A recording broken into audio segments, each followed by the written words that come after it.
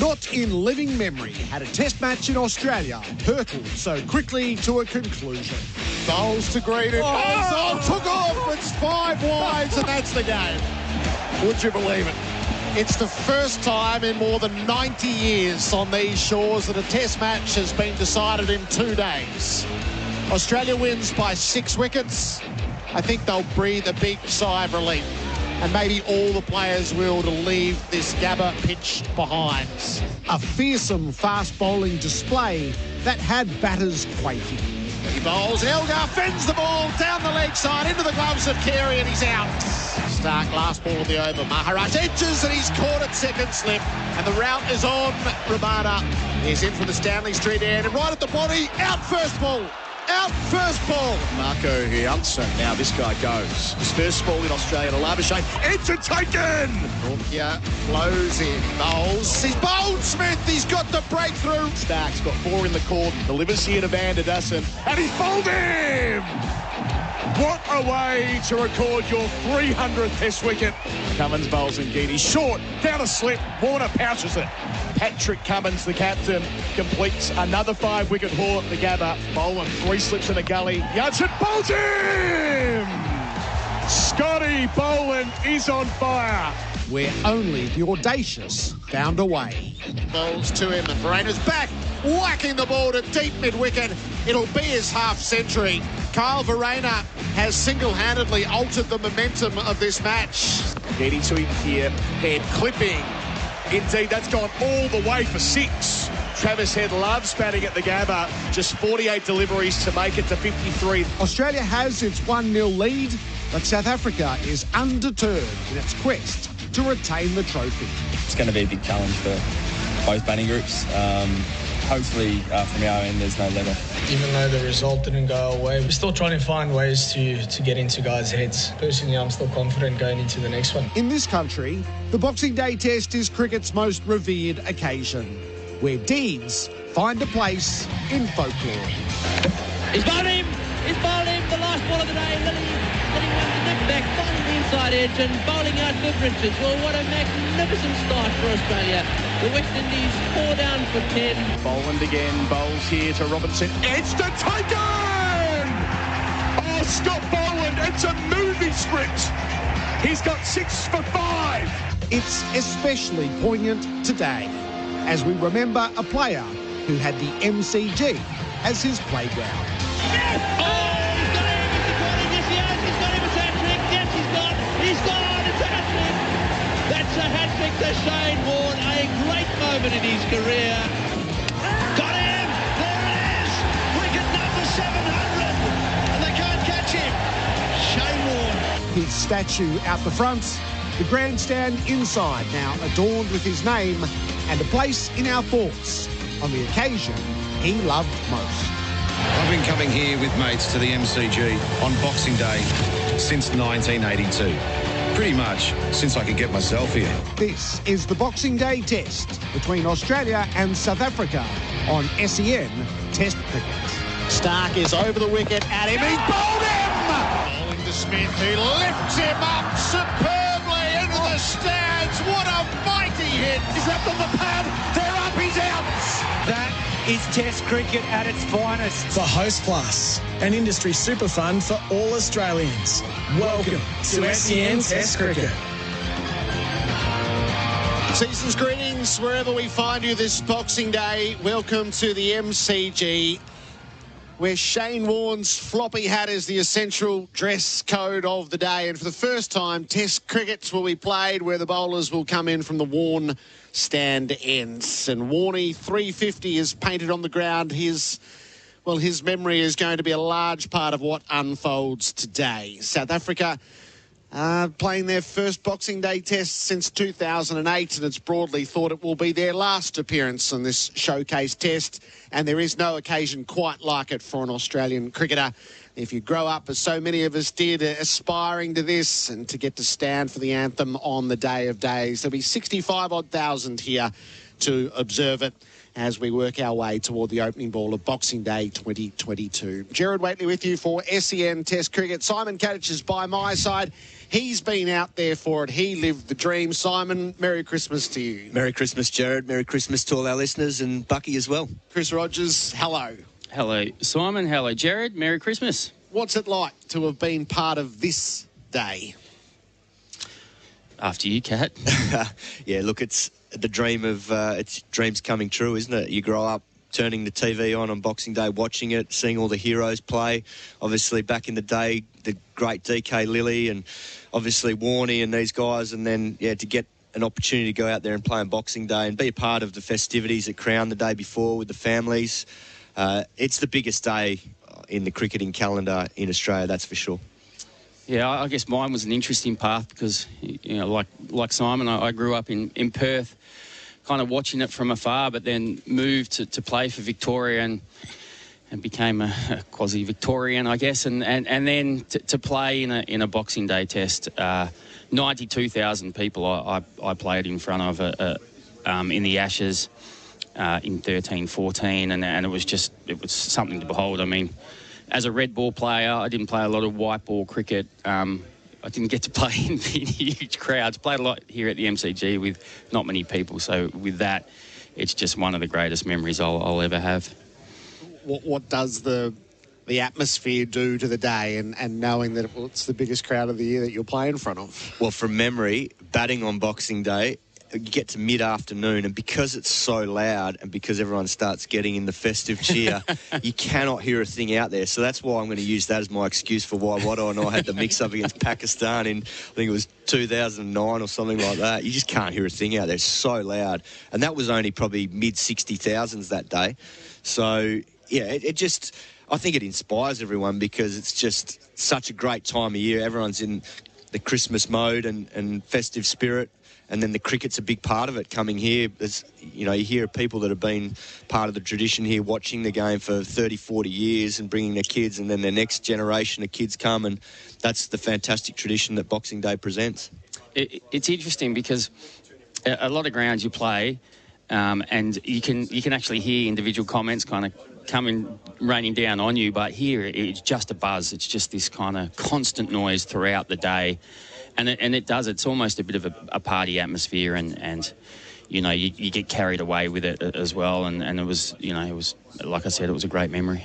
The gates have just opened, so the first patrons are starting to flow in, particularly in the members where they like their favourite seats. I think it's remarkable the number of Melburnians who drag themselves out of bed on Boxing Day, and most of the business at the Christmas sales is probably already done, and now it's the cricket crowd making their way in. I did notice during our breakfast program that Adrian had texted through a message saying that he was in the car on the way to the G with his stepson for his first ever Boxing Day. He's 10 and he loves cricket. The excitement and the enthusiasm is infectious, and that'll be playing out on train carriages and in cars as they approach the MCG. And I do know that in this town in particular, this is going to be some trying days traffic-wise with the Westgate Bridge down to one lane. So I know a lot of you will spend a good deal of time and more than you would like in your car, and we'll keep you company over the hours that you're there and hopefully provide you with plenty of action and a bit of entertainment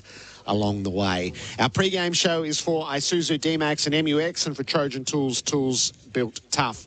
The contest, so Australia's 1-0 up. I'm not quite sure what truths there are from the Gabba. Maybe we'll need a bit of cricket to be played here. Are you a little bit suspicious of the form, Simon, given it was so abnormal what played out in Brisbane? It was, and I think the end result looked like it was a convincing win to Australia, but when you dig a bit deeper, it was game on there for a period of time on day one. But if South Africa had their time again and looked back at how they went about it with the ball, particularly in that sort of afternoon session, I think they'd be disappointed with what they served up, given what they then produced when the game was pretty much dead and buried in the second innings. They inflicted a few scars, but the problem was the test was done and dusted with Australia only needing, 34 for victory. So I think there's certainly areas they're batting that need to improve, and that's going to be the challenge for them. You know, there's a stat on in the last 2 years, they've only got 400 once and only 2 individual hundreds. That's just not good enough in Test cricket. And when you look at the averages, Elgar's the only one that's got... He's got 13 test hundreds. The rest, there's only 4 between them. And there's no South African bat that's averaging 40 plus. So it's damning. And they're coming up against probably, I think, the world's best bowling attack. I mean, arguably, South Africa could probably boast that theirs is, but I think this Australian attack's probably just got them covered in terms of longevity and experience and what Scott Boland's doing at the moment as well. He's been brilliant. But, yeah, I think there's still big question marks on their batting and what balanced team they pick for here at the MCG, given that the wicket is different to what we saw at the Gabba last week. And we'll get to that shortly. Chris Rogers, what did you take from it from afar? I mean, I think South Africans' batting is a real worry. It wasn't just that, you know, they got knocked over twice. It was kind of the manner in which they did as well. They didn't really look solid in defence, and you know from what you're going to get from the Australian attack. It's going to be relentless. It's going to be top of off, and you are going to be tested defensively. And they just looked a little bit all at sea, really, from that point of view. And so for them to turn it around in a short period of time, I'm not exactly sure how they're going to go about it, because it's not like these are foreign conditions. These are conditions that they're pretty much suited to. So you dare say that they've got what they've got. How they're going to manage to put enough on the scoreboard to let their bowlers have something to bowl to, I think that's going to be the issue. But you know, they do have some real weapons. That's the thing when it comes to their team, and it is in their bowling. And if they can just you know, really keep the pressure on the Australian batters, that the one thing that it looked from afar was because there was so much bounce, and they were bowling quite quickly. And the Australian batters are not, you know, a few of them are getting a bit older, and Kat will attest to this as well. It gets harder and harder, and just wanting to be in that fight when the ball's fizzing past your nose, that gets harder and harder. So they've got some you know, positives out of it, but equally, just not sure how they're going to get enough runs to defend. So what's out in the middle of the MCG? The pitch report for Rainbird, smarter irrigation, the intelligent use of water. Chris, you're the state coach here. We've all been together for test matches for a good few years now, and since where the pitch got to in 2017 and 2018 when it was dead, and Matt Page has done a great job to bring it back, and last year the balance was a bit out of kilter, a test match that lasted 2 days and not quite a session. It's not nearly as green as the pitches we've seen here in recent years. Yeah, I walked out there and I was looking for Pagey, the groundsman, to give me a bit of a spray, because this looks like a good wicket. Whereas the one that we played on against Tasmania, who had Bird and Siddle, was proper green. And I was thinking that didn't suit us at all. But then I walked out there and Pagey saw me looking at it, and he came straight over and he said, "Buck," he said, "this has got more grass on than that Sheffield Shield match did."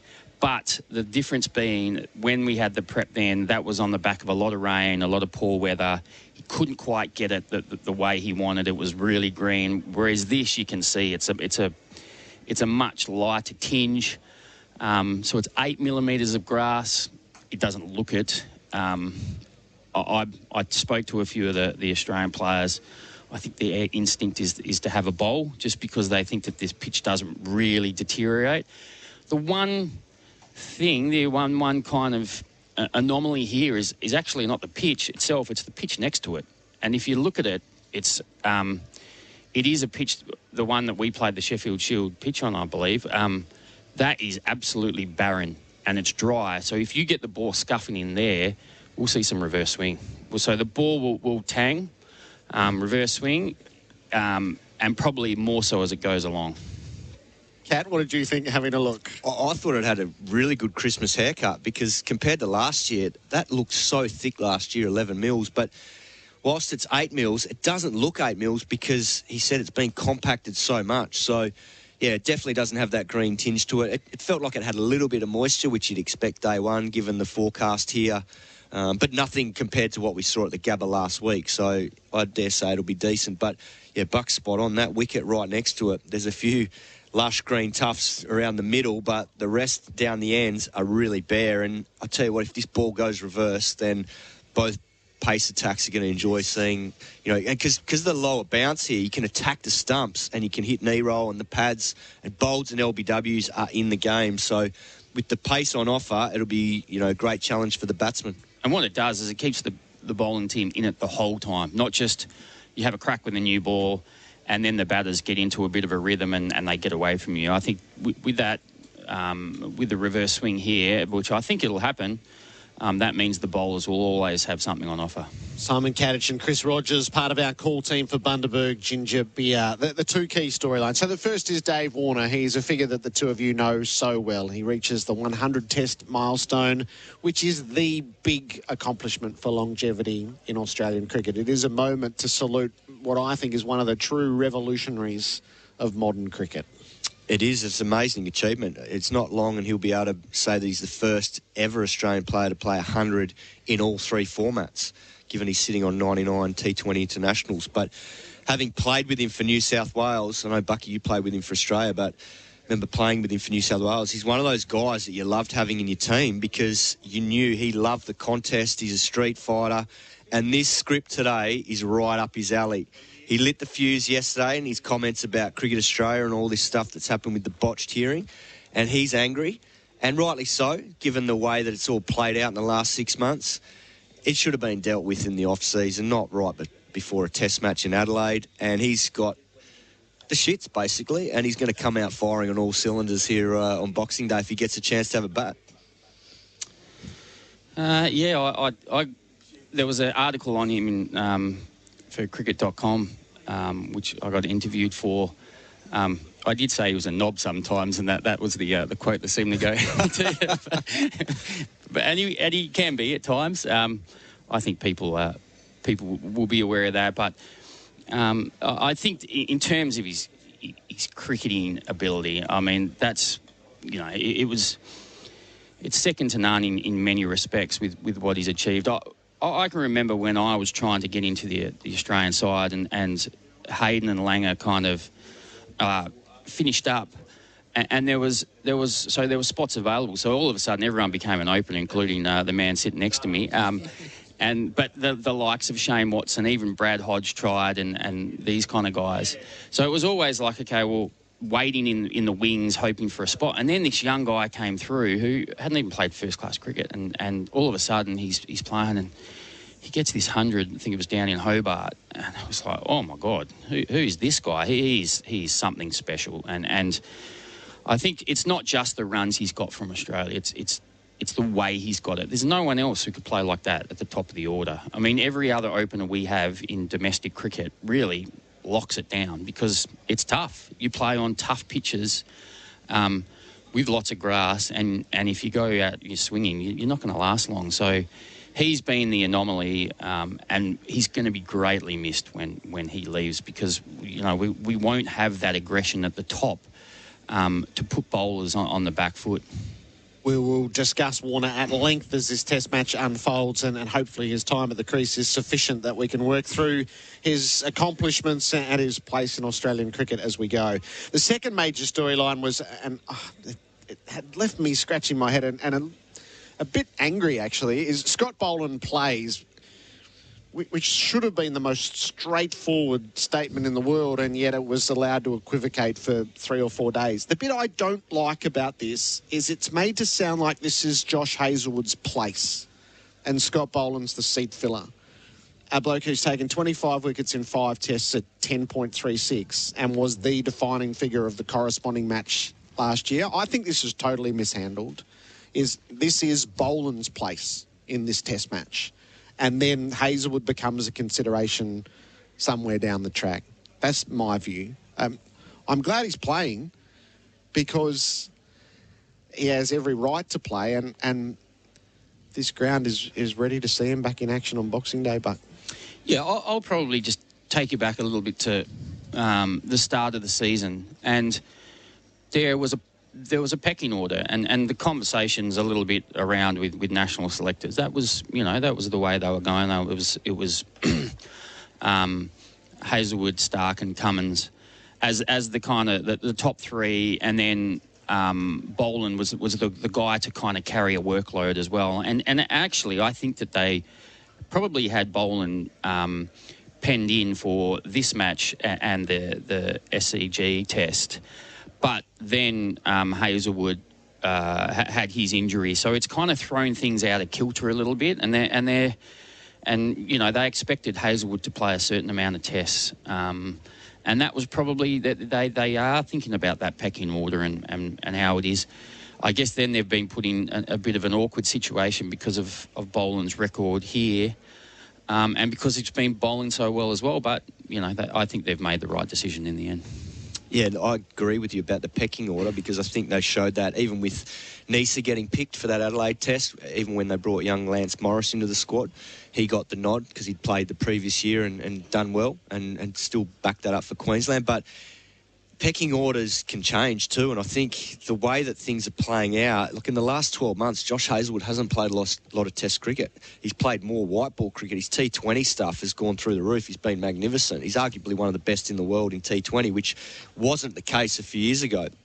But now, with Boland having done so well and with what's coming up, and then there's this other part of it, which is the preparation part, this is no disrespect to Josh Hazelwood because his test record's amazing. But he and Cummins and Stark, they went into that first test against the West Indies underdone. And it's no surprise, we talked about it at that first test when we were worried about how they were going to go bowling, backing up spells. And then when two of them broke down, it didn't seem a coincidence, given that, it's not easy to go from white ball cricket where your overs are limited and then you're not spending time out there on your feet in hot weather, bowling like 20, 25 overs a day. So, given where he's at, I thought last week and even the week before in Adelaide, Boland's one of the first on the team sheet. I think I said it in Adelaide. And that's talking probably more about England moving forward for the Ashes. But the way that he bowls, and given the conditions here in Australia with these grassy wickets and the fact he gets movement both ways at good pace, high 130s, and the pressure he puts on the new batsman, he had to play. So I agree, Gerard. I think it was a little bit disappointing the way it played out. But I think in a way it's showing the respect to Josh Hazelwood because of what he's done previously. And that's the tricky part, because he's a fantastic test bowler, and this is no disrespect to him. It's just that Boland is red hot, and he's got to play. When you're red hot, you've got to play. So we'll work through that if Australia does happen to bowl first in this test match. The weather is for rainbirds, smarter irrigation, the intelligent use of water. It's hot, but it's volatile. There's storms forecast basically throughout the morning and afternoon. The radar says there's a bit going on, but for the time being, it's 23 on its way to a top of 32, and it's patchy cloud overhead, but it had that hot and intense feel out in the middle. So she might be a stormy old day in Melbourne. We'll see. We're going to hear from Dave Warner next on the occasion of his 100th Test match. We're watching the South Africans warm up largely in wide-brimmed white hats. And that is the uniform for the day in memory of Shane Warne. And we will see that graphically at the anthem and then again at 3:50. Warney 350 is painted on the field to designate his test cap number. This is SEN Test Cricket for Host Plus. That's a plus. Oh, dangerously on the leg side. He's going to push. He's getting there. A brilliant 100 with plenty more to do. But welcome to the international stage. Imran bowls to Warner, who drives beautifully through the covers. Vintage Dave Warner on home soil. Oh, he's got long this time. That's the way he plays. That's how he loves to play. Towards Warner on 62. Bowls here full. It takes him over deep mid-wicket, and it will clear the ropes. Oh, he gets it on the bottom edge. Races away for 4. There goes the big jump. Is it Toyota? Yes, it is. There he goes. He's back on his stumps. He's pushing, and he's going. It's a close run thing, and Dave Warner goes back to back. Warner pulls him across the line rather superbly. One bounce across the rope. Gets caught round the corner at short leg. David Warner moving to his left low. Bowls to Warner, who plays the expansive drive and moves into outright seconds for a test innings by an Australian. 335. The best of Dave Warner as he reaches Test match 100. 7,922 runs, 24 test centuries along the way. We salute him as he reaches this rare milestone for Australia. Our pre-game show is for Isuzu D-Max and MUX, and for Trojan Tools, tools built tough. In the lead-up, Dave Warner spoke with Bharat Sundaresan to reflect on his 100 tests. David Warner, thanks for doing this. What does it feel like? Did you feel like you would get here? Look, as a Housing Commission boy growing up in Matraville, to have a dream to play cricket for New South Wales, let alone Australia, was a massive goal, and for that to actually eventuate and happen, it's still surreal today. I've said this before, I stand here today proud as punch. I'm living not just my dream, but a lot of my friends that wanted to grow up and aspire to be cricketers. A lot of friends from the Housing Commission. That little boy from Matraville sitting here at the MCG, about to walk on and play my 100th test. It's so surreal, and I pinch myself every day that I've got the best job in the world. It's taken a lot of hard work and dedication, but I still pinch myself to come here and obviously walk out and play my 100th. How much has that boy from Matraville that you speak about a lot changed over the 100 test matches, or the 99 test matches, David? Yeah, look, I think, we sometimes are born into a particular mould. For me, I've made that.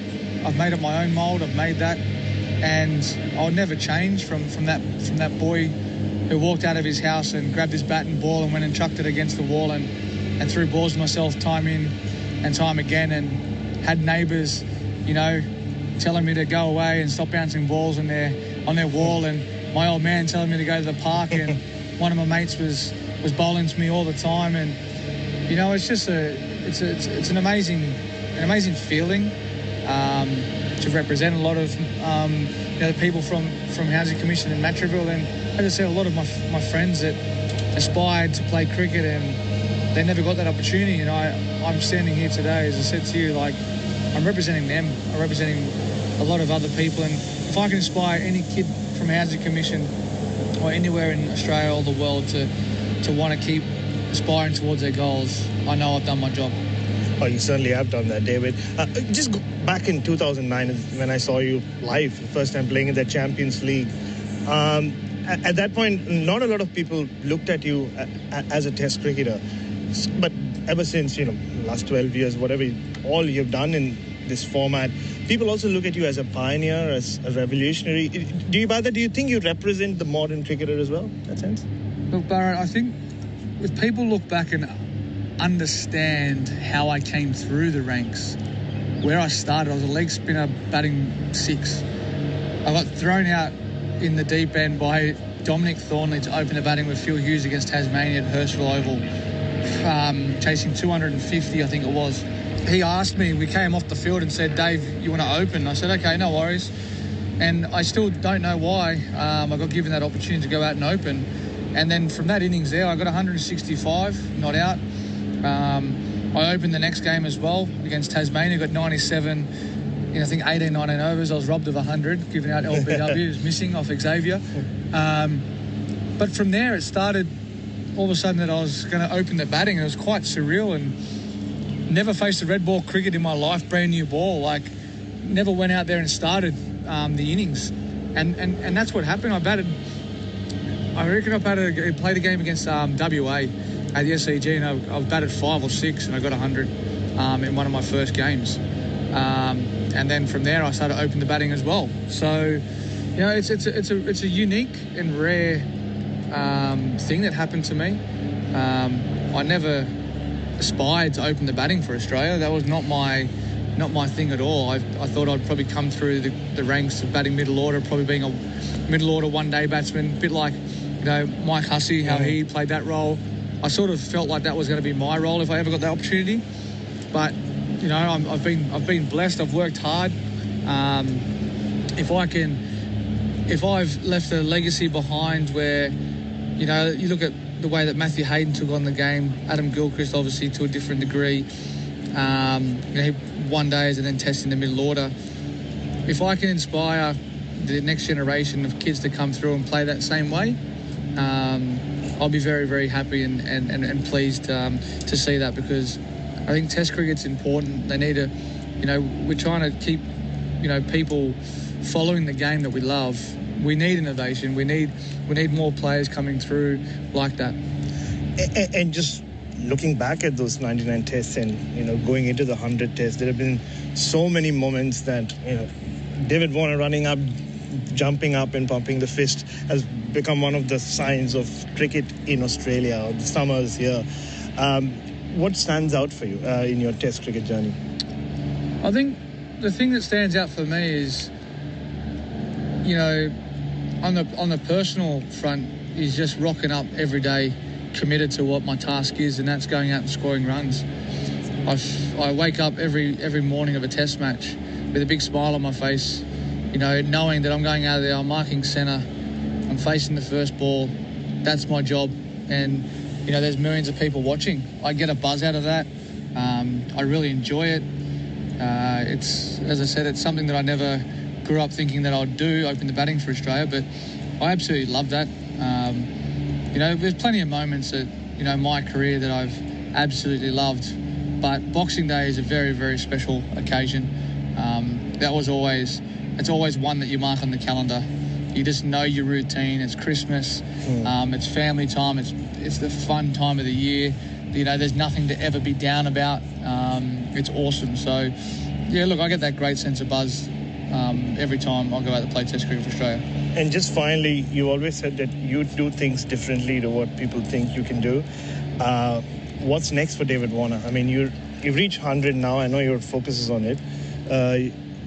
What's left for you in Test cricket? What's left for me is rocking up and still staying committed to what my job is. I absolutely love it.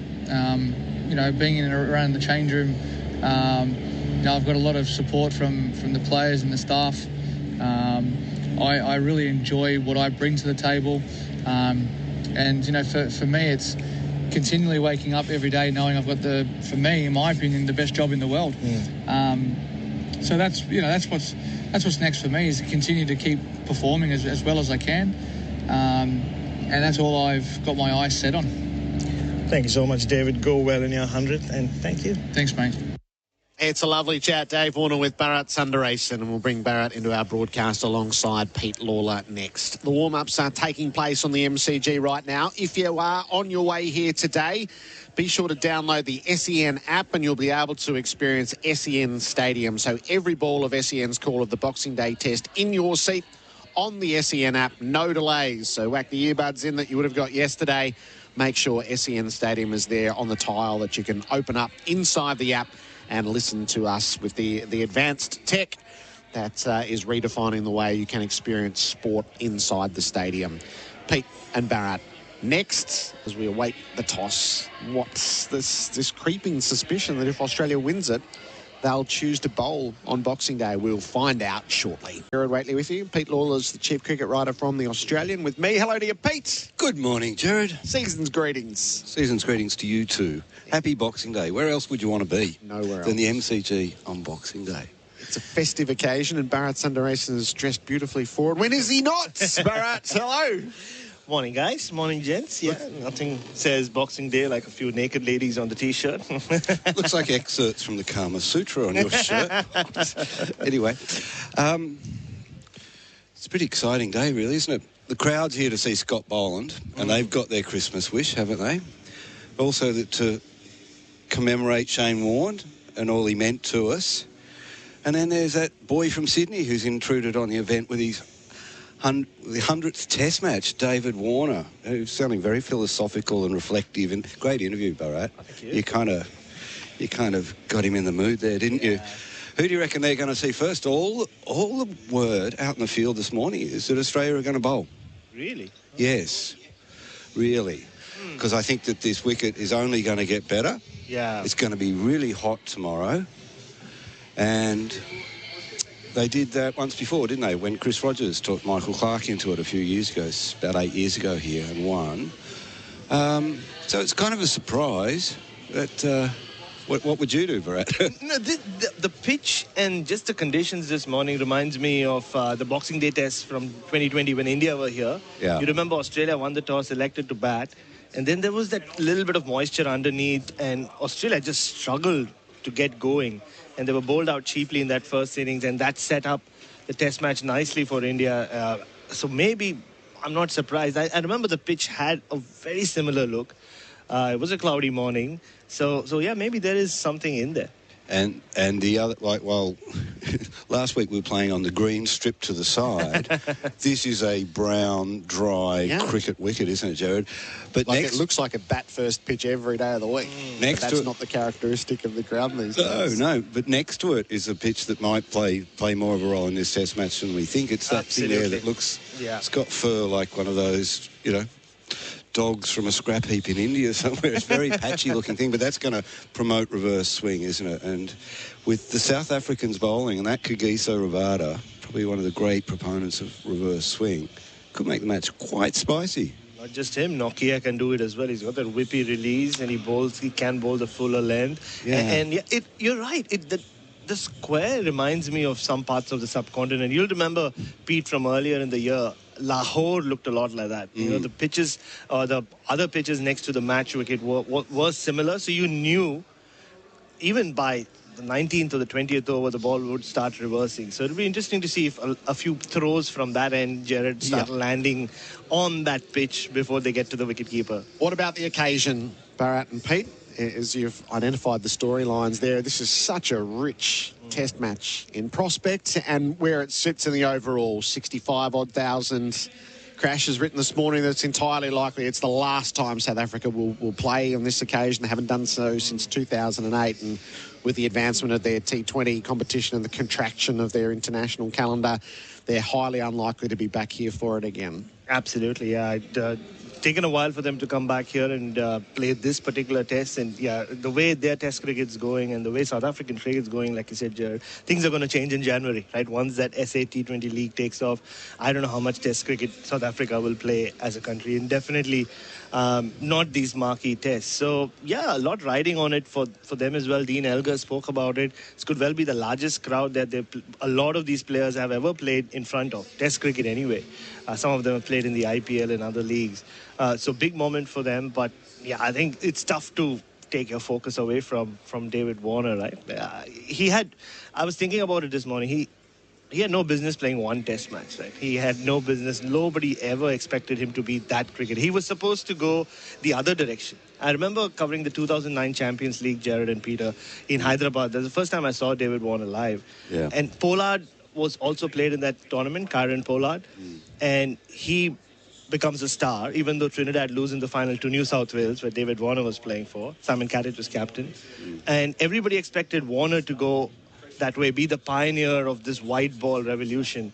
Instead, 2 years later, he makes his test debut. And I was seeing his records as well. In fact, after my interview with David Warner, we had a little chat about when he started opening. And he said, my memory is really good. I remember, I said, no, I did the math. I mean, I looked at the stats. It was only in your 5th first-class game that he opened for the first time. He got 99 here against Victoria. Yeah. And, and he was like, I always wanted to be, like he said in the interview, like a Michael Hussey, like middle-order batter. And then, well, interestingly enough, it was the IPL that made him a test cricketer in some ways, because it was Virender Sehwag, wasn't it, who was the bat whisperer, who said to him, you, mate, can do this. And Virender Sehwag, I think, is probably the only other batter in the world, certainly the only other opener with a higher strike rate than David Warner. But he identified something in him. He said, don't you worry about T20. You got this. You're going to be better at test match cricket than you are at T20 cricket, because it was out here that we were all introduced to David Warner, 2009, when he played against South Africa. Yes. We kind of knew him up in New South Wales. I don't know if you'd heard much down here in Victoria, Gerard. A lot of news seems to stop at the Murray River. 89 off 43 deliveries and taken down Dale Steyn and Mackaya and Teeny. There's a shot there that I'll remember forever. It's a flick. Yeah. It's just this flick into the crowd on the leg side. Extraordinary shot. He knew, and he's always had extraordinary confidence, and I think it was Kawaja told this story this morning, but I remember too when he was called over as cover in South Africa in 2011 before he'd played a test match. And then they sent him back home again because he wasn't needed. And I remember him wheeling his trolleys out to the airport, out through the foyer of the hotel. And I said, "See you, mate." And he said, "Next time you see me, I'll be opening for the Australian Test team." Yep. And I thought, gee, you've got Phil Hughes and Watto there. Yeah. They're going all right. That's pretty cocky statement. Guess what? It was true. When he got home, he had another good run of scores in Sheffield Shield cricket. It's been a fantastic career. It's been really nice to have this 100th Test match to celebrate his achievements and to put them into perspective. You know, to be one of 3 Australian openers who've played 100 Tests, or he becomes that today. He joins Mark Taylor and Matthew Hayden. To look at his strike rate, so much higher than everybody else, and to hear the people who played with him and who opened with him talk about what it's like to play cricket with David Warner, how he absorbs attention and pressure. He just makes your life easy. Nobody's worried about you if you're at the other end when David Warner's batting. And that was said by almost all of his partners, wasn't it? And look, you're absolutely right. And from an Australian context, he's already a great. I think he's on his route to become a legend. But what David Warner, the opener, means to international cricket, I think it often gets underestimated because he changed the way other countries started looking at their openers. They were, I guess, Virender Sehwag set the trend when he went from the middle order up to open and started scoring at 80 and 90 strike rates and scoring hundreds at that pace.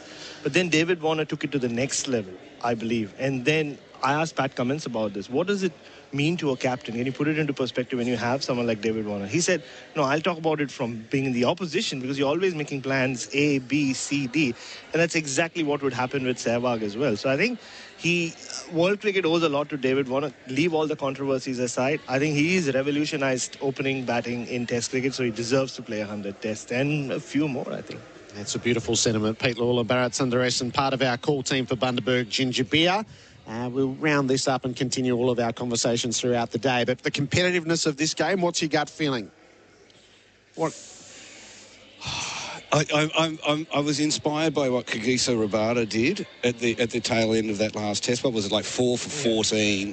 The Australians did not want to face him out there. If you come as you go, or whatever that saying is, he's the danger man. I'm not writing South Africa off. I mean, in a head-to-head batting contest, no. I think De Bruyne's coming in, by the way, to bat. I'm not sure of that, but it'll be a good contest. I think so too. I think South Africa needs some runs on the board. If they can get to 220, 250, watch out. I think this bowling attack showed us enough of what they can do, the threats that they possess.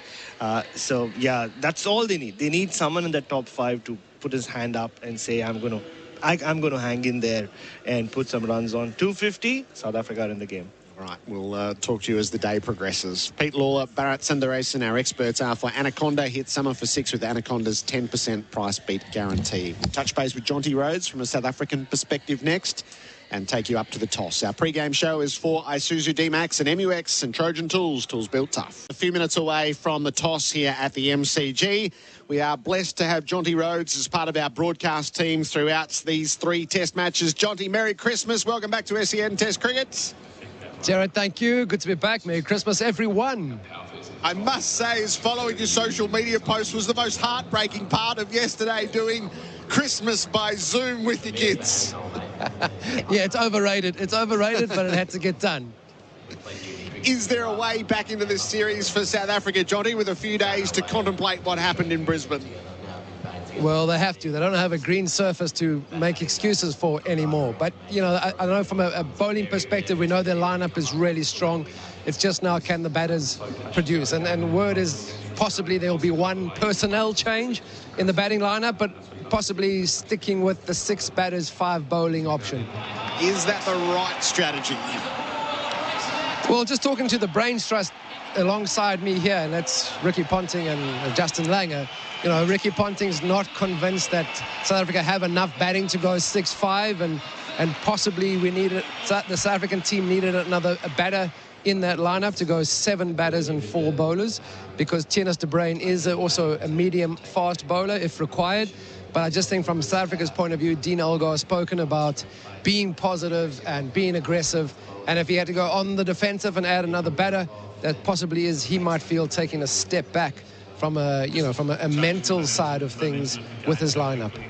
Would you like to see the South African quicks get at the Australian batting right off the top here? Yeah, it's an interesting surface. I mean, obviously, there's still a bit of grass on it. It's not very green. Weather-wise today, apparently tomorrow is going to be pretty hot and a bit of a cooking day. So it'd be, I think, South Africa's best chance this morning, because we know Australia has some really experienced batters playing some good cricket already this summer. But if South Africa had half a chance, they want to use it this morning and nip a few of them out early on. And this occasion, this ground, Jonty, are you looking forward to the day that's ahead with 65,000 here? I really am looking forward to it, Gerard. I mean, I came here a long, long time ago as a player. And actually, we didn't really have an understanding or an idea, and they do say ignorance is bliss. And as a South African team that toured here in 93, 94, we came to the MCG thinking that Sydney would be the crowd where we would kind of cop a bit of abuse and there'd be a massive atmosphere. But the MCG is so special, and it's filling up already. Well, not filling up, but there's people in already, and it's going to be an amazing day. I can't wait to be calling it later with you. Jonty, I look forward to seeing you up in the box. Good luck for the next little bit. Thanks, Gerard. Jonty Rhodes down on the ground as the two captains have gathered for the toss, and the crowd is on the build. They're stretched right back into the Shane Warne stand behind the wicket. So that expectation of around 65,000 certainly supported by what we're seeing for the time being. The members were in nice and early, and yeah, always that moment of pondering what is going to transpire today. Will it be the Dave Warner and his 100th tests? Will it be that moment out in the middle, or is it to be Scott Boland, the local hero, with the ball? We'll find out in a moment or two's time. Chris Rogers is up with me. He's the local coach here, so we'll see what Dean Elgar and Pat Cummins choose to do. Kath Lachlan about to take us to the toss. Do you think win the toss and bowl here, Buck? Oh, I suspect they will, but I think there'll be a little bit of uncertainty. All right, so big decisions to be made. I bet you one of them says it's not a bad toss to lose. Welcome to the middle of the MCG for the Shane Warne Boxing Day Test. It is the second match of this NRMA Insurance 3-test series between Australia and South Africa. Alongside me are the captains, South Africa's Dean Elgar, Australia's Pat Cummins, and our match referee, Richie Richardson. Gentlemen, when you're ready. Heads. Heads is the call. Tails. And it's a tails. What are you going to do? We're going to have a bowl today. A bowl again? Yeah, that's right. It's I wouldn't say as green as the Gabba, but it looks like a good wicket. I think, yeah, the most is going to be in this morning, so it gives us a good crack at it. It's not as green as the Gabba, as you say, so how much did you toss and turn in this decision? Yeah, a little bit. I think here, MCG, the wicket normally just gets better and better. So, yeah, it doesn't look like a raging green seam, but see how we go. No late drama, still an unchanged lineup? Yeah, unchanged side. So, yeah, we had to have one Victorian in the side, so Scotty Boland's here. How close was Josh Hazlewood to forcing selectors to making a call between he and Boland? Really close, had a couple of, strong bowls. And then, yeah, I think once it got closer, he kind of said, no, I'm not quite right, put his hand up. So, yeah, saved a few headaches for the selectors. It's a big occasion, Pat. What does this mean to you and the team to be playing in the first Boxing Day Test since Shane Warne's passing? Oh, it's huge. Boxing Day every year, I go back to my childhood. Everyone wakes up with their Christmas presents, watching, and yeah, to be here in the middle of it, it's going to be different here without Shane. So hopefully we have a wonderful celebration of him today. And 100 tests for David Warner. How much do you admire the achievement when you realise you've got another 55 to go to reach the same peak? Oh, yeah, it's huge. He's been such a stalwart of our team for so long. He's always, I always say he's the same now as he was 10 years ago. He's his own man, he's energetic, he's buzzing around. So sure he's got a big game ahead of him. Pat, good luck. Thanks, tough.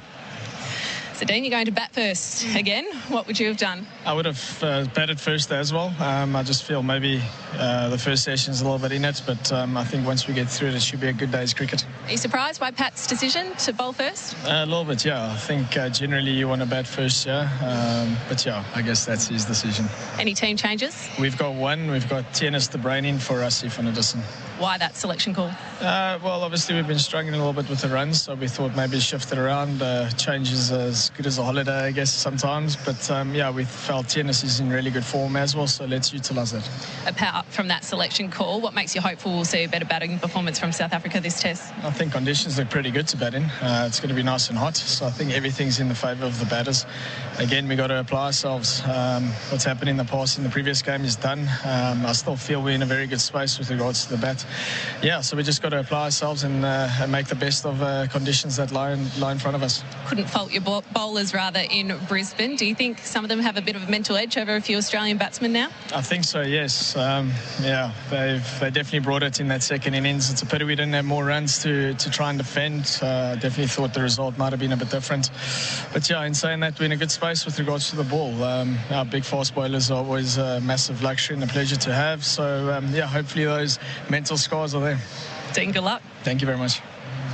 So, repeating the news, Australia has won the toss and elected to bowl first. That was the vibe here at the ground. That was the local knowledge that Chris Rogers provided us with, and that is the reality. So, how fascinating that the MCG's become that ground, and Pat Cummins is ready to take the bit between the teeth, Buck. Yeah, I mean, I'm interested in Dean Elgar's comments that you bat first here. I'm not absolutely sure that that's the case. Just because the drop-in pitches, they tend to hold together better. They don't tend to break up and have that rough for spin bowls. I mean, if the pitch didn't look as kind of white as it does, I mean, I'd be bowling first every day of the week. It's just that there is a whiter tinge, which tends to say that the grass is not going to play as big a role. There's still 8 millimetres of grass on there, so that's I guess the uncertainty. And as we've spoken about, Gerard, that pitch next door to it is going to play a part in terms of scuffing the ball up and getting it older and reverse swing. Just the one thing I would say too, maybe when you're in this kind of 50-50 scenario, it's what do you want to be ahead at the end of the first session, at the end of the first day? And that's maybe where Pat Cummins is coming from. He just thinks, well, if we have a bowl here, we can get ahead of the game, and South African are trying to fight their way out of a hole again, which they did in the first test. So it's history repeating. Australia won the toss last year, elected to bowl, rolled England for 185, put up 267, and then famously bowled England out for 68. It's the fourth toss Pat Cummins has won, or the opposing captain has lost this summer.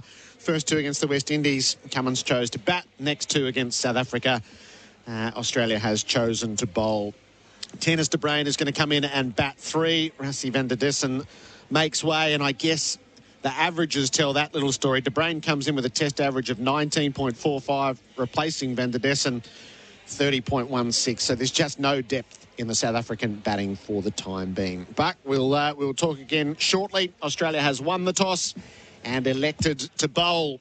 We'll get some old memories of Shane Warne with Damien Fleming, and Dwayne Russell joins our broadcast next. With MEGT, Australia's apprenticeship and employment experts. Visit MEGT.com.au today. The Boxing Day test, Australia and South Africa. Pat Cummins won the toss and sent South Africa into bats. This century, 7 occasions, captains have chosen to do that. 4 times they've been on the right side of it. Australia has done so faultlessly. 2001, South Africa, 2013, England, and 2021. England sending the opposition in and winning the test match. And England did it to devastating effect against Australia in 2010 and won by an innings and 157 runs. Only the West Indies have been on the wrong side of it, and that probably has to do with a lot that's not revolving around the toss. Damien Fleming's going to join us shortly. The atmosphere is building rather beautifully during our pre-game show for Isuzu D-Max and MUX, and for Trojan Tools. Tools built tough. For the next 2 tests, for the main events of the summer, Dwayne Russell has come to join us on SEN Test Cricket. Dwayne, Merry Christmas and welcome. Merry Christmas to you too, Gerard, and thanks for the invite. Yes, it's exciting to be here. Always is. Boxing Day has a unique flavour. There's always the bigger picture and the little picture. The little picture probably is the big picture, and that is the pitch. and bowling first, but there's the bigger picture of the flavour of the venue and being here on Boxing Day and just soaking it all in, the things that make Australian sport such a beautiful thing. Headgear is a big part of today. There are the bucket hats from one of the sponsors. There are Santa hats, but more than anything, there's the broad brim white hats. Celebrating the great Shane Warne, who has the stand named after him now. So this will be the first time in a test that they will bowl from that end, as you mentioned earlier in the coverage. And it is nice to see such a blend of old and new. The older gentlemen and ladies who have been coming here for decades now, this is part of their yearly routine, and they get so much from it. They meet friends that they've always met here and can continue to meet now post-COVID, which is fantastic. I've seen almost tears in eyes walking in here, which has been nice to see some of the great old patrons and so many young kids as well wearing the green and gold, which is nice as well. There's a good flavour of dress up to it as well. So what was this to you when you were a youngster? Well, I grew up in Adelaide, so going to the Adelaide Oval was what I always did, and that was a ritual. You went early, and then when you were a teen, you went early and had a few to drink as well, sitting on the hill, which was a part of the growing up, I suppose. That the hill is something that people won't get to experience anymore, and there are some things of the hill that are probably better not necessarily experienced, but that was my growing up as a cricket watcher. And getting in, you could get in for free once the last session started when I was a kid. So you'd often get the bus up and get there for the last session because it was free and you didn't have a lot of money. So, going to watch those old greats there. And then coming here, and like you, working for the ABC and for AW for a long time, we came here on a regular basis to see this evolve. But, I am old enough to remember where there was really only one form of cricket, and that was Test cricket. So that's all you had. Boxing Day Test, the Adelaide Oval Test, that was all you had. You didn't have T20. You didn't have one-day cricket. So everything was parlayed into that one moment. We never came Boxing Day. I didn't come until I started to work. We always came either day 2 or day 3 were the days that we'd chosen. But just chatting with people who always make this a ritual, the members here, it's such a big part. It's got that spring carnival vibe to it, where some will be out to see the first ball, some will be in the bars most of the day and then sort of topple out after tea and see what's been going on. But when you think back to what's been here, and Warne's 700th, I think, so Lily's spell late in the day, I remember watching that on television, but I was here for Warne's 700th. I reckon I was standing with Shane Jacobson over on the far side of the ground, but I must have interviewed him during the coverage and we were there for it, and the way that had built during the day. So Warney 350s painted on the ground, and the Shane Warne stand is inscribed forever now, and the statue outside. He's such a big part of today. Well, I think I always remember coming to sport to see people.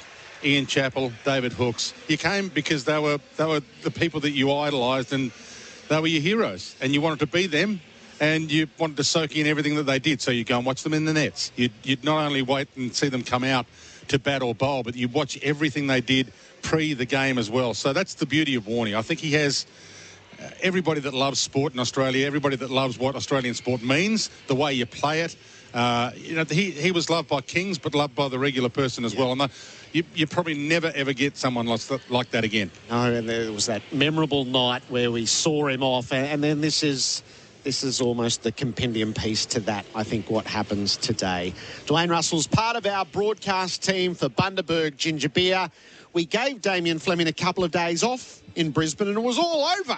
Damien Fleming, welcome back. Yeah, good morning, Gerard, Dwayne and listeners. Yeah, strategically, I wasn't unhappy. I was on the Big Bash run, and I was doing it at home in the studio. And if I'd done the test match, I would have been home Monday. It wouldn't have worked till today. So we love the BBL as well. But, no, great occasion. I just love Boxing Day. Yeah. Ever since, a kid, I think we've talked about it a long time. We'll talk about it again today. But, Dennis Seeley getting those wickets, 81, 82, and then breaking the record the next day. And then, for Shane Warne, still feels surreal that he's passed. But this is going to be a great day, a celebration of Warney's life, and in particular his cricketing life. He just loved it here, averaged 5 wickets a test match. And probably the 7 for 50 versus West Indies was the first time I really believed that wow, we might have an absolute superstar here. Yep. And he continued to dominate at the Boxing Day. We dominated all around the world. So looking forward to hearing and telling plenty of stories about Warney today. It is such a rich part of the day, isn't it? I know there's a big gathering of former players who lived so much of the journey on this ground with him today. Yeah, they've all got stories, though, and they've got individual stories. I won't tell it yet, but obviously I was at mid-off for his hat-trick against England. A one-day game. Remember the first one day each year, it was over 80,000, particularly when we played England, and there was trouble down at Bay 13, and obviously Warney had to get involved there. And he just made things happen. And the more I reflect on him, he was must-see TV, wasn't he? And even on the field, he was the player. Him and McGrath are obviously the two legends that I played with bowling-wise, but Warney just had that magic that when you need him at his most, he always delivered. Could never leave the radio or the telly, could you, when he was bowling, Dwayne? Well, just to be in his company, Flem. So you would have been in his company so much more than obviously being on the field with him. So to be in his company was just a joy to behold as well. I think the patrons who got a second of his time here, a minute of his time there when he did actually, talk to people. I mean, he was a St Kilda footy fan. He talked to people. Everybody that had a minute or a second with Warney, they got a bit of that love in his eye. Yeah, he's a Black Rock bogan. Don't worry about that. He can get as famous as he likes, but, the dyed hair was always there. He loved to smoke. He loved his sport, teammates. He was... in a famous team, he was the most famous player by a mile, wasn't he? And the one with the most charisma. And, you go overseas, he's even bigger than what he is in his home country, so it's insane. Players are about to be called onto the field. What's this like, Flem, as a lad who grows up in Victoria and gets to be part of a Boxing Day Test match?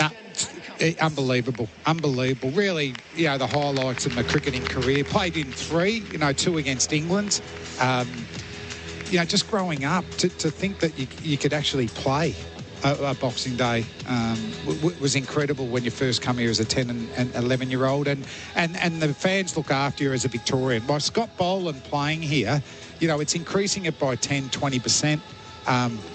That one-day game, I think, I played a one-day game where there was 4 Victorians. Dean Jones had made his comeback, Paul Rifle, Shane Warne, a guaranteed big crowds, and every time one of the Victorians was named to come on to bowl or walk out to bat, massive roar. So it'll be the same for Bolo today. All right, the players have all come out in the broad-brimmed white hats. Dave Warner's with his 3 daughters to mark his 100th Test match, and we're going to join James Sherry.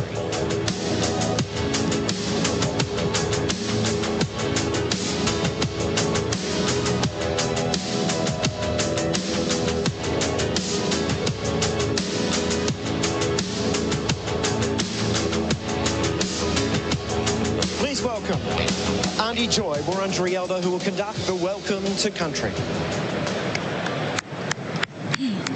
Wominjakar, Wurundjeri Balak, Yemen, Kundi Bek. Welcome to the traditional lands of the Wurundjeri Woi Wurrung country. I pay my respects to my father, ancestors, elders and communities across this great nation and neighbouring islands. I want to pay a special tribute to our beautiful brother Andrew Simons, who is no longer with us, but is resting with his ancestors. I'd like to acknowledge each and every one of you here today who are at home and watching, and thank you for your culture. To our South African team, to their family and friends, a huge big welcome and lovely to have you back here on the Wurundjeri traditional land.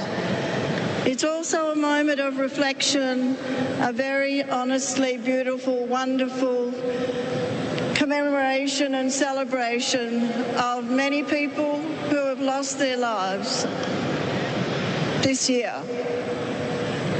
And a special tribute to Meg. Today we celebrate also the legendary Shane Warne, and to his family and friends, which is each and every one of you here today. What a legend.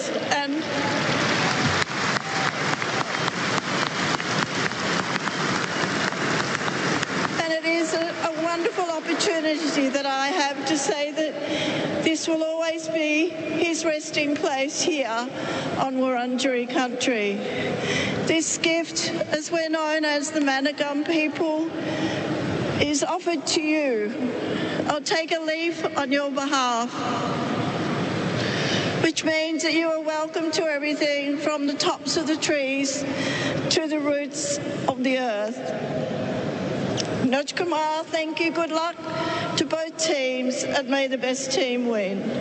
Women Jakar.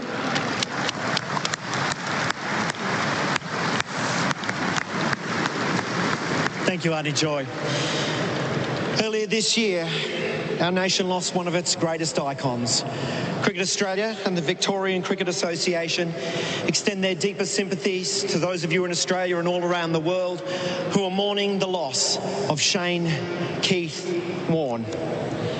In celebration of Warnie's incredible contribution to cricket, let's all reflect for a moment on his brilliant playing career.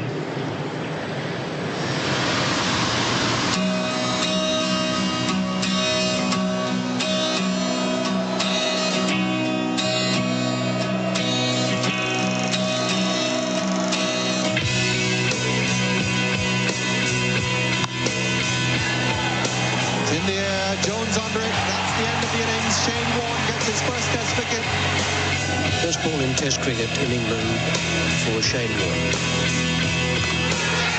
He's done it. Started off with the most beautiful delivery. Look at the stars, look how they shine for you. Everything you do.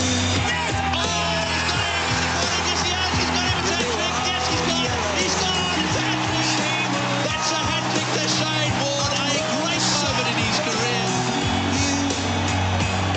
Well done. 300 test wickets for Shane Warne. That was a beautiful delivery to get him. And it was called yellow. So then I took my turn. That's good. Yeah, got him, couldn't bowl. He's hit it straight back to him. Caught him, bowled, and look at Warne. Well, the only bigger roar we're going to hear is when he gets to 700. Then it will go up. Wicket number 700. And they can't catch him. Shane Warne. What an ovation. What a career. You know I love you so.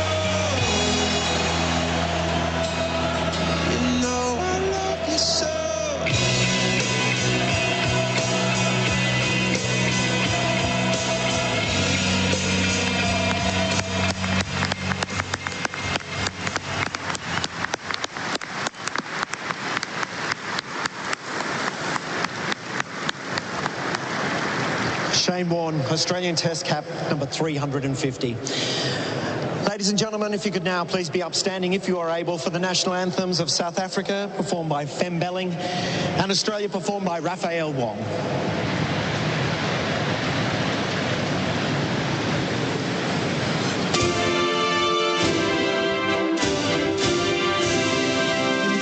Sigalela,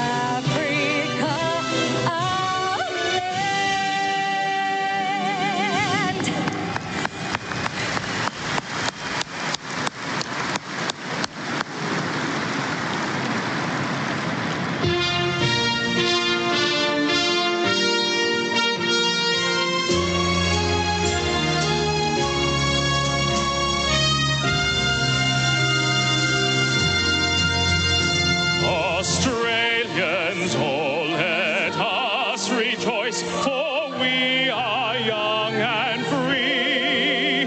We've golden soil and wealth for toil. Our home is girt by sea.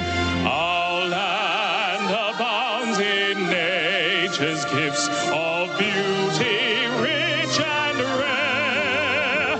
In history's page, let every stage advance Australia fair. In joyful strains, then let us sing, advance Australia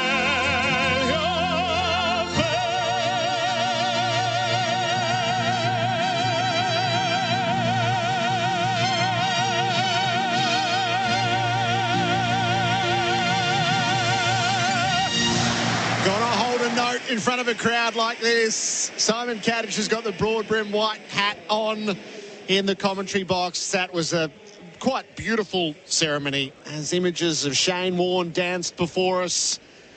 Auntie Joy, she is a joy at this ground, and Dave Warner's 3 daughters sharing in all of that in his milestone test match. Damien Fleming, Simon Katich in place for this first ball. That was just about pitch perfect. Yeah, beautiful, beautiful. Great memories of Shane Warne. Anthem sung with a lot of emotion. The players paying their respects for Shane Keith Warne as well, with the floppies on, a little bit of zinc green. And now it's game on. So the Australians have decided to, once they won the toss, to have a bowl. It's certainly, I wouldn't say it's a green seamer. There's green patches on that pitch, but they're going to have to bowl well. It's not going to have the excessive movement up at the Gabba. It's an aggressive move against a brittle South African batting lineup. So they'd want to make inroads, I think, in the first hour, 90 minutes here, though, Kato. Yeah, it is a bold move. To justify the decision. And I think we're seeing that change in mindset with a bowling captain, where you've got Pat Cummins, #1 bowler in the world, who backs himself to be able to get the job done, because he can control part of that outcome, given that he plays such a huge role in this Australian bowling lineup. But what will be interesting is, given the hot weather tomorrow and that bare wicket next to the playing wicket, whether that plays a part in this test as it goes on with some reverse swing, whether the ball gets scuffed up, because we know that MCG has a history of the wicket getting lower as the game goes on, and bowls and LBWs coming into the game. And if there's reverse swing on offer, there's some good quicks that are going to be able to exploit it from both teams in this test. Yeah, I think they feel like the best batting conditions will be tomorrow, so they're backing themselves to be batting later on tonight and all of day 2. So the Australians, unchanged since Brisbane, step out across the rope and head for the middle of the MCG. Our apparel sponsor is Ringers Western. Whether it's the paddock or the pub, Ringers Western has the kit to keep you cool this summer. And you'll need to keep cool today. We are bound for the 30s. The weather for Rainbird, smarter irrigation, the intelligent use of water. It's 28 degrees ahead of this first ball, a forecast top of 32. And tomorrow, 38 degrees, so that will play a role. This session of play is for MEGT. Build your best workforce with MEGT.com.au. South Africa all out 152 and all out 99 in what happened in Brisbane. So we'll see what transpires. Great turnout for the first ball. A salute to all Melburnians who have made their way here for the first ball at 10:30. It's just big. It's big, the MCG. And we're looking over Shane Warne's stand. There's plenty of people in there as well. Scotty Boland heads down to third man in front of the old Bay 13. It's a standing ovation as he arrives. He is a folk hero. And before him, Maxie Walker, Mervyn Hughes, Peter Siddle. Love the Victorians down there at Bay 13.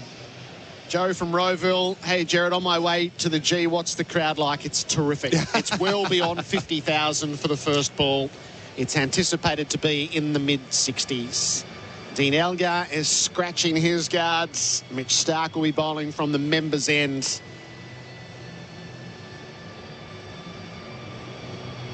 Brilliant sense of anticipation builds. No one's quite sure to what to expect from the pitch out in the middle of the G. Australia's won the toss and sent the opposition in. They're at their throats, having won the first tests. 3 slips. Alex Carey is a picture of motion, bright sunshine. So the patchy cloud is breaking up and allowing for a sun-bathed view of the first ball. Boxing Day 2022. Australia and South Africa. The signal for play is given. That festive sense ripples around the MCG. Mitch Starc pours in from the top of his mark. Dean Elgar's in his sights. He bowls and Elgar leaves way outside the off stump. Ever so slight anticlimax to get us underway. He just started that a bit wide, didn't he, Mitchell Starc? Good swing on offer.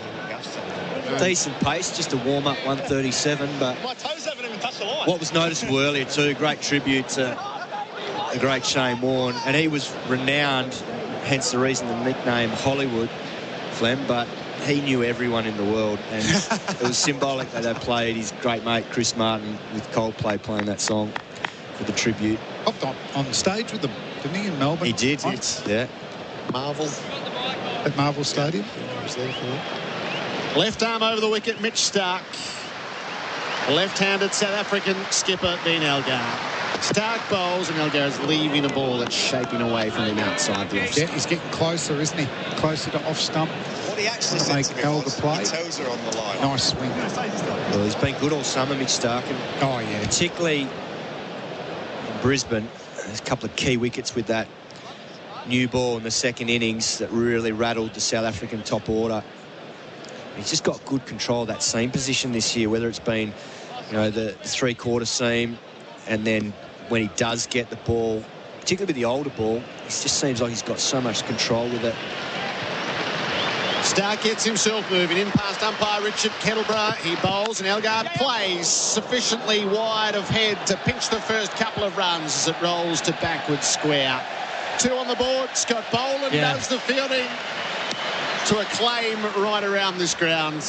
A good few would have been here to see his miraculous deeds of day 3 a year ago. As far as we know, that's his standard here in the second innings in Boxing Day Test, 6 for 7. We'll see what happens. But just once again with selection and Josh Hazlewood, I think making a call himself, I would always worry that he'd be a bit underdone with the grunter muscle. But with Scott Boland playing, we're going to hear a lot of cheers for the Victorian today. None for 2. 3 slips and a gully in place. Starc bowls and Elgar leaves. That is particularly wide and shaping away. And it's funny with Mitchell Starc, you know, fast bowling, such a rhythm art. And the reason he's got himself into a good wrist release is what's happened before that. And I reckon he got into a good rhythm in the one-day series against England. Just great momentum through the crease. He looks stable when he takes off, so then you're a good chance to land stable. And because there's a lot of stability going there, he can get his wrist and fingers behind the ball. He looked in good rhythm at the Gabba against the Irish in the T20 World Cup, and then we dropped him. No, I couldn't believe that. And to not give him the new ball. But Starc hasn't yet found his mark in this opening over. He bowls and Elgar out of the toes, knocks it away past head on the other side, rolls it through mid-wicket. Cummins has got a long chase down to the punt road end. They'll turn for 3 as the skipper arrives. None for 5. That's the classic wide swingers. I'll go a bit straighter and it doesn't swing as much. And also for a batsman like Elgar, the 2 shots you don't want him playing is just tucking him through the leg side and cut shots. Want him to be driving through the offside. We'll see a fair few of those too, the 3s at the MCG, big square of the wicket. Outfield, I think, is fair. It's fair here. It's never rapid. It always feels like it just gives the bowlers that little bit of a buffer. Sarala Avea, 10 and 3. On his first date on Australian soil. This is Test match number 9 for South African opener. 33-year-old left-hander. It's his chance at international level late in the day. Brushing away a fly or 2 and readying himself for Mitch Starc, who's pretty eager to get at him. Arvea faces up and he defends with a full face of the bat out to mid. 5 from the first over. That's how the scoreboard reads. For GWM Ute scoreboard, GWM go with more. So I imagine these are These are nervy moments at the start of a test match when you've been sent in, but there wasn't a lot to worry about there from the South African perspective. No, it's looked pretty normal. First morning, you expect that there's generally going to be some movement early on, particularly with it being relatively humid out there. And I think whenever there's grass on a wicket, you just want to sum up from an opening perspective what the carry's like, what the pace is like off it, whether there's any movement off the seam. So, you know, the first couple of overs are always about assessing the conditions and just playing it as you see it instinctively. If you start looking too far ahead, you get yourself into trouble. If you think the ball's going to do something, it might not. So you can't assume anything in this game. And these two have got a massive job to do. They've already made the change with Dwayne coming in at 3, which I'm just stunned that you can drop Rassie van der Dussen after 2 innings when everyone else struggled on that wicket, and he's the only one that's paid the price. I thought Dwayne should have played in Brisbane and potentially someone else was left out, but in this situation they still feel like the 5-pronged attack is their way to go, which I don't disagree with. I just think that it's an interesting decision to drop one batsman. Yes, a batter who averages 30 for a batter who averages 19, so there's not a lot in the sheds from that perspective. Cummins' first ball from the Shane Warne stand end is fended away down to fine leg by Elgar. It's fielded by Stark. And a single taken, 1 for 6. First ball, you just see that, ugly length and the extra bounce that Cummins gets. Oh. And off the bat as he played it. It's high up on the bat. That's an ugly length. And that's probably what you expect from this heavily grassed wicket. Whilst it's not as thick as it was last year, you expect that the new ball will just grab in that grass, particularly where there's some patches that look like it's a little bit thicker than others. Head under the helmet at short leg, 3 slips and a gully away. Pat Cummins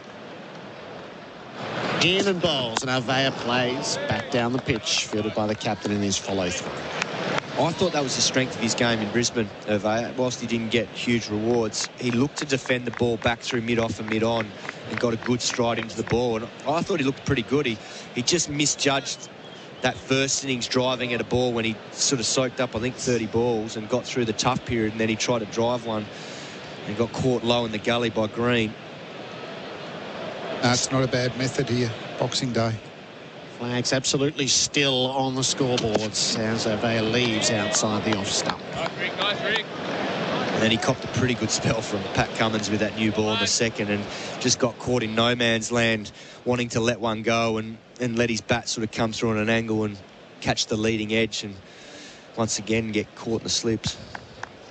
Nathan Lyon running in from point, does a couple of drills with Steve Smith at second slip from behind the stumps, throwing him a couple of catches. We've seen that byplay before in the second over of a test match. Heads under the helmet at short leg. Crouching down, Avea, eyes to Pat Cummins, and he's trying to flick down the leg side. No contact through to Keary untouched. Who didn't want to get a touch on that one. That can be dismissals like we saw up at the Gabba.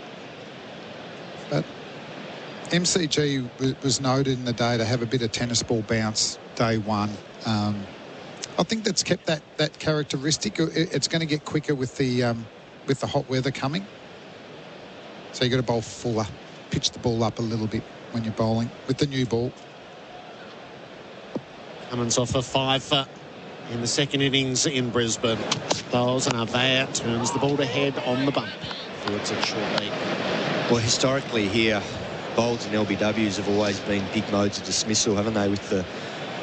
Particularly when the wicket deteriorates in the lower bounce, but now with this thicker grass on it, it'll be interesting to see whether it has more carry and brings the slips and gully into the game. But you're right, Flem, definitely that new ball can just grab the surface, bounce a little bit, and as we say, tennis ball bounce. And that's where the short leg's in the game here. If he gets the line right, gets one to just nip back off the seam, he's in the game. Last ball of the over, Cummins bowls and Avea leaves tight to the off stump, and that moved a long way. None for 6 at the end of a couple. GWM scoreboard, GWM go with more. Delays continue heading into Melbourne on the Tullamarine Freeway. DFO Essendon has delays for both Tulla and Calder heading for the Buller Road off-ramp. Calder's nearly back to McNamara Avenue. Tulla's back to English Street. And heading outbound, slow going from Bell Street. It's end of year madness at JB with crazy deals like Bose headphones, $700, smashed to $394. Plus stacks more deals on now, only at JB. That's the latest SEN Sky Traffic. SEN Test cricket for Host Plus, that's a plus. Australia won the toss, sent South Africa into bat. None for 6. Elgar has all of those runs, and he's on strike as Mitch Starc is about to begin his second over. It's a tremendous MCG crowd at the start of the event on Boxing Day. Starc bowls and Elgar leaves outside the off stump. What a sporting town this is, Flem, for 50,000+ to be here to observe the first ball of it. And I think they're going to get in for a big day too. Just even this battle here, Elgar puts so much pressure on him. So much pressure on the bowler to bowl a good delivery. Stark swinging the ball. Sun's out. The greatest sporting stadium in the world. Well, wouldn't you be? And we've got a pretty good seat, to be honest. Yes, there's no complaints here. James has the same view that we do. Starc trying to find his flow. He delivers to Elgar, who leaves outside the off stump. James set up on level 3 behind Starkey's arm. Happy Boxing Day. Happy Boxing Day indeed, James. Yeah, James will be seeing that when Starkey does go bowl outside off stump, the ball is swinging. But the couple of times he's attacked the stumps, his wrist release has just pushed the ball in. That's when he's been worked to the leg side. So that suggests that, this isn't a green seamer. The bounces and pace has been pretty good, but it's been consistent. Yeah, the wicket felt a lot firmer than the Gabba wicket last week on day one. That just had that bit of give to it, which indicated, and the curator said it had a fair bit of moisture in it. But this certainly felt harder, more compact. It looks like the ball's coming through nicely at the moment. See Elgar just something in his eye there. This is a massive knock for him too, as South African skipper, for them to stay in this series, but also in the World Test Championship, because that loss last week at the Gabba has seen them slip to 3rd. India have jumped them now after that win against Bangladesh, so it's all happening in the ladder. Elgar composes himself upright in his stance. Starc over the wicket to him. Elgar fends the ball to leg and takes off as he trickles it away through mid-wicket. Cummins up to field, a single take and none for 7. That's the other part of batting here at the MCG. With it being slightly slower, there's a lot of ability for the openers when the ball's new just to knock and run and get down the other end. And then it forces the infield to come in tighter, which is seeing Travis Head now just getting moved a little bit by Pat Cummins. So the mid-wicket rather than a short leg. No early demons to deal with from a South African perspective. Arvea faces up to Starc and he defends the ball out through mid-on. Cummins, terrific dive, hauls it in and prevents more runs under the side screen. Arvea off the mark with the single. It is none for 8. Nice shot, really good shot, playing in the V, but that's brilliant fielding from Cummins. He's looked after his fast bowling colleague there. That's saved at least 2. That's another straight ball that's just gone on. So doesn't look like excessive seam movement here for Mitchell Starc. Once again, that distinctive marking the popping crease where he lands.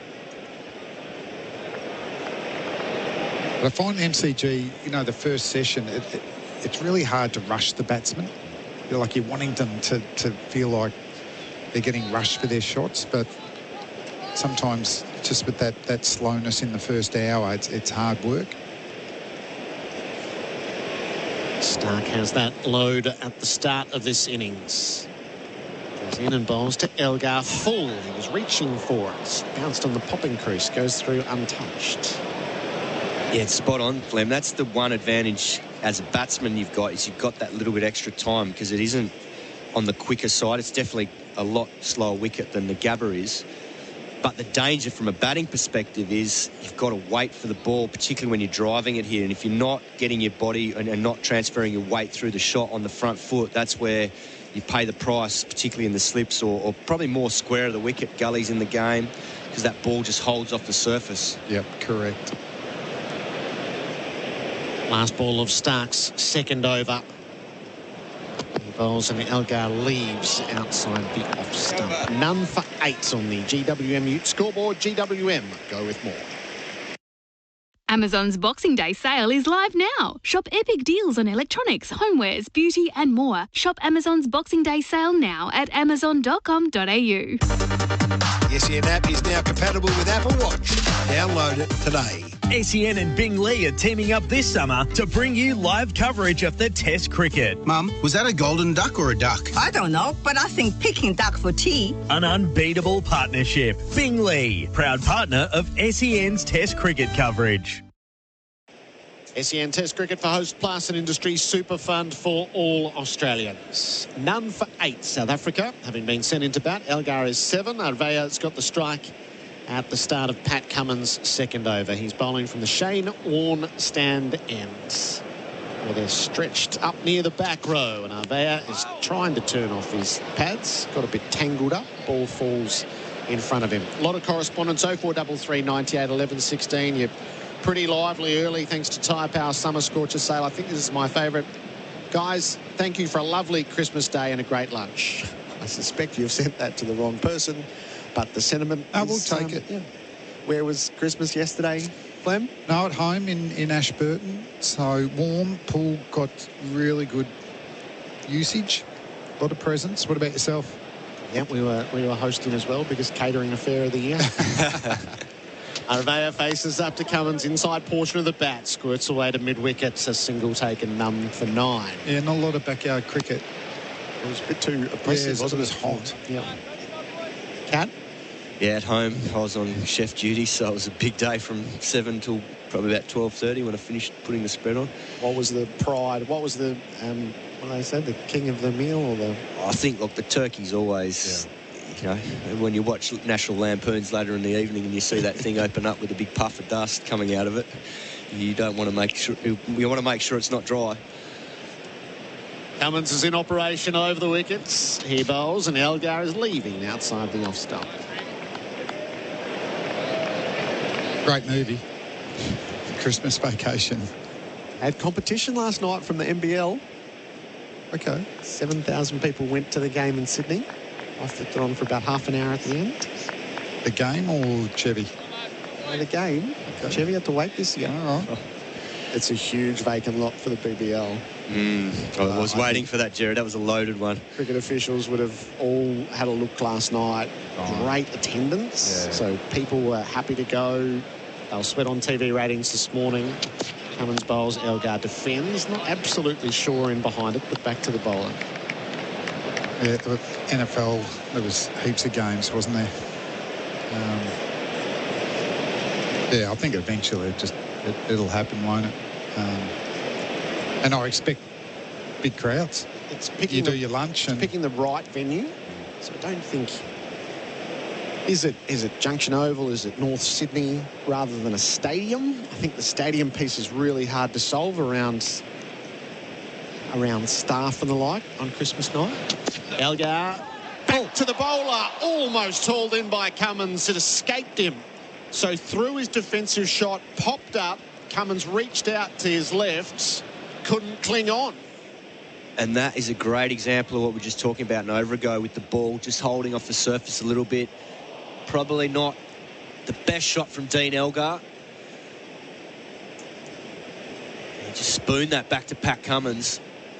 He got a bit of a shock, couldn't reel it in. So the chance goes down. It's a tough shot early on to play through mid-on against Pat Cummins. They're not liking that line at the body, are they, from Cummins? Elgar leaves the last ball of the over. So the first chance elicited but not hauled in. South Africa none for 9. GWM Ute scoreboard. GWM go with more. At Hyundai, we believe innovation is everything. It's why the new Santa Fe Hybrid has been designed to go the distance. With an advanced turbo hybrid system, this family-sized SUV boasts impressive power and fuel efficiency. It has all the innovative safety tech you need for your next family adventure and all-wheel drive to get you there. Go the distance in the new Hyundai Santa Fe Hybrid. Imagine that, Hyundai. SEN Test Cricket for Host Plus, an industry super fund for all Australians. Elgar on 7, dropped a caught and bowl chance. Pat Cummins high up to his left. It would have been a hell of a good catch, but it was a chance for sure and certain. Avea's on 2. Stark begins the new over to him. He's defending a ball that got onto his back thigh pad, I fancy. Our experts for Anaconda hit Summer for 6 with Anaconda's 10% price beat guarantee. Damien Fleming joined by Chris Rogers. Welcome back, Buck. Hello, guys. What have you made of the early foray? I think the pitch is probably okay. I think for batting, it's you expect it the first session to be tricky, but it's not like it's doing everything. There's a bit of swing on offer. But if you tighten your defence and hang tough, a little bit of luck, try and make it through to lunch. Avea flexes and awaits Stark, who's with them. He's in on the pads. A shout. Stark leaning back, asking. He's knocked back. Captain and keeper come up to talk to bowler to see if they want to chance an early review. Stark is deeply tempted. You can see in the body language. Not absolutely prosecuting his case. He'll let the clock run down. That was an exercise in restraint. There's a big part of him that just wanted to say go. They wait. I don't think it was going over. It's just whether it is hitting leg stump. Jesus, I think it's close. I think it's the replay for Robot Building Supplies. I think it's clipping, but I don't think that would have been overturned. So it's pitching on middle and missing at leg. It misses at the leg bail. So the height was okay. Not absolutely sure whether that's a true reflection on what we saw live. None for 9, each batsman having their moments. Avea tried to flick across the line, hit on the pad again, low down. There's some beseeching going on from Labuschagne. Stark again, mid-pitch, hand to his chin. Same deal again. All they come in. Lions required to talk about the heights. Has he hit this one though, Gerard? That's what Camo's asking. Let it go. Leave it be. As you said, the restraint is admirable. You think, as a fast bowler, geez, you'd want to go up every occasion, but that's close to the bat. Surely that's missing leg stump. He's just got an inside edge to it. The interesting thing there is as the bat's come through, it's clipped the front pad and kind of turned. So he didn't give it the full face of the bat. Tell you what, he's not playing it well. No, I mean... This tight line. Particularly the ball before, looked to play a little bit straighter. Stark's getting closer and closer. Avea uncertain. He's driving at a wide ball and he places it away through points. Lyon has to chase down to the city end of the MCG. It was well struck. It'll be overhauled 1 metre in from the rope. They thought about coming for a fourth and just changed their mind. Avea took a few steps and he's got his hands out to Elgar, and that's not really it. You're going to either go or don't go. None for 12. Yes, no way. No, they're having a chat. Now, it wasn't great running. They never had 4 in their mind. And when you're playing at the MCG, you've got to have that front and centre. You're going to get a lot more 3s and 4s. So I think they if they'd ran hard, they could have got 4 there. Had to have it in their mind right from the outset. But not to be. Yeah, I'd love the Aussies to get a wicket here. Tell you what, it was a hell of a throw from Lyon. It's right next to the bars from the boundary line. Replays for Robot Building Supplies. Stark bowls. Elgar, he's on the pad as well. That's tailing down leg. Get that on the tight line. They're trying to flick through leg, and it's a fraught episode. Just you don't see that a lot, Bucky. 3 times where you're actually hitting the pads early on. You'd expect them to get whipped through the leg side. I think the worry is for the batter is that the ball that's swinging, so you're almost trying to cover that, and then you're not getting to the ball quick enough for that one that just keeps going straight. Stark has a good over on the go. He closes it out to Elgar, who's in defying. Drops it down at his toes. None for 12. GWM Ute scoreboard. GWM, go with more. Bursting to box and bargains at up to 70% off? Need DFO Essendon, Moorabbin, South Wharf and Uni Hill. Open longer to give you more time to shop. See dfo.com.au. SEN app is now compatible with Apple Watch. Download it today. Get your groove on and experience the vibe, the style and the food at the Groove Train. It's a vibrant cafe by day that transforms into a wood-fired restaurant and bar by night. Enjoy with friends over great food, drinks and conversation. Find your nearest location at groovetrain.com.au. This opening session of play for MEGT, Australia's apprenticeship and employment experts. More than 50,000 in the MCG. The first half hour of play, Australia won the toss, sent South Africa in. None for 12. Elgar is 7. Ovea is 5. Cummins and Stark. Got a wicket in the nostrils at the moment. Ovea tied up as he tries to turn to leg. It looks a tricky batting proposition just for the time being, or maybe it's the method that they're using. Chris Rogers and Damien Fleming. Well, Cummo's bowled that sort of length predominantly through this spell, and they've been very uncomfortable. So he's tucking him up and then just throwing the odd one across them. Also, not the most attractive two batters either. So they'll generally get their runs in an ugly manner. Doesn't matter how you get them, Flem. All points for style, particularly on a day like this. Cummins bowls, Ovea leaves well outside the off-stump. I think the other two is just the quality of the bowling and the bowlers. It's always going to be tricky against Cummins and Stark. And if you have something in it, they're going to find it. But you just, as a batter, in this situation, you don't care how you look. You're just trying to get through. Every ball that you get through is a little victory. Ovea faces up, Cummins the full ball, jagged down on it, rolls away to mid-off, no run. Can we just say Merry Christmas to Adam Collins, he's back home in London. He's part of our broadcast throughout. A minute to midnight. Colo, Merry Christmas. Merry Christmas. Good timing, Gerard. Yes, Dean Elgar averages 29 as captain of South Africa. 41 before he took on that job. His 17th Test match in charge this week for the Proteas. In Australia, his 6th Test match, averaging 18. Just one score above 50, a century at Perth in 2016. So there's been a lot of debate around whether the captaincy's been a burden or impediment to his batting. It's Ovea who's on strike. He pulls at the short ball. Carey took off down to his right. It cleared him and runs away for 4. So Ovea took on the pull shot. Didn't get it where it was intended. It is just beyond Carey's reach. And it is the first boundary for Rotoflex by Blunston. Stability meets the freedom to move. Oh, he's gone with it. It's caught the glove on the way through.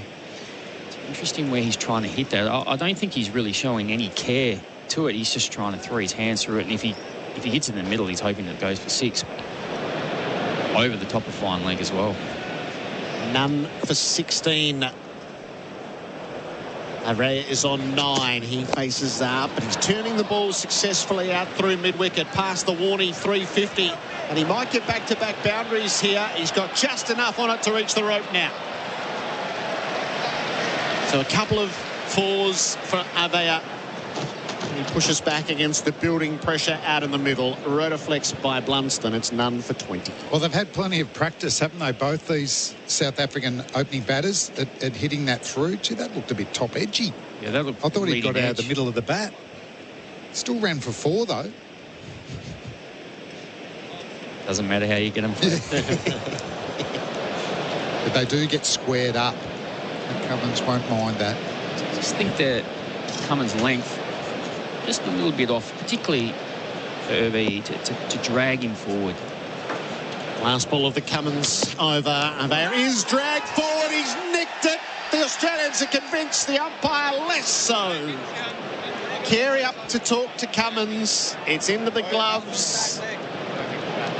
And Pat is going to wait again and go with the not out call out in the middle. It is none for 20 at the ends of a couple of eventful overs. GWM Ute scoreboard. GWM go with more. Dwayne Russell is coming in. When you get a taste of Traveller beer, you're getting more than just your first taste of Australian summer. You're tasting adventure. You're tasting...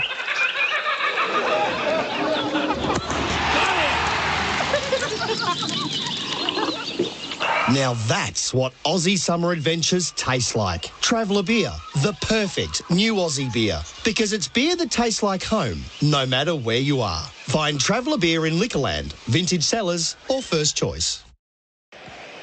SEN Test Cricket for Host Plus, that's a plus. And you feel like, just like the day here in Melbourne, it's just starting to warm up now. Overcast early. Sky dominated by the cloud for most of the morning, but the blue sky is starting to break through the cloud now, and Australia's bowlers starting to find their range. Chris Rogers. Hello, Dwayne. Great to be with you. It's fun to be here. Great to be a part of a Boxing Day test. Stark into Elgar, and he pushes forward through cover. Outside half of the bat. He'll think about a second. They scramble, had a look at each other, and then both realised, no, we better go back. One will do.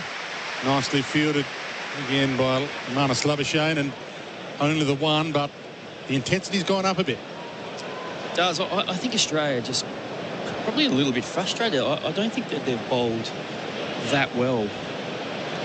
And South Africa getting away to none for 20. I think this is just the first bit of early warning signs for Australia. I looked at it as if the bowlers themselves, Stark and Cummins, take a little time to get their rhythm. Stark in, allowed to pass outside off this time by Ovea. And there were a few of those in the opening overs where they could get a sider. Just let them go, have a look, see what it's doing. I mean, it's... They won the toss, they bowled. You've got to make the most of it. You've got to make the batters play. I wouldn't be surprised if Boland is on very shortly, because you know with him he'll be putting the ball on a good length, dragging the batters forward, a bit like we saw in that last over to Ovea. In the crowd, that was boisterous early, full of voice, celebrating being here and celebrating every time Scott Boland wanted down in front of the old Bay 13, but they've been quietened up a little. On the two South African openers. Stark in, and again allowed to pass outside off with ease. No trouble at all.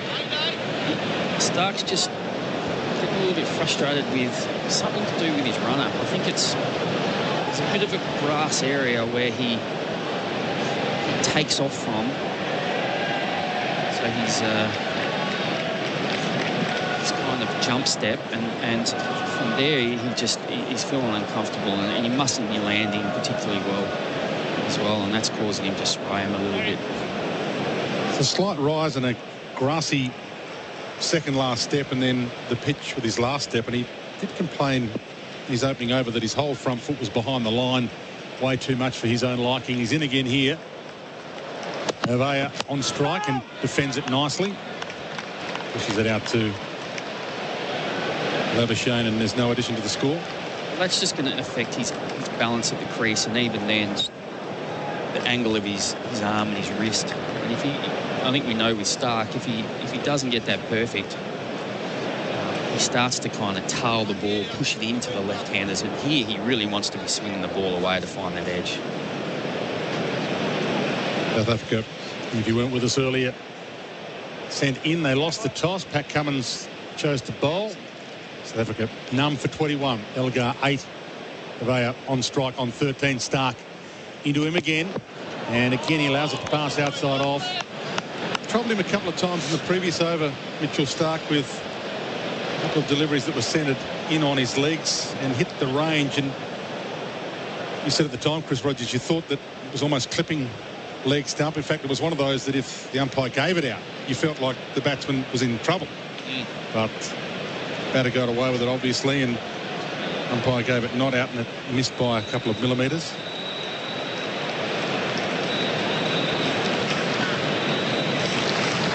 Pensive crowd now. The hand claps, as you can hear, as Stark is in. And this one allowed to pass outside off again, and that is the end of a trouble-free over for South Africa, GWM Ute scoreboard, GWM go with more. Find the find of all finds and save at Savers during their one-day sale. Save 50% off all clothing this Thursday only at Savers. Doors open 8 a.m. The SEN app is now compatible with Apple Watch. Download it today. Stop dreaming and start boating. Visit Streaker Marine's showroom packed full of Quintrex and Yellowfin boats. You'll love your new Quintrex or Yellowfin. Stock is available for delivery right now. Streaker Marine, 461 Mountain Highway, Bayswater. streakermarine.com.au. None for 21, South Africa. Elgar 8, Nevaeh on 13. Scott Boland, we suspect. Chris Rogers not far away. SEN Test cricket for Host Plus. That's a plus. Yeah, I'm probably taking Mitchell Stark off and bringing Scott Boland on early. If you look at that last over, South African batters only had to actually use their bat twice, and that's probably not good enough in this situation where you've won the toss, you're bowled. You need to be asking questions almost every ball. And you know with Mitchell Stark, it's not always going to be perfect, but probably needs to be more than twice and over. Cummins changing his line here as well.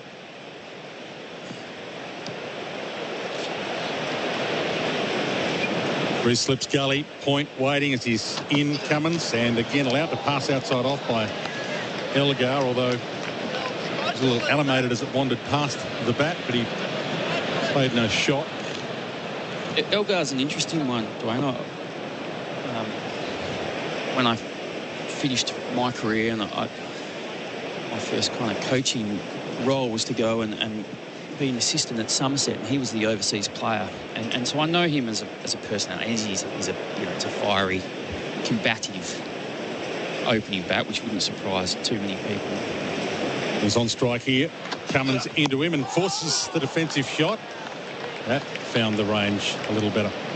But I think sometimes he lets peripheral issues kind of cloud the way he plays. And even if you look at those comments he made post the Gabba test around the pitch, just whether he needs to be entering into that debate and whether that's helpful for his own game. Is he almost painting a target on his own back, or is he just going about his own business? Cummins into him again, and again forces a defensive shot, but it wasn't convincing. He kept it out, and all of a sudden the Aussies starting to feel like they're back in here with a sneaky chance, given that he's not finding the middle of the bat. And putting a short leg in straight away. Just an inside edge that just popped up off the hip and landed on that barren pitch next door.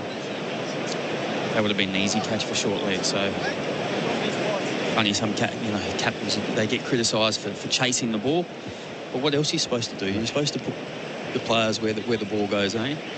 Well, Pat Cummins decided to bowl. He's got the ball in his hand. He might not have many overs left in this spell. This might be his last one. So in he comes and has driven almost past him. He got a hand on it and stopped it from being an addition to the score. Beautifully fielded by Pat Cummins. Unfortunately put one down, a difficult chance earlier on. Almost uncatchable, caught the end of his fingertips, but did well there. South Africa still none for 21. Elgar on strike on 8. Nevaeh 13. Tell you, I reckon there's a few butterflies going through Cummins' stomach just because it doesn't look that hard to bat. And he's in again. And this one's turned on the onside. No run. But for a second, it just felt like Cummins zeroing in on the body a little more with that short leg in. Had a plan that he was about to allow to unfold, but Elgar was equal to it. Good crowd in early. Close to 70,000 expected here today for the Boxing Day test. Day one. Cummins in again. Maiden over so far. It's played nicely defensively by Elgar. He keeps it out. And they continue to be wicketless, the Aussies, after electing to bowl. South Africa none for 21. GWMU scoreboard. GWM. Go with more. Delays remain on the Tullamarine Freeway in both directions either side of Buller Road at the moment. It's slow going heading city-bound from English Street, Essendon Airport through to Buller Road due to the DFO sales. It's also affecting outbound traffic. Speeds reduced from Bell Street. Buller Road's also choppers heading through Niddry. It's back to Woodland Street in Essendon. Driving to the airport until January 4, avoid the Monash and Westgate freeways to reach the Balti Bridge. 90-minute delays expected. See the Vic Roads website for alternate routes. That's the latest SEN Sky Traffic. I probably don't need to tell you what the applause is for. SEN Test Cricket for Host Plus, that's a plus. Chris Rogers is with me, and Chris, the crowd's got what they're after.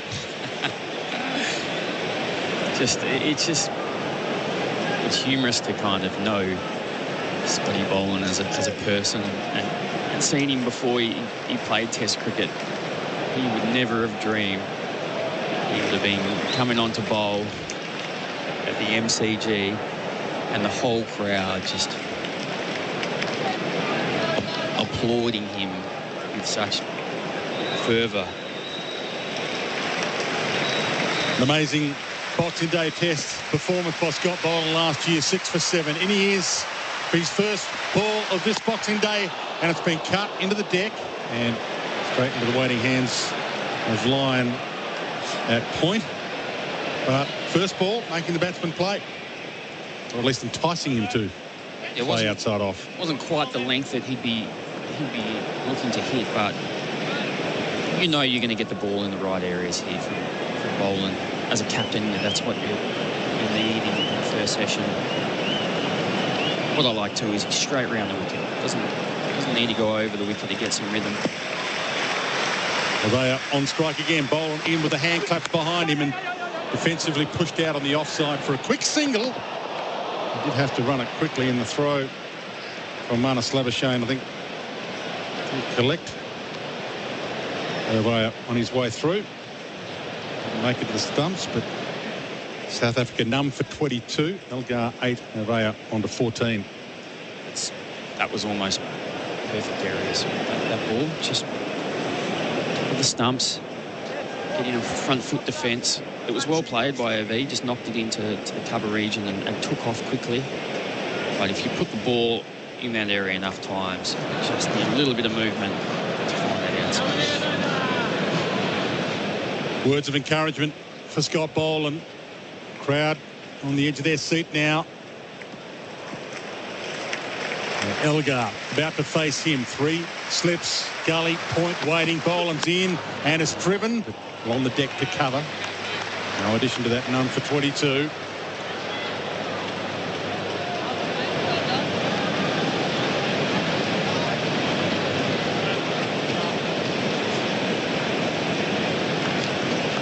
The way Elgar hit that would suggest that the ball is actually coming on very nicely. I think there's that comment about tennis ball bouncing. First session, you talk about not really trying to drive, but the way he hit that ball. Boland to Elgar again, and he allows it to pass through to the keeper. But you do feel like they've settled these two batters. Elgar 8, Nevaeh 14. South Africa won, but none for 22 after one went down earlier. Caught and bowled, tough chance for Pat Cummins, who, as Chris Rogers said, might be starting to feel a little nervous having sent South Africa in. But this is where, as a batter, you have to make the most of it, because you get games like they had at the Gabba where it's bloody hard. Boland sends it in shortish, and it's fended on the offside, and they scamper through for a quick single with ease really in the end, even though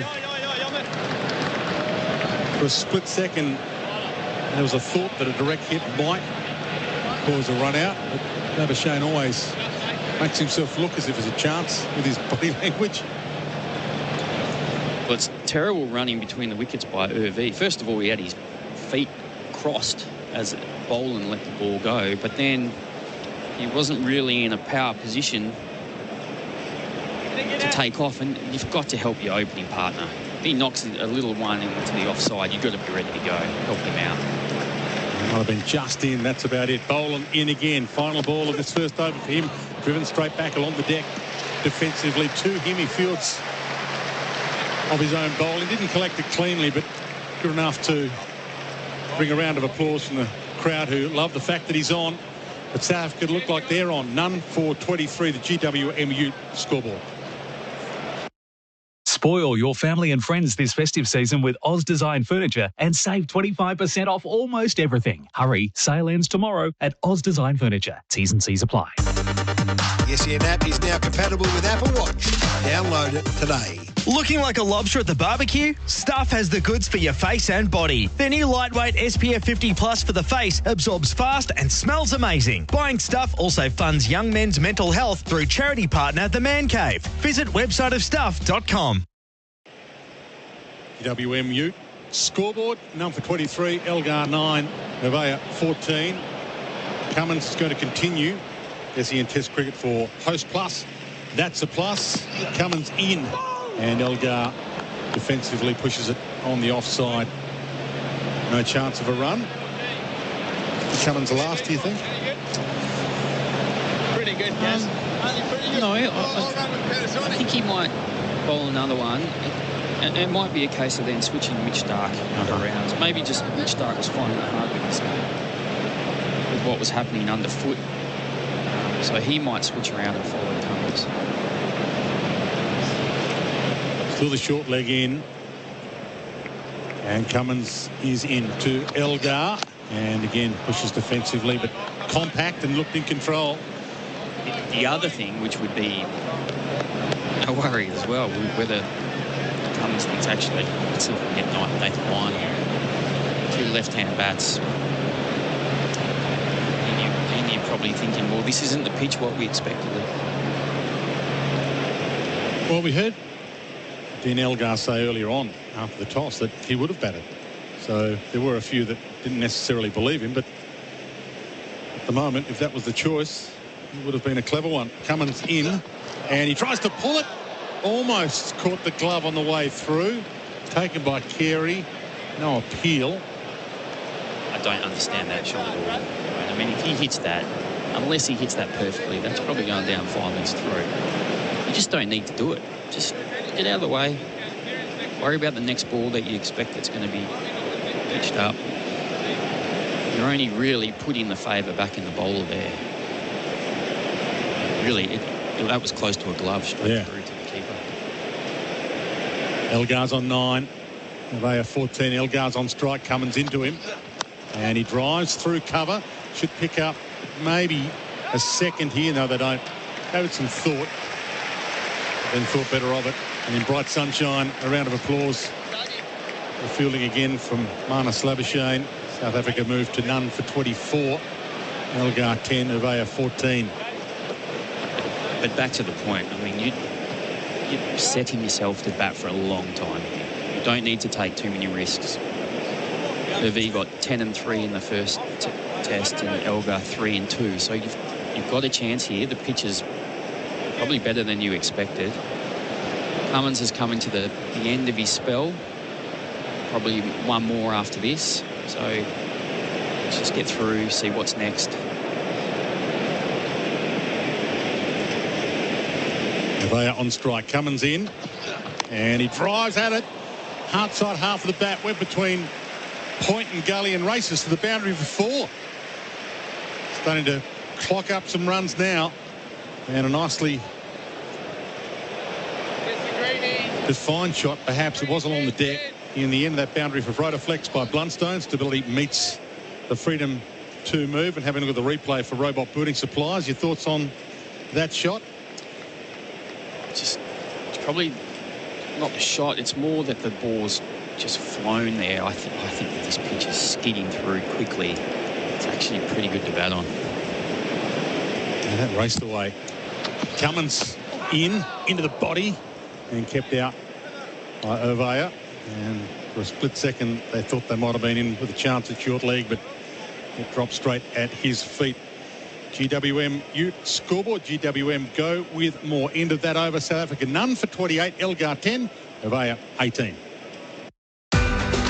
Nothing says Aussie summer like listening to the cricket with an ice cold Bundaberg ginger beer. Bundaberg ginger beer is a true blue brew. A quintessential classic, craft brewed over 3 days using real Aussie ginger and a traditional family recipe, which has been perfected over 4 generations. Treat yourself this summer to the great Australian brew, Bundaberg Ginger Beer.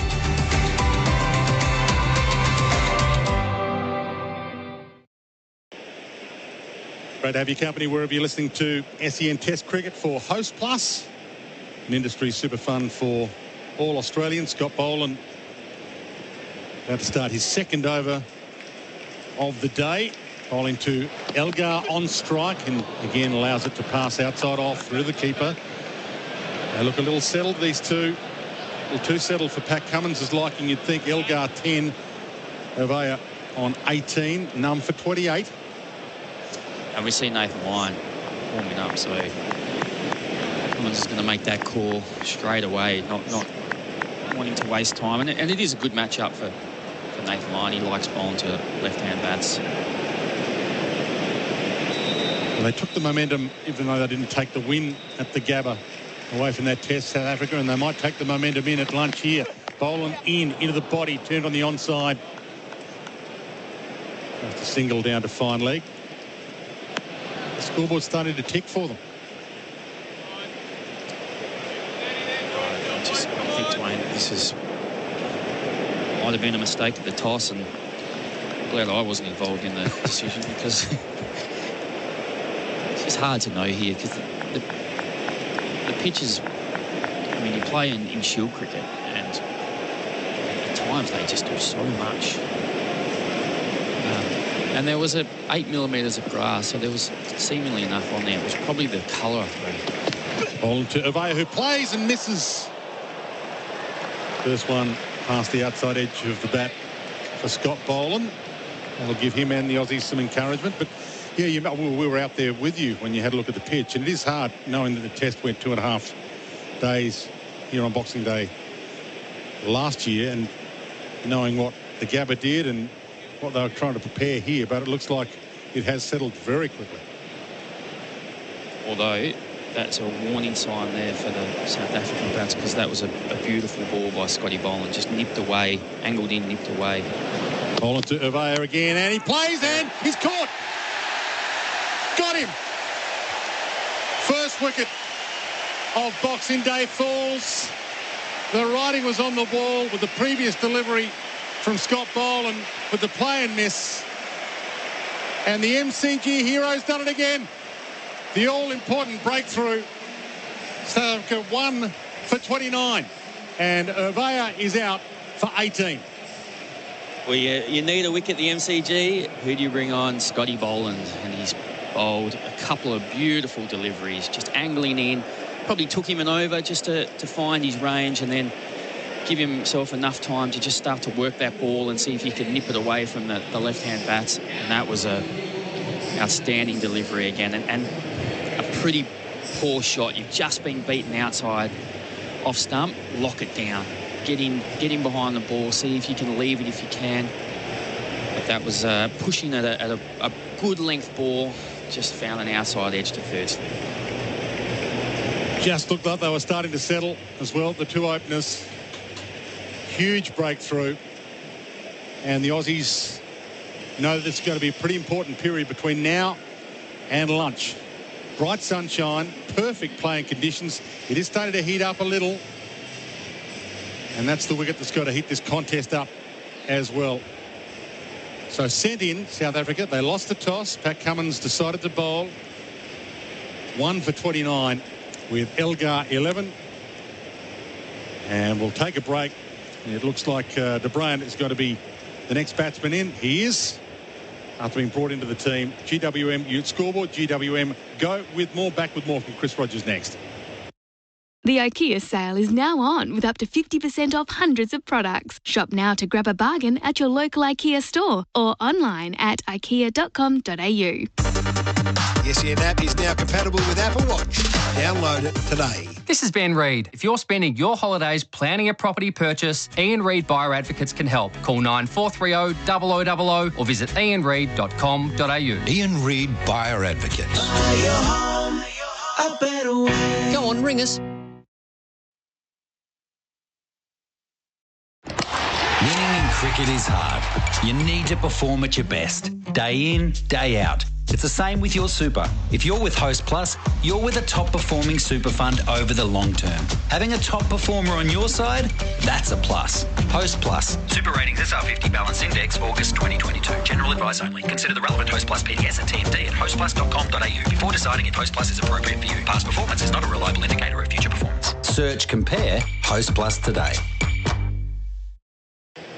Players taking a quick drinks break for Bundaberg Ginger Beer. Bundaberg Ginger Beer, the great Australian brew. Chris Rogers with us. Great to have you listening around the country to SEN Test Cricket for Host Plus. That's a plus. Scott Boland, the breakthrough, 1 for 29. Elgar on 11. Brian into the 11 for South Africa. One change. What did you make of the change, by the way, Chris? Well, I mean, they probably decided. Yeah, they probably needed to do something. Tough test here for the brain.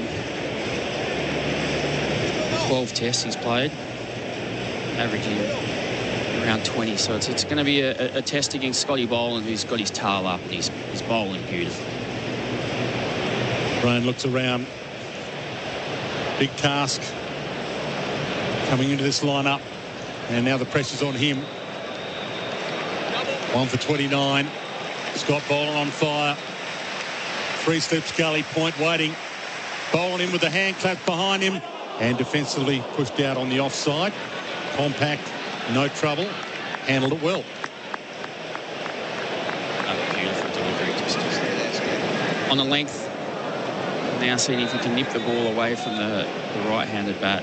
High-class fast bowling. They are the man out for Khawaja Boland for 18 off 31 if you've just joined us. South Africa 1 for 29.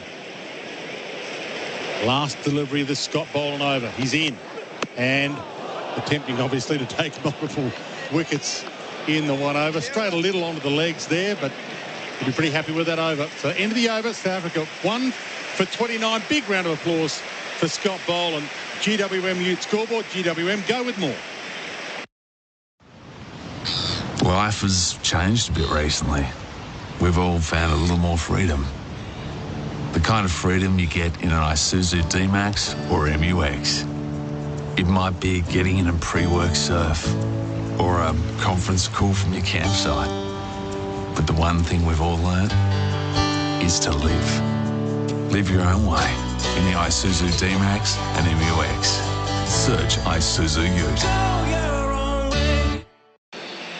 1 for 29. SEN Test Cricket for Host Plus. That's a plus. And Nathan Lyon is going to get an early look at things from the Shane Warne stand end. Scott Boland, of course, has made the breakthrough. He's just run off between overs down below us. Raucous applause around the MCG for him. So 1 for 29. Elgar is 11. De Bruyn is the new man in every sense. He's yet to score. It's the one change South Africa has made between Brisbane and Melbourne. It's Elgar who's going to see the first ball of it. They're in the V, almost in catching positions at mid-wicket and cover. Lyons around the wicket. He bowls, and Elgar's leaving outside the off stump. Chris Rogers, hello. Hello, Gerard. Scotty Boland doing Scotty Boland things. It's awesome, isn't it? And there's a bit of turn here for Nathan Lyon as well from that first delivery. Come on, guys. But you know, Boland's average down at 10.07 at 26 wickets. We plot these things. Elgar from the crease defends the spin, knocks it out to the offside. You're never happy when it's above 10, are you? No. The next wicket is the key, isn't it? I actually think the drinks break thwarted him then. You don't interrupt Scott Boland overs. Anyhow, he turns 1 into 2. Lyon bowls, and Elgar's back and cutting. He'll pierce the gap, but it was ever so narrow between the points that were in place. Warner trots back and take a couple. Elgar's up to 13. It's a beautiful day. It's sun's out. It's going to get hot out there, isn't it? So Australia will be searching for early breakthroughs. They know it's going to get harder and harder here as the ball gets older. balls, and Elgar's back and playing the same shot, but he's picked square of the 2 points. That's head. About 15-metre gap between him and Warner. Third man back with point position. Alex rip, Elgar on the back foot, knocks it away to points. Has it been a whole lot to cause the batters concern? No, it's a good pitch, I think. Yeah, it's a pretty good cricket pitch, and we just saw enough from Scotty Boland that there'll be a little bit there if you hit the seam. Elgar back, straight batting the ball away through cover. Head trots around to his right to field. A single taken. Hurried, yes. 1 for 31 at the end of the over. GWM Ute Scoreboard. GWM, go with more. Harvey Norman's Super Deals. Stores open 8 a.m. to 8 p.m. Plus, for one day only, Boxing Day, spend $250 or more and get 10% of your purchase price in Harvey Norman gift cards. That's right. Get ready to score super deals at Harvey Norman. Plus, for Boxing Day only, spend $250 or more and get 10% of your purchase price in Harvey Norman gift cards. Terms, conditions and exclusions apply. Gift card valid for 1 month. Trading hours may vary. Harvey Norman's Super Deals. Stores open 8 a.m. to 8 p.m. On SEN Test Cricket, this opening session of play for MEGT, Australia's apprenticeship and employment experts. Australia won the toss, elected to bat, elected to bowl. South Africa 1 for 32. Elgar is 14. Tennis Dwayne is the new man in. He is yet to score. Avaya Kawaja bowled Boland for 18. And Scott Boland is in operation from the members' end. He's got the crowd eating out of the palm of his hand. He's around the wickets. And Dwayne is tight. Oh, Elgar's almost knocked that on. Inside edge, into the body. And it parked next to the off stump. So Boland is threatening all the time. Gerard Whateley with you. It is a time to bring your family close over the festive season. Our family extends over the ditch. He hosts SENZ's morning show. He is one of the great broadcasters of the world. Ian Smith, welcome to SEN Test Cricket. Gerard, thank you so much for that, those words and that welcome. There's nowhere in the world I'd rather be right now. What a view, what an atmosphere. Boland delivers and Elgar reaching for the ball. Labuschagne, great dive out at mid-off to prevent a run. Hauled it in one-handed and keeps the pressure close. Test just gone up a ramp. You know, it's just gone up a ramp because Australia, I don't think, were quite on song. Then they went round the wicket to the two left-handers, and then Boland came into the match. And all of a sudden, we've got a genuine contest going on here now. So, fascinating. It's a crucial time for South Africa. Got to try and deny this Boland attack and deny Lyon earlier than they probably thought. Fascinating. 3 slips and a gully in place. Bright sunshine overhead. Boland delivers and Elgar drives. This time he beats Labuschagne. It's a stylish off drive. It will run down under the members for 4. Beautifully struck boundary for Rotoflex by Blunston. 1 for 34. 1 for 36. I reckon you don't want to get bogged down against Scott Boland, and maybe we're seeing a little bit of that from the skipper. I think that's an excellent shot for a number of reasons. One, is because if he makes a half a mistake, you've got to make him pay because he doesn't make many. He's metronomic in terms of his accuracy. That was a genuine half volley, so you've got to put those away. So that was a terrific response from Elgar. Closes his average out as well. He was threatening at 10.07. Elgar sees the follow-up back foot defence. Labuschagne scurries into the covers. You've been here throughout the summer with Fox Cricket. Smithy, it's been great to watch and to listen to you, not just on the Test, but the BBL. How are you finding your summer in Australia? It's busy. It's not what I was expecting. I thought I'd just go home after the T20 World Cup and have a nice little cushy summer at home, you know. Bit of golf, Gerard. A few beers with a few mates, may go to the races every now and then, but it's been anything but I've loved every single second of it because Test cricket in Australia is the ultimate challenge for anyone, but it's also the ultimate challenge to broadcast on. It's been wonderful. Boland in. Elgar defends the ball out near point, no run. How was Christmas Day away from home? Well, Mrs. Smith and I were we just went for a stroll across the Flinders Bridge, is it, by the railway station. Found a nice little restaurant, just sat down there and cooked our own little steaks on a Japanese type setup. Nice. Yeah, it was nice. Very good. Very quiet because no kids around. No grandkids in our family anyway, Gerard. But you still have the traditional Christmas as such. We had a lot going on yesterday. Big crowd. Santa came. It was great stuff. Elgar is beaten on the outside edge of the ball. It doesn't quite carry through to Carey, who looks suspiciously down in the aftermath. End of the over, 1 for 36. GWM mute scoreboard. GWM go with more. G'day there, speeds down on the Tulla outbound from Bell Street to Buller Road as you approach the DFO exits, and the city-bound exit ramp on the Tulla to Buller Road is also quite cactus, and Buller Road quite full outbound into DFO for good measure. East Link starting to struggle southbound as you make your way onto the Mornington Peninsula Freeway. Harvey Norman Super Deals extended trade. Stores open now till 8 p.m. Spend $250 or more and get 10% of your purchase price in Harvey Norman gift cards. T's and C's apply. That's the latest SEN Sky traffic. South Africa 1 for 36. Ian Smith joined by Simon Katich in the experts chair for Anaconda. Hit summer for 6 with Anaconda's 10% price beat guarantee. Kat, welcome back. Good morning, Gerard, Smithy and all our listeners. Have you seen the first hour and a bit of play, Kat, with line in operation from the Shane Warne stand end, and Tiernas de Bruin is yet to score? Yeah, it's been an interesting start. I think when Australia won the toss and bowled, they probably thought that that wicket might have a little bit more movement in it off the seam. It has been a little bit, as you expect on day one of a test, but it certainly hasn't looked like anything near as difficult as the Gabba was last week. Lyon's going to be over the wicket as he begins a new over. De Bruin down the leg side, missed by Carey. Pops up out of the gloves. That did a bit. I want to see that, South Africa, this early on. I'm quite surprised on two things, Simon, for me. That from up here looks as if it's a bat first pitch for me.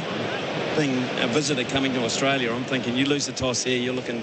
The other thing is Nathan Lyon in pretty much the first hour. Yeah, I like the fact that he's on so early. A bye, 1 for 37. Elgar has the strike. He's defending the ball to the offside. Yeah, and the other thing that stands out is looking at that wicket next to the pitch. It's bare and dry, and if it's hot tomorrow and that gets really abrasive over the 5 days, then reverse swing, and it does play a part here at the MCG on these drop-ins. Line around the wickets. Elgar down the leg side, tucks it away to backward square. Boland fields a single taken, 1 for 38. That could add another element to this test match, particularly with the airspeed on offer that we've got from both teams. A number of the quicks all around the 140, 145 mark, and then you throw in Norkia, who was up at 150 at the Gabba last week. He's got some serious airspeed.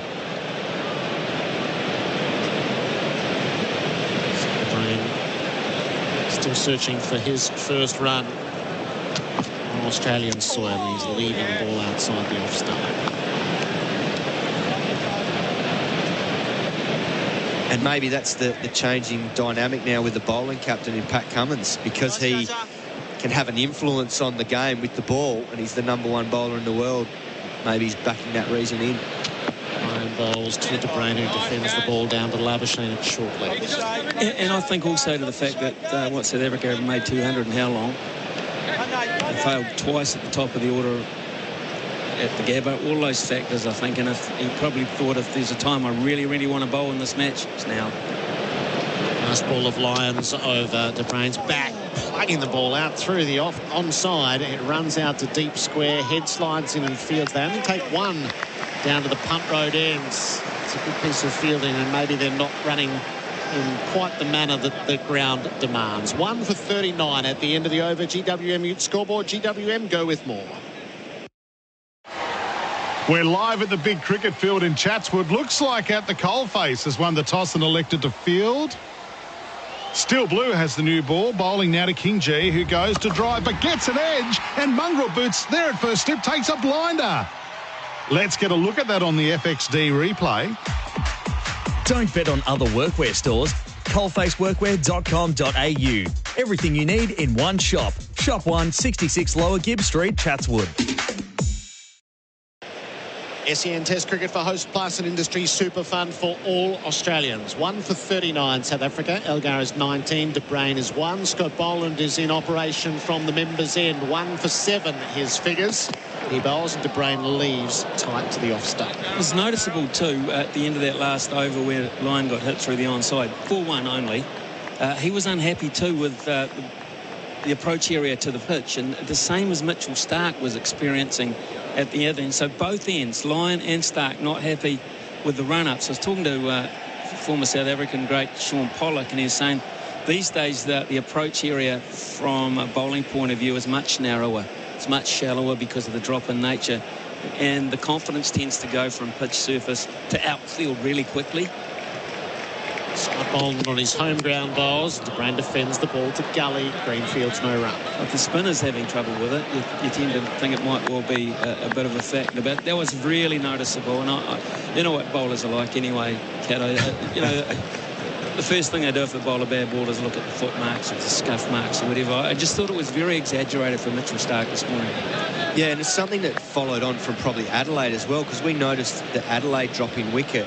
There was a bit of a gap between the actual edge of the wicket and the next one, which is quite uncommon. But you're right, with the run-ups, it is so much narrower compared to the traditional wickets that have got a longer block. Boland to end. De Bruyn defends from the stumps, and again Green in action in the gully. From the stumps back. So, you know, when you look at, say, the old Wacker or the Gabba or the SCG that are wickets that are there and they don't move, there's no drop-ins, the approach, there's much more turf than there is, say, now here at the MCG or Adelaide and places like that, where the drop-in goes in and then it's almost pretty much the outfield. So, and the difference is the quicks are taking off from normal turf, which is the outfield, to then land on the harder wicket block, and that's off-putting for them. He'll skip at the top of his mark, Scott Boland. His right arm over the wickets. He's in and bowling to De Bruyn, who flashes at a ball outside the off stump, gets it safely away from Green. He'll take a couple down to third man and progress the total to 1 for 41. There's a much richer Cameron Green chasing that all of a sudden, isn't it? What a Christmas present he got. Extraordinary, $3.15 million. Now, Simon Katich knows how the IPL auction works. I was picking his brain earlier on. How did that happen? So basically, there's a dynamic where the all-rounders, there was 3 of them in big demand. Sam Curran had a great World Cup here and has got a very good IPL record already for both Punjab and CSK, where he's was previously. And then Cameron Green's the new kid on the block. And then there's Ben Stokes, who's obviously doing a great job with England at the moment. Boland to De Bruyn for defending. Albeit in Test cricket, but there's a premium put on established international players like Ben Stokes. The fact that he's captaining England so well in Test cricket and brings that persona to a team that's trying to rebuild after a lot of success. And MS Dhoni's nearly finished his career, so there's potentially that leadership option. But the dynamic of the auction was that Cameron Green came out after big money had been spent on Sam Curran, and then Ben Stokes was after him. So teams were thinking, well, we've got to get in first because we might not get Ben Stokes because there was not enough supply of these all-rounders. De Bruyn faces up to Boland, and the batter leaves outside the off-stump. End the over, 1 for 41. GWM Ute scoreboard. GWM go with more. Looking like a lobster at the barbecue? Stuff has the goods for your face and body. Their new lightweight SPF 50 Plus for the face absorbs fast and smells amazing. Buying Stuff also funds young men's mental health through charity partner The Man Cave. Visit websiteofstuff.com. Guess who's been a leader in kitchen and laundry appliances for over 110 years? Whirlpool. Using patented 6 Sense technology, Whirlpool guarantees outstanding results while saving precious time and energy. So, have you got a Whirlpool? Visit whirlpool.com.au. This first session of play for MEGT, Australia's apprenticeship and employment experts. 1 for 41. Elgar's on strike. He's on 19. Lyon is around the wicket to him. He's driving a ball out to mid-on. He won't get a run.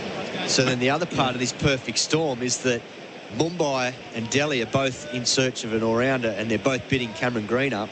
And Mumbai are desperate to get him because Hardik Pandya, they didn't retain the previous year, and it came back to bite them. On to Elgar, back cuts, won't beat head at point, no run. So they had 20.5 crore in the bank, and they spent 17.5 crore of it on one player, Cameron Green. And they feel that he obviously had that recency factor where he made runs. I think he got a 19-ball 50 in the T20 internationals there against all the Indian players, so they liked the look of him and bought him. Elgar sees his 50th ball. He's forward and defending to cover Greenfields. So it was the perfect storm for Cameron Green. It was historically the smaller auctions are where the big money goes, because teams only need 1 or 2 holes to fill, but they'll free up a lot of their cash to go hard for that certain type of player, and the all-rounders were in big demand the other night. Line bowls, Elgar back, knocking the ball away to point no run. I think the other part of it with him too is we've seen a bit of it in Test cricket, but he hasn't played a lot of T20 yet, but his skill set, particularly for Indian conditions and particularly at Wankhede Stadium, where it does suit the quicks, his sort of 220 or 2.2 metre release point could play a factor there as well. Bowls, Elgar reaches, knocks it away to Green. It's covered, no run.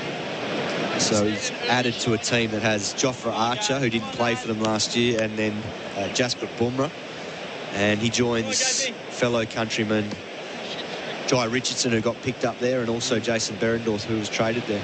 Last ball of Lions over. Elgar backs new play out of Maiden as Greenfields again at short cover. 1 for 41. The GWM Ute scoreboard. GWM, go with more. In a world of technology, gadgets and automations, Luno Electrical are the electricians of choice for homes and businesses throughout Metro Melbourne. As members of Master Electricians Australia, they partner only with manufacturers of quality materials while providing a lifetime warranty on workmanship. For split system and ceiling fan installations, lighting and power installs and upgrades, property rewires, fault finding, repairs and much more, contact Luno Electrical for your next project. Visit lunoelectrical.com.au. On SEN Test Cricket, all our stats and facts for Laurenex Cleaning. Google Laurenex Cleaning today. 1 for 41. Elgar is 19. De Bruyn is 3. The man out Avea for 18. And Scott Boland is about to send down his 5th over. He is the wicket taker. 1 for 9. There's De Bruyn in his sights with 3 slips the gully and short leg in place. Boland delivers and it's left close to the off stump. So it makes the question academic as to whether Green should play IPL is how could you possibly knock back $3.15 million when it's so much more than the national earn? Yeah, there'll be a lot of opinions on this, but I think that as a young man, he's only 23 years of age and he hasn't experienced a lot of cricket in the subcontinent, and there is a 50-over World Cup there later in the year, which Australia, I think, will pick him for, given his skill set.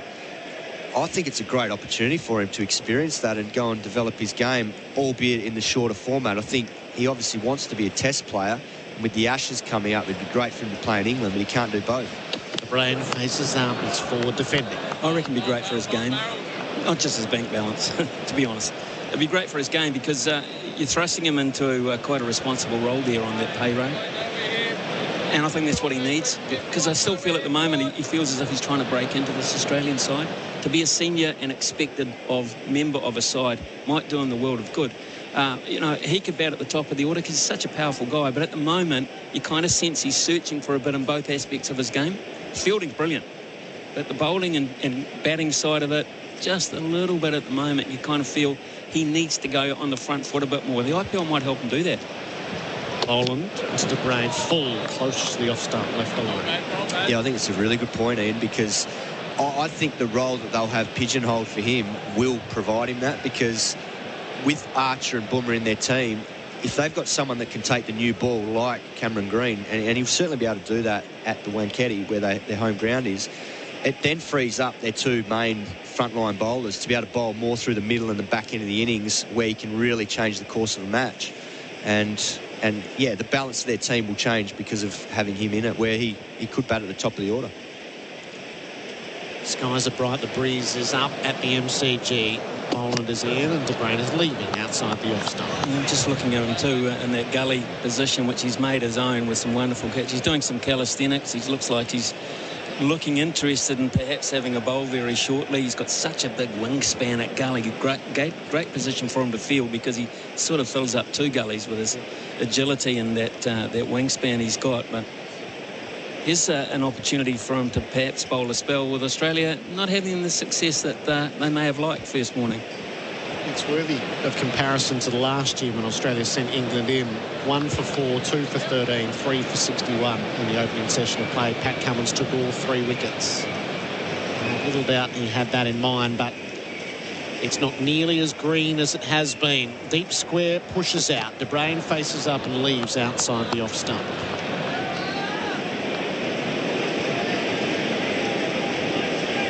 was dropped on 7, a caught and bowled chance from Cummins, and it's Boland who took the wicket and edge. Snaffled at third slip. Get your snaffle straddle at snaffle.com.au. But there have been moments. Stark swinging the ball, a couple of LBW shouts in the same over around the leg stump. Nothing worthy of review and nothing that would have been overturned.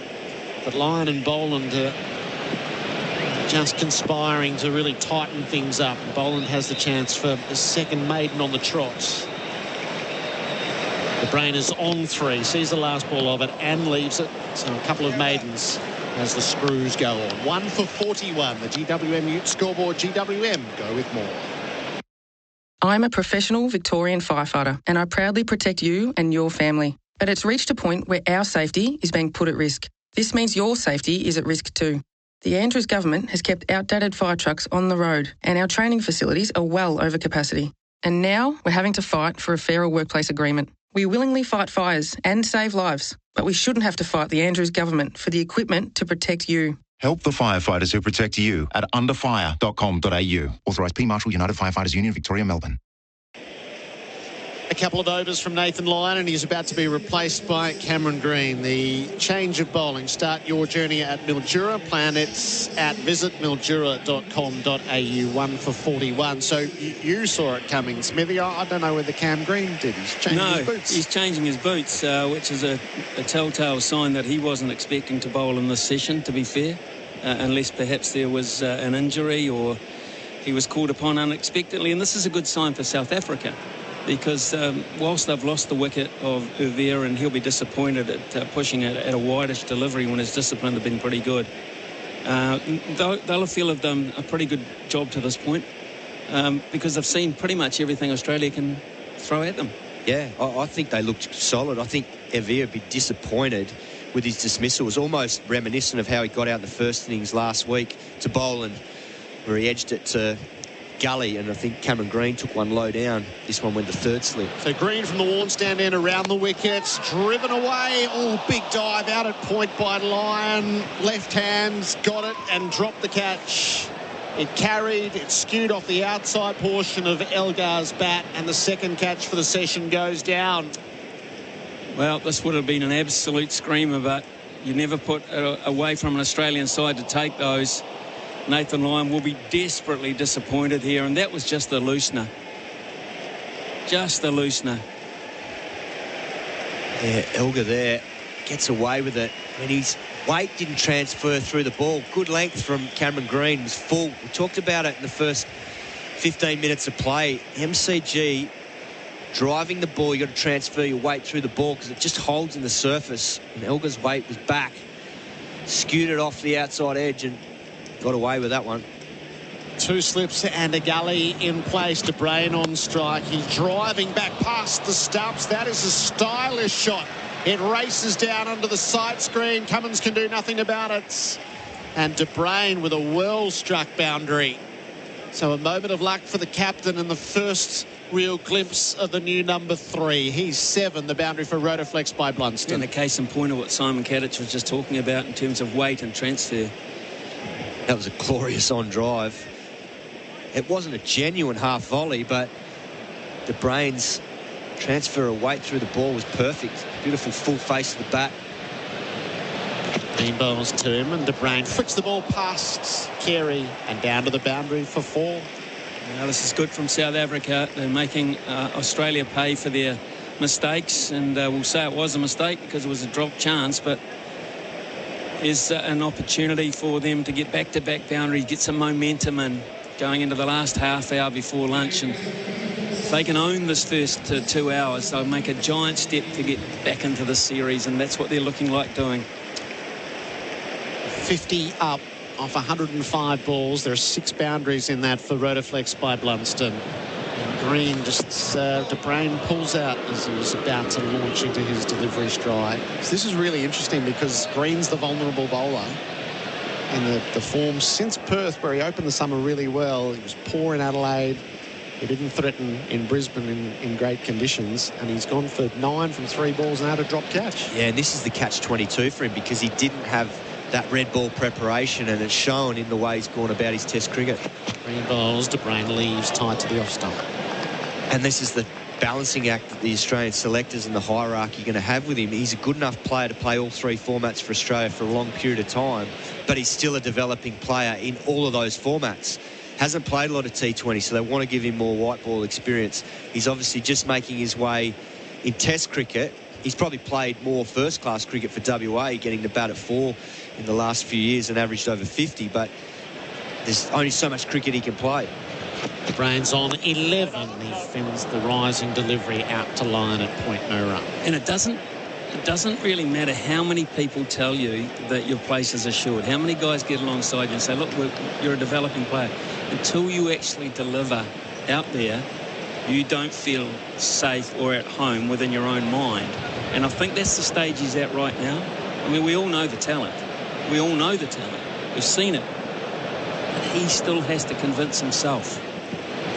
Last ball off his over. De Bruyn drives it straight to mid-off this time. Ian Smith, part of our broadcast team now. You're back to Fox Cricket. See you later in the day, Smithy. I'll be back with bells on, fellas. It's 1 for 50.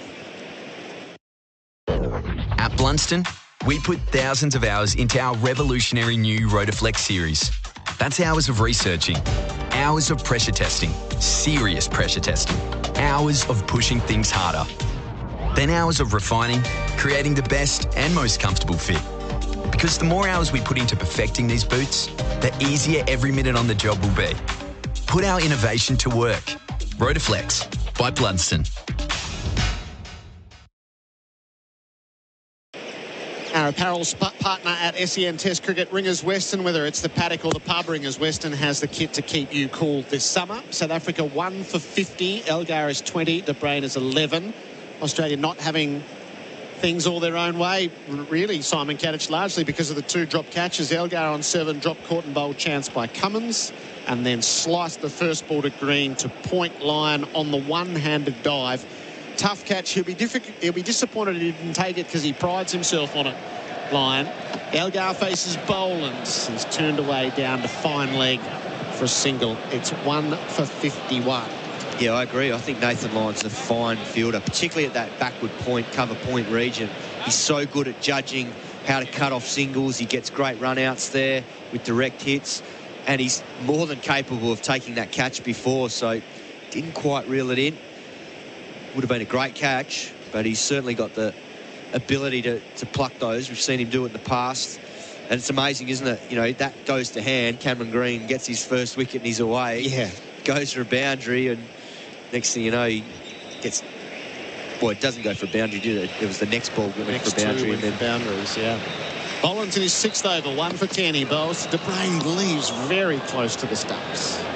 And that's where De Bruyn has got a sense that he's just going to have to sit tight on Boland here. He's bowling such a good line and length. That ball just darts back in off the seam. And if he can hang in there at this end, he'll reap the rewards at the other. If he gets something slightly loose, which he did last over, just a couple of balls there that erred in either length or line from Cameron Green. He's a curious choice at number 3, the 30-year-old. He's returning to Test cricket for the first time since 2019. De Bruyn faces up, turns out of his pads to Cummins at mid-on, goes with a stroke. The captain has a fling at the non-strikers. De Bruyn is home, he's 12. So, his Test career is nothing to write home about. This is Test number 13. He brought 428 runs here at 19.45 with 1 century.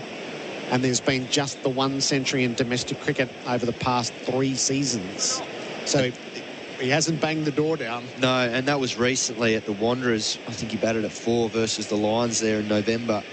He got a second innings 88 off 86 balls against the CA11 at Allan Border Field. But, yeah, it's an interesting decision, particularly only after 1 test.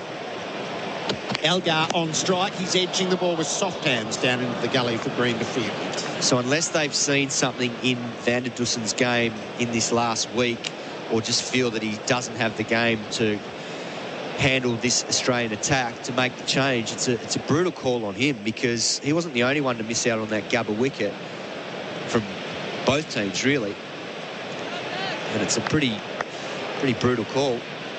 It is. Van der Dussen 5-0 to concede his place in the team. All the numbers for Laurenix cleaning, Google Laurenix cleaning today. Boland sets in from the members' end. He delivers, and Elgar on the back foot runs it out to cover. Lyon closes it off. No run. But it does present a big opportunity for Dwayne. I mean, we saw him back in that series in 2018. I think he played the first couple of tests. Yep. I think from memory got 50 odd in that Durban test and looked pretty good, but just hasn't been able to kick on and make the most of his opportunities. Now finds himself out in the middle of the MCG on Boxing Day. A tremendous crowd. We've seen one Scott Boland wicket, and they would dearly love another. Deep backward square pushes out at the Punt Road ends. Last ball of Boland's over. Elgar to see it. It's up and driven for 4. Through mid-off. Boland punches his hand in the aftermath. Elgar cashes in. The boundary for Rotoflex by Blunston. The captain moves to 25. It's 1 for 56. SEN Test Cricket for Host Plus. That's a plus with Dwayne returning. Amazon's Boxing Day sale is live now. Shop epic deals on electronics, homewares, beauty and more. Shop Amazon's Boxing Day sale now at amazon.com.au. The SEN app is now compatible with Apple Watch. Download it today. Which oil has been trusted for over 150 years? Businesses needing lubricants for all farm equipment, they know. Farmers with harvesters and pickers, they know. And when you think about it, you know. Valvoline, the original engine oil. Great to have your company wherever you're listening to SEN Test Cricket for Host Plus. That's a plus. And great to have Jonty Rhodes and Simon Katich with us. Jonty, welcome back. Great to have you with us as we see Green in again. And Dwayne plays defensively on the offside. No addition to the score, which stands at 1 for 56. Elgar 25, Dwayne 12. And Dean Elgar brings up 5,000 runs in Test cricket, which is a milestone. There's been quite a few this summer already, Kat, and I'm sure there's a couple of guys who are fairly close, aren't they, in the Australian lineup? Yeah, well, Stark got to the magical 300 last week at the Gabba.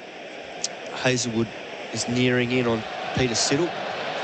Green in again, allowed to pass outside off. Warner's closing in on 8,000. David Warner, 8,000 as a Test opener. It's a pretty good effort. Wouldn't he like to do it here? MCG Test in his 100th Test. Be a special moment for him if he gets there. But the only 8th Australian to the mark. He's in rare company. Green in, Dwayne on strike, turns it on the onside, but no addition to the score again. It was at a defensive push, 1 for 56. The score stays. And I must say, Dennis Dwayne, you were talking about a tough call on Rassie van der Dussen. Gets one game on a green surface. Batting at number 3 is also a specialist position in Test cricket. Dennis Dwayne doesn't have a lot of experience in Test matches, but I've been impressed by the way he's left the ball, because he's an aggressive middle order batter. To leave the ball is actually a good shot in Test cricket. Dwayne on strike here again, and again he leaves, as Jonty Rhodes is explaining, and there's been some tight leaves as well. Yeah, and that's what you expect from this Australian bowling lineup. They're just relentless, particularly Boland in that spell. He's on and around off stump and always asking questions, and you're so right, Jonty. It's one of the challenges batting here in Australia. If you can leave the ball well and make the bowler come to you, you'll then get options to score with the ball in your zone, whether it's fuller, whether it's a bit shorter and wider. All dots so far in this over. Green in and plays at it, misses outside off. Tried to cut it and got under it, and luckily got under it enough not to edge it. Now that's a middle order batter showing you what he likes to do. Playing the ramp shot in Test cricket. Just spoken about how well he leaves the ball. That one really close. Dennis Dwayne intentionally trying to get it up and over the keeper and over the slips. But you've got a lot of batting to do. You can leave that alone. So some fire maybe. Green in, short. He tries to pull it. It's high. Should be taken by Carey. He's under it. Gone. The second wicket falls. And just like the first wicket taken by Scott Boland, the writing was on the wall with the ball before. And Dwayne is out. South Africa fall to 2 for 56. Jonty Rhodes and Simon Katich. Yeah. length delivery. We've just spoken about how he wants to leave and make the bowlers bowl at you. That wasn't short enough. Tennis de Bruin just swivels. You're literally pulling off the front foot. It's a length ball from Cameron Green, and the extra bounce gets a top edge. It goes nowhere but straight up in the sky. Simon Katich will tell you more about it shortly, but South Africa 2 for 56. De Bruin out for 12. Great to have your company on SEN Test Cricket. That's the GWM Ute scoreboard. GWM Go with more. Bright sunshine. Back to tell you more next. So you're looking for more. More than catching the same train, walking to the same office, seeing the same faces, sitting at the same desk, and doing the same old job.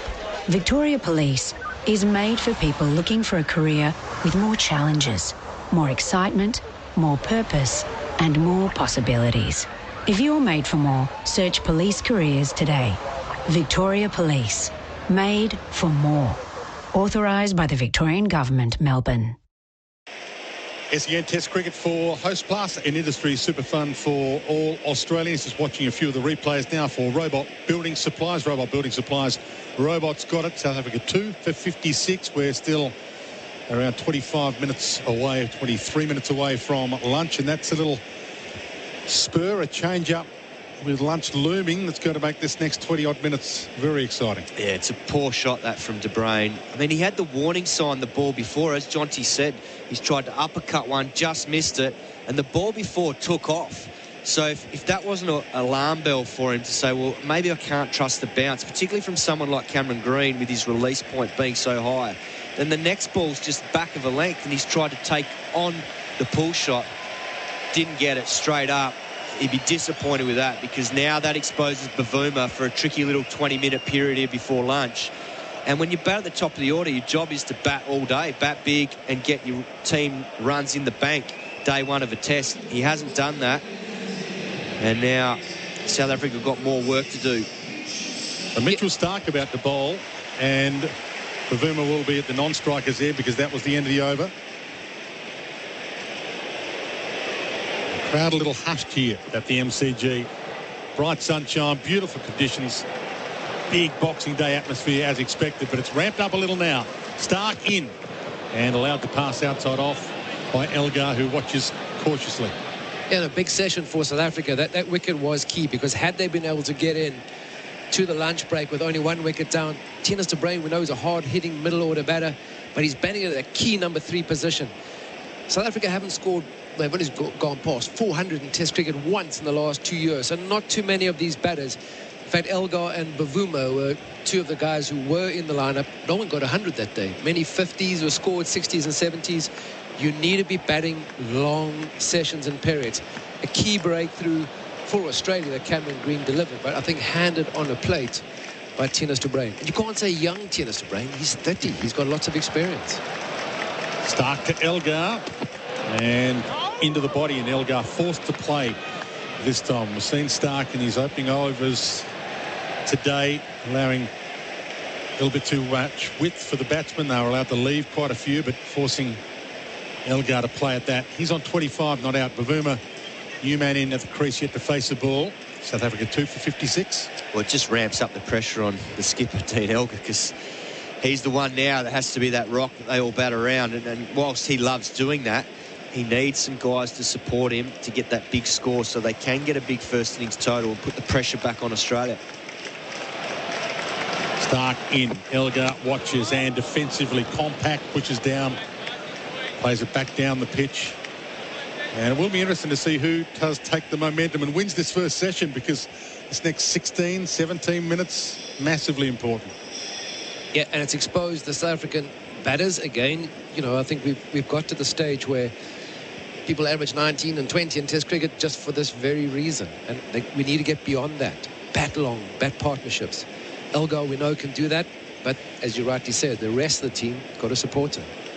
Cummins sent South Africa in, so deciding to bowl first. Big gamble. Stark in, and he plays and misses outside off.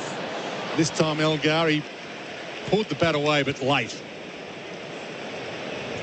And the other thing about this, as you know, Jonty, batting at Test level, is it's all about self-belief and feeling that you belong. And the only way to do it is to do it out in the middle. You can prepare all you want, you can talk about it all you want in meetings, but the only way you can get that belief is to go out there and physically do it. And that's the hard part for some of these guys that are trying to cement a spot in this lineup, is you've just got to make the critical decisions out there in the heat of battle. Stark's found his range now. Last delivery, 139 kilometres an hour. He's in again and off the toes, taken down to fine leg and fielded by the hero Scott Boland, who took the first wicket of the day's play. So then add another to the score, 2-4-57, with Elgar 26 and Bavuma about to face his first delivery. It was interesting watching just before Christmas, the day before, at practice, went down to the South African nets, and Dean Elgar had a terrible net session. You know, I think Sadul Ervia looked very composed as he was here early on in the day. But sometimes when you feel comfortable at the crease, maybe you take the additional risk. Elgar looked so vulnerable, and I think he's almost batted like that. He's made the bowlers come at him because he doesn't feel comfortable standing there hitting through the line. And sometimes when you're batting that top three, that's what you need to tighten your game up, because he's not feeling that confident himself. Yeah, it's such a good point, that, because you see it a lot with guys in the way they prepare and then the way they go out. Ervia's dismissal today, very reminiscent to Brisbane first innings. He just looked like he got a little bit ahead of himself. Last ball of the Stark over. First ball for Bavuma, who placed it on the onside and should get off the mark. Took it off his hip. And they get their way through for an easy single. That is the end of the over. South Africa 2 for 57, sent in by Pat Cummins. That's the GWM Ute scoreboard. GWM, go with more. Spoil your family and friends this festive season with Oz Design Furniture and save 25% off almost everything. Hurry, sale ends tomorrow at Oz Design Furniture. T's and C's apply. The SEN app is now compatible with Apple Watch. Download it today. The GWM Ute is up for the challenge. Born tough and built smart to give you more. More features, reliability, comfort and safety for less. GWM Ute. Go with more. That single added to the score, so for GWM Ute, 2 for 58. SEN Test Cricket for Host Plus, that's his plus, and Bharat Sundaresan has joined Jonty, Rhodes, and I. Welcome to you, Bharat. Hello, Dwayne. Nice to be with you. Been hearing your voice for so long. It's nice to see your smiling face. And there's a lot of smiling faces here because this is intense right now. It is. I'm not smiling after seeing De Bruyne's dismissal, though. It's a terrible shot. A shot of someone who deserves to average just 19 in Test cricket, Jonty, Rhodes. Yeah, I think it does tell a story, sadly, is that, you know, we haven't produced top order batters, number threes, specialist position, who are prepared to grind out the runs. And in Test cricket, you can't just give it away. So Cummins is now in to Bavuma, facing his second delivery, and he's fending away high off his throat. Yeah, Bavuma's not a tall man, but that's a great delivery. Good hard length from the captain. He'll be feeling a little bit more relieved that he's got 2 wickets, sending South Africa into bat. Temba Bavuma is pretty composed at the crease. He took a barrage of fast bowling. Played and missed at the Gabba. Didn't seem to ruffle him at all. He's not a tall man, but he's up on his toes. Deals with that pretty well. 15 minutes or so to lunch to end this first session. South Africa looked like they were going to win the session. Australia now have 2 wickets, stalking a third. Cummins in and played at and missed. Outside off by Bavuma, who very happy he didn't tickle that to the keeper. It's terrible game awareness as well. Yes, like you said, Jonty, he's not used to batting at number 3. The way the session was going, like Dwayne said, South Africa were kind of on the verge of winning it. You have Cam Green bowling, Nathan Lyon's been in and out of the attack. But by throwing a wicket away, you've let Pat Cummins come back, charging in with spring in his stride. You expose Temba Bavuma and the rest of the middle order. Cummins does have a spring in his step into Bavuma, and Bavuma plays it defensively. But he's making him play.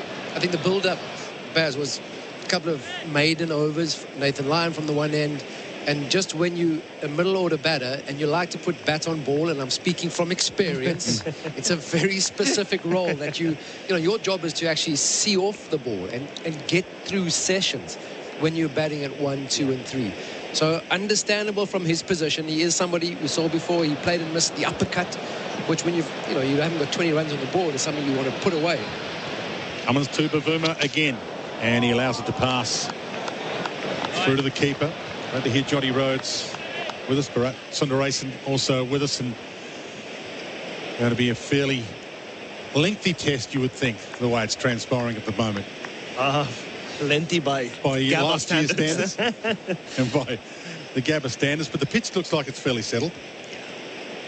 It's a pitch where, at the moment, Jonty and Dwayne, it looks like if you put a head in it, you can score runs. Like Elgar has shown it as well. He's shown more intent, hasn't he?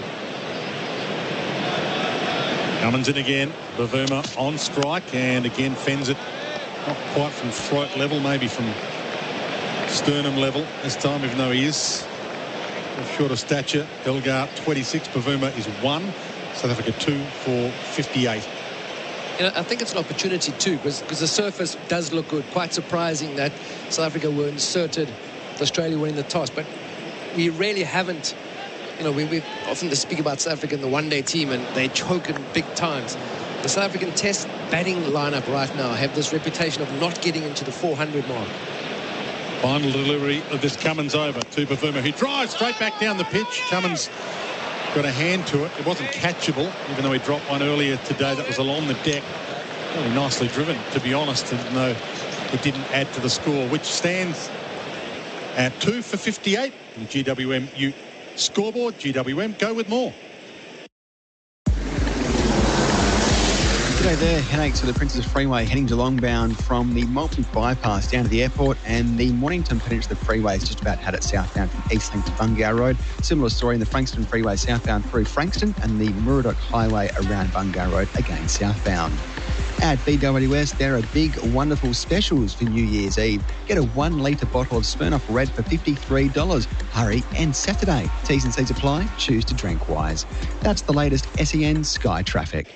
SEN Test Cricket for Host Plus, an industry super fund for all Australians. We'll bring you all the stats at lunch as well for Laurenex Cleaning. Google Laurenex Cleaning today. Jonty Rhodes and Bharat Sundaresan here with me in the bright sunshine at the MCG as Mitchell Starc is in again to Elgar, and he is forced to play at this defensively back down the pitch, but no chance of a run. Just going back to what you were saying, Jonty, I wonder, it comes down to hunger, right? And you see some of the scores recently in first-class cricket. 100 Claasen's made a 290. Some of them have made big double hundreds. So it's not that they don't have the hunger. Could it have something to do with the pitches that South Africa have been playing Test cricket on back home, where just getting to 70 itself is enough to give your bowling lineup a chance? Is it a mindset thing? Get back to you straight after this delivery. Starc into Elgar. No run. 2 for 58 still. Yeah, I think with South Africa's bowling lineup, they generally have seamer-friendly surfaces that you've got to play your Test cricket on, which is not a bad thing. You obviously want contest between bat and ball, and it mustn't just be a surface that you can bat comfortably on. Especially the first hour of play, usually in a Test match in South Africa, you as an opening batter, you've got that job to do to see if the new ball. So, but it's more a case of when players are getting in, they're scoring maybe 108, 120, but not 170. So you bring that back to Test level cricket. 50s and 60s are not enough. Start to Elgar, and he does play at this, but doesn't get it past cover. Labuschagne in quickly from mid-off to make sure there was no score opportunity. Elgar's 26 on strike. Bavuma at the non-strikers end on 1. South Africa 2 for 58. Because you can talk about the surfaces that we played on, at the Gabba when South Africa toured England. They complained, not complained, they kind of alluded to the fact there was tough batting conditions. But England scored 400 against South Africa. And South Africa were bowled out under 120. So, to say, yes, it was tough batting, yeah, Test cricket is tough to bat on.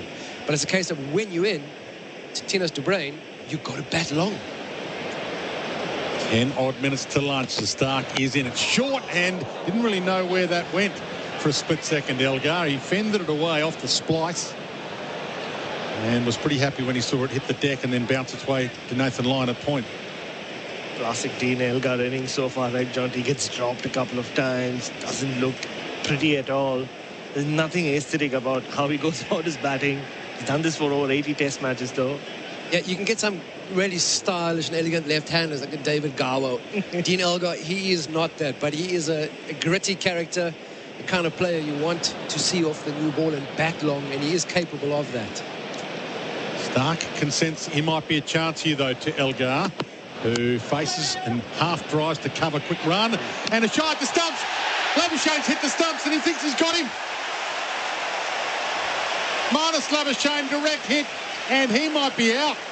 Scrambling to the non-striker's end. And this might be a massive wicket to change the fortunes of this test. Minus Labuschagne, you cannot keep him out of the game. Dean Elgar, his body language, I think, tells a story. He threw his head back. He might think that he's in trouble here. He usually can tell from the players. Minus Labuschagne down on one knee, gathers the ball with one hand, and by all, he's looking out. The crowd tells you something. Dean Elgar hardly even in the frame. His battling innings is coming to an end.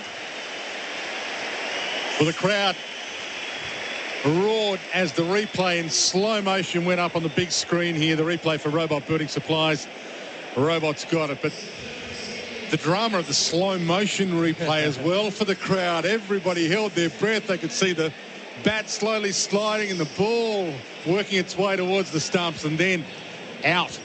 And that is a huge wicket. Dean Elgar, the captain, he said when he was sent in by Pat Cummins after losing the toss today that they were happy to bat first.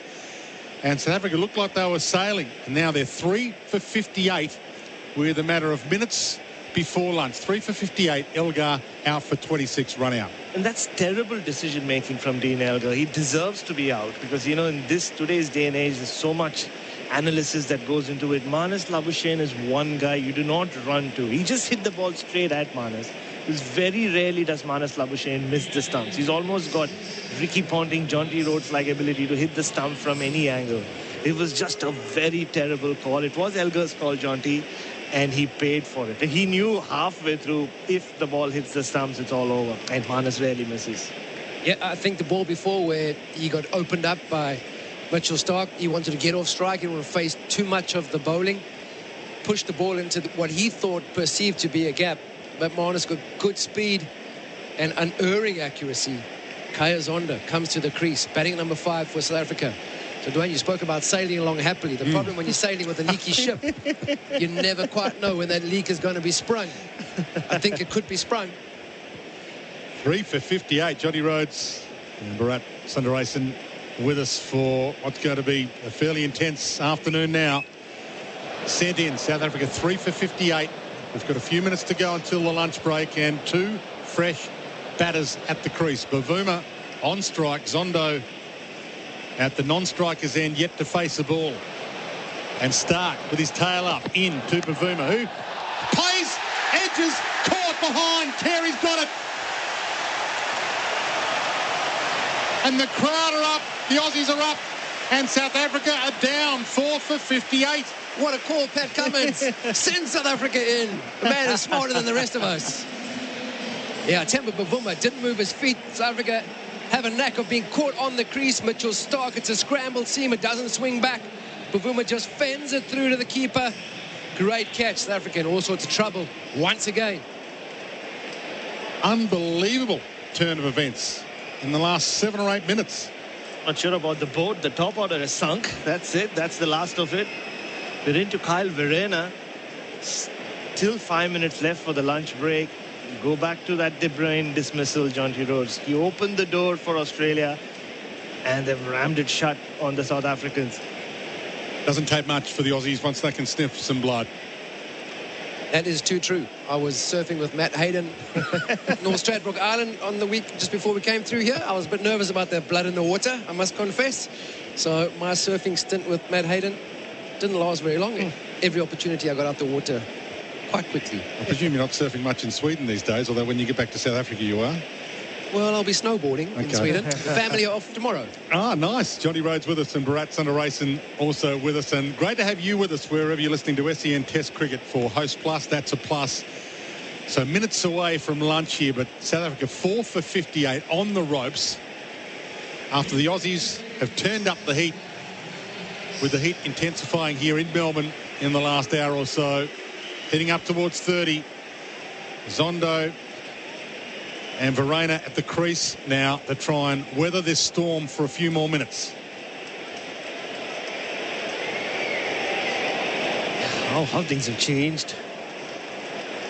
Dwayne and Jonty is just... Even when Avia was out there, was leaving the ball, he was showing great intent. A lot of energy going into even his leaves. He plays a false shot. And then the De Bruyne dismissal and one bad call from Dean Elgar. We're into the lower to middle order now. Cummins' decision to send South Africa in now looks like a stroke of genius. In comes Cummins, and Zondo defensively pushes back down the pitch, with the crowd are into it, and Cummins has a big spring in his step now. Yeah, and I think that the biggest issue for South Africa is there's not a single delivery where you felt it was a good night, or, you know, the ball did something, the batter was in a good position, but not much you could do about that. Every single wicket has been a soft dismissal. Yeah, it's a good bowling lineup, and they will exploit that. But I think if they hadn't been assisted from a South African point of view, a very different scenario going into lunch. Zondo yet to get off the mark, on strike. Cummins into him, and he leaves it through to the keeper. Nice leave. That's one ball negotiated. Yeah, that's all they'll be thinking about right now. Get us through to lunch. These two, no more, please. Plug the gap. Plug that leak. Oh, yeah. And just like at the Gabba, like Jonty in the first innings, Australia, in their own confession, didn't bowl very well in the first innings. But South Africa, just some of those dismissals were disappointing at this level. We've seen it happen all over again.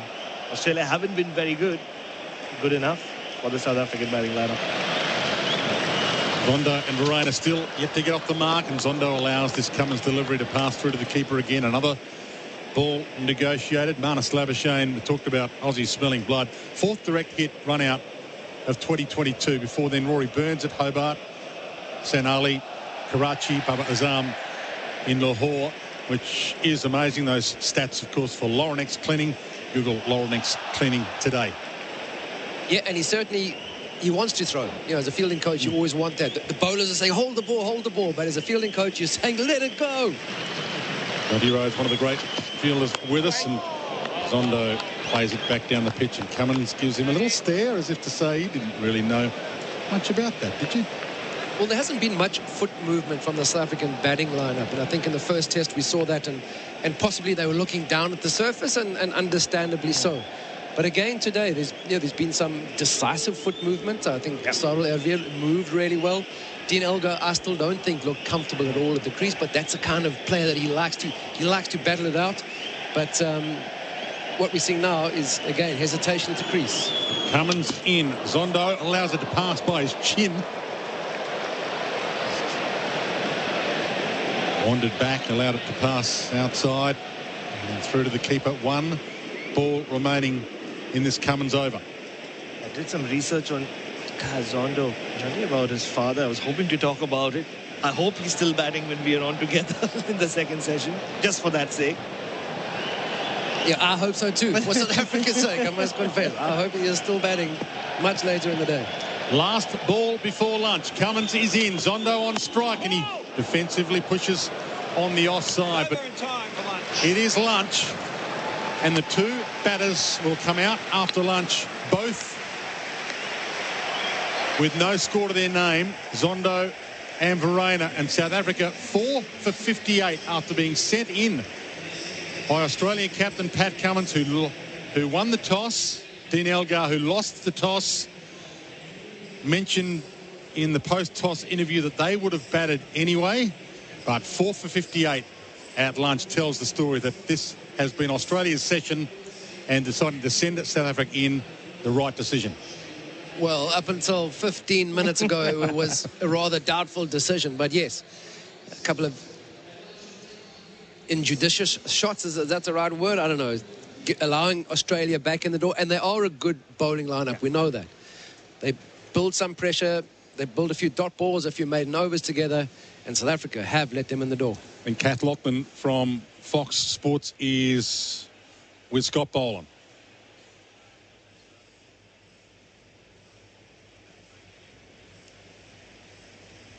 But we'll come back to that very Scott shortly. Boland, Here how she do you is. assess the state of the game now compared to half an hour ago? Yeah, nice to have 4 wickets on the board after bowling first. So I think we stuck at it pretty well. We're pretty disciplined in that 2 hours. So nice to get the rewards at the end. Looks a bit harder work than compared to the Gabba. What's your assessment of the pitch? It's nice wicket. There's a little bit of seam there, and a bit of pace, which is good. So I think everyone's interested there. It was an eerily similar dismissal to how you got Sorrell out in Brisbane. Was that good planning or just a coincidence? Probably a coincidence, but saying that is our plans for me anyway, stay around the wicket to him and try and get the catches in play. Finally, how much of a lift does this crowd give you? You could sneeze and they'd cheer you. Yeah, it's been awesome. Such good support. Victoria, sporting capital of the world. Thanks, Scott. Thank you. Well, Scott Boland with Kath Loughnan, thanks to Fox Cricket. So South Africa 4 for 58, sent in by Pat Cummins. And we'll run you through the scorecard very shortly. Great to have your company on SEN Test Cricket. And we'll bring you the full score for GWM Ute. Go with more GWM very shortly. Bright sunshine, magnificent conditions, and it's been a lot of fun so far. If you're a fan of the Australian team and the way they play their cricket, there's plenty to tell you after this, because they ramped up the pressure in the last half an hour of that session and they dominated it in the end. 4 for 58, South Africa. But he's turning the ball successfully out through mid-wicket past the Warney 350, and he might get back-to-back boundaries here. He's got just enough on it to reach the rope. Right on strike, Cummins in, and he tries at it. Outside half of the bat, went between point and gully and races to the boundary for 4. On to Aveo again, and he plays, and he's caught. Got him. The writing was on the wall with the previous delivery from Scott Boland, and the MCG hero's done it again. Boland delivers an Elgar drive. This time he beats Labuschagne. It's a stylish off drive. Brain on strike. He's driving back past the stumps. That is a stylish shot.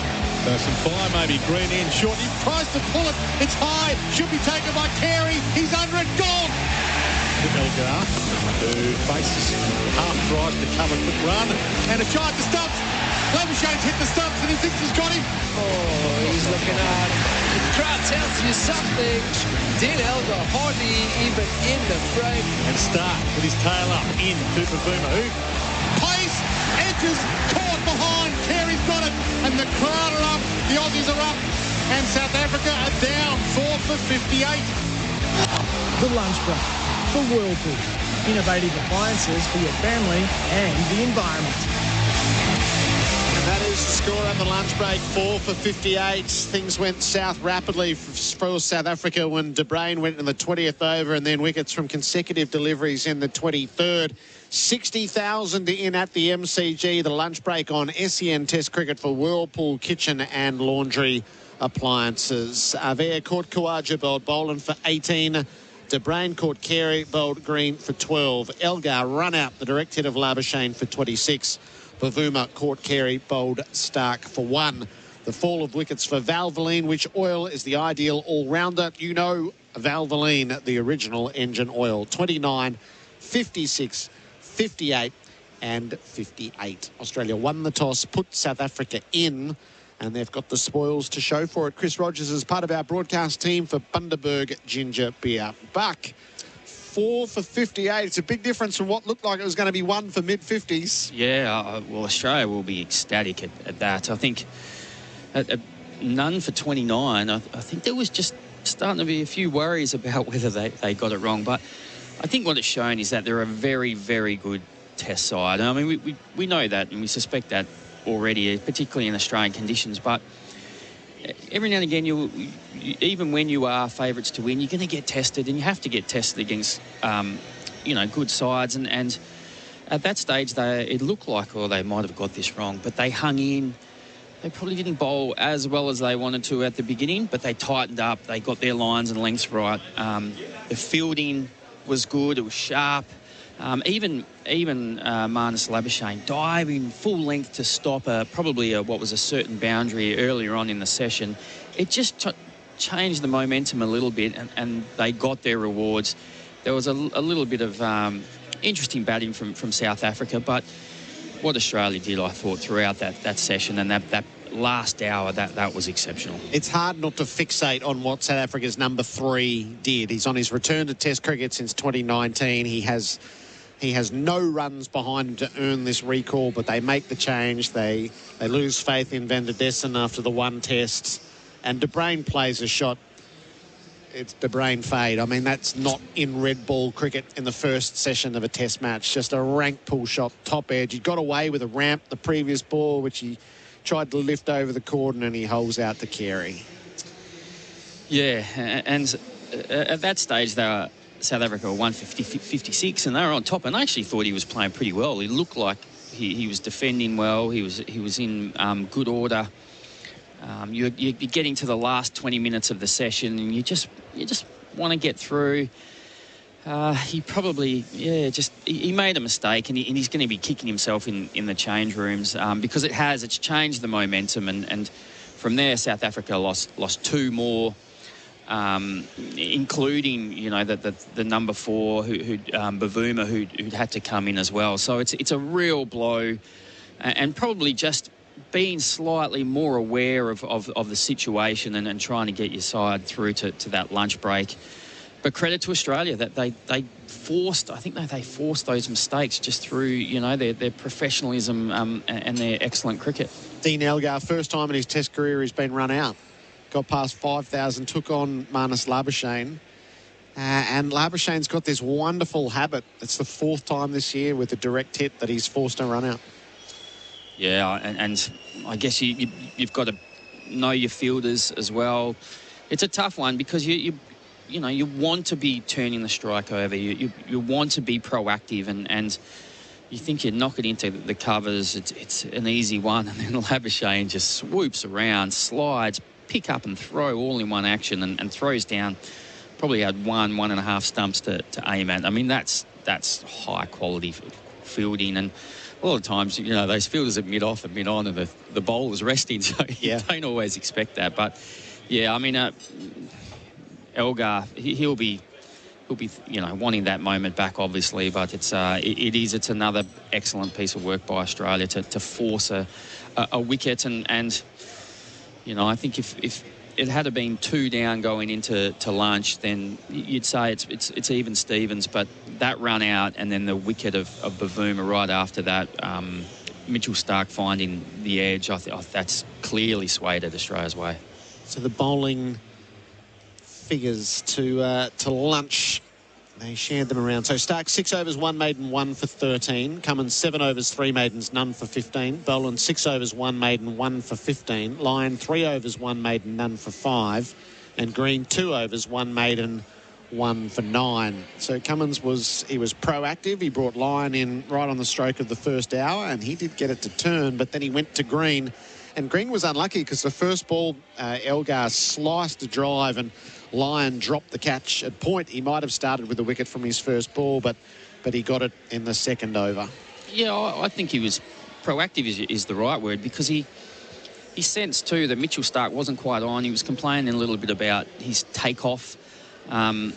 He wasn't quite landing and getting the balance at the crease, and then he was spraying it a little bit. So he got him off. He got Scotty Boland, who he knew was going to put the ball in the right area. He took himself off only after 5 overs to bring Nathan Lyon on, just to see. Let's. At that stage, he thought he was going to have 2 left-handers for Nathan Lyon to bowl at, but there was a wicket from Scotty Boland's over. But he still went with Lyon. Probably sensed that that's not quite what we need. So brought Cam Green on, wicket there, and then he brought Mitchell Starc back at the end. Who's picked up a wicket as well. The ball was a little bit older. He's probably out of control a little bit better and got the reward. So, the way he has rotated his bowls, I thought was outstanding. What part owes to the craft of Test cricket? So you and Simon Katich spoke about this during the Adelaide Test, and the West Indies didn't have the craft of Test cricket. How much of that last 25 minutes owes to that for South Africa? And the inverse is the highly refined craft that Australia has. One of the great things I've learnt from a coach was from Greg Shippard, who had a 30-10 rule. So the first 30 minutes of the session, the last 10 minutes of the session, he said that was when so much of the action took place, and that's when momentum was created.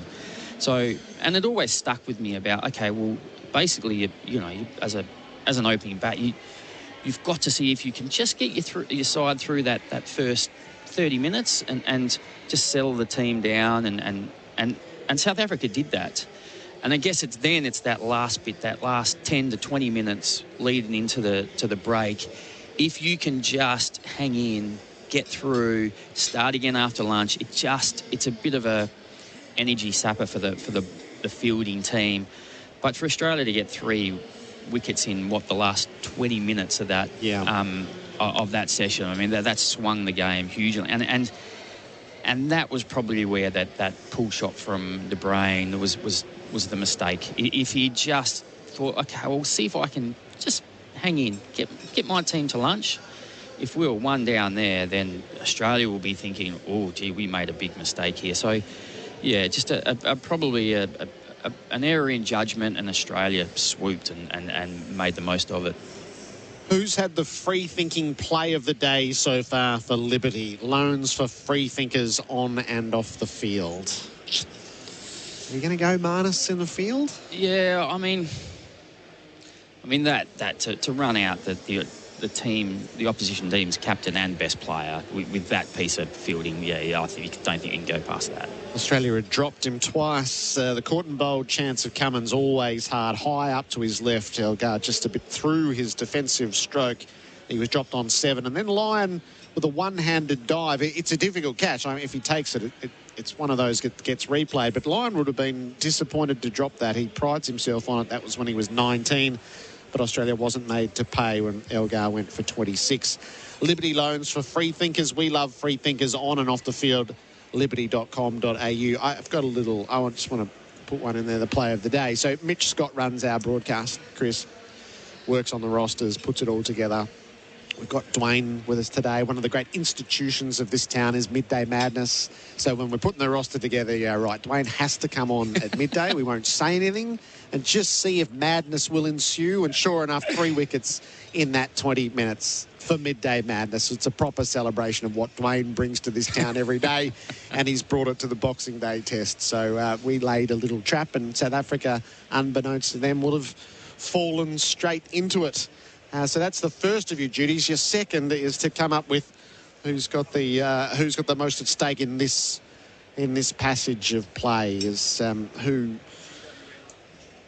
who's up for the challenge for GWM. So is that, I guess, Zondo and Verena are both there. Verena, well, they both batted well in Brisbane. They were the only two who showed much resistance, one in the first and one in the second. Well, South Africa chose to go in with the extra bowler, and Dean Elgar spoke about being positive, that this was what they decided. They were going to take the positive attitude.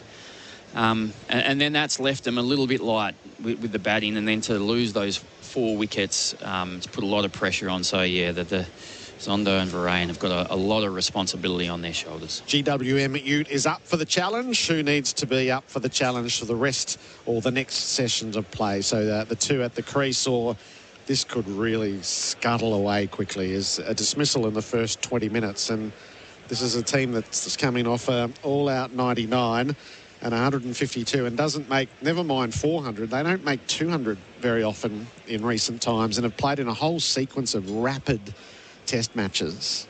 I think we suspect too that this is a pretty good pitch. We probably thought, I think Pat Cummins and the Australian team thought there was maybe going to be a bit more in it, but we think it's a pretty good pitch. So South Africa really have to somehow find a way, see if they can get to 250 at least. Yep.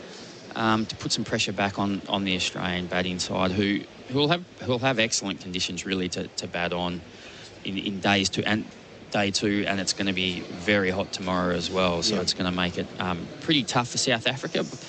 But South Africa's still got a chance. They've got to fight hard here. There's not a whole lot of optimism on the text for Tyre Power. 0433 98 11 16. Predictions have all out between 130 and 150. A couple in a row have come, and Australia no worse than 2 for 100 at stumps, and you could be looking at another rapid-fire test match. GW Ute is up for the challenge. A 1-ton payload and 3-ton towing, backed by a 7-year warranty. It is the lunch break on SEN Test Cricket for Whirlpool, designed for environment. Up next, The lunch break quiz for 7-Eleven. 1300 736 736. Join Colo and Bharat. 1300 736 736. Colo's been up through the night in the UK putting together this quiz for you. Unsurprisingly, the theme is the Boxing Day test. One lucky caller to go head-to-head with. Oh, Dwayne Russell's playing the quiz. Outstanding. So the chance to win a $100 7-Eleven voucher. 1300 736 736 to go head-to-head with Dwayne. What an opportunity that is for you. 4 for 58. Today's local club legend for Traveller. Like beer, drink Traveller. This is Tim Murphy from the Ashburton Willows Cricket Club. Out in my neck of the woods. Tim's the president, has been involved with the club for more than 20 years. He tirelessly fills teams each and every week with whoever wants to play cricket. He's involved in every aspect of the club and never asks for recognition, so he gets it here. Tim lives and breathes the Ashburton Willows Cricket Club. That's for Traveller, low carbs, mid-strength, great taste. Take on Dwayne next. 1300 736 736. For 7-Eleven. Start with mobile quality fuel at 7-Eleven. Call now on 1300 736 736. There it is. This is the lunch break on SEN Test Cricket for Whirlpool Kitchen and Laundry Appliances South Africa. 4 for 58 at the long break. It is the quiz, the lunch break quiz for 7-Eleven. Start with mobile quality fuel at 7-Eleven. One contestant head-to-head with Dwayne Russell, and that caller is Clinton in Doncaster. Adam Collins with you. Bharat Sundaresan is with me, my fellow quizmaster. Hello, Clinton. Do you read us? Yes, speaking. Outstanding. Clinton, simply put, your buzzer is your name. And Dwayne Russell down the other end of the line as well. Dwayne, your buzzer, sure enough, is pipe, please. So you're the pipe. The pipe. Test it now. Right, pipe. All right, tested. And hey, big shoes to fill. Yours, by the way. It's like being asked to put on Usain Bolt's spikes, but it's nice to be filling your shoes while you're home. You're doing a splendid job of it. Thank you, Dwayne. Right, we've got about 4 minutes to whip through it. Basilenko, you're going to ask the first question, please. All right, Clinton and Dwayne, here we go. Pipe, I should say. The first one is an easy one to start. On this day in 2006, the late, great Shane Warne took his 700th Test wicket. Which England batter did he bowl through the gate? Come on. Pipe. All right. Here we go. Okay. Andrew Strauss. All right. I'm off. 1-0. 1-0, Dwayne Russell. Okay. A reminder that on the weekend, Clint, the most points wins the voucher, $100 thanks to 7-Eleven. Right. Second question, Clint. Get in quick. I'll ask it. A couple of weeks ago on the quiz, we spoke about 1981 on Boxing Day when Dennis Lilly knocked over Viv Richards from the final ball of the day, leaving the Windies at 4 for 10. But earlier that day, for Australia, who scored a memorable 100 not out?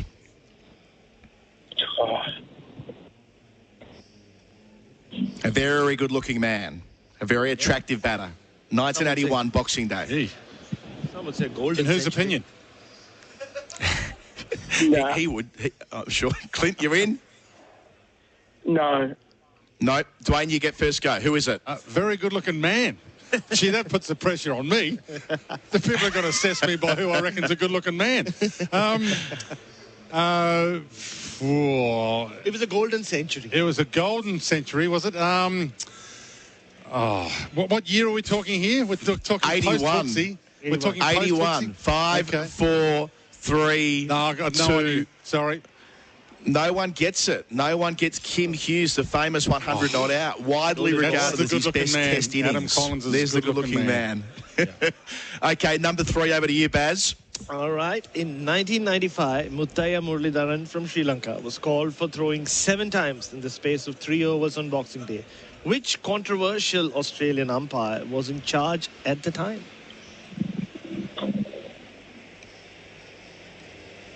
Clint, who called Murali for no balls over and over again in 1995? I can see his face. I just don't know his name. I'll give you a hint. It's, yeah, I know. It's, what would Travis Head have on his head? They were all bold decisions by Darryl, were they? Feels like you're about to go 2 up here, Dwayne. Who was it? Daryl Hare. Oh, yes, indeed. Very, very good. Here's the good news, Clint. You're getting the money regardless. We're not giving it to Dwayne. Question 4. Now, this is a little bit niche, but if you know it, you know it. What was very unusual about Boxing Day 1994 at the MCG when England played Australia? What was unusual about the day 1994 Ashes Test match at the MCG? Boxing Day. Why was it weird? A pipe. I'll have a go. Pipe. Yeah. Here we go. Was there no play at all due to rain? No. It goes over to Clint. They did play on the 26th. But here's the clue. They didn't play on the 25th. Why would that be relevant? Not there, are you, Clint? No, yeah. I'm here.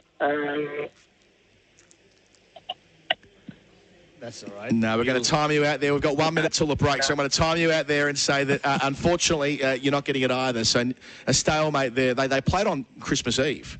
So day 2 was Boxing Day. They had a rest day on Christmas Day, unusual as it is. Final question. Verinda Sehwag made an outrageous 195 on Boxing Day in 2003. Which Australian spinner got him out? Now, it's not Warney, it's not Stuart McGill, and this Australian spinner bowled with his left arm. Clinton, here we go. Was it Michael Bevan? Oh, you are so very much in the right slipstream there, Dwayne. To win 3-0, who was it? The left-arm Australian spinner. You could say all-rounder or part-timer. No, I would have no hope of being able to guess that correctly. So I'll defer to you, Collar. Who was it? You've been sitting next to him, Simon Katich. Oh, Simon Katich. Oh, my God. How embarrassing is that going to be when he wanders in from lunch? So Dwayne wins the quiz, but Clinton wins the money anyway. That's all thanks to 7-Eleven. The $100 voucher coming your way. This has been the lunch break on SEN Test Cricket for Whirlpool, designed for the environment. Thanks for playing along, Clinton in Doncaster. Call again tomorrow on the quiz. We'll resume. Well, we won't resume. South Africa will resume from their lunch break at 4:58 in just a moment. Gerard Whateley picking up the call.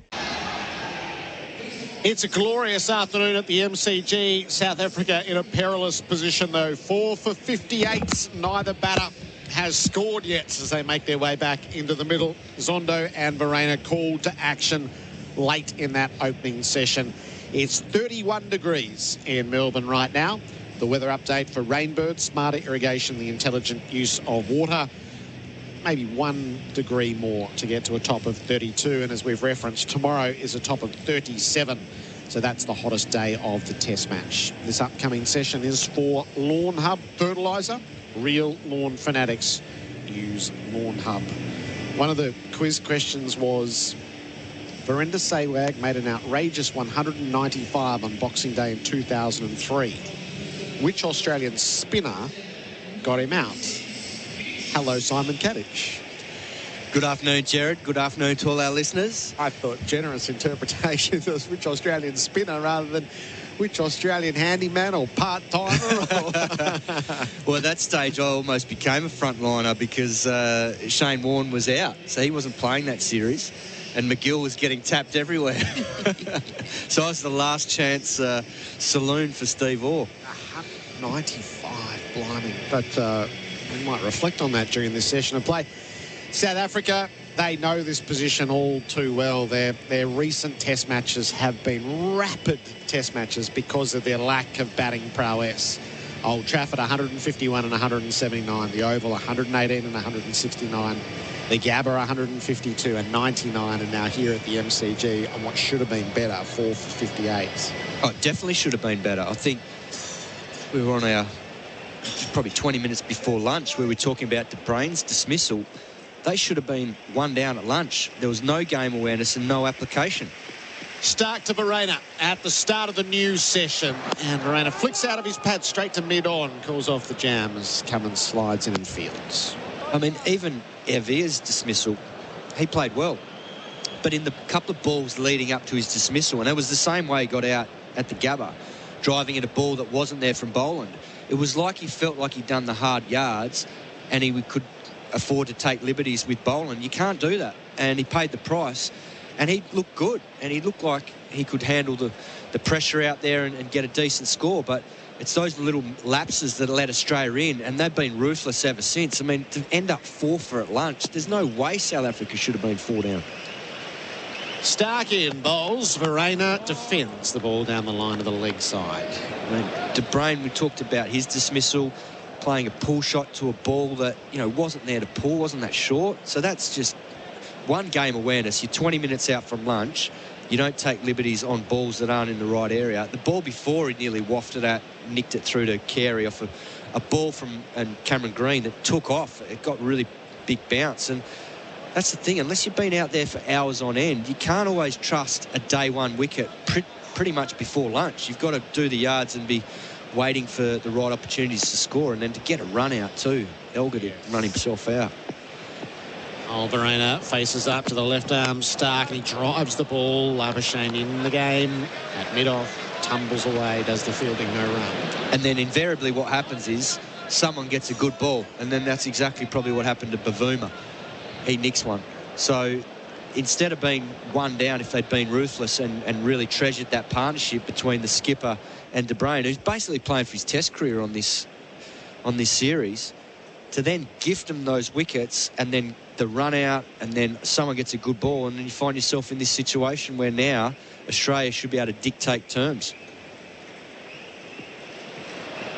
4 slips, crouch down. Verena faces up to Stark. He jags a ball out of the off stump. That had a nice line about it. So Green's really tightened up into the cordon as they set up for that ball. And this wicket hasn't been anything out of the ordinary. No. It's played fine. Like, you expect it to have a little bit of movement off the seam early on a day one wicket. So that's nothing unexpected. But to think that you're 4 down on the first day, particularly when you're only 20 minutes away from potentially being 1 down, that's just 20 minutes of madness from South Africa. 64 and 0 Verena in Brisbane.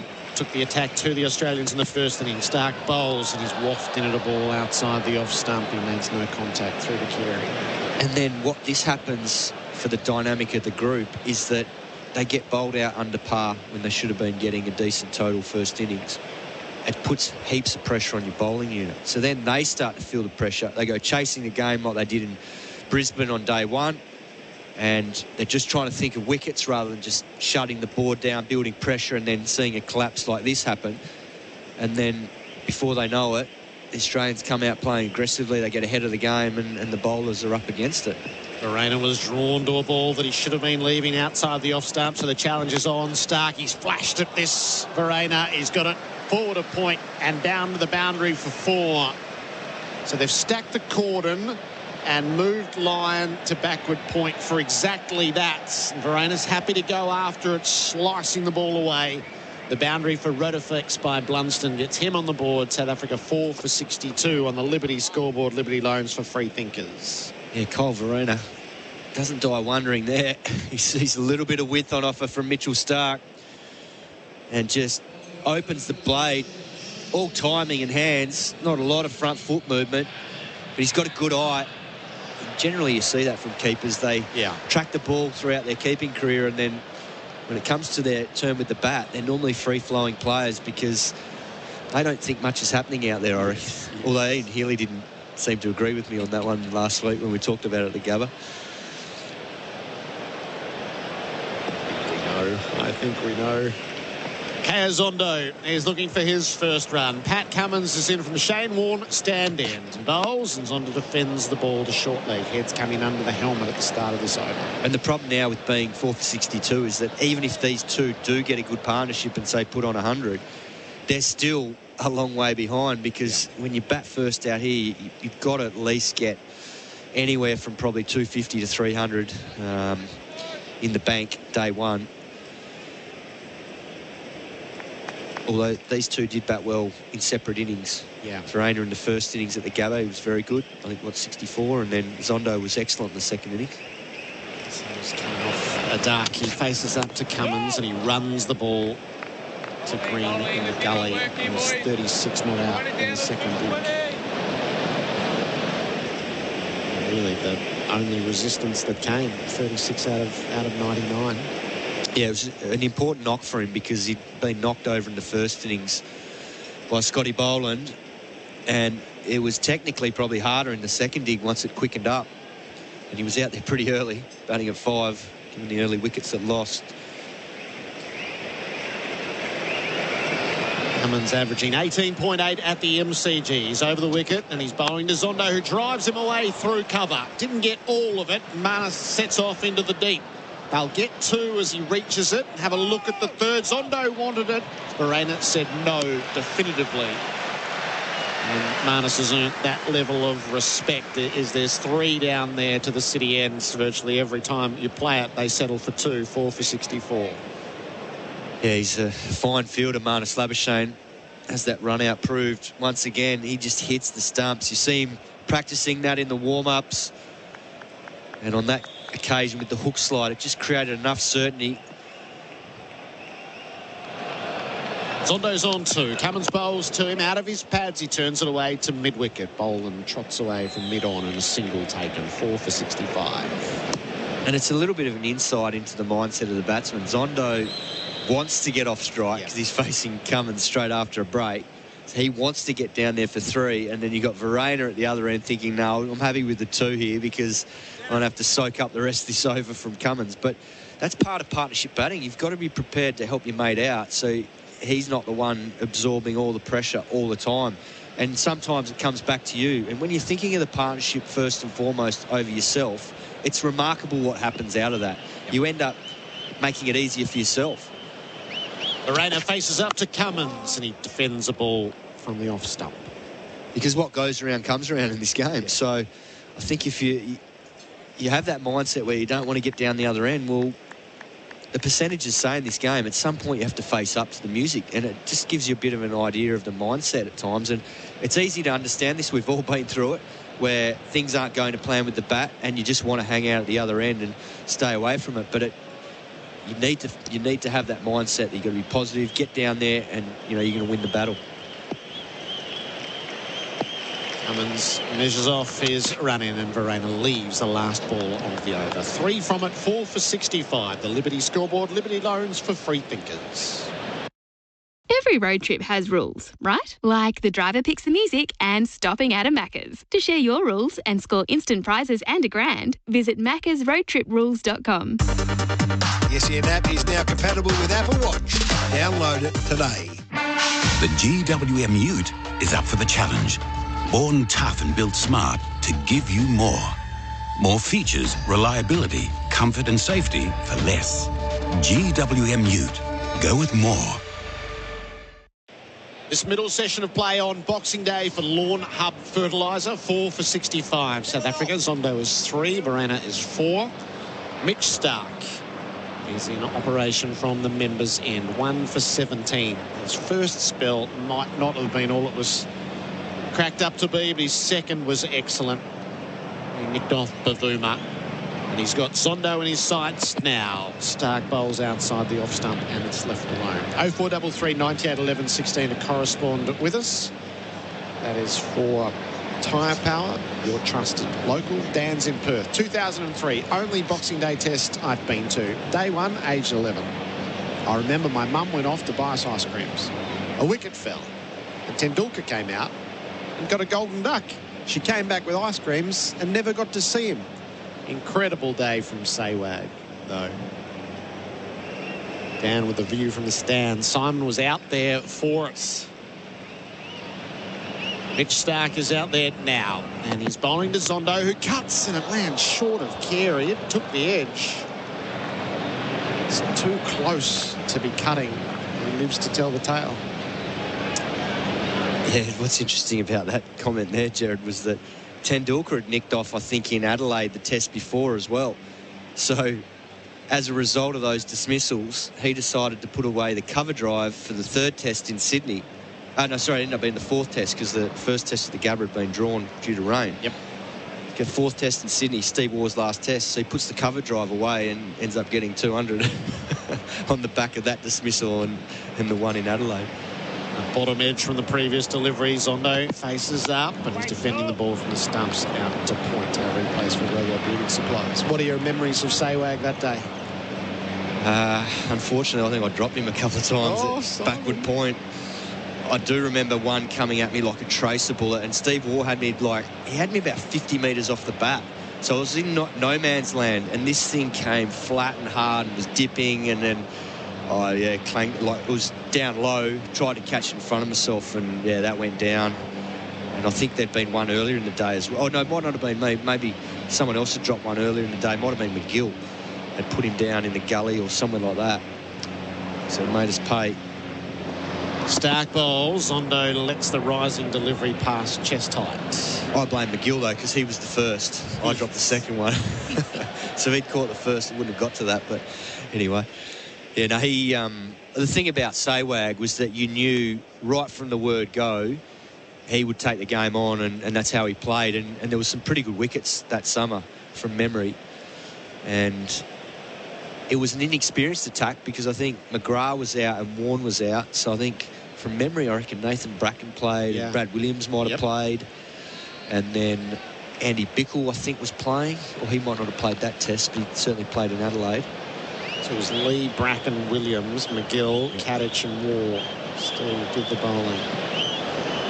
195 from 223 balls. Zondo defends in the air momentarily. Short leg would have been an interesting play there as he turned it away to the leg side. It's landed safely enough, no run.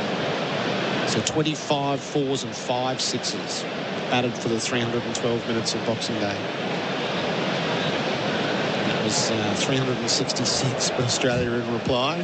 558. Wanting 257, Hayden 136. And I remember Punter probably should have been out LBW early on to Agakar, LB, and they didn't have the referrals back then, but they showed the replay and it was cannoning into like leg stump. Stark bowls to Zondo, who drives hollow. It lands with Labuschagne. A maiden over from Mitch Stark. 4 for 65. The Liberty scoreboard. Liberty loans for free thinkers. Which oil has been trusted for over 150 years? Home mechanics who change their own oil, they know. Professionals who service their own car at home, they know. Car lovers who want the best for their pride and joy, they know. And when you really think about it, you know. Valvoline, the original engine oil. SEN Test Cricket for Host Plus, an industry super fund for all Australians. Stats and facts and memories, it's all in play for Laurenex Cleaning. Google Laurenex Cleaning today. 4 for 65. Verena's on strike at the start of the fresh over. Cummins is in from the worn end, and the keeper is defending the ball out to the offside. Matt's on the road, loving the coverage while stuck in traffic on the way to the Mornington Peninsula. Hope you all had a Merry Christmas. To all of you who are on the roads, it's going to be diabolical in Melbourne over this next week or so with so many people on the West Gate, and that's down to one lane, so you've all been warned. So there'll be gridlock and you'll sit for a couple of extra hours. So if we can be of any comfort to you on that trip, keep you close to the cricket. Spin a few old tales along the way. We'd love to keep you company in your cars. Verena jagged down on a ball to the later leg side. Gerard, have we had a figure on the crowd? 60,000. It was 59,800. I asked for a midday crowd, Simon, because I'm running my... I think this Boxing Day test starts too early. I think 10:30 for the first ball. I salute everybody who was here. If I didn't have to work today, I could not have dragged myself here for the first ball. I would have landed about midday. Cummins, the Australian captain, is in and bowls to Verena, who defends back down the pitch. Yeah, it's a big effort to get in from the start, because if you've hosted the day before and it's a big, and you go to multiple family functions on Christmas Day and you've got kids that are up early, it's shattering. It's a shattering day, isn't it? It's a great day, but it's so tiring. And it's just not necessary. So for as long as we've been working together, I've been plotting this. The light in Melbourne at 7:30 at this time of year is perfectly fine, and the only way it's not is if there's a storm that's blown in, and you're not playing cricket at that stage anyway. Cummins is bowling to Verena, who defends the ball to mid-on, no run. So if you stay a red ball test, I'm not for a moment playing with that. But if you go festive season, midday start. 12 till 2, 2:40 till 4:40, 5 till 7:30. I think that's perfect. And then your breakfasts, which are all it's a great social test. Your breakfasts become brunch, and then you neatly flow into the grounds. Actually, so as well as just being a pet theory, I actually think I reckon there's between 10 and 15,000 extra fans to be had by just removing the desperation for the early starts. Cummins bowls, and it's defended by Bharat to the offside. You heard the loud call of no. It doesn't tamper with tradition at all, because we've had all sorts of starting time. We used to be 11 o'clock, and then we moved forward for commercial television. At this time of year, what day is it? Nobody knows. It's Monday, as it turns out. We don't live by that in this week. You're at Boxing Day, and then you're heading towards New Year's Day. I reckon you can make it a special virtue. The Boxing Day test is a midday start. Come and enjoy it. And then at 7:30, you spill out, I think, of what it means to the ground at the end and the surrounding precinct. I think it would be brilliant. Australia giving away nothing at the start of this session. Verena defends the last ball of a maiden over. So maidens from Stark and Cummins at the start here. 4 for 65 is the Liberty scoreboard. Liberty loans for free thinkers. Get your groove on and experience the vibe, the style and the food at the Groove Train. It's a vibrant cafe by day that transforms into a wood-fired restaurant and bar by night. Enjoy with friends over great food, drinks and conversation. Find your nearest location at groovetrain.com.au. Hello, it's Emma Martino from State Transport. If you have a truck, crave a work-life balance and the option to work your way, become an owner-driver for State Transport. Apply today. statetransport.com.au/drivers. Real lawn fanatics use Lawn Hub fertiliser. We'll present the second session on Boxing Day. 4 for 65. Zondo is 3. Verena is 4. The crowd is just building. Still, Stark in bowl. Stark's gone down. Zondo's almost played it on. Off an inside edge past the stumps. Carey thought for a moment that had disturbed the stumps. Stark has to peel himself up and brush himself off and get back to it. It's very early in the day for the Wave. It's a festive crowd. David's with me in Fairfield. Spot on. Should start a petition noon Boxing Day. James, I love James. Came from the Gambie, Gerard, after Christmas with 20 people. I'm here with bells, and I salute you, James. It's a great effort to get here for the start of play. Imagine if it was midday, though. Have it all stretching out before you. The Wave works its way around the punt road end. Stark is in from the members' end. He bowls to Zondo, who drives, well, through cover. Didn't get all of it. It trickles out beyond the infield. Labuschagne is there to field. 2 for Zondo, who moves to 5. It's 4 for 67. Yeah, I like that from Zondo there. He just checked the shot, didn't try and overhit it. And driving on this wicket is exactly what Mitchell Stark is trying to make them do here. We saw Bavuma get out nicking one from sort of back of a length, but today there's been enough signs when you're full enough. There was that return catch off Elgar, which Pat Cummins couldn't quite grasp. There's just enough there when it holds to pose problems with the driving. Stacked Corden. Stark bowls. Zondo drives. Caught spectacularly. Labuschagne at mid-off. Leaped away to his left. First the direct hit run out, and then one of the best catches of the summer. He's irrepressible, Marnus. Zondo goes for 5. Stark gets his seconds. And it's grim for South Africa. 5 for 67. The gasp around the stadium on the first replay. Get your snaffles done on at snaffle.com.au. Yeah, fantastic catch there by Marnus Labuschagne at mid-off. Normally that's a spot for one of the quicks, but Marnus Labuschagne is an elite fielder. Diving to his left. He reels that one in. He's already had a brilliant piece of work earlier today with the run out of Elgar. Direct hit. Zondo got carried away. Big drive. And pays the price. He's gone for 5. And South Africa reeling now at 5 for 67.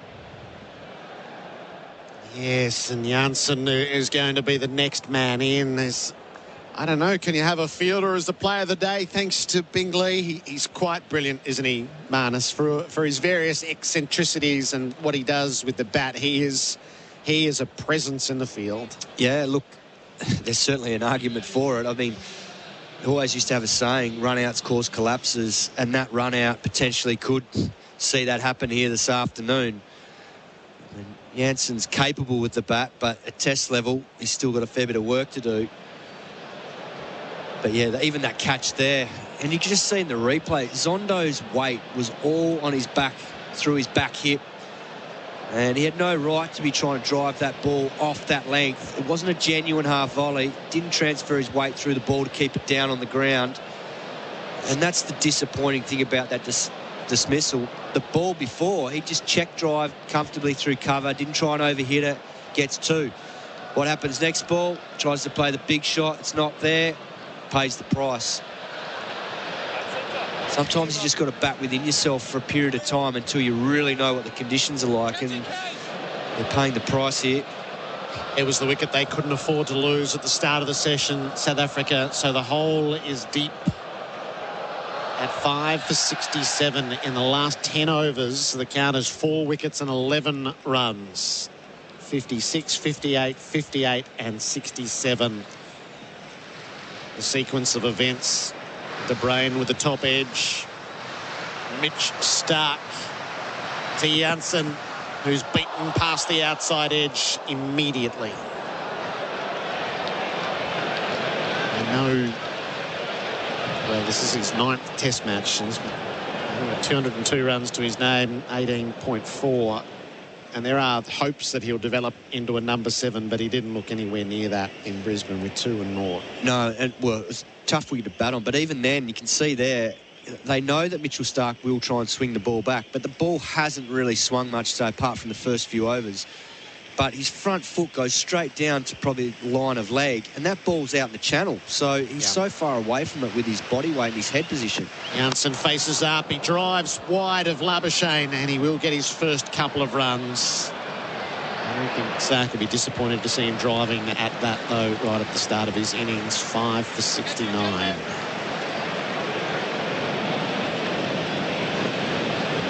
So I was talking to Buck in the lunch break, just harking back to your conversations in Adelaide. There's just no craft to South Africa's Test cricket. The lack of experience that's in their batting lineup. They feel like they're between generations. There's a set of 30-year-olds who were never quite good enough, who are all brought together, and they haven't played enough Test matches. It feels like a wicket will fall at any stage. Jansen gets bounced. We haven't seen much of that today. He ducked underneath it. A successful over for Mitch Starc. 5 for 69. The Liberty scoreboard. Liberty loans for free thinkers. Liberty Home Loans hit different. They're for the free thinkers, the go-getters and the creatives. So if you're a free thinker, you'll be right at home. Liberty Loans for free thinkers. Visit liberty.com.au. That's how we want. Approved applicants only. Lending criteria apply. Looking like a lobster at the barbecue? Stuff has the goods for your face and body. Their new lightweight SPF 50 Plus for the face absorbs fast and smells amazing. Buying Stuff also funds young men's mental health through charity partner The Man Cave. Visit websiteofstuff.com. Applause for Mitch Starc as he comes down under our broadcast position at fine leg. 5 for 69. Our experts for Anaconda hit summer for 6 with Anaconda's 10% price beat guarantee. Simon Katich is joined by Damien Fleming with Pat Cummins in from the Warn end. Verena faces up. He pulls top edge.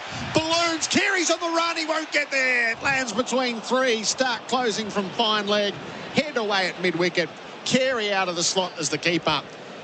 And it landed in the midst of the triangle. It's exciting stuff, Damien Fleming. And good timing too. Verena making sure he split the 3 fieldsmen. I was a bit worried there. I saw Carey going so hard, Mitchell Starc, and I was there in Candy when Jason Gillespie and Steve Waugh collided. Busted leg for poor Diz, broken nose for Tugger. Remember that trip to the hospital and the pain that Dizzy was in?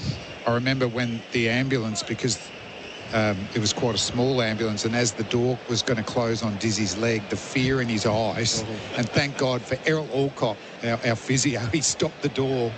Oh. So a single taken. Bharat's 5. Marco Janssen is on strike. Cummins bowls to him. He ducks the bouncer. That's,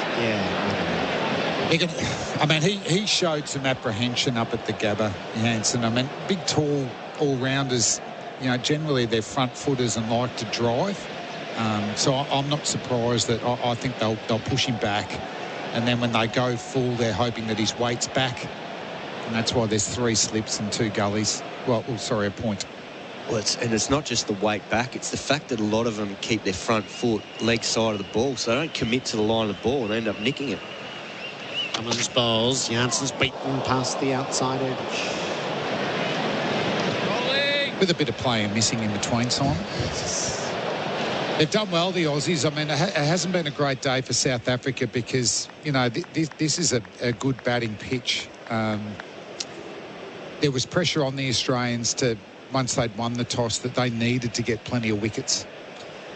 Have a look at that replay. Just see where his front foot is in relation to the line of the ball. It's probably about a foot away from it. So can't line the ball up under his... Janssen defends the follow-up up under the armpit. Keeps it short of head, who's under the helmet. In terms of, getting your head towards the line of the ball to where you want to hit the ball. It can't do that when your front foot is staying leg side of it. And it won't be a surprise if Pat Cummins nicks him off here.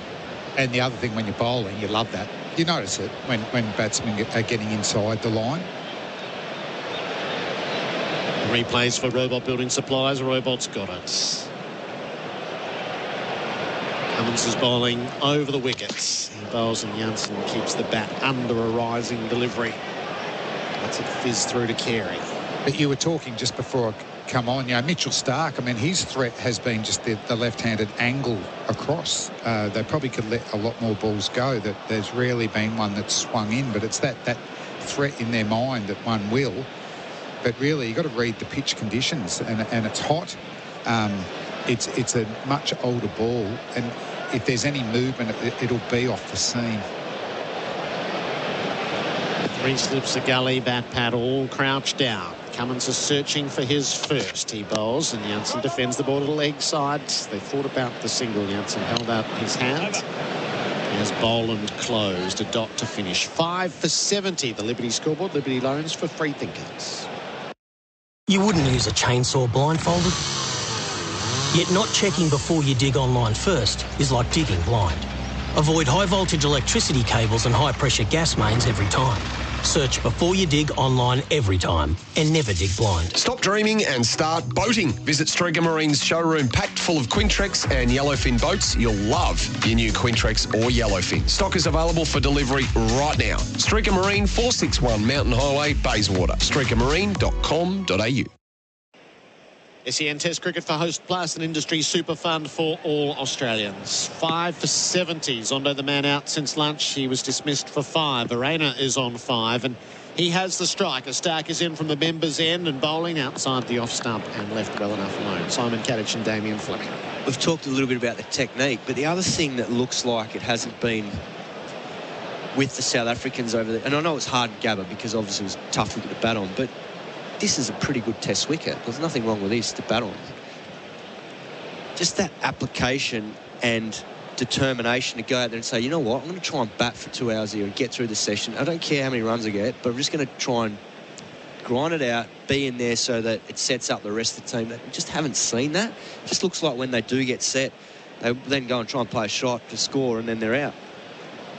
Starc bowls. Bharat drives straight to Labuschagne at mid-off. Well, even though it was a one-sided series, Australia versus West Indies early in the summer, I'd imagine Brathwaite and Chanderpaul right now would have made Australia work very hard. That would be a good chance to be none down at lunch. Both limited, but you had to bowl a good ball to get those 2 out. And I don't think that's happened today. And that's exactly what I'm saying. We saw that with Brathwaite and Chanderpaul. That sort of determination to say, you know what, I'm going to go out there today, and no matter what gets thrown at me, I'm just going to try and get the job done however it looks. Doesn't matter how it looks. Starc bowls. Bharat drives, and this time he's found the gap at cover. Labuschagne sets out down toward the punt road end. They have 2 as he slides in on the hook. and keeps it to 2. So it's not only a run out and a catch, he's saved multiple runs with his out cricket as well. 5 for 72. Yeah, he's on fire. He hasn't even batted. Marnus, he's had a great Boxing Day already. But yeah, and I mean, you've got to work out the conditions constantly, and early on, yes, it'd been sent in, but it wasn't a green seamer, a minimal swing. So the older this ball would get, the easier it was going to get batting wise. This is the 31st over of the innings. Stark is bowling it. He's defended by Verena out to point. Well, the other part of it too, which you can't underestimate, for some of these South African players, this is a massive occasion to play in front of this bigger crowd. And that's the thing about Boxing Day. It can do strange things to your mind because of the crowd that's, you know, it's unusually big for Test cricket for certain countries, and South Africa is one of those. They don't get these sorts of...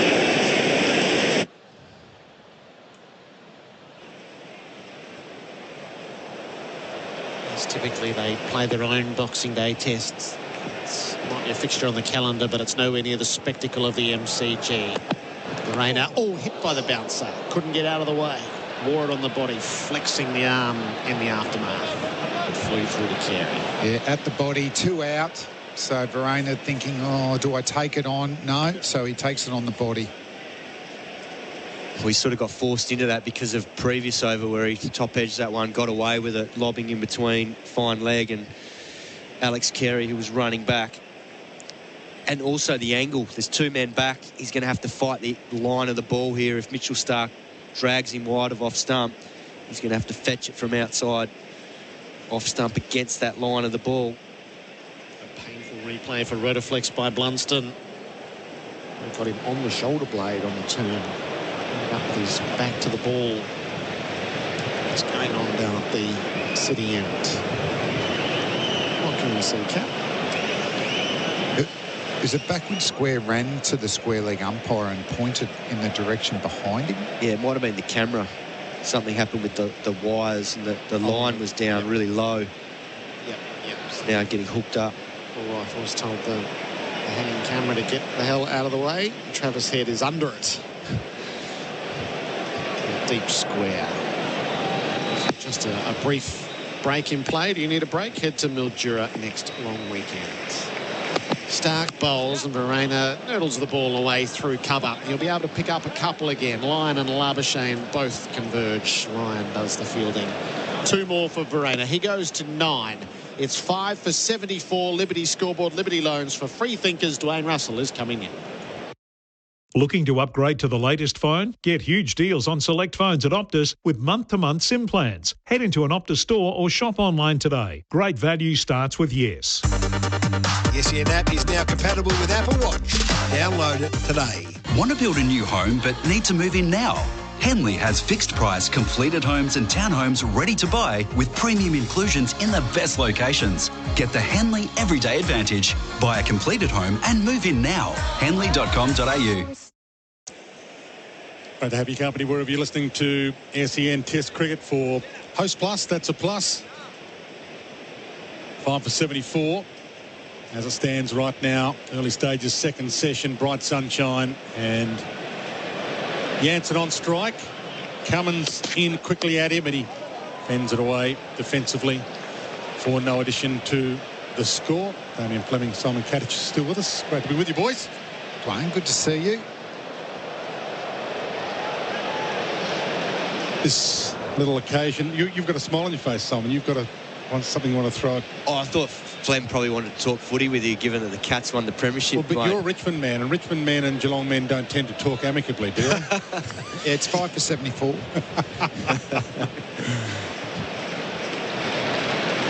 We'll talk more about that shortly. Cummins in, and again, defensively pushed down. Why are you a Richmond man? You're a Giants man, really, aren't you, Simon? I worked at the club for a couple of years, but yeah, prior to it being AFL, when it was VFL, I got sent a Richmond beanie and a little book back in the early 80s from a family friend in Melbourne. So I stayed loyal and had some long-suffering times there, Dwayne. Tough times. But then the last 5 years have been well worth the wait. Absolutely. So good to see. So good to see. Yep. To Geelong's detriment, which makes it even kind of better for Richmond fans. It's been hard for them over time, but boy, did they get their ship in order. As Australia has here, 5 for 74. This one's allowed to pass through to the keeper. Can I ask you then, while we're talking footy, and Damien and I, we're Victorian, South Australians, a little bit different maybe. I know you're from the West, but New South Wales as well. How does it equate to the mindset of a sports person, football to cricket? How much difference is there? The games are, I mean, the one thing I learnt being at the Giants was that the nature of the game, you know, lends itself. You can have a bad moment, but you can get back in the game within the next 30 seconds. Whereas in cricket, you have one bad moment, it's your day over. Cummins in again. And he fended it away. High up the splice. Even the handle, perhaps, in the end. Jansen, he didn't know a lot about it until it hit the deck in front of him, and he was relieved it didn't hit him or take his wicket. And footballers don't get 95-mile-an-hour bounces at the head like that. You know, that's a real test. He looks so uncomfortable. He doesn't look like he's well equipped to play the short ball at all. As soon as you start taking your eye off the ball, you're asking for trouble. And that forward press doesn't help either. It just commits you. You've got nowhere to go. I think he might have taken that, majority of that, on the chest. On the chest, yes. Wow. And that's at 140 kilometres an hour. So Cummins in again. And he drives this to mid-off for no score, but at least he hit the middle of the bat. Still a couple of deliveries. One more delivery in this over to go. Dwayne, you're talking about that. It's funny that I remember Matthew Innes, you know, a fine bowler for Victoria and Western Australia, has been the head of strength and conditioning or the fitness size at the Bulldogs for a few years now. I remember him saying they went over to the UK and looking at a lot of the soccer clubs, and they'd sort of come around to stop them specialising in soccer so young. Cummins in again. Jansen still on strike and almost got away. He will get away with a run here. He fended it back down the pitch. He might even pick up. No, he won't pick up two. Cummins on the follow-through, got a toe on it. And it's the end of the over. Damien Fleming and Simon Katich to continue shortly. South Africa 5 for 75. The score as it stands right now for Liberty. Liberty Loans for free thinkers. The strut. It's as timeless as sport itself. The King got his strut on with his 700th wicket. The whole Queensland team got their strut on in 2013 after sealing 8 Origin wins in a row. And Darren got his epic strut on by buying with Snaffle.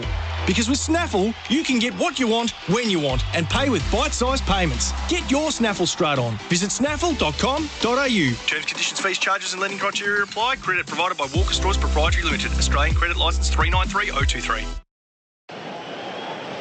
SEN Test cricket for host plus, that's a plus. So do you think we're in an era of specialisation now as opposed to when we grew up, you played everything? I think it's going a bit the other way. I think they were at Arsenal and, you know, they had academies at under 10 level and under 12 level and they'd gone around to that no, they need to get exposed to other sports. So I think on the Tuesday night they'd play a different sport than soccer just to test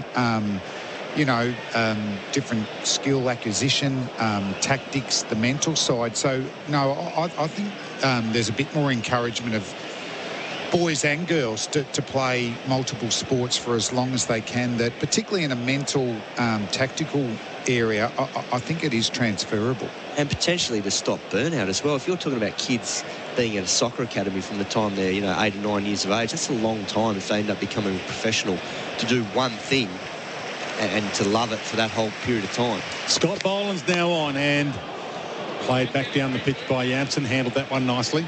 And guys, I don't know if you've seen the movie King Richard. That's a great, probably analogy. In fact, it's tennis. It's an individual sport, but the way he obviously managed the girls in tennis and not, or making sure they didn't burn out too early, like a lot of the other young players were doing on the circuit, held them back, made sure they studied. Having that balance, I think that's really important if you want to be a professional sportsman or woman, to not just be, focusing on one particular aspect. Boland to Jansen, who edges this off his pads down to fine leg, should get a second and does come back for 2. So 5 for 77. Now South Africa. And also just that ability to keep your options open. Because, your body can develop at different times. Generally, fast bowlers develop a bit later. So, yeah, I think it has changed a little bit, Dwayne, that way. I know I had a couple of kids at Oakley Chargers, which is under 18 football, AFL. You know, they saw it as a benefit for kids to be playing other sports. Holland into Jansen again, and he plays and misses outside off. Through to the keeper, got away with that one, but the Aussies know that they're not far away here. They keep the foot down. Team sport, the other thing, I suppose, in a way, it's been something that it's part of Australian culture.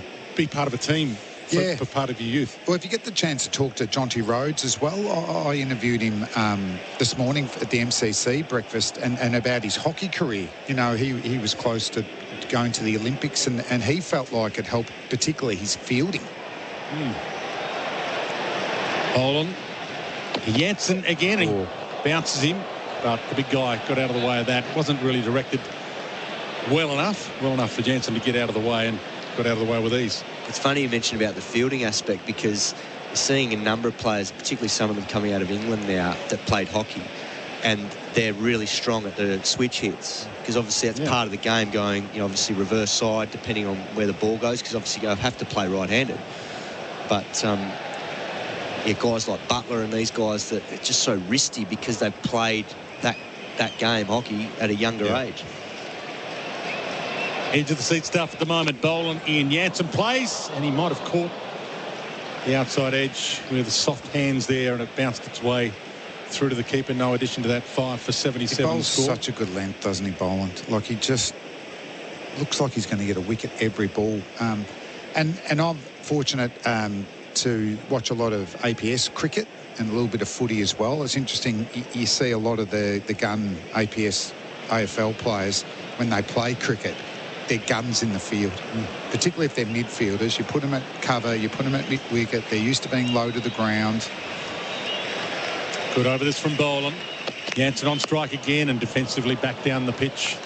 Handled that one well, and that's the end of that over. So 5 for 77 as it stands right now. South Africa being sent in earlier today after losing the toss. That's for Liberty. Liberty Loans for free thinkers. Looking like a lobster at the barbecue? Stuff has the goods for your face and body. Their new lightweight SPF 50 Plus for the face absorbs fast and smells amazing. Buying Stuff also funds young men's mental health through charity partner The Man Cave. Visit websiteofstuff.com. It's a hot summer's day. You've got the longest game of cricket in history playing in the background. Your aircon's blasting and your mate's just fallen asleep on the couch. Day for it. Enjoy an ice-cold better beer this summer. SEN Test cricket for Host Plus. That's a plus. Damien Fleming still with us. Simon Katich has departed. Chris Rogers to join us again. Welcome back to you, Chris. Hello, Dwayne. Hello, Flem. Bucky, how are you? I don't probably know you well enough to go with Bucky yet. Do the kids still get called Bucky when their last name is Rogers, or do kids now not know who Buck Rogers was? Good question. Green in this time and driven back down the wicket, but no timing from Verena. For those kids that are listening, Buck Rogers was a TV cult figure astronaut, wasn't he? He went 21st century. Yep, something like that. Which is where you got your nickname, I presume. Yeah, I think so. Yeah, I'm thinking whether you'd even know who it was at the time. No, I remember. Oh, Flash Gordon and all of that. Yeah, the new Buck genre. Rogers is in your family. Are the young kids being called Buck at all or not? Green into Verena, and Verena plays this defensively, although he pokes it on the offside to quickly scamper through for a single. They had one of the score, 5 for 78. I think there's there are two Tom Rogers who are playing in the BBL at the moment. They both get called Buck. But are they named Buck after you because there was a Buck Rogers who was a cricketer as opposed to the astronaut from TV?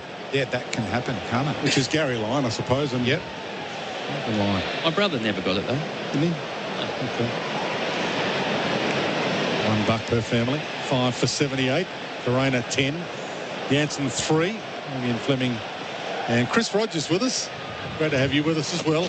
Green in and back down the wicket. Driven, but no strength to it from the bat of Jansen, but he kept it out and he's looking a little more solid in opposition to Green this time.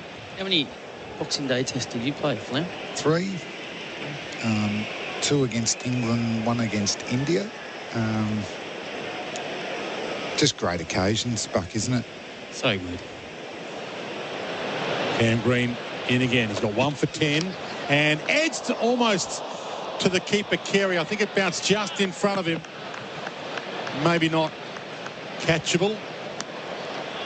Although he looks now at Dave Warner as if to say, how were we there in terms of our placement? Yeah, dropped well and truly in front of them. Wasn't catchable. What about yourself, Bucky? How many? I played 2. Runs? Got a couple against England here in 13-14. Got hit in the head by Stuart Broad in the first innings.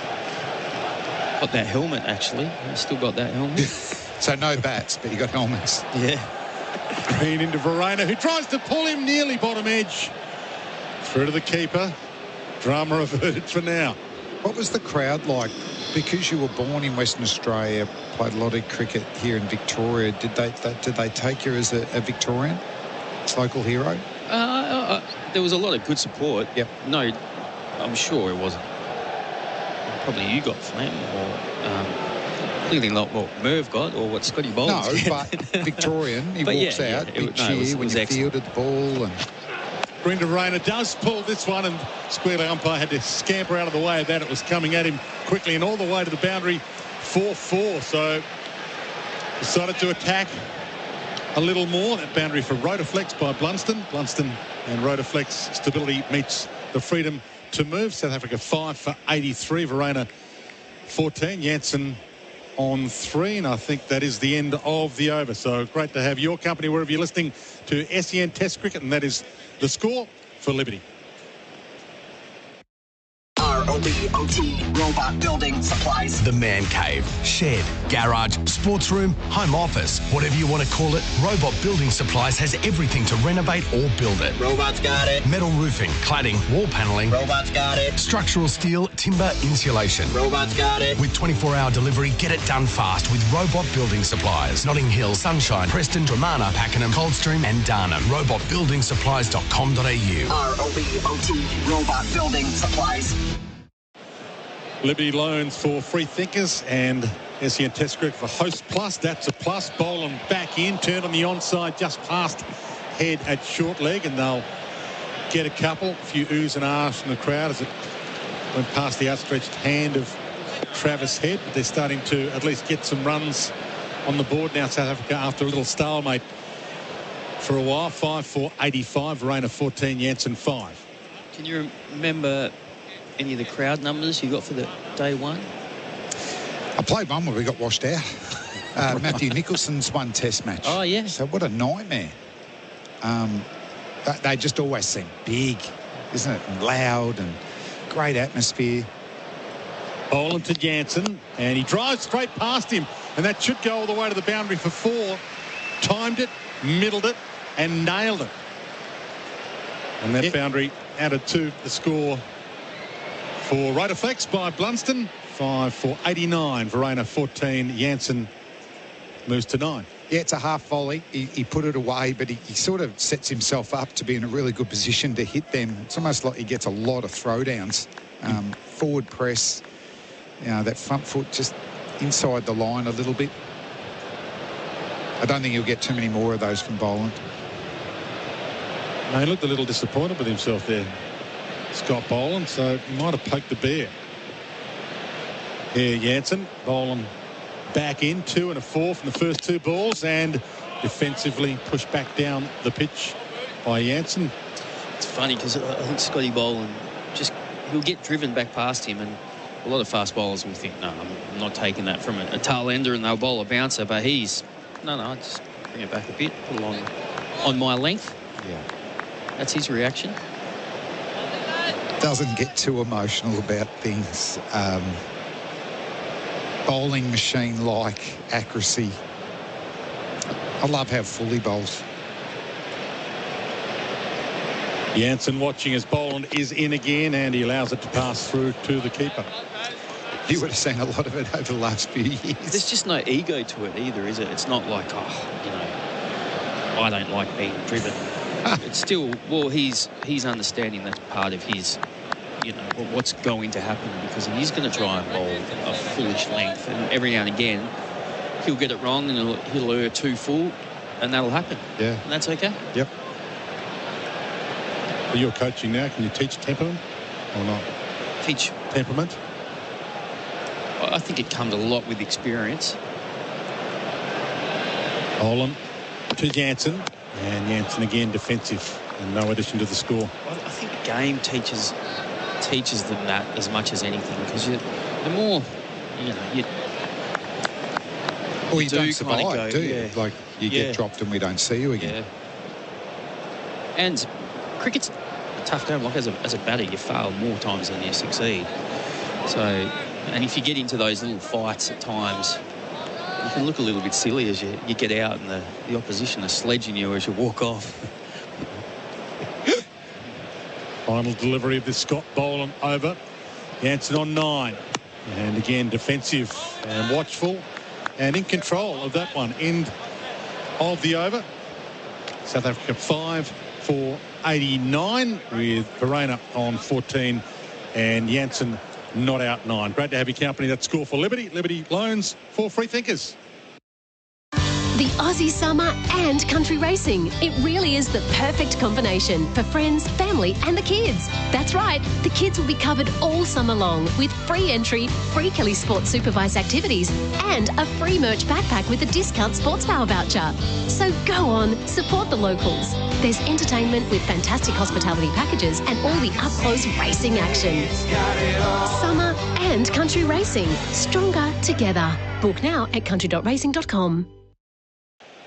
SEN Test Cricket for Host Plus. That's a plus. Cam Green ball in hand, bowling to Verena again, and Verena turns it off his hip on the onside for a single. Chris Rogers and Damien Fleming still with us. Certainly looks their best bat, doesn't he, Verena? He averages over 50 in first-class cricket. He's taken the opportunity to score when they've bowled a bad ball. There hasn't been a lot of them, but, just be able to bunt the leg side, get down the other end. So big partnership here. Jansen's picked at 7 to score runs, and he's looked very, very uncomfortable now in his third innings in the series. Green into Jansen, and he plays and misses outside off. Through to the keeper. There'll be a little bit of all-rounder versus all-rounder here in this battle. They'll know where everyone is or each other in the pecking order. So Green would love to knock over the South African all-rounder. His feet are nowhere near that ball. Damien Fleming and Simon Katich earlier talking about that front foot placement when he attempts to drive. He pokes this on the onside for a couple here. In fact, he timed it pretty well off his hip and come back for 2. Give some thought to a third, but there's never really a genuine thought. Add another couple to the score and heading towards that 100 finally. South Africa 5 for 92 after being sent in. Well, why do you think he does put his front foot straight down the wicket? To me, it looks like a guy who gets a lot of throwdowns. His front foot, he does forward press, but it's almost like in line with, say, leg stump down the other end. Like, there's a big gap. Green to Jansen, he sways back out of the way of this one. Green pushing that one in a little shorter. So I feel like he can hit a half volley, which he did for 4. If you bowl at his body of full length, he can hit it through. But once you get out off stump, 4th or 5th stump line on a good length, I mean, I don't know where he's going to score. 2 slips, gully point. Cover, mid-off, waiting as Green comes in. And he drives this straight to mid-on for no addition. 5 for 92 it stays. I wonder if his height plays a role in it, and just probably getting his pad blown off a few times. So thinking, oh, well, I'll just keep it straight down the line, and then I'll try and use my height to reach over and get those balls outside off stump, rather than crossing his front foot over and then being an LBW candidate. Green in, last ball of the over, and easily left after being dug in a little short by Jansen. Handled that okay. End of the over. South South Africa 5 for 92 after being sent in on the Liberty scoreboard. Hello there. Headaches for the Princess Freeway outbound from the Maltby bypass past the airport as you head down to Geelong, and the Mornington Peninsula Freeway, a similar story too, southbound down to the coast from Baxter, around Frankston Flinders Road, down to Dramana virtually, which is Cactus, the Frankston Freeway on the break southbound through Frankston. It's end of the year madness at JB with crazy deals like Bose headphones 700 smashed to $394, plus stacks more deals on now only at JB. That's the latest SEN Sky traffic. Liberty loans for free thinkers. SEN Test Cricket for host plus. That's a plus. Not far away from drinks. South Africa 5 for 92. Scott Boland to resume. Rayner on strike on 15. Jansen at the non-strikers end on 11. Boland winds his way to the crease. Short, pulled. Didn't really time it all that well. Kept it along the deck at least, and they'll only pick up the single. Men out today. First wicket to fall was Avaya for 18. 1 for 29 it was. 2 for 56 when the Brain went for 12. 3 for 58 when Elgar fell for 26. 4 for 58 when Bavuma went for 1. And then in this session after lunch, Zondo out for 5. It was 5 for 67, so they've taken it to 5 for 93 from there, this pair.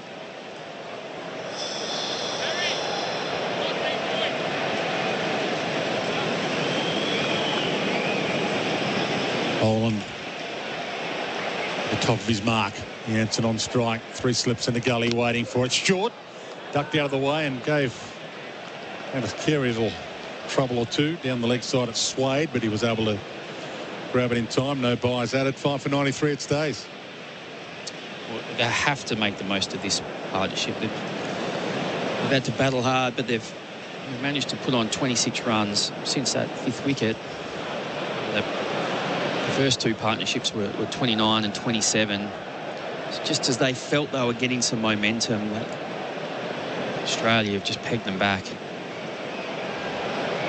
Boland to Jansen again, leaves it outside off. So the batting conditions, you would think, pretty good now. The pitch not playing too many tricks. Oh, I think it's a really good pitch, actually. Just there seems to be a little bit in for the bowlers enough. It wasn't doing plenty, and the batters have played some good shots. We've seen some good straight drives as well, and a few pull shots. So the pace is pretty true. I think the groundsman, Matt Page, has done a really good job. Jansen on strike again as Boland is in and catches him trying to turn her on the onside and then squaring up to keep it away. Nicely delivered, nicely fended away perhaps, given that he didn't lose his wicket by Jansen. I think one of the worries of the MCG is it can get a little bit too flat, and if there's not enough grass on it or whatever, or the grass isn't live enough, if that makes sense. But what we see on the pitch next door is just, it is so barren that's going to affect the condition of the ball. So Boland in, allowed to pass through, so I won't say sandpaper, I'll say cheese grater next door if you like. They're going to skid it off that and scuff the ball a bit. Yeah, I mean, you'll see some tactics from the fielders when they get the chance to try and bounce it on there. They'll almost UFO it in, the ball in, so it can land on the rough side. And just try and take little bits out of the ball through that way, and then that'll affect it, and we'll see reverse swing. Australia don't need to do it at the moment. They're well on top. Just keep this ball as hard as possible.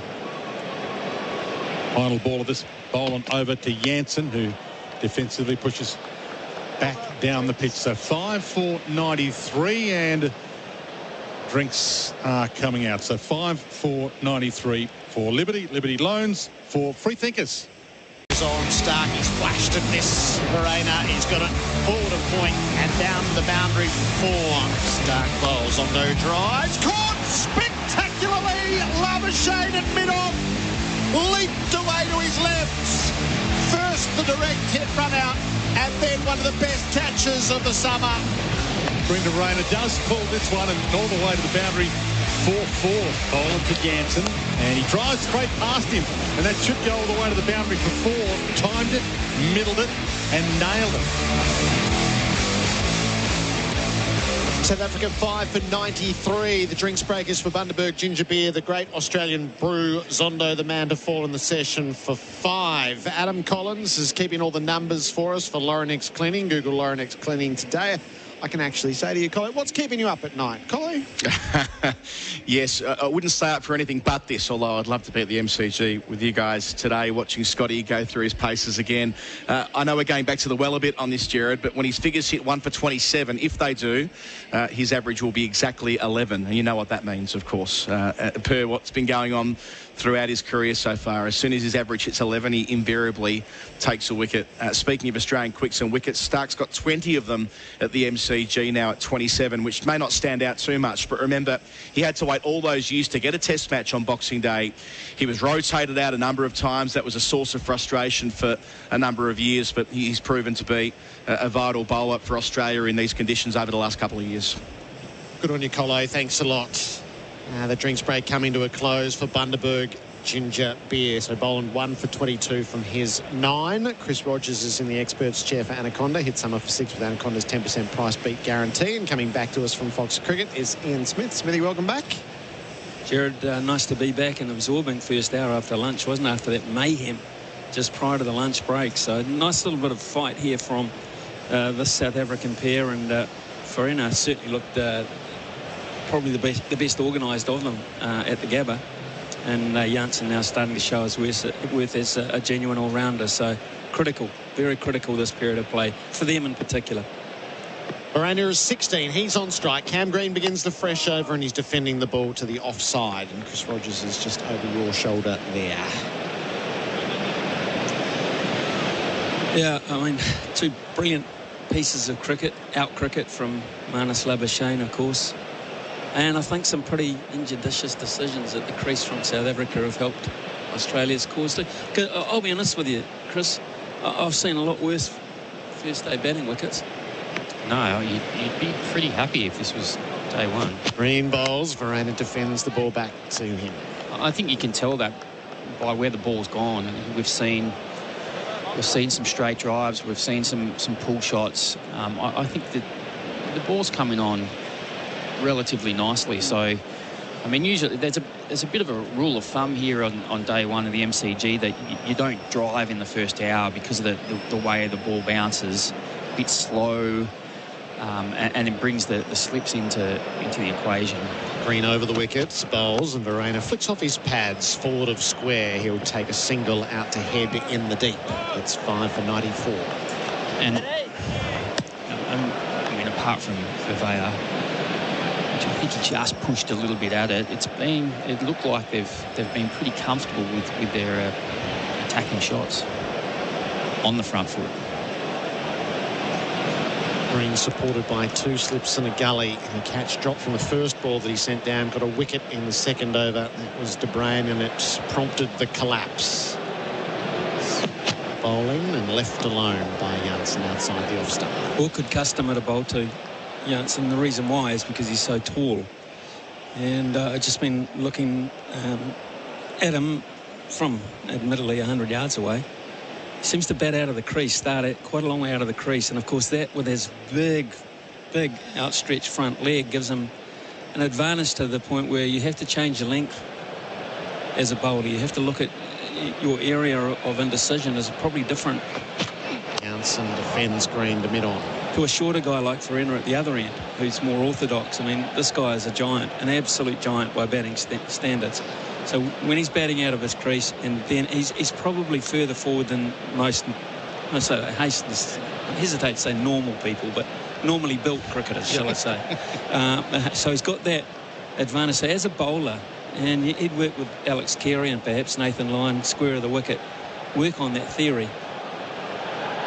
Green in, no, didn't, just lost his run up in the last step. That's the rover. Oh, Smithy, could you have a word to them when you go back together? The rover driving down. That's so interesting, because what is Cam Green looking at?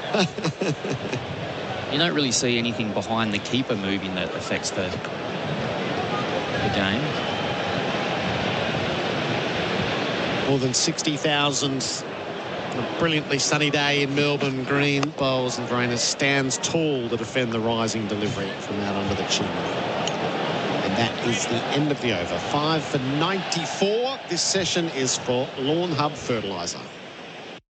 The Rebel sale is now on. Get the Garmin Forerunner 745, half price, now $449. Offer ends January 15. Rebel, sport is calling. The SEN app is now compatible with Apple Watch. Download it today. The GWM Ute is up for the challenge.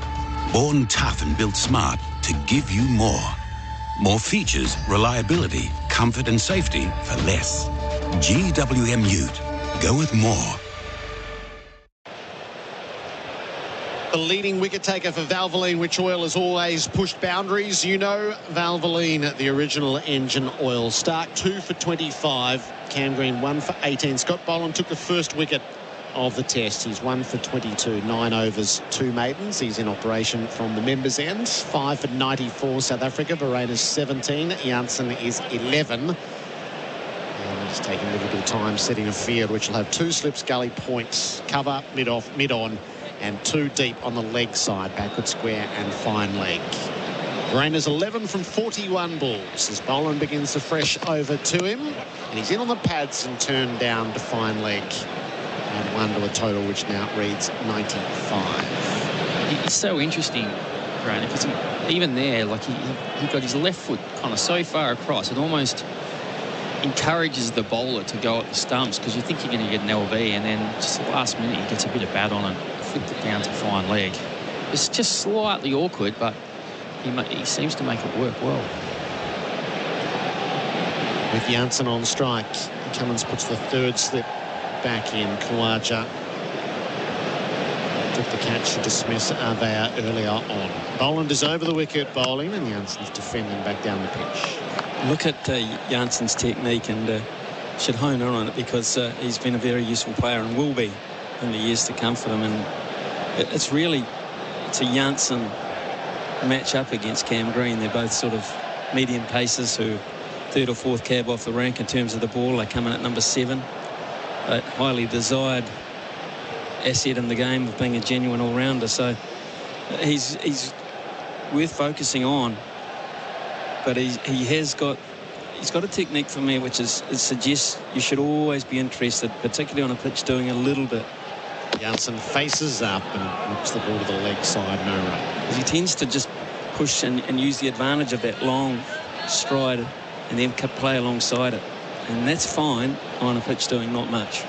Yeah, we were talking about that before, and even Fleming and Cat were before that, about he puts his front foot straight down the wicket. So the ball probably just moving away outside his eye line is going to be a bit of a challenge. But I kind of suggest he does that because I reckon he's got LB at times. When you're so tall, you can fall over so easily if you get your balance wrong, because your centre of gravity is so high. Boland sets in. Yes, he's defending the ball to Labuschagne mid-off. So I've been quite surprised too, Chris, actually, that he got hurried up. He got one in the grill. Well, he hasn't had another one since. No. And it's interesting, the fact that what you were saying, he's actually looking to get forward. So he's looking to kind of own that full-length delivery. So that short ball was probably a good option. I don't think we're too far away from Nathan Lyon. I think we're minutes rather than half hour away. Yep. Janssen faces up and he's leaning forward in his defence. Blunts it to Labuschagne, who's quickly out of mid-off. He did shut down Janssen in the last test, didn't he? And then there was a almighty heave-ho that went straight up the chimney. Yeah, I'm with you on that, and there'll be plenty of noise around the bat reminding him of that. The fact that he lost concentration so early. But there's no release in this Australian side. That's the problem. There's no release valve as a batsman, as if to say, well, I've done the hard work, now it's my time, I get some freebies. It's very, very, very tough to get that pressure point off. Boland to Janssen, who leaves. That's 10 overs in for Boland, 1 for 23 overall. South Africa 5 for 95. Dean Elgar's 26, the leading run scorer for Victoria Police, made for more. Looking like a lobster at the barbecue? Stuff has the goods for your face and body. Their new lightweight SPF 50 Plus for the face absorbs fast and smells amazing. Buying Stuff also funds young men's mental health through charity partner The Man Cave. Visit websiteofstuff.com. Want to build a new home but need to move in now? Henley has fixed price completed homes and townhomes ready to buy with premium inclusions in the best locations. Get the Henley Everyday Advantage. Buy a completed home and move in now. Henley.com.au.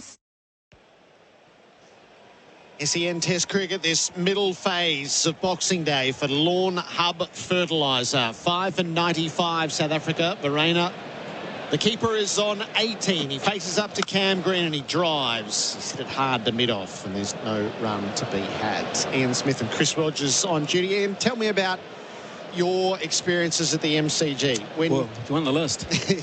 There's 4, isn't there? Yeah, well, my first experience was as a 12th man, when after being rock and rolled twice by Australia back in 1980, someone on Boxing Day put up a sign to say, all we want for Christmas is a 5-day test. So I'll never forget that. Green bowls. Verena wrapped on the pads as he was looking to turn to the leg. It sounded like a little bit of wood on the way through. Carey's up. He's going to chat to Green. Cummins comes in. I don't think we're going to see that any further. Even Marnus has waved that one away, so no need to go to DRS. Biz cover, business insurance made easy. And back in those days, the DRS would have been interesting because Lance Cairns was no balled for intimidatory bowling on Jimmy Higgs, who was a less than good 11. He's probably a 13 in terms of 11s. So Lance Cairns, at his very military medium rate of pace, was no balled for intimidatory bowling. Jimmy Higgs and Doug Walters then proceeded to put on about 80 for the last wicket. Green bowls. Verena defends to leg. Oh, he goes with the stroke. Yeah, well judged. Stark was on his heels and had no play from mid-on. So that was that one. And that finished in a draw with moral victory to New Zealand. Yes. Not long after that, I popped back for the February 1st encounter. Whatever happened there? Remember that one? How old were you back in... You wouldn't even have been a twinkle in your father's eye, Chris. Back in 1980. Oh, no, I was 1st of February. I was around. So I was involved in that too. Out last ball before that particular delivery. Gerard, you asked the question here. I did. You asked the question. Janssen's on 11. He drives. He won't beat mid-off as Cummins feels. So there's been a few. We could leave it at that. No, we shouldn't. Martin Snedden catch in the outfield on the same day. I did come here and I think the All Blacks beat the Wallabies. That was probably my highlight of coming to the MCG. It's been something special to be part of. A little bit of the history of that. 29 runs stand between these two. Janssen faces up to Green, bounce all way over the top of him. Oh, did I bring up the Danny Morrison LBW on Craig McDermott? No, you didn't. And Michael Whitney batting out the last over from Richard Hadley. He was in the mine somewhere? Yeah. You got me on a roll now, look out. No. Famous, very famous, very special, I've got to say, for a New Zealand cricketer to come over here and play in that test match on Boxing Day. Last ball of Green's over. Janssen is able to defend. So just taking the sting out of the Australian attack at the moment. 5 for 96. The Liberty scoreboard. Liberty loans for free thinkers. You wouldn't use a chainsaw blindfolded. Yet not checking before you dig online first is like digging blind. Avoid high-voltage electricity cables and high-pressure gas mains every time. Search before you dig online every time and never dig blind. Snaffled a wicket? Get your strut on. Bagged a new phone? Get your Snaffle strut on. Shop the best brands with Snaffle and pay with bite-sized payments. Visit snaffle.com.au. Terms, conditions, fees, charges and lending criteria apply. Credit provided by Walker Stores Proprietary Limited. Australian credit licence 393023. South Africa 5 for 96, Verena 19. Janssen is 11. A bowling change at the members' end. Start your journey in Mildura. Plan it at visitmildura.com.au. Mitch Stark coming back into the attack. He replaces Scott Boland. So 10 overs, 2 maidens, 2 for 25 Stark. And Boland has sent down 10 overs, 2 maidens, 1 for 23. So on average that still rests under that 11 threshold for Laurinix Cleaning. Google Laurinix Cleaning today. Like this change from Australia's point of view. I mean, they've got so much bowling talent out there, but I do like this change because I don't think this is one that South Africa are expecting. I think they probably thought Stark had his spell post-lunch. Yep. And here he is back. Two in the deep on the leg side and a deep point on the rope as well. Stark to Verena, who tugs him around the corner down to fine leg and takes a single, 5 for 97. And then since your playing days, Smithy, you would have been relatively regular here, including the World Cup that we've just seen. And I don't know, it's one of the greatest events I've ever seen at the ground. I've been coming here my whole life when India and Pakistan met in that game. I was sideline actually for the last 2 to 3 overs. They invented, the ICC invented this new sideline type commentary role for T20 cricket in particular, which is an interesting one and works when you have a game like that with an atmosphere like that. It was sensational, I've got to say. And all the times I've commentated cricket or rugby for that matter, including, 112,000 at Olympic Stadium in Sydney when the All Blacks played the Wallabies in one of the great games of rugby way back. What an atmosphere that was. 93,000 fans on a neutral ground. Staggering. Yeah. Staggering.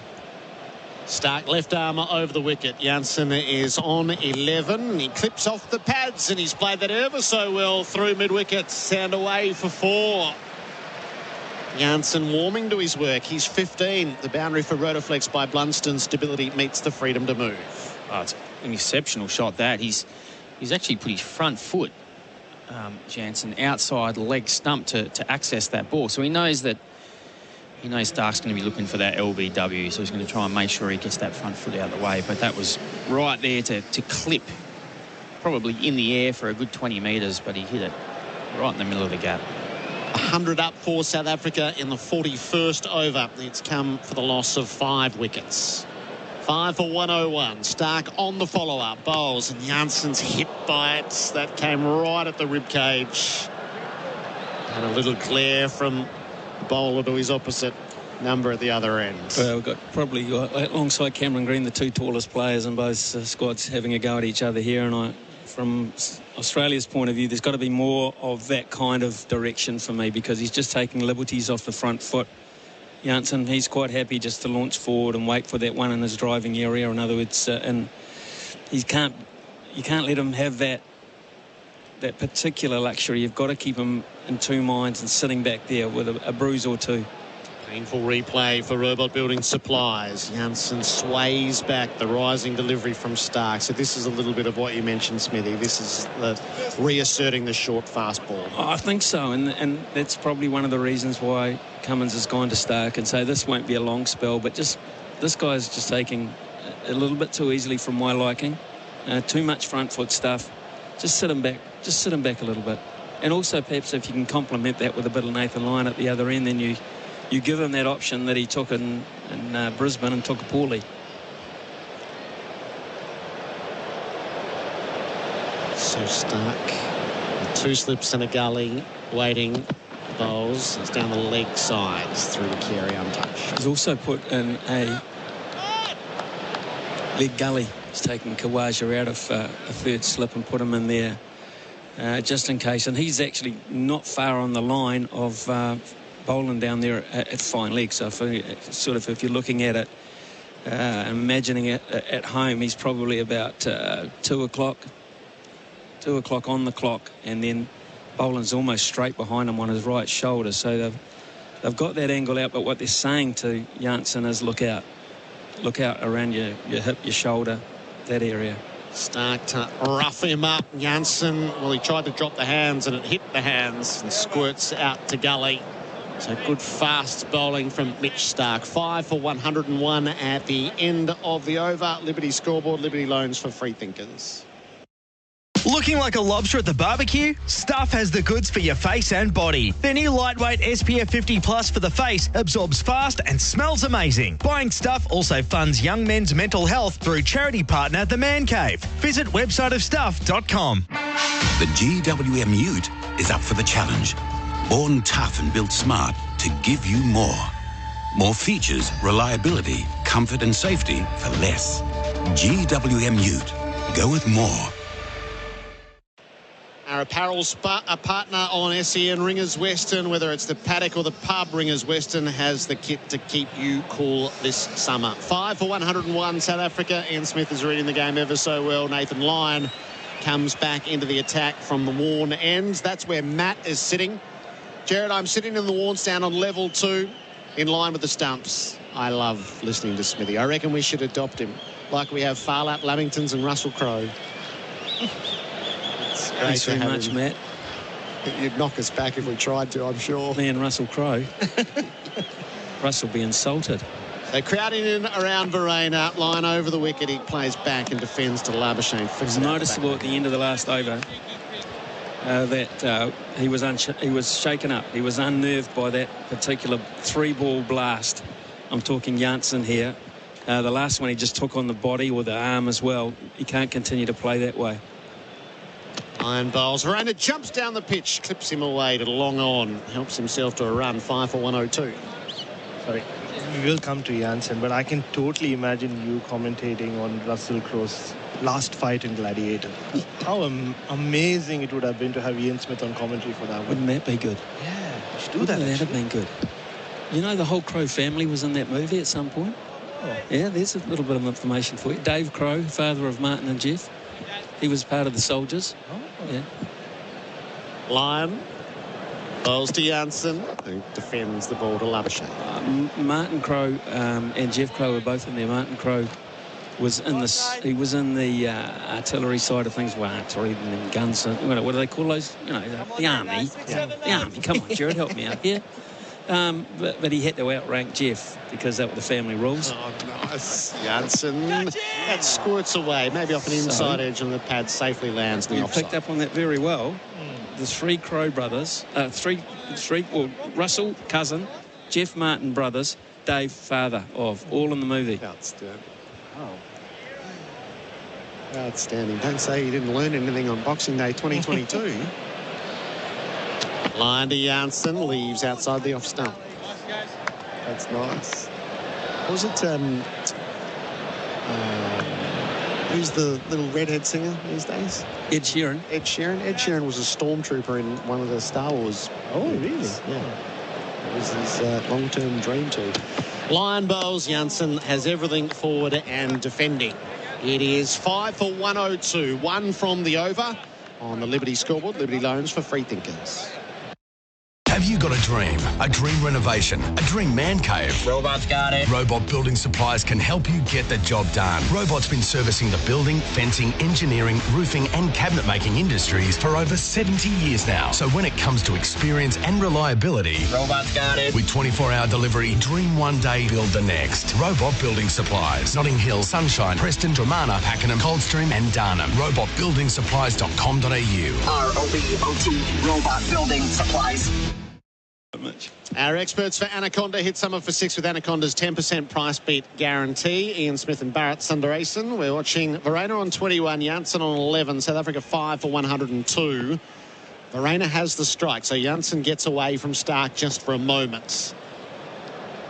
Stark is in over the wickets and Verena slices him away out through points. A lot of work for Lyon to do from near third man. He will get there with a couple of steps to spare. They have 2.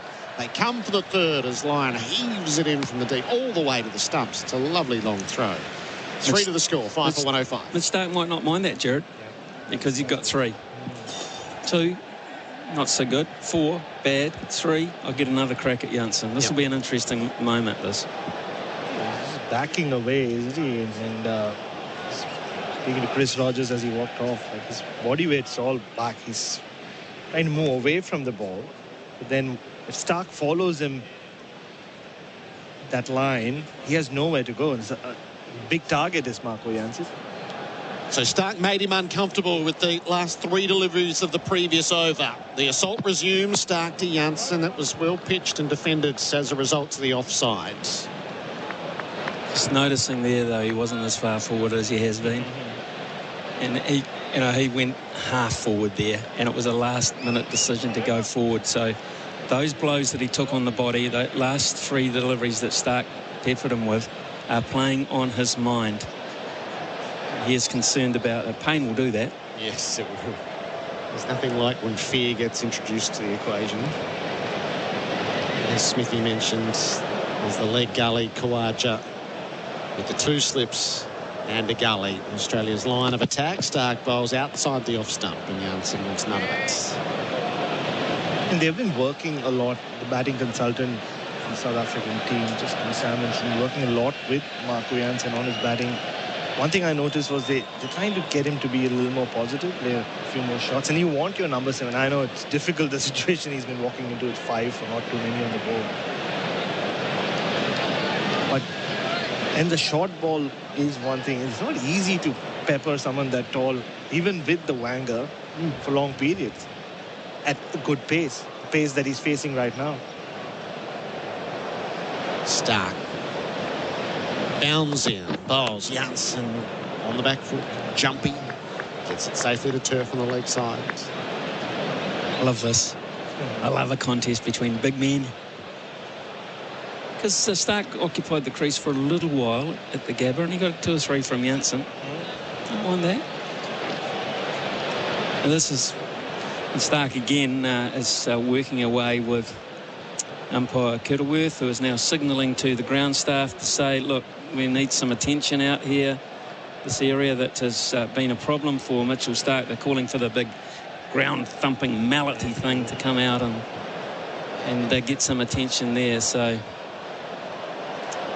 great, it's a great issue, that, actually, to be honest. We talked about it earlier. Yes, and Stark is probably as unsettled by it as any bowler in the world. He's forever fastidious about his landing zones. He's got himself moving and he bowls to Jansen, full, pitched up, driven back. Stark fields in the follow through, no run. Jamie's in Wanaka, listening in, Smithy, listening on the app from Wanaka, New Zealand. Good to hear Smithy reminding you Aussies about our misfortunes at the MCG. Festive treat. Gerard. We're just getting started. Just remember who lit the fuse. We're just getting started. So lucky to have Ian Smith with us over the next couple of tests. Well, he's out here with Fox Cricket. A wonderful addition to the Australian summer. Jansen's on 15. Stark's got one last look at him in this over. He delivers, and it's defended well enough down the line of the onside. Over successfully navigated 5 for 105. Dwayne Russell's going to come in and take over. SEN Test Cricket for Host Plus, an industry super fund for all Australians. The Rebel sale is now on. Buy one, get one half price on all clothing. Excludes fan gear, socks and cricket. Terms and conditions apply. Rebel. Sport is calling. The SEN app is now compatible with Apple Watch. Download it today. Looking like a lobster at the barbecue? Stuff has the goods for your face and body. Their new lightweight SPF 50 Plus for the face absorbs fast and smells amazing. Buying Stuff also funds young men's mental health through charity partner The Man Cave. Visit websiteofstuff.com. Groundsman just doing a little bit of work in the space between overs here. 5 for 105. Great to have your company on SEN Cricket for Host Plus. That's a plus. Bharat 24 not out, Jansen 15 not out. And this was about the period in the first session where we felt like South Africa was starting to get some momentum back, steady a little, and then Australia went bang, bang, and it changed in the blink of an eye. Jonty Rhodes is back with me. Sort of same circumstance. You were back at about the same period of the opening session where things changed quickly. And how quickly they changed indeed. So hoping from a South African point of view, the only change will be the intensity and the scoring rate. Nathan Lyon in again. Verena on strike, and he pokes it onto the onside with no trouble defensively. I really thought Dwayne was setting him up for, and that's when Jonty Rhodes came into the commentary box. Nothing to do with me. Bharat Sundaresan also with us as we wind our way towards tea, and Lyon winds his way in. This cut away might get to the boundary for 4. It's slowing up a little as it works its way toward the rope, and looks as if the initial chase from Scott Boland wasn't that excited about the thought of pulling it up early, and it rolled its way away from him in the end for 4. So another boundary added to the total for Rotaflex by Blunston. Rotaflex by Blunston. Stability meets the freedom to move. 5 for 109 now. Yeah, Carl Verena, quick on his feet. Using the bounce of Nathan Lyon. Putting a good cut shot off about middle and off stump, I would say, Baz. Yep. It wasn't a wide delivery at all. Verena on 28. Turns this on the onside down to mid-on for a single. Keep that score ticking over. Just what I asked for, except, though, Marco Jansen has done all the hard work against the seamers. We saw that at the Gabba. Yeah. He'd stuck around for a few overs and defied the green track and the Aussies bowling attack, and then he saw Nathan Lyon and had a big hit out. Got out. Here is Jansen, line into him, and he turns this on the onside stylishly, really, off his legs for a single. 5 for 111. He's like a gigantic VVS Lakshman when he plays through the onside, Jonty. Gigantic. Luckily, 111 is not an unlucky number. Yes. That's in true. Australia. Although now you've said it, Verena is on strike, and he almost played on, was almost caught behind Jonty Rhodes. The expectation was, as soon as you said it, they were in trouble, and they nearly were. My feet are up. My feet are up. Nelson, the dreaded score for a South African. It was too tight to cut that, but he attempted it. Verena on 29, line in. And Verena thought about turning it on the onside, but in the end defensively pushed it back down the pitch to Nathan Lyon, who fields off his own bowling, and that is the end of that over. So 5 for 111. The Liberty scoreboard, Liberty Loans for free thinkers. Every time I enter a house fire to save life and property, toxins leach into my skin. Over my career, they've given me cancer. It's impacted my whole family. Fortunately, special laws allowed firefighters like me to receive medical help. But the Andrews government has trashed these laws, putting me and my family at risk. I'm asking Premier Andrews to reverse these changes to protect sick firefighters. Help the firefighters who protect you at underfire.com.au. Authorised P. Marshall, United Firefighters Union, Victoria, Melbourne. SEN Test Cricket for Host Plus, an industry super fund for all Australians. Bharat, Sundaresan and Jonty Rhodes with us, and they have steadied this pair. 5 for 67 to 5 for 111. 111, you said it again. Yeah. You did say it again. So it's not all me. But I think it's, you know, it's an indication Australia win the toss, ask South Africa to bat first. And if any of the batters are sitting in the dressing room watching this, they'll be wondering what on earth they did to get themselves in this precarious situation again. South Africa, we've belabored the point, haven't gone past 400 other than once in a 2-year period. And only have themselves to blame in this innings so far. Possibly one delivery. Temba Bavuma got a good delivery when he hadn't yet got off the mark. But the rest have been gifted. Christmas finished yesterday. It did. Stark to Jansen. 2 slips, gully, point, short leg. And he defends it nicely on the onside, but no chance of a run. Still stays at 5 for 111. So Stark is in Marco Jansen's head now. You can see him backing away, and especially when Stark bowls that leg stump line, he's getting into some really awkward positions. And I don't know whether you noticed, Jonty, this is the second time the physio ran out and had a word with Marco Jansen. I thought he had some eye drops for him earlier. I'm not sure if he's feeling ill or if it's the blows that he's copped from Mitchell Stark. Bright sunshine now, all blue sky above. Day started in majority cloud. Stark in, and Jansen drives uppishly through cover, got away with it, and they'll get a couple out of this. Won't consider a third as Marnus Labuschagne slides in and gets it back to the bowler's end as quick as possible. 5 for 113. And it's great to hear this crowd applauding Marnus Labuschagne. I mean, I know he's a quality batter. There's been some decent bowling, but this morning his fielding, or today his fielding, has allowed Australia, provided Australia the opportunity to be in control. You know, we always think that T20 cricket or limited overs cricket fielding is so important, but in Test cricket, on a wicket, a surface that is good as this, if you can turn the game in your side's favour by picking up through good fielding, what a bonus. Stark to Jansen again, and did he fend at that, or did he maybe played at it? Wasn't a convincing shot if he did. Maybe on the replay, as they have a look at it on the replay, whether he did actually fend at it or not. Yeah, he did poke at it. Replays for Robot Building Supplies. Robot's got it. And we always speak about new ball bowlers or bowlers in general and who they get out. The 4 directed runouts he's got. Rory Burns, I remember that in Hobart. Early doors in England's innings. Babar Azam on a flat pitch to get Babar Azam run out at any point. Big deal. And today again, Dean Elgar, when he just sort of got his eye in. Stark to Jansen, and he drives, but straight to Marnus Labuschagne along the deck. No addition to that 5 for 113. Did you kind of keep a track of that, Jonty? Like who you were catching or who you were getting out? Like some bowlers always remember who they got out.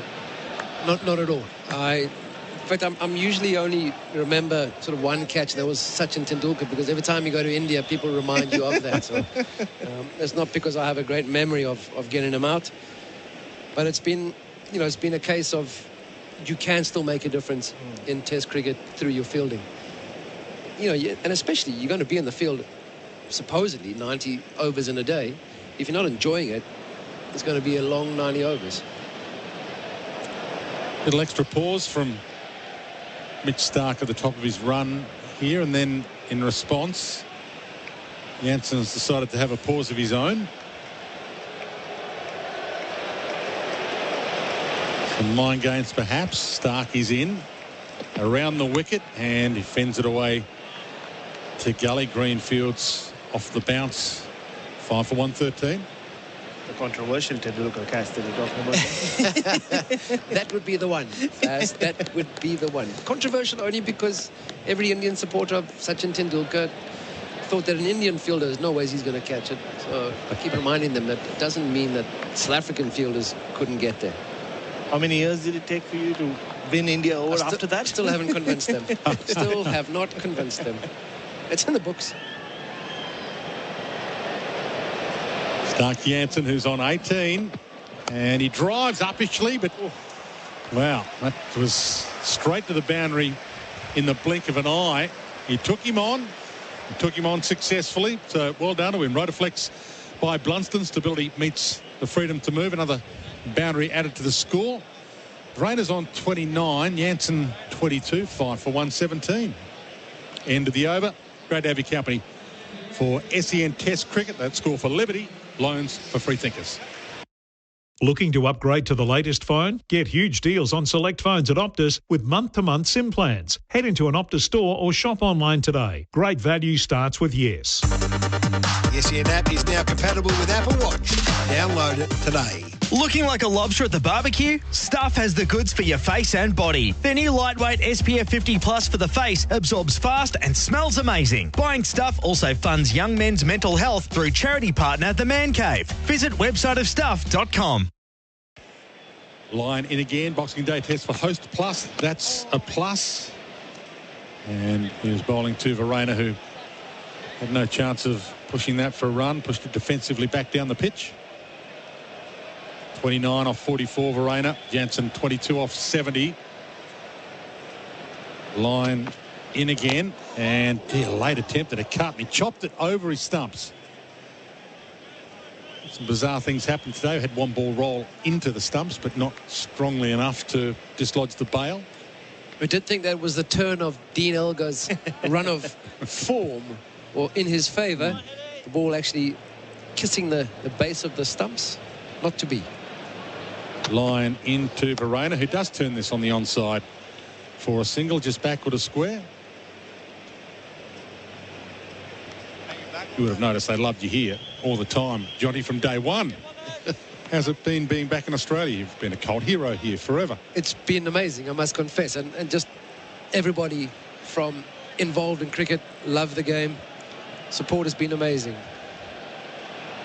Line in, Jansen on strike this time, and he turns it and almost caught.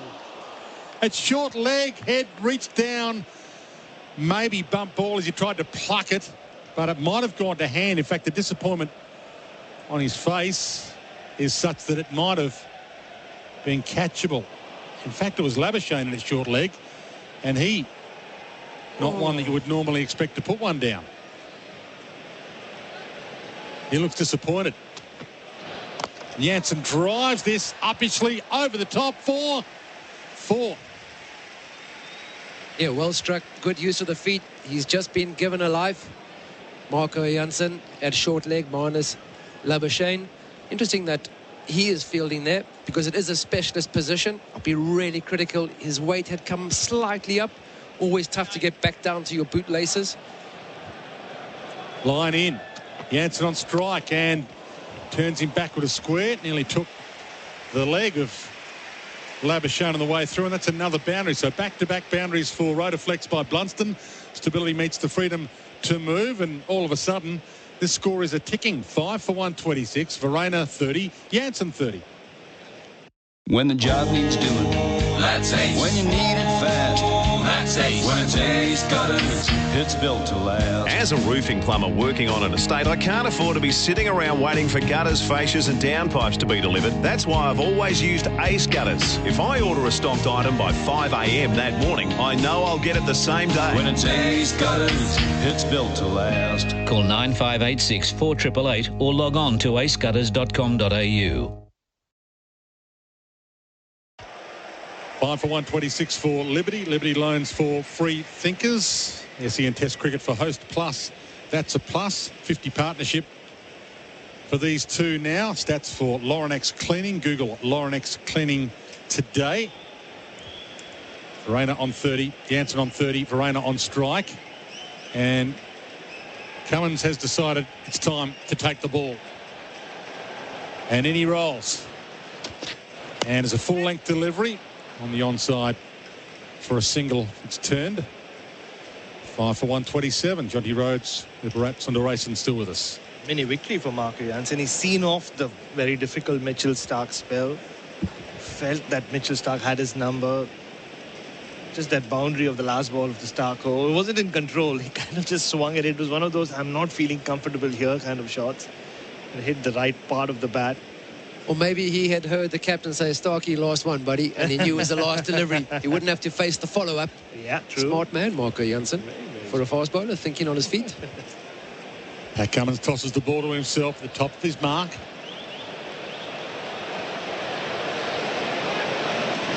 And in he rolls and defended nicely in the end by the taller Jansen. Pushed it straight back down into the pitch, and Travis Head is in at short leg under the helmet for Mitchell Starc, even though it was Labuschagne under the helmet at short leg for Nathan Lyon. They do swap short leg, Jonty. Manas is the more natural short leg when Nathan Lyon is on. But generally for the faster bowlers, because you want Labuschagne in the outfield, they get head in at short leg. Cummins in again. Jansen on strike. Defensively pushed it with his glove almost, or the bat handle back at a square, got away with it for a single. Slightly misdirected from Pat Cummins, and 5 for 128. Yeah, a slight misfield by the Australians. You can kind of sense that, I wouldn't say the heads are dropping because they're still in a strong position, but this partnership has defied them against all odds. I think it's also an indication how surprised we all were this morning when Pat Cummins won the toss, inserted South Africa, because this would have been a totally different scenario had there been only 1 or 2 down with 130 on the scoreboard, South Africa.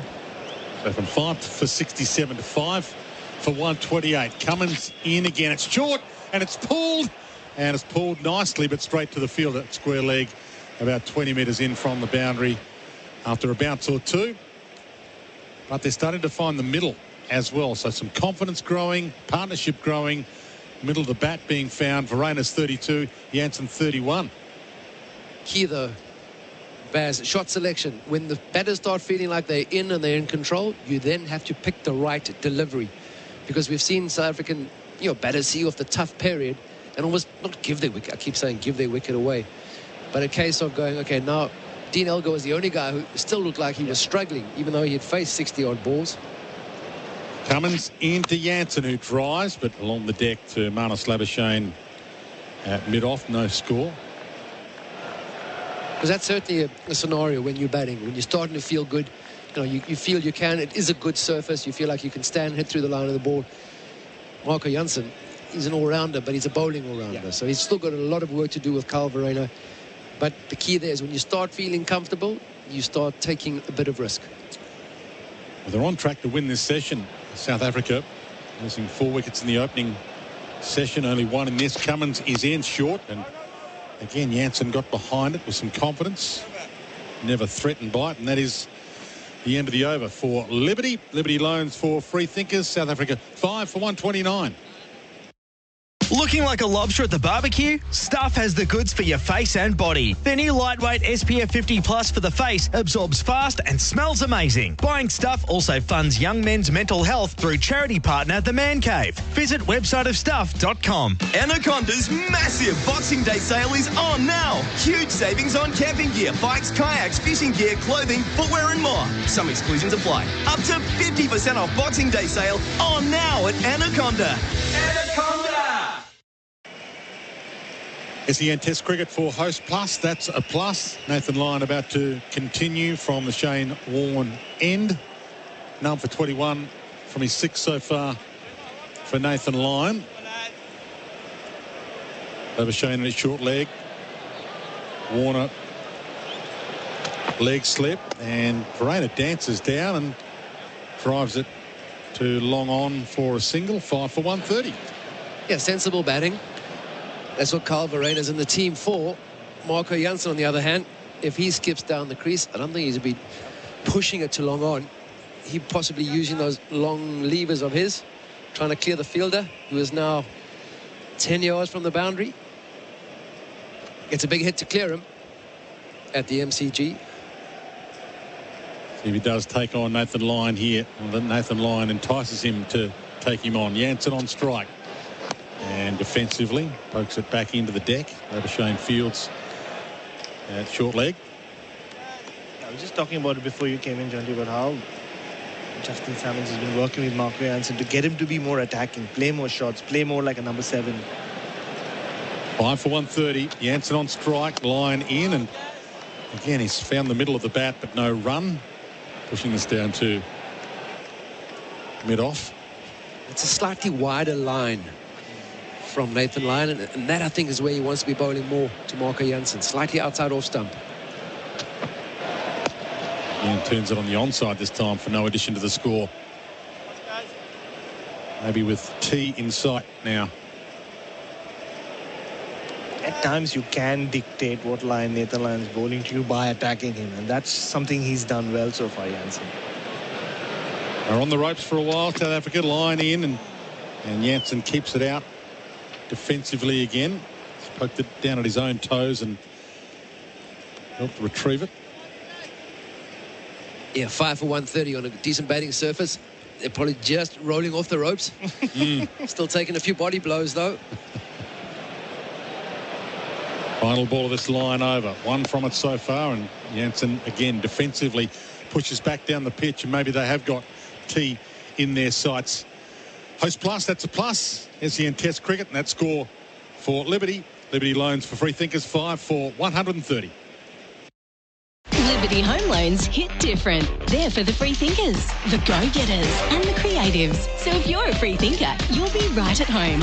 Liberty, loans for free thinkers. Visit liberty.com.au. That's how we want. Approved applicants only. Lending criteria apply. This is Ben Reid. If you're preparing to sell a property early in the new year, now's the time to speak to an Ian Reid vendor advocate. Call 9430 0000 or visit ianreid.com.au. Ian Reid Vendor Advocate. Sell your home a better way. Go on, ring us. Friendly pitch at the moment, but the South Africans perhaps making it look a little friendlier given that they have taken a little bit of control. 5 for 130 doesn't sound like control, but when you've got Verena on 33, Jansen on 31, partnership building, perfect conditions for batting, bright sunshine, the deck settled. Pat Cummins is in, Verena on strike, turns it on the onside to square leg for a single. Is that a smile on your face at all, Jonty? Are you enjoying it at the moment? I'm loving being here. Yeah. I mean, Boxing Day, the MCG, there's very few sporting events that match it. I mean, I'm sure every sport code will have their sort of Boxing Day at the MCG equivalent. But as a cricket player, this is, experience that I only got to enjoy once, even if you are a visitor. And at times it does get a bit tough. But it's just such an awesome event to be a part of in any capacity if you're a cricket lover. And it looks as if Jansen and Verena are starting to enjoy it as well. Cummins in. Jansen on strike, and he tried to pull it, the big guy, and didn't get much bat on it. And it rolls back past the bowler with no addition. Clearly not his strength. It has to be awkward when you're that tall to contend with the short ball. So it always feels like it's coming at you. You can see he struggles to play that line when it's at him. Yeah, I think cross-bat shots, you almost, you need to be quick levers as opposed to long levers. When he's driving down the ground, he uses those long levers. But for cross-bat shots, not ideal. Cummins in again. Jansen sees it bounce a little shorter this time. Defensively plays it off the splice. No danger for being caught by Travis Head at short leg. And I'll have a little chat. The two batters in the middle. It's good to see that. It's good to see Kyle Verena going down, because we are a long way from getting off the rope, sadly. We have taken a lot of body blows. And this partnership, once this is done, South Africa know that there's just the bowlers. I mean, Jansen's an all-rounder. Cummins to Jansen, short, and he's finding the middle of the bat repetitively now. No run, but looking as if he's back in more control than those that were out there previously were. I just think from a point with regards to this batting surface, and I know Pat Cummins probably got a plan, push him back, get him up there, but that's the kind of length that you don't mind facing here. There's not a lot of pace on off the surface yet. Tomorrow it might be a different story after a day and a half of sun, but Marco Jansen comfortable at that length. Cummins without a wicket, number 24 short, and again he tried to pull it, Jansen, and again got a little bit of the toe of the bat, and that's about it. No run.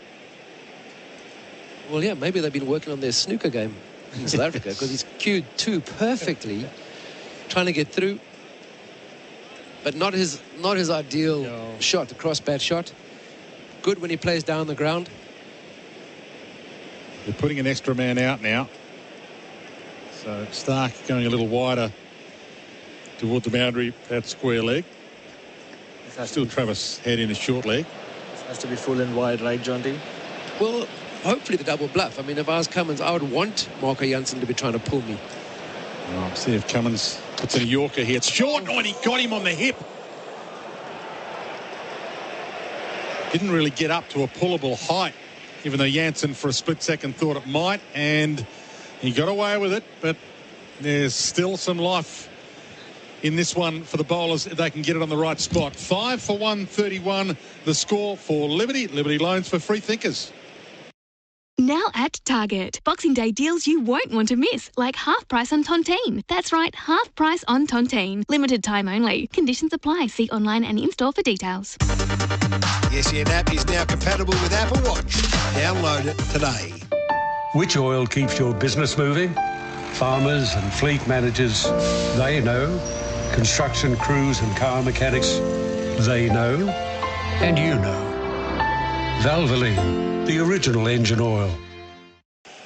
SEN Test Cricket for Host Plus, an industry super fund for all Australians. Nathan Lyon back in, Verena on strike, and he tried to turn it on the onside, nearly got a tickle into the hands of Alex Carey, but didn't touch it.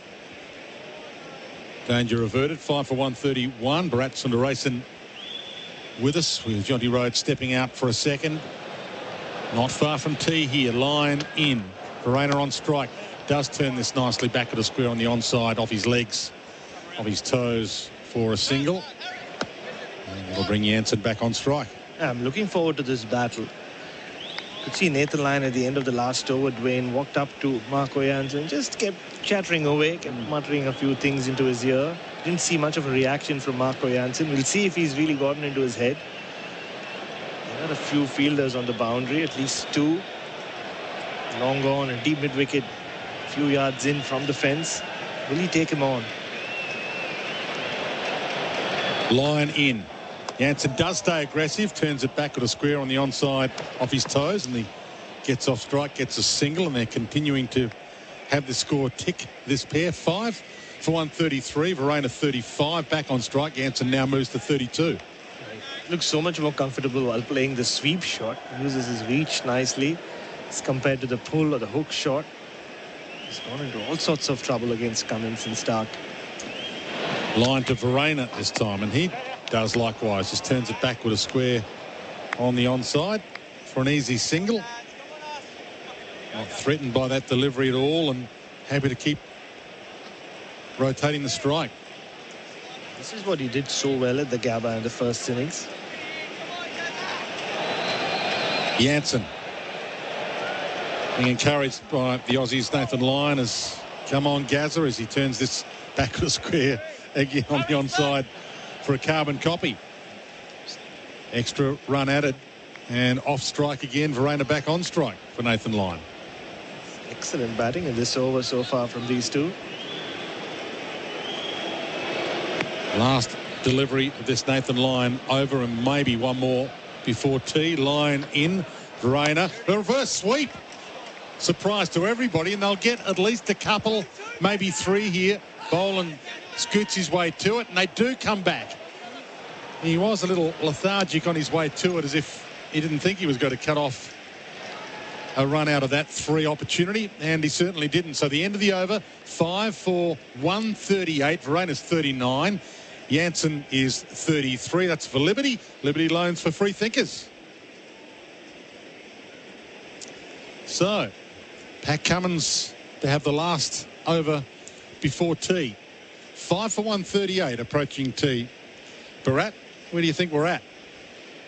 Yeah, firstly, Australia would be slightly disappointed that Jansen won't be facing, or at least facing Cummins at the start of this over. That's why you could hear Marnus Labuschagne and Alex Carey yelling at Scott Boland to keep it down to 2. They wanted Jansen to face 6 balls from Cummins. But we saw Kyle Verena play the reverse sweep to Nathan Lyon, I think second ball of his spell in that first innings at the Gabba. He backs himself. He's one of those batters, classic wicketkeeper batter, Dwayne. A lot of confidence. Australia wouldn't mind giving Verena a single. Strange field, to be honest. Just one slip in, third man's gone back. Yeah, first time we've seen that to any of the quicks all day. One slip in, Cummins in. Verena on strike, and Verena pulls down towards the boundary and is cut off just inside by Khawaja, and they keep it to 1. So that's not such a bad scenario for Australia. They do get Jansen on strike for the 5 Cummins deliveries to take us to tea. If he gets pinned down one end, of course, and doesn't get off strike. It's some strategic play. I mean, you can look at it last over before the tee. The match situation, even though Kyle Verena is batting well, why Australia should spread the field. But this is exactly what they wanted. This is the outcome they wanted. Jansen on strike. Australia just the 1 wicket for the session. South Africa now over 80 runs for the session. And this pair, again, have taken it from 5 for 67 to 5 for 139. Cummins in. Jansen short, defends it. And defends it easily back down the pitch. You can already see the leg gully or the leg slip is now moved to a sort of square leg, but just outside where the 30-yard circle would have been if this was a wide ball game. So they expect Marco Jansen to take the short ball on. Still only 1 slip in for Jansen. Gully, and the points move back a little. Cummins in short, and he allowed it to pass through. Gave it some thought for the big pull shot, but it was too wide of leg stump to be having a crack at it, and it whizzed past his ear before he knew it. Australians can sense something. Nathan Lyon has run up all the way from point. Slipped in a word his captain's ear. And I think Nathan Lyon has got his way. He's going back. We'll see where he ends up. Is he going all the way to a very wide third man? Yep, so gone from point to close to the boundary. And a very wide third man. Cummins in. 3 more deliveries to tee. And defended. And between first slip and Gully, it rolls down toward the boundary. And another 4 runs. 4 more added to the score. Another boundary for Rotoflex. Rotoflex by Blunston. Stability meets the freedom to move. And having a look at that replay for Robot Building Supplies, Robot's got it. It looked as if it was a deliberately played shot, even though it did catch the outside half of the bat. He was happy knowing that he had a bit of a gap there. He's happy it wasn't short. He knew there would be one delivery which would land on that length. Played it with soft hands. 5 for 143, 2 deliveries left to T. Cummins in, and he does pull this uppishly, and it's dropped at square leg. There's been a couple go down today, and this one's gone down at square leg. Much the disappointment of Usman Khawaja, who really had that for all money. Oh, yeah. That's exactly why they placed him there. Wonderful positioning from Pat Cummins, and Steve Smith also had some inputs there. The plan worked perfectly, except Usman Khawaja couldn't hang on to that ball. It went straight to him. He didn't have to move too far. Oh, he'd be really disappointed with that. That, heading into T, would have been massive. And yet South Africa, if they can negotiate this delivery, will go in with more confidence. And they do negotiate it. Verreynne turns it away, and that will be T. And South Africa have won the session and take some momentum in at T. A couple of drop catches. There's been a few go down. They've had some luck, but maybe it's the Australians who need to look at themselves in the mirror. They've let a couple of opportunities slip. 5 for 144. South Africa. The not-out batsman at T, Verreynne, 40. Jansen, 38. This pair taking it to 5 for 144 after it was 5 for 67. And it was 4 for 58 at the end of the first session. So the men out, Elgar for 26, Evea for 18, De Bruyn for 12, Bavuma for 1. Zondo was out for 5, and they were in disarray at that stage, 5 for 67, South Africa. But they now go in at least with some confidence that they can put in a fairly big number. Bharat, a couple of words from you before we take a break. Yeah, Pat Cummins did not go straight to Usman Khawaja. Maybe Usman Khawaja might have to apologize to him in the dressing room, because they worked Marco Jansen over throughout that session with the short ball ploy, and it almost came off, but Usman Khawaja let one through. And you're absolutely right, Dwayne. South Africa will be supremely happy with how that session went. Didn't start off well again. Kaya Zondo being brilliantly caught by Marnus Labuschagne. But from that point on, these two young men have shown a lot of grit, and they've also shown the ability to score runs, and said a lot about this pitch and their top order. 5 for 144, Australia still ahead, but South Africa have something to take some confidence from. And that fall of wickets, 1 for 29, and 2 for 56, 3 for 58, 4 for 58, and then 5 for 67. That's for Valvoline, which oil ensures you're never caught out. You know, Valvoline, the original engine oil. And it's a tea break for Bundaberg Ginger Beer with the score, South Africa 5 for 140. For Henley Completed Homes, now selling in Micklem and Officer. Henley.com.au. Australia versus South Africa on SEN Test Cricket. Verreynne, he's got it forward a point and down the boundary for 4. Stark bowls on no drives. Caught spectacularly. Labuschagne at mid-on. Leaped away to his left. First the direct hit run out, and then one of the best catches of the summer. Brendan Verreynne does pull this one and all the way to the boundary. 4-4 bowling to Jansen, and he drives straight past him, and that should go all the way to the boundary for 4. Timed it, middled it, and nailed it. Stark left arm over the wicket. Jansen is on 11. He clips off the pads, and he's played that ever so well through mid-wicket. Sent away for 4. As we wind our way towards T, and Lyon winds his way in. That's cut away. Might get to the boundary for 4. Jansen drives this uppishly over the top. 4-4. The tea break for Bundaberg Ginger Beer, the great Australian brew. A wicket and 86 runs in the middle session of Boxing Day. South Africa 5 for 144. Some proper resistance from Kyle Verreynne, who is 40 not out, and Marco Jansen, who's 38 and has to endure a lot to reach that break. The drinks break is for Bundaberg Ginger Beer, the great Australian brew. Simon Katich, part of our call team. Kat, it looked like Australia might run through when they took the early wicket in the session, and now we've got some resistance. Yeah, it's been well overdue. I think when South Africa batted today, it certainly didn't look like a wicket that you probably, felt that it was a bowl first wicket on. It hasn't done anything out of the ordinary. And then to find themselves 4 down at lunch, it was their own doing, really, when they lost those 3 wickets in the last sort of 10 or 15 minutes before the lunch break. And then Zondo getting out the way did, caught at mid-off by Labuschagne not long after the lunch break.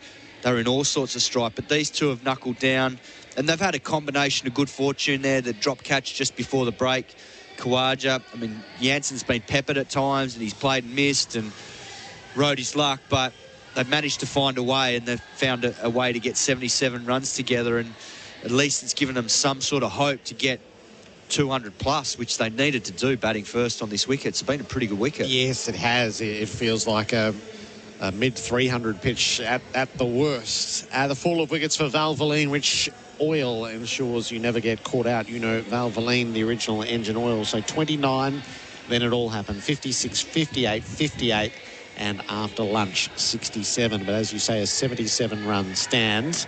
Kyle Verreynne, second test in a row. So he's the leading run scorer for South Africa. Victoria Police made for more. He's not only plucky and counter-attacking, he's got a lot to him in his 40 that he's put together today. Yeah, he has. I mean, he's got the ability to transfer momentum or put it back on the Australian bowlers because he's looking to score every ball. So at times that'll get him into trouble, and there were a couple of times there against Nathan Lyon where he nearly paid the price like he did in Brisbane the other day, where he played back to a ball that was probably a ball he should have got forward to, and he nicked it to slip. But he got away with it today. There was one that he just played and missed, playing back to quite a full ball offline. But look, the thing about him is they know that they need some runs, so he's got to go out there looking for that. He just needs to make sure that he gets support at the other end, but then he also doesn't get carried away looking for runs to balls that aren't on and then loses his wicket, which then opens up the tail. And that's exactly what happened the other day when he got out in that first innings. He didn't look like getting out. Then all of a sudden he's tried to manipulate the strike, played at a ball he didn't have to, and he's out for 64. The leading wicket taker for Valvoline, the original engine oil, Mitch Starc 2 for 39, Scott Boland 1 for 23, Cam Green 1 for 19, Pat Cummins none for 30, Nathan Lyon none for 29. What have you made of the bowling core? Yeah, as expected. I think whenever Australia are out there in the field, you know that your opposition batting are going to have to work hard for their runs. I think they've all applied themselves well at stages. They look like they've had some pretty set plans for Jansen, going upstairs and testing him out, because I think they've sensed with his footwork he doesn't really want to get, and line the ball up. He's staying leg side of it. For a tall man, it's always hard to play the short ball. So they're peppering him, and then they're trying to follow that up with balls in the channel to try and nick him off. But so far, he's been able to manage that. I think Nathan Lyon, I think he's looked threatening at times. There's been a couple of balls spin, and I think he'll probably continue to do a fair bit of bowling, given that Australia are 2 overs down in the over 8 already, and it's only tea time. Right. So with 39 overs remaining, that's a lot in the last session of play. So I think he'll do a lot of bowling from the Shane Warne stand in. Who's your player of the day so far for Bingley? Marnus Labuschagne. Brilliant run out, brilliant catch at mid-off. And I think he'll be more happy with the run out, because that was a special bit of work, and it was the South African skipper. He just passed 5,000 test runs. He looked like he was determined. He's probably the only one, apart from these two, in that top order that looked like he had that grip between his teeth and wanted to, get out there and dig in and bat all day. The others came and went, and a lot of them didn't apply themselves as they should have. And they'll be sitting in that dressing room now watching these two bat and thinking, geez, I've missed the boat here. Yeah. And when that run boat sails off into the distance, there's nothing worse in the game when you're a top order player and you see how the wicket's playing and you see the ball at the 50 over mark and you think, that should be me out there scoring these runs. And that's what they'll be thinking this afternoon. Simon Katich, part of our call team for Bundaberg Ginger Beer. Australia have dropped 3 catches, which is not terribly characteristic. A caught and bowled Chance Cummins early, dropped it high up on the left hard. Lyon, dive, sprawling. He'll be disappointed he didn't take it. Both Elgar and then Jansen given a life, Khawaja. It ended up on the replay. It was a dolly of a catch. It just turned around the corner and it just hung there for him to cling on to, and he didn't. Yeah, it was amazing because Jansen had been sort of trying to ride the short balls and taking his eye off it and looking ugly, and they had the leg gully in, and then they decided to move that fielder out, which was Khawaja, and he's probably ended up being 40, 50 metres off the bat in no man's land, And then Janssen, when he decides to take it on, he just guides it straight to him rather than hitting under it and trying to put it in the stands. So it was a real nothing shot. In the end, he got away with it because Khawaja muffed the chance. But, yeah, a bit of fortune for there. He's got to make the most of it now. He does, he does. Simon Katich, thank you at the tea break. South Africa 5 for 144. If you're here at the G, if you're on your way, if you're coming during the session or during the remainder of the test, make sure you connect to SEN Stadium on the SEN app for live ball-by-ball commentary with no delay. This has been the tea break for Bundaberg Ginger Beer, the great Australian brew. South Africa about to resume 5 for 144 in this final session of Boxing Day. It should be 6 down. Usman Khawaja just spilt a simple catch and the last over before tea. Verena is 40, Janssen is 38. SEN Test Cricket is for Host Plus, an industry super fund for all Australians. And this session will be for Before You Dig, lodge a free inquiry online. Gerard, Whateley and Peter Lalor is alongside me in the experts chair for Anaconda. Hit summer for 6 with Anaconda's 10% price beat guarantee. Hello to you, Pete. Hello, Gerard. It's got a real Boxing Day feel, this day's play so far, and I don't say that in a good way. It's that Boxing Day when you've eaten too much, drunk too much, and you're lying on the couch, and maybe the best you can do is get 2 stale pieces of bread and a bit of ham from the fridge. It's just sort of lying around on the couch in that last session, wasn't it? Suggesting some less than ideal batting and a bit of sloppy fielding? Yeah, yep. Well, look at that. The South African batting, they're 1 for 56 in the 20th over. They're going okay. There are no demons in the wicket. All the Aussie bowlers have had a go. And then, before you can say what's going on here, they lose 3 wickets and it's lunch. And then we get this. Oh, it was a good fight back in that middle session. Yep. But what would frustrate you South Africans, is you should have had your best batters in to exploit that session there, where the wicket's easy to play on, the ball's soft, there's runs about. Yep. Because if guys like this are getting runs, your top order should have got them. Yep. I mean, poor old Dean Elgar getting run out, first time in his life, wasn't it? First time in his Test career, yeah. Yeah, it took a good bit of fielding to get him. Shouldn't be running on Marnus, though, there. No, you shouldn't be running on Marnus at all. And De Bruyne, I mean, what was he thinking?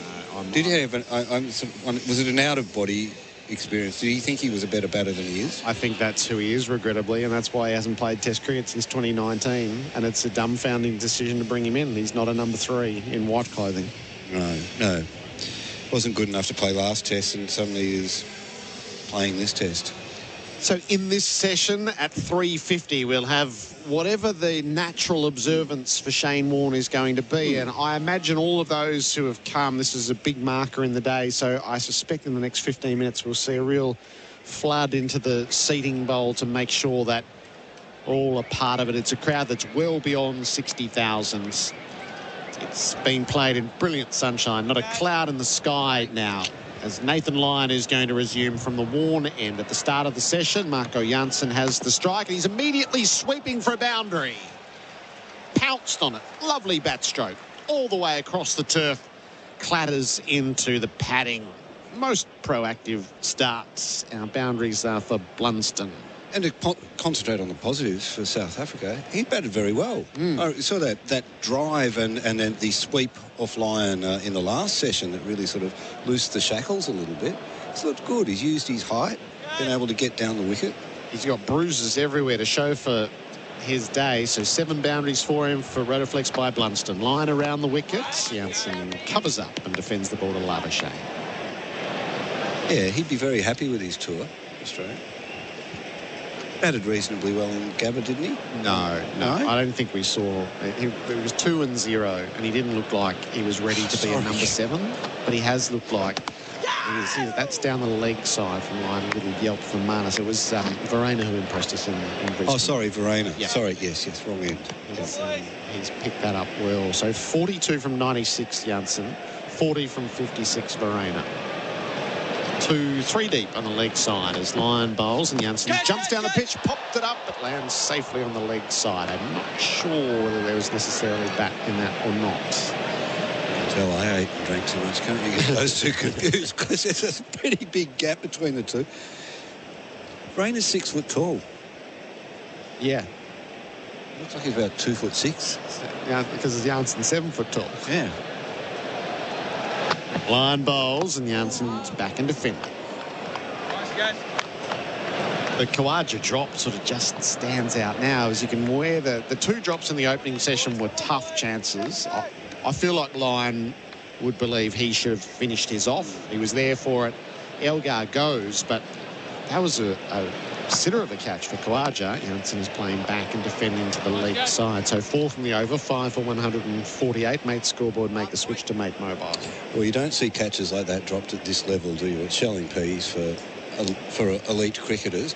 But the one part that you could always mark Usman's game hard on has been his fielding from the get-go, hasn't it? I mean, I think it was identified when he first went to the academy by Greg Chappell.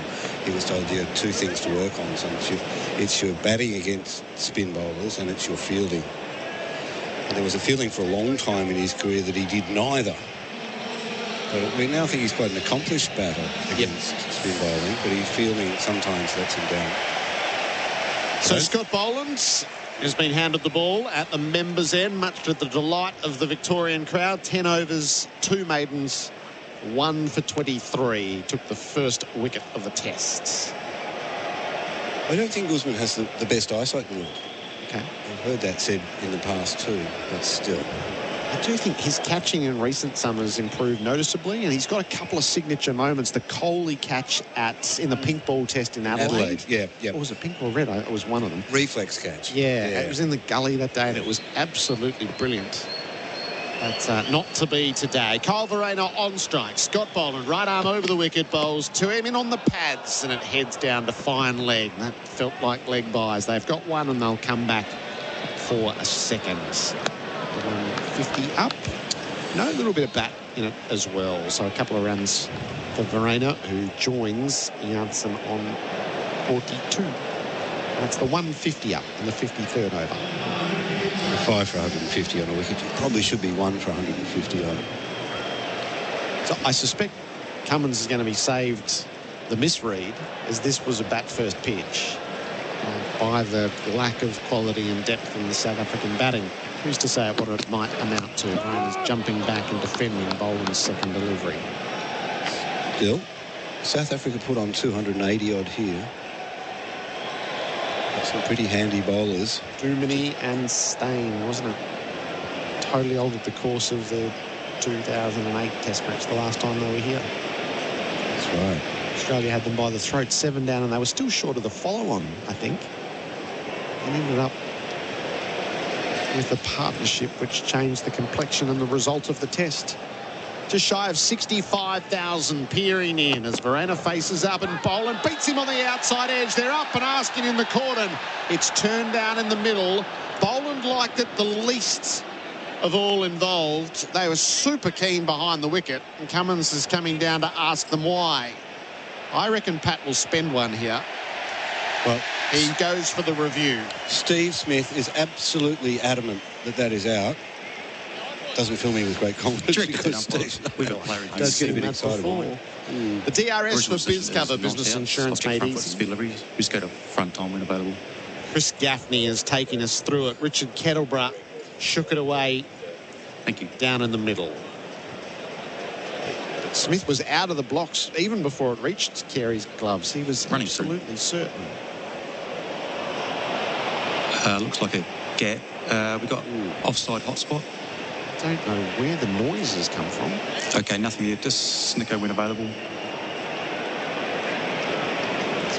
Flat line, back line. Thank you. I'm ready to go back to Richard on field. Kets, you can stay with your original decision of not out. The signal now. Clear past the outside edge. A gap all the way. Nothing hotspot, nothing Snicko. That's an awkward moment for Steve Smith. Yeah. He was convinced. He convinced his captain. Pat was good early. He held his nerve on sort of 3 DRSs that they might have gone for LBW-wise. So I reckon he felt like he was ahead of the quotient and could spend one there on Smith's instincts. That reared up a little bit off a length, but still, there's no movement, is there? There's no lateral movement off this wicket at the moment. Boland in. Verreynne tucked up in his defence as he blunts it to the leg side. Scott Boland was never interested in it. He only vaguely had one hand raised on the turnaround. They were much keener behind. Gerard, do you think we've got the wicket that we feared we might get at the MCG? An overreaction to the Gabba? No, I don't feel that way just yet. I don't think it's a 600 wicket. I might be proven wrong about that tomorrow.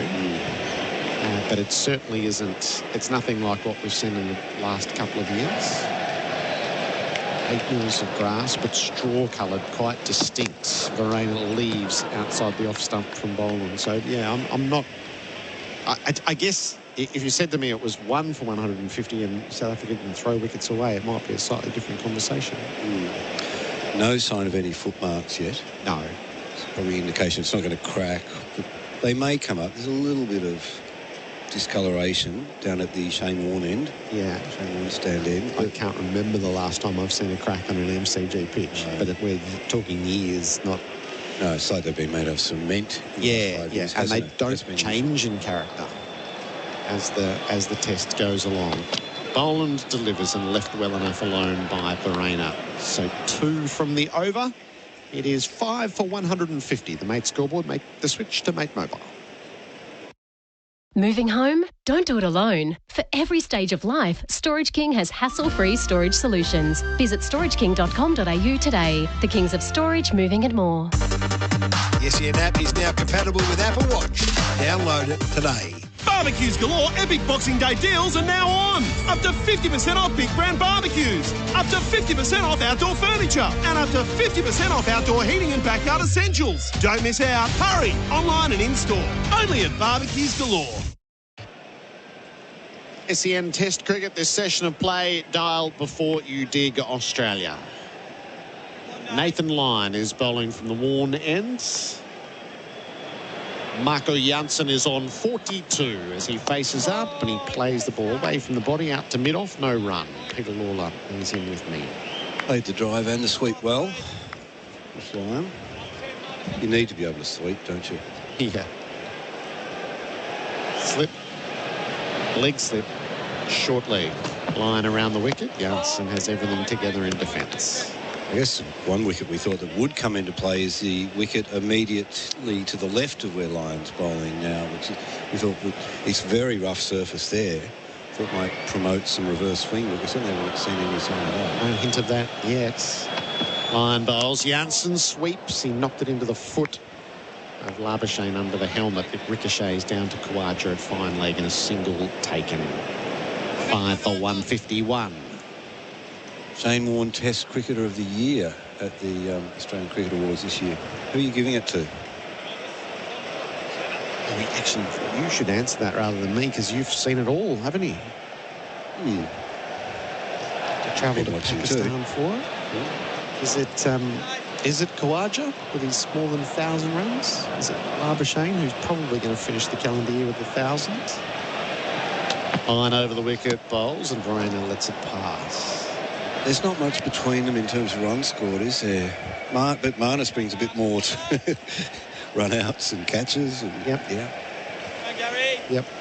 And so this is the award that's been named in Shane's honour. So the Allan Border Medal is presented on that night. Verena is back and turning around the corner. It just doesn't quite clear the ring of fielders in close sufficiently to take the single. So, yes, the Allan Border Medal started as the Australian Cricketer of the Year for the men. And now the men's Test Cricketer of the Year will receive a Shane Warne named trophy. Verena covers up his stumps, plays it out to the leg side. They don't take the single to mid-wicket. It'd be nice to be the inaugural winner. Just having a quick look at their stats. Yeah, there's very little between them. Have a look there while we, at the end of the over, go 5 for 151. Mate scoreboard, make the switch to Mate Mobile. Liberty Home Loans hit different. They're for the free thinkers, the go-getters and the creatives. So if you're a free thinker, you'll be right at home. Liberty, loans for free thinkers. Visit liberty.com.au. That's how we want. Approved applicants only. Lending criteria apply. You wouldn't use a chainsaw blindfolded. Yet not checking before you dig online first is like digging blind. Avoid high-voltage electricity cables and high-pressure gas mains every time. Search before you dig online every time and never dig blind. 5 for 151 SEN Test Cricket for Host Plus, an industry super fund for all Australians. Pete Lalor and Gerard Whateley with you. The calendar year for Australia has been prolific. Khawaja 1,079 runs, Labuschagne 943 runs, and then on the wicket-taking front, Lyons taken 43 and Cummins 35, and then Stark 34 with his 2 today. Khawaja's got the 4 centuries and the 5 half centuries. It gets you a lot of votes. Boland to Janssen, flicks it up in the air over the top of short leg. It hung there. Head had no play going back with the flights. A tight moment survived. Right. Interesting how far out of his crease he bats, Janssen. When he's got such a long reach anyway, if he gets on that front foot, he's going to be further out than most batters. Whereas Rain hangs right back. Yeah. Having a look at that replay for Robot Building Supplies, I don't think there was anything on the inside edge. So a moment of excitement, which would have been shaken away even if it had gone to hands. Boland over the wicket. Janssen defends, all compact together. Pete Lalor joined by Damien Fleming in the experts chair for Anaconda. Hit someone for 6 with Anaconda's 10% price beat guarantee. We wanted to make sure Flem was in before we hit 3:50 local time. Welcome back. Thanks, Gerard. Thanks, Pete. Listeners, good contest last 90 minutes, hasn't it? They've dug in, the South Africans, and looking at the pitch early on, it looked like it would be a good batting pitch later in the day, and it's proving that way. 2 slips, short leg. Boland delivers, and Janssen is back and defending down the line of the leg side. It sort of turns into that new ball pitch. You've got to maximise it, so the second new ball will be premium for the Australians. The question of whether Lyon can get something on the way to it. His first spell of the first session, you would have thought he would have a couple of wickets by now, isn't it? But they've played him pretty well. There possibly was more turn in it early when there was a little bit of extra moisture. And obviously the Kookaburra flattens later in the day. Boland lets fly. Janssen fins safely down to fine leg. So the ball that's coming at the rib cage is causing him a lot of concern. He gets it to ground away from Travis Head and collects a single. 5 for 152.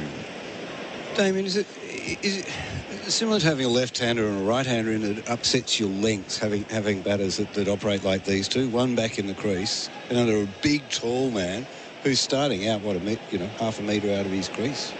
Yeah, definitely, because your stock ball changes. Yeah. You pretty much want to just bowl your same stock ball to everybody with a bit of subtle variation, whereas you've got to... It's about another metre, isn't it? At least metre and a half. Verena has the strike. He's jumping as he's defending safely to the offside. So you're pitching up another metre and a half to Verena, to the big guy. You've got to pull your lengths back, don't you? Yeah, because half volleys, he likes the half volley length. Janssen doesn't like the short stuff as much. You can just see the way he played even that one early on in the over. That there's incentive. If he can bowl a good one, he's uncomfortable, could lead to a dismissal. Verena's been very impressive. He looks their best cricketer batting-wise. Partnership is worth 85. Last ball of Boland's over, he delivers, and Verena watches it pass outside the off stump. 5 for 152. The mate scoreboard make the switch to Mate Mobile. The clock has just ticked over 3:50 p.m. local time. Shane Warne, the king. That iconic image with the floppy white hat in hand, bowing to a crowd at the end. On the turf here at the ground, Warney 350 is painted. And patrons on Boxing Day, a standing ovation to Shane Warne, who did so much to thrill them and entertain them throughout the years. This ground is theatre, this ground is playground. And that familiar chant. Hats being doffed. Patrons with a grateful bow to what Shane Warne delivered here. Fantastic, isn't it? Just to hear that chant, everyone standing. Such a brilliant player, isn't it? Such a superstar. So much charisma, showman. Loved playing here at the MCG, his home crowd. Play stops. Players all removed their own hats. It's a lovely image. They're still going, the chant.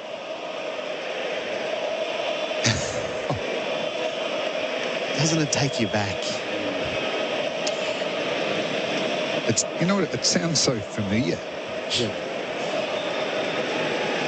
It was how the celebration of his life that night concluded, a spontaneous, warm chants. And again, I think for a good many who came today, they came for that as much as anything else.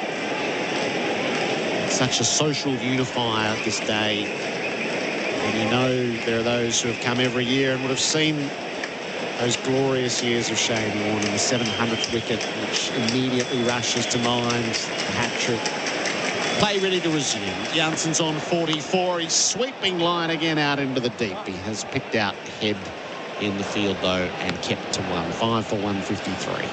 And just on his cricketing exploits as well, Warney, you know, we talk about the big wickets and the great spells, but he was equally as effective defensive bowler, that when conditions didn't suit and the fast bowlers were the ones most likely to get the breakthrough, he just built pressure continually from the other end.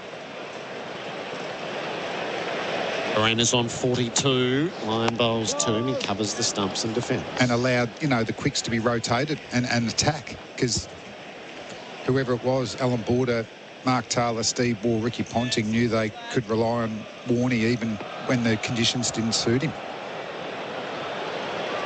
Line over the wicket. Bharat back and cutting. He's done it well down to Boland at third man. He comes in off the rope and keeps it to 5 for 154. That image of Warne bowing to the crowd and doffing the floppy, that sums him up. He was a man who had a sense of being a performer, of the gesture to the crowd. It's not embracing the team. Well, he did do all of that. He played to the audience as much, didn't he? He always took you along. You always had to watch when Shane Warne had the ball in his hand. You couldn't leave the room. It's Nathan Lyon who's operating from that Shane Warne stand end, and he makes a change in the field. He pulled Warner out of cover and put him to short fine leg, and then moved for 2 in the deep at backward square and mid-wicket. Each around to their left a couple of paces. Lyon bowls and Bharat is edging short of Smith at first.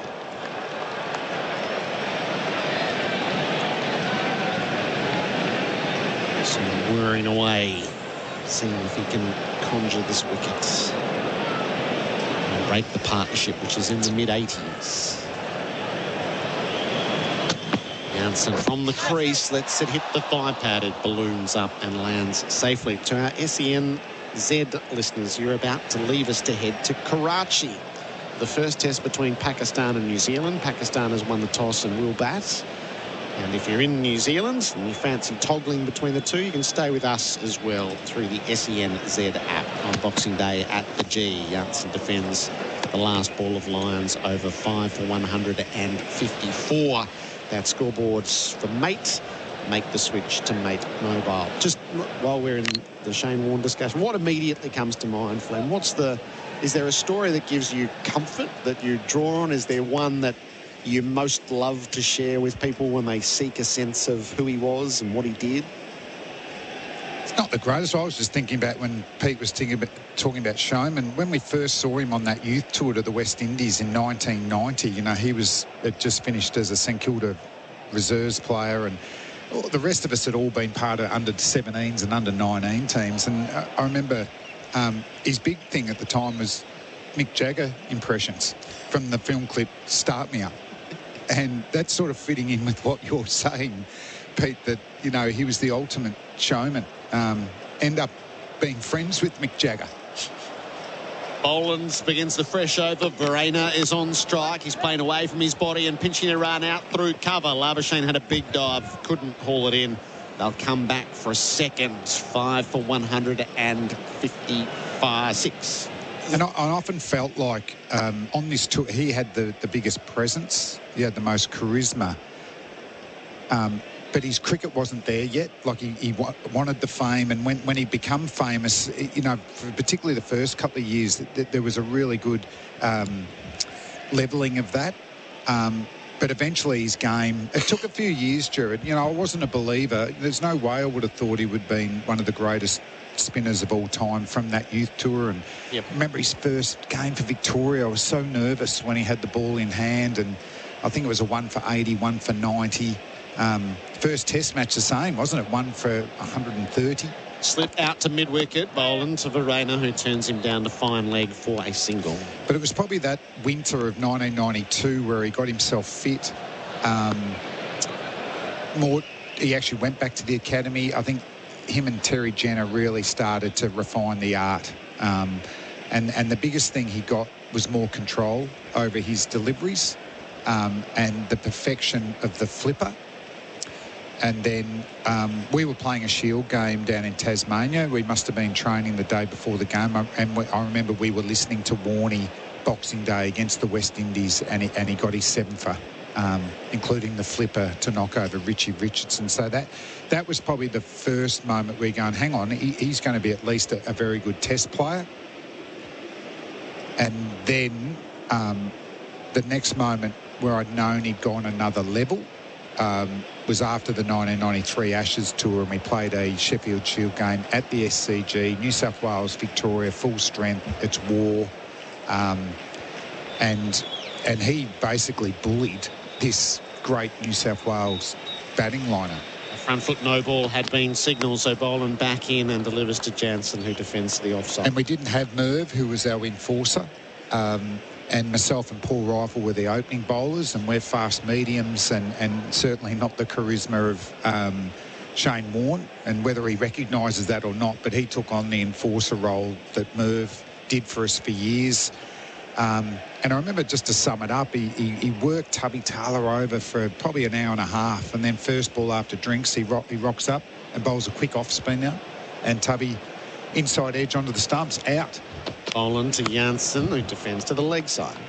And I fielded mid-off a lot to Warney. I can't remember fielding a ball for that game until I took a really good catch to get out Mark Waugh.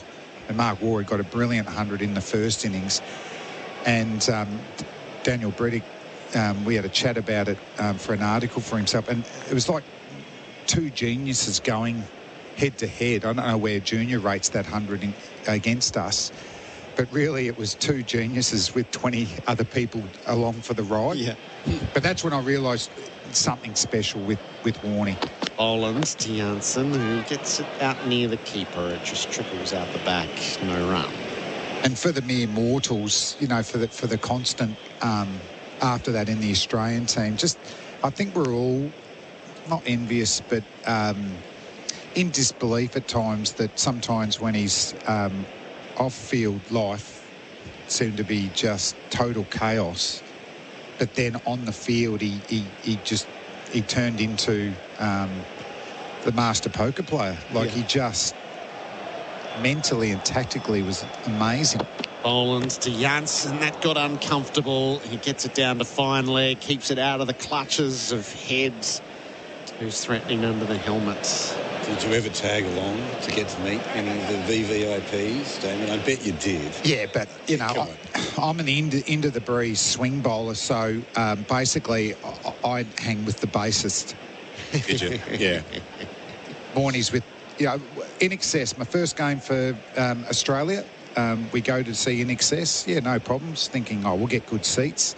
We're backstage and we're on stage, and they've got an esky for us. 40,000 people in Perth. Yep. And I'm going, wow. Boland to Verena, swings across the line, inside edge onto the body, rolls away to slip, no run. 5 for 159. Damien Fleming, Pete Lalor with you on SEN Test Cricket for Host Plus. That's a plus, and Dwayne is coming in.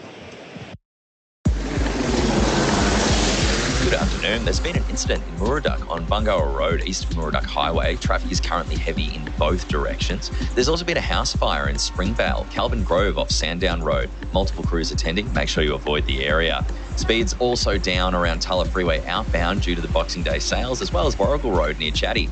It's the end of year sale you've been waiting for, the Good Guys famous knockout sale. Check out the unlocked deals and save big for a limited time, only at the Good Guys. That's the latest SEN Sky Traffic.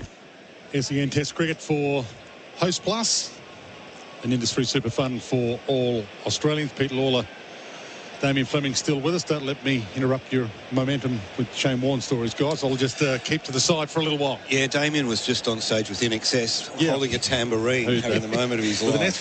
They were like 1.5 meters behind. No wonder I couldn't land the ball the next day. But, you know, Warne, was the rock star. You know, everyone wanted to meet, and he introduced and, you know, and he made sure all his teammates were invited and got in. Lyon bowling to Jansen, who is stalking a 50, a half century in the meantime. But it has been a beautiful day, and to celebrate a guy like Shane Warne, and it'll continue to be one of these things that will get talked about for a long, long time. It's such a beautiful part of a lot of people's lives, and the stories are phenomenal when you talk about people of the ilk of Mick Jagger. Line in, pushed back down the wicket for no addition. You know what I enjoyed most in what occurred after he died was the outpouring stories just from ordinary cricket fans, Melburnians who encountered him on the street, and what he meant to them and what he said, and gave them time. Jansen on strike, Line in. Again, no addition, defensively poked away. I mean, Warnie could have run for president because people just related to him, didn't they? They got him, even though he hung out with the superstars. There was just something very earthy about him, something very approachable about him, and you wanted to be in his presence. Line in, dancing down the wicket this time, and it's long, and it's almost outstretched hand, and through for 4. So Stark put his hand up here. Like it dislocated a finger or something. Yes. I think he's half volleyed or yorked himself there, and it might be his bowling hand. Wow, so that could be a big change-up. So smacked down the ground, driven down the ground. Was it a catchable height? Yes, it was. And the 50 is up, but there's a story within the story, and that could be a massive injury here for Mitchell Starc. Yes, he did put it down, and then he did hit the finger on the deck. So firstly, Jansen brings up 50. South Africa 5 for 163. Not out batsman Verena on 46. And Stark walking off with the trainer. It does look like he's clutching his right hand. Oh, so maybe it's hit his left hand, the ball, but it was more the landing on the right hand that might have actually hurt. Maybe wrist. No. But his hand went straight up, didn't it? Yeah. You know, he knew straight away something was wrong. Maybe he's clenching the right hand in pain, and it's the left hand that's hurt. I thought it was the landing hand from my vision, but in the meantime, play continues. It's about 2 suburbs away, that far. Yeah. Very good eyesight. I'll tell you what it was an average shot. He wasn't trying to hit it for 6, and he wasn't keeping the ball along the ground. So Jansen on strike. He's on 50. Line into him. He's just been dropped, and he turns it on the onside. Tickled it fine. Beautifully played off his hip, and it rolls its way to the boundary for 4 again. So more boundaries coming up for Rotaflex by Blunston. Stability meets the freedom to move. And South Africa, well, there's another story within the story here. We've been talking about the great Shane Warne and how much this means, but South Africa's starting to put together a big total here. The score for Mate, make the switch to Mate Mobile. South Africa 5 for 167. Bingley's biggest Boxing Day sale ever is on now with huge deals on TV, tech, fridges, laundry, cooking and more. Head to bingley.com.au. Better living every day. The SEN app is now compatible with Apple Watch. Download it today. Looking like a lobster at the barbecue? Stuff has the goods for your face and body. Their new lightweight SPF 50 Plus for the face absorbs fast and smells amazing. Buying Stuff also funds young men's mental health through charity partner The Man Cave. Visit websiteofstuff.com. SEN Test Cricket for Host Plus. That's a plus. Ball back in the hand of Scott Boland. He's about to bowl to Verena, who's on 46, stalking his own half century. Drives it, but along the deck for no addition to that 5 for 167. So Damien Fleming still with us, along with Pete Lalor. So what if they go to stumps at 5 for or 6 for South Africa? And Mitchell Starc can't bowl? Yes. These are valuable runs. We saw that up at the Gabba. I think they conceded too many runs in that first innings, and but for the want of 50 more runs, that game could have been quite close. Yeah, they'll certainly bowl. You know, for me, this is still a very good batting pitch. So, Verreynne on strike, tried to tickle it down the leg side, didn't get any bat or any hip on it to get it down to the boundary. So no addition. 5 for 167, and they came to the crease at 5 for 67. Yeah, if they ended up 5 or 6 down, well, then they'll be questioning about Pat Cummins winning the toss and deciding to bowl first. When I heard rumours that was going to happen, I thought, well, fair enough. But when I looked at the pitch, I was expecting it to have more green grass, thicker green grass. But the one thing about the MCG, always a new ball pitch. So Boland in again, Verreynne on strike and compact in defence, pushes it back down the pitch, and that's stat, of course, for Lauren X Clenning. Google Lauren X Clenning today. The 100 partnership up 5 for 167 after they came to the crease at 5 for 67. Would it be cynical to suggest too that part of the consideration was not wanting to bowl tomorrow because of how hot it was? Well, you might actually find yourself bowling. Yeah, I think it was a little bit where, because of the hot weather, the Australians thought it would be at its best batting tomorrow. Yeah. So they backed themselves against a brittle South African batting lineup to be batting later tonight and all day tomorrow. Boland to Verreynne, who pushes down the pitch, but no addition to the score again. I read an article by the great Greg Baum in the Nine Facts papers this week about how good this new Kookaburra is, but I don't know. He quoted you, didn't he, Damien? Yep. I think that this improved Kookaburra, I think it's more the pitches than the Kookaburra itself, because here we are on a flat deck, and once it's, this is why the top order needed to get I think it's a combination of both, though, Pete. Yeah. There's no doubt. I think the new Kookaburra ball's better and more resilient. Boland to Verreynne, who allows it to pass through to the keeper. But on flat pitches, I don't want to see the ball seaming when the ball gets old. No, I think it's time for the batsmen to shine, and the bowlers need to dig deep. The double lacquer, I think it's rubber. Hard rubber under the seam that makes it more pronounced, so that's a good thing. But certainly the wickets are more grass in the last 2 or 3 years than they were the previous couple before that, weren't they? You know, particularly at the MCG. Boland's been the man when a breakthrough's been needed. See if he can do it again here. In he comes. Verreynne on strike, turns it off his toes, and they get through for a single. Another missed field, which is surprising to say it so often. Khawaja again let it get through his grasp. Put one down, put a very easy catchable chance down. They've put a few down, the Aussies. The last one put down by Mitchell Starc, and that's why he's off with a finger injury, and we'll bring you an update on that as soon as we can. But South Africa 5 for 170 for Mate. Make the switch to Mate Mobile. Good afternoon. There's a house fire in Springvale, Kelvin Grove off Sandown Road. Multiple crews currently attending. Make sure you avoid the area if possible. Boxing Day sales also causing some delays this afternoon. Speeds down on the Tulla Freeway outbound from Bell Street to Buller Road. And Warragul Road and Princess Highway absolutely chockers around chatty. It's end-of-year madness at JB with crazy end-of-year deals like 25% off computers and 10% off Apple Mac. That is crazy. Only at JB. That's the latest SEN Sky Traffic. SEN Test Cricket for Host Plus, an industry super fund for all Australians. Nathan Lyon about to resume. Damien Fleming and Pete Lawler still with us. It's 29 degrees out there, but there's a bit of a breeze, isn't there? Actually did wander out there for boundary level. It's a really beautiful afternoon, but that leads me to another question to you guys. As Lyon is in, Verreynne on strike and just pokes it away. When will be the sweet spot for this pitch to bat on? What session do you think? Now that you've seen almost a full day of it. It tends to be day 2 and 3. And it's also how much a baking sun, particularly tomorrow if it's mid-30s, zaps all of the green grass off. Lyon to Verreynne, who dances down the pitch, drives nicely, cleverly, cautiously, gets a single. What worries me, but the problem, sorry, Pete, the problem too, isn't it, over the years with the drop-ins? That's his 50, by the way, for Verreynne, so congratulations. They are... No, he's batted well. Putting together a brilliant partnership here to bring South Africa right back into contention to be able to win this test. 5 for 171, Verena 50, Jansen 54. Well, he does average 50 in first-class cricket. You can see why. He knows his game really well. I think he's going to make a lot of runs at test match level, particularly when he gets the chance on flatter pitches.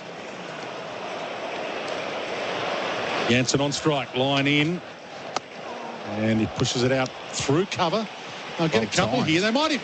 In fact, it does race away to the boundary for 4. It was well timed. It was me to the bat. It accelerated its way to the boundary, and that's for Rotaflex by Blunston. Stability meets the freedom to move. Another boundary, 5 for 175, and Jansen moves to 58. That's beautiful timing. That's exactly where you don't need to over-hit the ball. If you even just punch the ball like that or anywhere near the middle of the bat, it's going to run for 4. Pitch is settled. Outfield is fast. Line in. Jansen defensively, cautiously off the front foot. Yeah, the problem with the drop-ins is they don't crack up. So they've been finding ways to get results, and generally it's been with extra grass. So tomorrow's cook up at about 36-37 won't affect it that much. You're saying his line is in. Jansen drives it back down the pitch to him. He fields off his own bowling. Not in one day, but we'll see the effects later, day 3 and day 4, day 5. Which, the way we're going, we might get a day 5 with Australia having to bat on it. Line in. Jansen drives to cover along the deck, but he's timing them well. He just didn't find the gap that time, and that's the end of the over. Mate scoreboard, make the switch to Mate Mobile. South Africa 5 for 175. Calling all spirited travellers, your next adventure awaits at sea. Aboard Spirit of Tasmania. Settle in and enjoy the breathtaking scenery while you relax on deck with a Tasmanian wine, beer or cider. Visit spiritoftasmania.com.au. Be a spirited traveller. Hi, I'm Dylan, a family lawyer from Aitken Partners. I know personally how tough separation and divorce can be. It's daunting, so we keep it simple to help you live your best life. Call us at Aitken Partners, 8600 6000.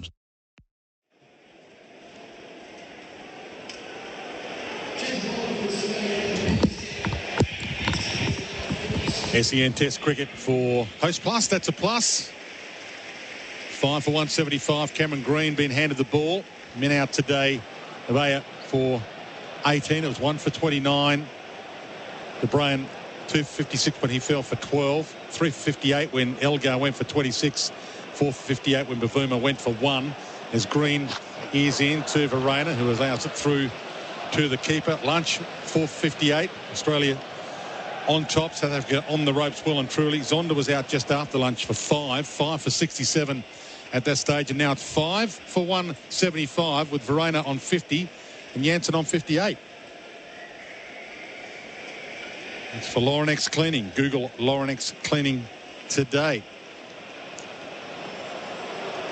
Bharat, Sundaresan has rejoined Damien, Fleming and Eyes. Green is in. It's fended away off the carpet to gully for no addition to that. 5 for 175. Oh, Dwayne, Flem, good to see you. Bharat, how are you? Very good. Merry Christmas. Merry Christmas too. You got an update on Mitch Stark? Hand, you're normally the man with this stuff. What have he got for us? Nothing concrete so far, but it did look like it was his bowling hand. I just seen the replay again. His right hand went up as if to just grab this physio's attention. Green in, and again defensive push down the pitch. No addition to 5 for 175. Just checking the media WhatsApp groups. Nothing official so far from the Aussie camp, but he didn't look very happy. No, he did not look very happy. The instant reaction to "I'm going off" is an indicator as well. Yeah. One bowler down, and the man who always bowls the first over, new ball swing, could be a big out. Green to Verena, who drives, but waiting for it was the man at long on, Pat Cummins. Just like in the Gabba, they haven't looked very good, have they, Australia? I mean, they've had patches where they bowl consistently, but looked at that lunchtime score, it made for pretty reading, but had a lot to do with how South Africa batted more than how Australia bowled. Green to Verena again. And Verena pushes to cover. No chance of a run. Put some chances down today as well. Yep, I probably wouldn't be as harsh on them. I think this is a pretty flat pitch. And in hindsight, what would Pat Cummins have done at the toss? You bat first, you score big, you put them under pressure. But there wasn't much movement early, a bit of swing, minimal seam. Green to Verena, who allows it through to the keeper. End of the over, 5 for 175. Verena is 50. Jansen 58, 108. The partnership as it stands right now. That score for Mate. Make the switch to Mate Mobile. Calling all spirited travellers, your next adventure awaits at sea. Aboard Spirit of Tasmania. Settle in and enjoy the breathtaking scenery while you relax on deck with a Tasmanian wine, beer or cider. Visit spiritoftasmania.com.au. Be a spirited traveller. Guess who's been a leader in kitchen and laundry appliances for over 110 years? Whirlpool. Using patented 6 Sense technology, Whirlpool guarantees outstanding results while saving precious time and energy. So, have you got a Whirlpool? Visit whirlpool.com.au. Big hour and 13 to come on SEN Test Cricket for Host Plus. That's a plus. And a little post-day wrap, of course, on Boxing Day, including an injury report on the Mitch Starc hand or finger. So plenty to stick around for. And this is on a nice edge now as to who's going to take the honours at the end of day one. 5 for 175. Line in, and Jansen drops it at his feet. Attempt to just keep that out. Just peering into, stalking the Australian dugout. Andrew McDonald just walked out. You can see the team physio walk out as well. Are you lip reading? Can you get that close? Line in. And off the back foot, Jansen pushes out to cover. No chance of a run. What I can say is the media manager, Cole Hitchcock's just joined in, so we might be getting an update soon. Because I'm sure he's received a lot of messages from the print media demanding for some clarification. Well, not a lot happening out there in the middle for the Aussies. Line in. Jansen fends it into the deck, and Labuschagne Fields about 4 metres from the bat.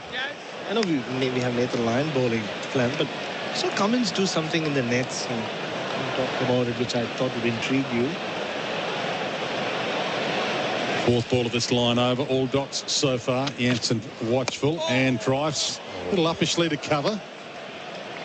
It's 103 kilometres now. He's bowled fast the last couple. Cummins, he's trying to focus on being lower in his release, keeping his hand lower. He's talking to Smith and Marnus, asking him if he was getting the ball to swing more. Line in. Jansen off the back foot this time, defensively into the deck. Very interesting, that. Very interesting. Because the one ball that's evaporated from his repertoire since he was an 17, 18 is the outswinger to the right-hander. Final ball of the line over. Jansen on strike. Defensive, compact as a big man can be. 5 for 175. Verena 50. Jansen 58. That's for Mate. Make the switch to Mate Mobile at the end of the over. Good afternoon. There's been a crash in Caroline Springs, Taylors Road roundabout at Calder Park Drive. Also a house fire in Springvale, Kelvin Grove off Sandown Road. Multiple crews attending there. Make sure you avoid the area if possible. Huge summer savings on Rob Cousins outdoor furniture. Get a massive 40% off when you shop online before December 31st at robcousins.com.au. That's the latest SEN Sky Traffic. The SEN app is now compatible with Apple Watch. Download it today.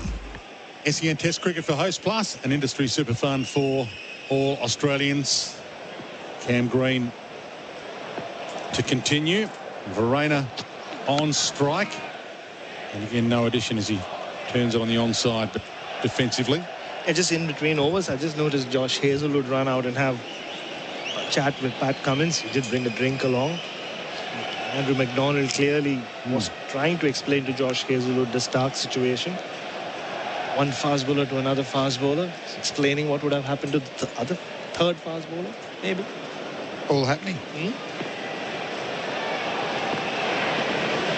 Green reports his run in. Back on Cummins, Fleming. Yeah, so we saw the in-swinger make a appearance against England last year up in Sydney. One knocked over Butler and Wood. And we've seen it throughout the T20 World Cup and one-dayers and Green to Verena. Foolish delivery. Verena drives back down the pitch along the deck. Green half-fields in his follow-through. Still 5 for 175. This Test series and the one against West Indies. But the outswinger, he's changed his technique since he was 17 or 18, and he gets into a position where he releases the ball, you know, inside his front foot. So to bowl an outswing, he's sort of got to start at a metre outside off stump. One slip, gully, no point in at the moment. It's cut through point to that deep point fielder who was on the boundary, and they only wander through for a single. Whereas Hazelwood and Green, they release the inside their front foot, so they're in a position if they bowl it straight from there that it's on off stump. So I think instead of trying to change his technique, which is pretty hard at 30 years of age, he's going to bowl with a more round arm action to get the ball inside his left foot, like Green and Hazelwood. But what happens there is, one is it can swing straight from the arm, and two, you lose bounce. So, you know, that's interesting. I like how he's trying to upskill. Because certainly the in-swing has proven a nice threat, and maybe, you know, he's liking that feel of seeing the ball swing, because the nip back has been his major delivery for his career. Green into Jansen, who watches it and pushes it back down the pitch. So to add an outswinger, even if it is a wide one, you know, they've still got to make that. If he's nipping him back and bowls one on the same sort of line and it swings away, outside edges certainly will play a part. But yeah, it's interesting you said that. It's the one delivery that's not in his arsenal at the moment. Green to Jansen, who tries to drive, missed it. Through to the keeper. Beautiful bowling. He's pushed him back. He's made him play a lot of deliveries, just catching on the crease. And then when he goes full outside off stump, it's a real quicker ball, and it's actually across seamer as well. Front foot a long way from that. Oh, yeah. That's so close. So maybe we're sensing a moment. Green in, Jansen on strike, short, and it's through the keeper. Carey couldn't glove it. And they'll think about coming back for a second. They won't. No, they will. In fact, it almost rolls to the boundary off a midfield for 4 byes. Is Steve Smith hobbling a little as well? Yeah, I think he just slipped. Didn't tread on it, did he? Yep, he's hobbling his way back to slip. And that is the end of the over. 5 for 178. Hard to know where to look. There's so much happening. Verena's 51. Jansen 58. That's for Mate. Make the switch to Mate Mobile. The Fantastic Sale is on now. Don't miss great savings across sofas, dining, mattresses and heaps more at Fantastic Furniture. Shop in-store or online. Find your Fantastic. The SEN app is now compatible with Apple Watch. Download it today. Looking like a lobster at the barbecue? Stuff has the goods for your face and body. Their new lightweight SPF 50 Plus for the face absorbs fast and smells amazing. Buying Stuff also funds young men's mental health through charity partner The Man Cave. Visit websiteofstuff.com. SEN Test Cricket for Mate and Host Plus. Host Plus, an industry super fund for all Australians, and the score for Mate. Make the switch to Mate Mobile. 5 for 178 after they were 5 for 67. South Africa. Verena on strike. Lyon bowls to him. He turns it off his hip, but no run. A little clumsy from Steve Smith. I think his foot just slipped underneath. Yeah, certainly. The ball. Gave him a little bite. Come on, Gary! Steve Verena's played well, hasn't he? Very composed. He's on 51 and he's facing Lyon, and off the back foot plays it out along the deck without really aggressively attacking it. No chance of adding. He's played so well. I'm sure already people are wondering why he's batting 6 and not 4. The way the others have. Line to Verena, who tried to turn it off his toes and then thought better of it. It looked as if Hazelwood was talking to Boland just before about index finger, was he? Looked like the index finger. Yeah. The ball definitely hit his index finger and middle finger going for the catch. But whether he landed on them as well. Line in. Verena off the back foot. Does turn it on the onside, but fielded at mid-wicket. No chance of a run. 5 for 178 still. Oh, he certainly looks their best batsman to watch, Verena, but the problem is always the wicket keeping, isn't it? Yes. That, you know, even the great Adam Gilchrist batted 7. Tries to drive it and does drive it down to long on for a single. 5 for 179, and they are stalking 200 here, South Africa, and starting to put together a formidable total, given they were sent in by Pat Cummins at the start of the day. Pat Cummins deciding that bowling was what he wanted to do. I'm not sure if he asked his bats what they would have wanted to do, but Dean Elgar was asked after the interview and he said he would have batted, and that's exactly what may pan out as the right decision. 5 for 179 at the end of that over. That's for Mate. Make the switch to Mate Mobile. It's Australia's first 10-year warranty with 10 years capped price servicing. Mitsubishi 1010. You can count on it. Exclusions and conditions including Mitsubishi servicing apply. See your Mitsubishi dealer for details. The SEN app is now compatible with Apple Watch. Download it today.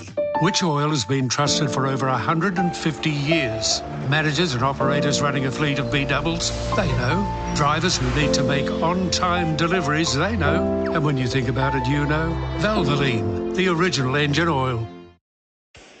Verena 52, Jansen 58, 5 for 179. SEN Test cricket for Host Plus. That's a plus. And the ball back in the hands of Green. So Cameron Green to Verena, who's on 52, not out. Straight back down the pitch. So anything you change up here, anything you do differently? If you But they're hindered a bit, aren't they? Because no Mitchell Stark. Because one option Stark does really well is he bowls over the wicket and around the wicket, and particularly to the right-handers. They lose where their off stump is, and they'll often play at balls they wouldn't normally play at. And if there's any hint of reverse swing, Mitchell Stark's still the best component, reverse swing bowler in this team. Green to Verena, bounces him. That was well and truly over his helmet. You have to play at that. And he was also all over Jansen just before the tea break. Remember that really dangerous spell he bowled. I think we do have an update. Hearing middle finger. Okay. Says that he will be returning to the field shortly following treatment to soreness to his middle finger on his left hand. Okay. So yeah, so he did kind of clutch those 2 fingers. Cam Green in the meantime to Verena, who turns it off his pads. No chance of a run. It must have hurt it while he was landing. Yeah, but the ball definitely hit both the index and middle. I mean, that's going to hurt at that speed, and then maybe that combined with landing on his left hand. But the ball definitely hit those fingers. It was a double whammy. If he caught it, he would have wrapped it up and landed. Yeah, he wasn't far off. It was a good effort. And how big that Khawaja drop catch as well. Now Green in and compact as ever. Verena, no chance of adding to the 5 for 179. See, with Cam Green as well, Andre Adams has been added to the support staff since the last test, and he's been working a lot on his bowling action, trying to keep him a little more upright. I think maybe there seemed to be a feeling that he was falling away. Oh, what's happened is part of his getting over the stress fractures is he wanted his front and his back foot and front foot to be aligned, and it's easier to actually get your hip through and generate that power. Green to Verena. Edge is caught first slip. Here's the breakthrough. Cameron Green gets it. Massive wicket. Huge moment. Just when they were starting to accumulate a nice total, South Africa. Another one falls. Verona out for 52. One slip in, straight to first slip. Caught by Smith. And South Africa 6 for 179. Yeah, no, that wasn't a cross-seamer. It was just a legitimate slight little outswinger. But what it was a really probing line and an excellent length. You know, Verona doesn't like to get too much forward. He likes the bowler coming to him. But he decided to actually come at that ball. He wasn't in a good position to defend outside edge. So that is massive because the new ball, you know, still 15 overs away. If they'd gone to the second new ball, 5 wickets down, there could have been a flurry of runs. But Verona, that's second excellent knock of the series. He just needs some help from the top order. And for the Australians now, they're well and truly into the tail. If they could bowl South Africa out before the second new ball, I mean, that would be amazing. Mitchell Starc doesn't need to be required to the second innings. Not at all. He might not even have to come out back onto the field. You're right. Everything was right with the alignment of the setup of that dismissal, Flem. The line, the length. He got him playing with slightly open face of the bat as well. Perfect setup. And now you're into a South African tail where a lot of them like to play a lot of shots. So you can open this up quickly.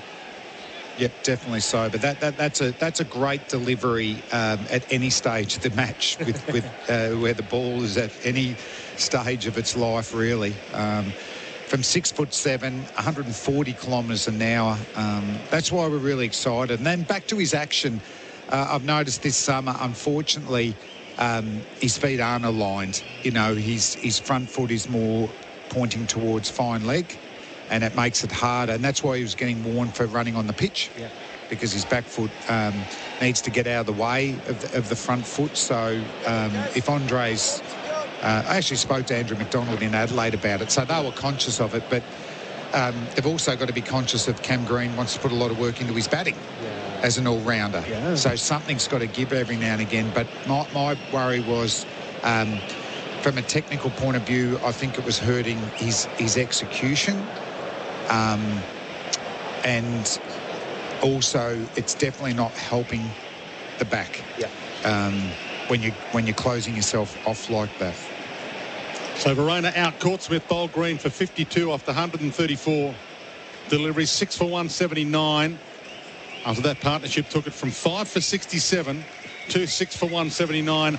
One delivery left in this Cam Green over. Maharaj, the new batsman, and Maharaj allows it to pass through. So the end of that successful Green over. 6 for 179. New batter at the crease. Jansen, the not out batsman, as we have a look at who they're giving the ball to. It looks as if Pat Cummins is going to be handed the ball again to bowl. So that score for Mate. Make the switch to Mate Mobile. Calling all spirited travellers, your next adventure awaits at sea. Aboard Spirit of Tasmania. Settle in and enjoy the breathtaking scenery while you relax on deck with a Tasmanian wine, beer or cider. Visit spiritoftasmania.com.au. Be a spirited traveller. Want to build a new home but need to move in now?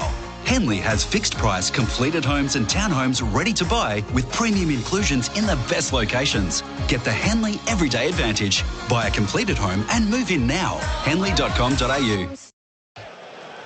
Australia with their critical breakthrough after tea. 6 for 179 South Africa. Mitch Starc has just returned to the field. He's got a dislocated middle finger on his left hand. It's strapped up. He's back out there, and we'll wait to see what his fate is in terms of being able to bowl. Jansen faces out to Lyon, and he clips the ball away to leg through backward square and takes a single to Usman Khawaja. 6 for 180. Jansen with his highest test score. He's on 59, and we've seen back-to-back half centuries for Verona in this test series. Chris Rogers is in the experts chair to join Bharat Sundaresan for Anaconda. Hit summer for 6 with Anaconda's 10% price beat guarantee. Buck, welcome back. Hello, Gerard. Hello, Brad. Oh, we haven't met each other in the box today. Maharaj to see his first ball from Nathan Lyon, and he is somehow defending. I think he was taking the bat away and it followed him. Anyway, it did prompt a little shout for Lyon as to whether it hit pad first, but that was unconvincing. Front on, look at it. No. Adding to bat. Line over the wicket. Maharaj plays back, tickles it down leg. It's off the thigh pad into the clutches of Warner. They're up and asking. The crowd got involved, and that's going to be not out. I think I'd make a terrible umpire from this angle. Oh, Bharat, you're handing out hands up? Always defer to Bharat on these things. Just a quick little glance to see whether he's our umpire on duty, whether he's up or not. Settle down, settle down. Maharaj looking at line and letting it pass down the leg side. Interesting phase now at the wicket, isn't it? As you've been watching intensely while Australia have been working on the ball to see if they can get it to reverse. Yeah, I'm trying to work out whether that was reverse swing or conventional. Line bowls. Maharaj squares up, defence. But my eyes aren't the best, Bharat. A little bit of colour blindness in there as well, so I couldn't quite tell which is the shiny side of it. But if it was reverse swing, that throws a spanner into the works in terms of this match. And Maharaj backs away, slices it up over points. That's a curious way to go about it. It ends up landing near cover on the Warney 350 sign. They pinch a couple. Maharaj is off the mark. 6 for 182. The Mate scoreboard. Make the switch to Mate Mobile. Which oil has been trusted for over 150 years. Businesses needing lubricants for all farm equipment, they know. Farmers with harvesters and pickers, they know. And when you think about it, you know. Valvoline, the original engine oil. Kicking a goal might get your strut on. Getting the stuff you want gets your Snaffle strut on. Get what you want when you want with Snaffle and pay over 1, 2 or 3 years. Visit snaffle.com.au. Terms, conditions, fees, charges and lending criteria apply. Credit provided by Walker Stores Proprietary Limited. Australian credit licence 393023.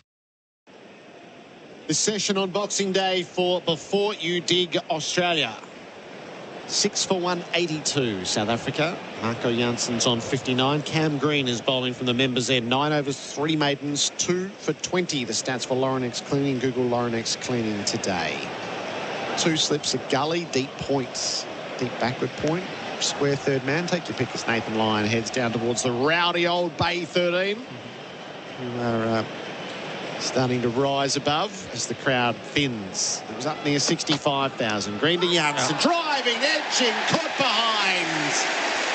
Green's got both established batters. Terrific stuff from the all-rounder who's paying his way on Boxing Day. Marco Janssen's defiance ends on 59. And South Africa, they do fall quickly when they fall. 7 for 182. Outstanding bowling from Cam Green. I mean, we talked about whether it was reverse swing, but no, that's conventional swing. He's getting the ball, the old ball, to move away from the right-handers, and he knew what he was trying to do. He was trying to entice the drive just outside off stump from Marco Janssen, and he bowled the perfect delivery, a little bit of movement, and got a fine edge through to the keeper. That's excellent bowling. And he's earned his wickets in this spell. He's barely gone for any runs in this spell since he's been brought back on after tea. He's worked them away, pushed them back with a lot of short bowling. And to get 2 set batters out, Chris, with 2 perfect outswingers, they'll be celebrating this not just around the MCG, but all around Mumbai. The 3.5 million that was spent on him.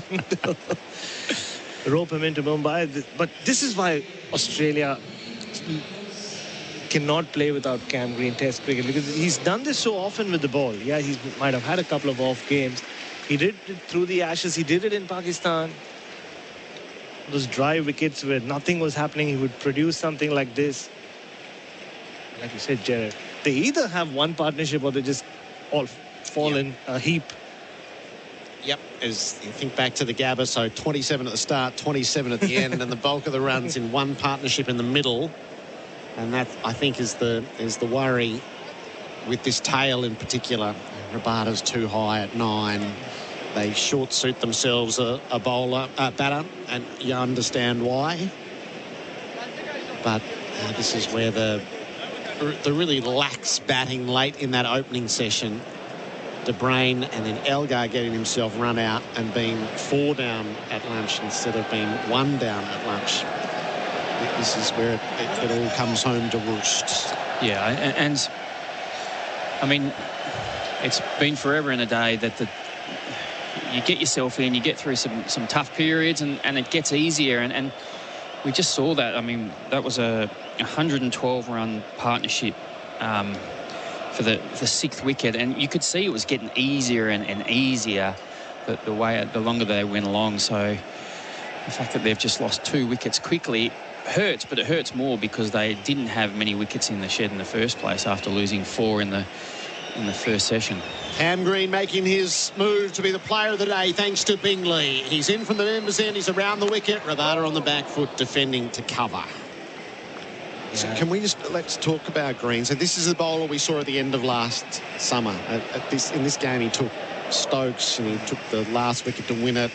He kept taking the key wicket at the right moment as the 4th seamer, really, and he was good in Perth, and then he had 2 poor test matches, and here he is. This is the guy. And this is why you've invested in him for however long. Green in, bowls. Rabada runs the ball through the cordon, open the blade, let it take the edge all the way across the turf down to the boundary for 4. A rotoflex by Blunston boundary, 7 for 186. Just for this, I mean, days like this where it is a bit flat, and you'd need that extra bowler just to balance out your attack, and so your frontline bowlers aren't always bowling and getting more tired during the day. It's almost poetic that he broke that partnership when one of your key bowlers was off the field as well. Such a good point. Green to Rabada, leaning forward and defending to cover. Because at that point, you started, not that South Africa had eked ahead, but we still started thinking, oh, they have lost Stark. We don't know whether he's going to come back and bowl. Cummins has bowled quite a few overs. So Boland had just finished a spell. So who could Australia go to next? And bang, he gets the wicket, I think. Singing and the chanting you can hear is from the rowdy patrons in the Shane Warne stand. They've got Scott Boland in front of them, sharing their adoration for the local hero. He's taken 1. Green in, Rabada leaves. So it's the angle that he's working from around the wicket coming in at Rabada. It just balances your team out so well when one of your top 6 can actually bowl as well. So you can have your keeper at 7, and then you shorten your tail. And yeah, they probably haven't quite got the runs from Cam Green yet, but equally when he's contributing 3 wickets on day 1, that's a huge boost. Green bowls. Rabada plays on. Green's got 4. He's the destroyer. Rabada laments. He didn't last the over. He's gone for 4. South Africa in a tailspin. 8th for 186. Chris Rogers, what a spell this is. It's been inspired, hasn't it? It's really changed the game again. It's been a bit of an arm wrestle today. South Africa kind of had the early running, but then the last half hour of the first session, Australia were clearly on top. From there, a 6th wicket partnership of 112 pulled South Africa back in the game, but Cam Green's opened it up again. 3 wickets in this spell, Cam Green, 8 for 186. They're taking the drinks break for Bundaberg Ginger Beer, the great Australian brew. Sometimes needing new tyres can catch us by surprise. That's why Tyre Power gives you the power of Zip Pay and Zip Money. It means you can get what you need now, get back on the road safely, and pay for it later, taking advantage of the interest-free periods. So if you need new tyres or mechanical repairs, don't wait till it gets worse. Get them now with Zip Pay or Zip Money at Tyre Power. No fuss, no wait, no worries. Terms and conditions apply. So visit tyrepower.com.au or call 13 21 91 for your local owner-operator. With Afterpay in your corner, the Boxing Day sales don't stand a chance. Download the Afterpay app to split the sales over 4 interest-free payments. T's and C's apply. Visit afterpay.com. The SEN app is now compatible with Apple Watch. Download it today. Liberty Home Loans hit different. They're for the free thinkers, the go-getters and the creatives. So if you're a free thinker, you'll be right at home. Liberty, loans for free thinkers. Visit liberty.com.au. That's how we want. Approved applicants only. Lending criteria apply. Which oil keeps your business moving? Farmers and fleet managers, they know. Construction crews and car mechanics, they know. And you know.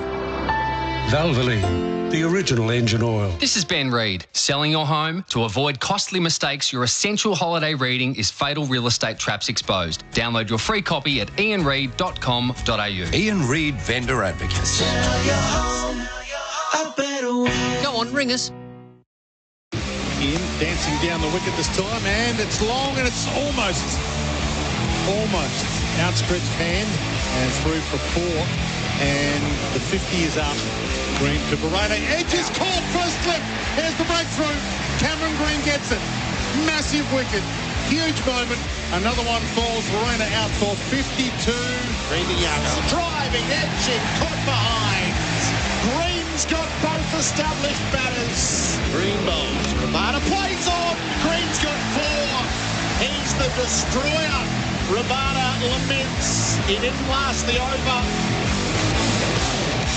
The action at the drinks break. Bundaberg, ginger beer. South Africa 8 for 186. Verena gone for 52. Janssen for 59 and Rabada for 4. Cameron Green has taken 3 wickets in 8 balls. Bharat Sundaresan in the experts chair for Anaconda hit summer for 6 with Anaconda's 10% price beat guarantee. He's been really getting a lot of his teammates jumping into him after that IPL auction, Gerard. Whatever he's done in the nets, he's referred to as the $3 million kid. Usman Khawaja wanted the flashlights to go off when he walked in yesterday or day before. Keshav Maharaj is on strike with Nathan Lyon to begin the fresh over from the Warne stand end. And the end appears nigh for South Africa. Dave Warner might get a look at a fair bit of batting on Boxing Day. There'll still be an hour's play if this happens relatively quickly.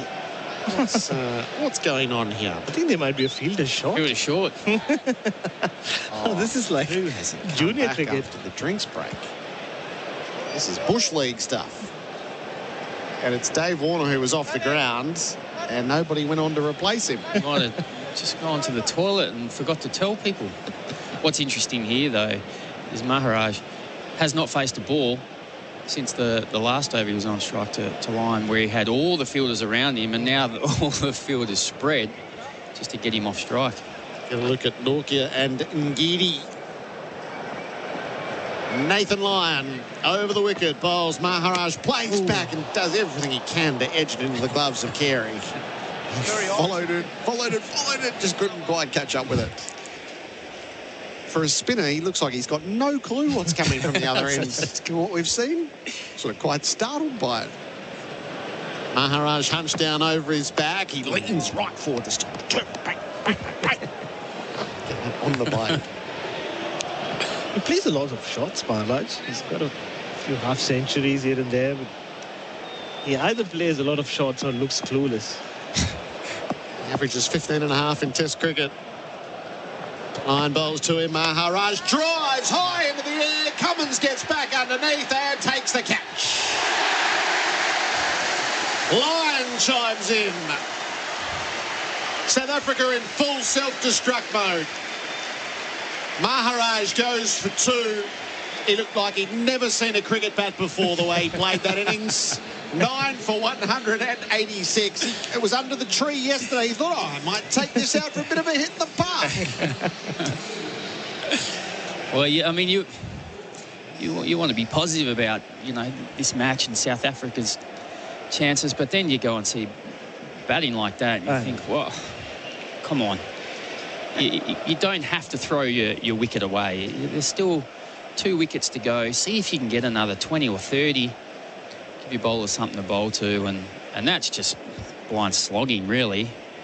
And you're a number 8 and who's played a lot of Test cricket. You're not a newbie who's just come onto the scene. You've been around for 6-7 years. You're one of the senior members of the side. For you to get out like that really does sum up South Africa's batting woes. Yes, this terrible run in Test cricket without 200, and really they seemed well set for that when I stepped into commentary, and that was only 20 minutes ago. Exactly. I think it plays a role. They just don't know the craft of Test cricket. Well, they've lost 4 for 7. When they looked in control, really. I mean, even if you thought they lose a wicket, that's okay. They can still try and get to 250. But as you said, it's been self-destruct. Janssen's 59 is the leading run scorer for Victoria Police, made for more. Rightio. Alungi Ngidi is going to see his first ball from Nathan Lyon. Ngidi is coming forward and defending. So 3 and 9 in the previous test. Keep in mind, Norkia made a pair. It all happened. That was all clattering along that it wasn't a pair that got celebrated or savoured for very long. But he's the man at the other end. Ngidi bats below him. 3 in the deep on the leg sides. Lyon rips it through, and Ngidi bat and pad together, blunts it away to the off. I almost imagine a scenario where the South African bowlers would just go on strike one day, Gerard. Maybe like we can't keep backing up 150 all out, 170 all out on a daily basis. They'll just say, no, we're not going to do this anymore. Ngidi faces up. He defends the last ball of the over. A wicket maiden from Nathan Lyon, 9 for 186. The bowling, the wicket takers, 4 for green for Valvoline, which oil ensures you're never caught out. You know Valvoline, the original engine oil.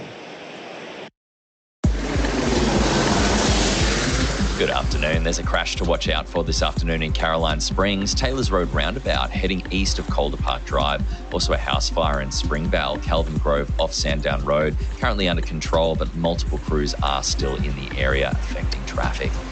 At BWS, there are big, wonderful specials for New Year's Eve. Get a 4-pack of White Claw Seltzer pineapple cans for $19. Hurry, ends Saturday. T's and C's apply. Choose to drink wise.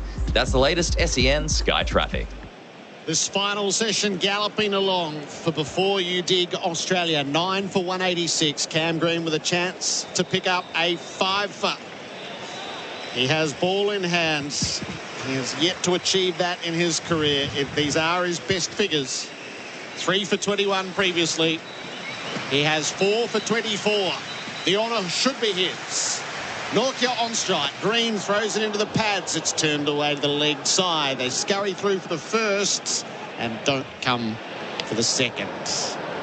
Harris is the substitute fielder out there at the moment. 9 for 187. Our experts for Anaconda hit summer for 6 with Anaconda's 10% price beat guarantee. Chris Rogers and I are aghast, so we need to understand what's going on. Jonty Rhodes. Hello, Jonty. Gerard, how are you doing? Did you hear that? I know.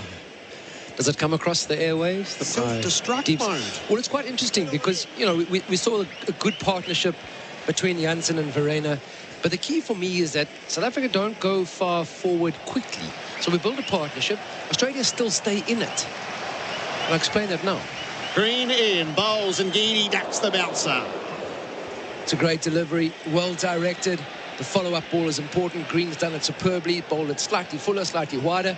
But from my perspective, you know, watching Marco Jansen, he used up a lot of dot balls. He batted really well, so I'm not taking that away from him. A great partnership with Kyle Verreynne. But Australia are always in. They know if they get 1 wicket, they can get 2 or 3 at quite a pace. Because South Africa don't take the game away during their partnership. And I think that's an important thing to try and work on as well. Green bowls, full, and Ngidi drives. It'll pierce the field as well. It rushes away wide of mid-off. It'll be overhauled right at the last. They have 2 as head slides into field, and 2 is where they'll stay. So 2 for Ngidi. It's 9 for 189. Yeah, with Ngidi driving the ball like that through extra cover or past mid-off, the rest of the batters must be wondering what on earth they got into themselves or got themselves into today. So I think from that point of view where, you know, you want a partnership to dominate, because South Africa have made the partnerships very late in the innings almost, you know, so you're 4 wickets down and you build a partnership. 1 wicket gets Australia back in, and they know it. And if you're a team, if it's 1 down or 2 down and you build a 120-run partnership, often the fielding team's heads will drop. Yeah, they still know they've got a chance. Get one, they can get right through them. Giddy, big presence at the crease. Physically. Green over the wickets to him. Bowled him. Green's got his first fiver in his blossoming Test career. He's the $6 million man bowling like that on Boxing Day. Outstanding stuff. Ripped through South Africa after tea. And the tourists are all out for 189. Green 5 for 27 in a landmark moment for him. Well, he's been the promised man for Australia for a long time now, and you know, with those attributes he has, the fact that he can bowl 140 kilometres an hour and he's tall, but he's always been a little bit managed with his body, his growing body. But you're seeing what is going to be for him, and to take 5 for on day 1 of a Boxing Day Test, that's what dreams are made of. If you're going to do it in front of 65,000, and he raised the ball to a raucous reception, and that is why he is one of the most cherished and valuable commodities in all of world cricket, Jonty. He certainly is, and I think the modern day all-rounder, too often we get carried away when, you know, T20 cricket, you can bowl 2 overs and you can bash 10 balls out the ground, and people consider you to be an all-rounder. But when you can achieve this in a Test match, you take 5 wickets as a bowler, it just shows you have to be able to be, you know, a frontline bowler and a frontline batter to be considered an all-rounder. What a performance from the young man. And 189. I know South Africa was sent in. We might be proven wrong. It doesn't look like a 189 pitch. No, not at all. So South Africa would have been pleasantly surprised, I think, to be asked to have a bat. And the way that Sadul Ervia and Dean Elgar went on initially, we kind of felt that they were digging in for a long day at the wicket, but it was a bit of self-destruct. Not too many dismissals were brought about by good bowling. Some rather rash shots and a rather sad run out for Dean Elgar when he had been building an innings. Nothing graceful about his knock, but he had certainly gusted out for quite a while. Okay, so let me give you the call of the card and then we'll clear the way. Dave Warner will be out in the middle in his 100th Test match here on Boxing Day. The card. Arvea caught Khawaja, bowled for 18. De Bruyn caught Carey, bowled Green for 12. Elgar run outs the direct hit of Labuschagne for 26. And Bavuma caught Carey, bowled Stark for 1. After lunch, Zondo caught Labuschagne, bowled Stark for 5. And then after tea, Barena caught Smith, bowled Green 52. Janssen caught Carey, bowled Green 59. Rabada bowled Green for 4. Maharaj caught Cummins at bowled Lyon for 2. And Giddy bowled Green for 2. Nortje not out 1. South Africa all out 189, and that was from 68.4 overs. Green at the end took 4 wickets in 12 balls from his bowling across 3 overs. Mitch Stark 13 overs, 2 maidens, 2 for 39. Cummins 14 overs, 4 maidens, none for 30. Boland 14 overs, 2 maidens, 1 for 34. Lyons 17 overs, 3 maidens, 1 for 53. And Cam Green 10.4 overs, 3 maidens, 5 for 27, and a booking on the front page of every national newspaper tomorrow. The fall of wickets for Valvoline, which oil has always pushed boundaries. You know, Valvoline, the original engine oil. 29, then 56, 58, 58 and 67.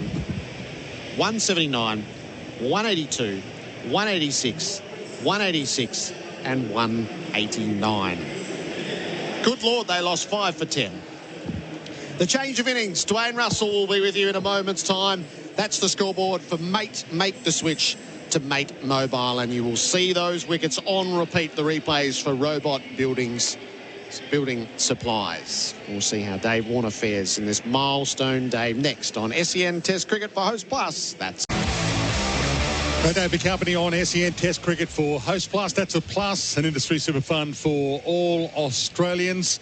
South Africa all out for 189. Pat Cummins in the end deciding that bowling was the thing he wanted to do and chose to bowl, even though some thought this was a pitch you would bat on. And in the end, his decision has been justified. South Africa all out for 189. Cam Green, as you heard, in the highlights. The Destroyer 5 for 27. And joining me, Chris Rogers and Jonty Rhodes with the Aussies, the Rollers out there, about to start their first innings. And boy, what an hour or so we've got coming up here. Half an hour it's going to be, or close to an hour probably, given the extra time. Yeah, and just amazing opportunity here for Davey Warner, really. It's the scene is set for him to come out. They're in front of the game. I'd love to see him come out, breathing fire, really, try and take these bowlers on and see if he can get himself in the contest, get his feet moving. It's a bit of a high-risk strategy, but, you know, we've seen him succeed that way many times before. Rather than just stand there and wait for something to happen, I think for him it's probably a good chance to be proactive. Because even though, I mean, numbers-wise, you look at the summer compared to the rest of the batting lineup, you kind of think he's missed out. He's still had decent starts, so it's not as if he's struggling and he can't get bat on ball. He's had a couple of good starts and just hasn't been able to convert. He chopped on a couple of times. So I think from that point of view, but Chris, I think you're right. From a mental approach, Australia are really ahead of the rate. I mean, or ahead of the game right now. So he doesn't have much pressure on him other than it's his 100th test and you're opening the batting for your country. But what an opportunity, a golden opportunity for him to get in there and just play with freedom. And that's a dangerous Davey Warner. This session brought to you by Before You Dig Australia. Round of applause for Dave Warner and Usman Khawaja as they walk to the centre. Dave Warner in test 100. Big moment. Still bright sunshine, great seeing conditions, perfect conditions for batting. And he walks to the middle, knowing this is the moment that he's been waiting for and the fans have been waiting for today. I think from the first ball bowled, there was a hope from the fans that have come here, 60-odd thousand at the MCG, that there might be a chance they'd see Dave Warner bat, and they're about to. I think the key, too, he's had a good look at the surface. You know, he hasn't been out for 2 days. It's only been 70 overs. So he's seen what the surface is doing. He knows there's no demons in it. And if he gets in and he bats positively and he runs well between the wickets, which we know he does like to do, then it's also not a tough 10-minute session before the close of play. He can actually get in and start an innings and get away. So I think from that perspective, he couldn't have asked for a better scenario with regards to opening the batting in his 100th test. I think you look back to that first innings dismissal against Kasigo Rabada and just think to himself, what was he thinking? Because it almost like it caught him by surprise. And it seemed to me that there was a bit of trepidation, a bit of anxiety in that shot, as opposed to, you know, maybe if he was being a little bit more positive, he would have been looking to score off that ball. I think the key there is when they keep talking about don't look down the surface. We look down the surface, look really green, and you start, you know, imagining all sorts of gremlins that were there for sure. But you're right. You know, you straight away, and we saw with the South African batters, they were stuck in the crease often because they're looking at the surface, and it doesn't look a comfortable surface where you can play freely. But Dave Warner, when he's at his most dangerous, when he plays with real freedom. And he will face Dave Warner. Rabada with the ball in hand in test 100. Everyone on the edge of their seats, and Warner, he flashed at it outside the leg stump, tried to turn it around behind square leg. Lucky he didn't get a touch on it, through to the keeper. A wayward delivery that nearly stole a wicket. Well, that was a repeat of the first game against Australia, the first innings at the Gabba. Short at the body. This from Rabada, either swung or slightly misdirected. And the key for me, David Warner had a swing at it, so he's coming out positive intent. 3 slips in, waiting for it, and he ducks under this one. Through to the keeper. 139 kilometres an hour from Rabada. Just going to say that looks sharp. I mean, some of the criticism of Rabada up in Brisbane was that he probably wasn't really letting the ball go. He almost looked like he was bowling within himself, but hitting 140, second ball, I think he knows their game's a little bit on the line here. Warner waits, Rabada in, and he allows it to pass. I think the criticism around Rabada was less about, you know, it was sort of when he bowled a half volley, it was a long half volley. He didn't bowl it wide. When Australian guys got wickets, you know, it was bowling fuller but wider, because you can drive, you can cover that half volley. He bowled long half volleys in that first innings where runs were so hard to come by. So when your premium bowler is giving gifts, it gets frustrating. Rabada to Warner again and tries to turn it on the onside. Nearly got a tickle on it. Again, was lucky. Didn't get a touch of the glove, touch of the bat, taken down the leg side. And still none for none. Well, the plan here really is to try and unsettle David Warner. Short pitch bowling. Yeah, at the body. No width, really, is it? They want Warner free in his arms. Short leg in. Warner waits and almost tickled it down the leg side again. Needs a right-handed batter in here. I think he'd be on God balls.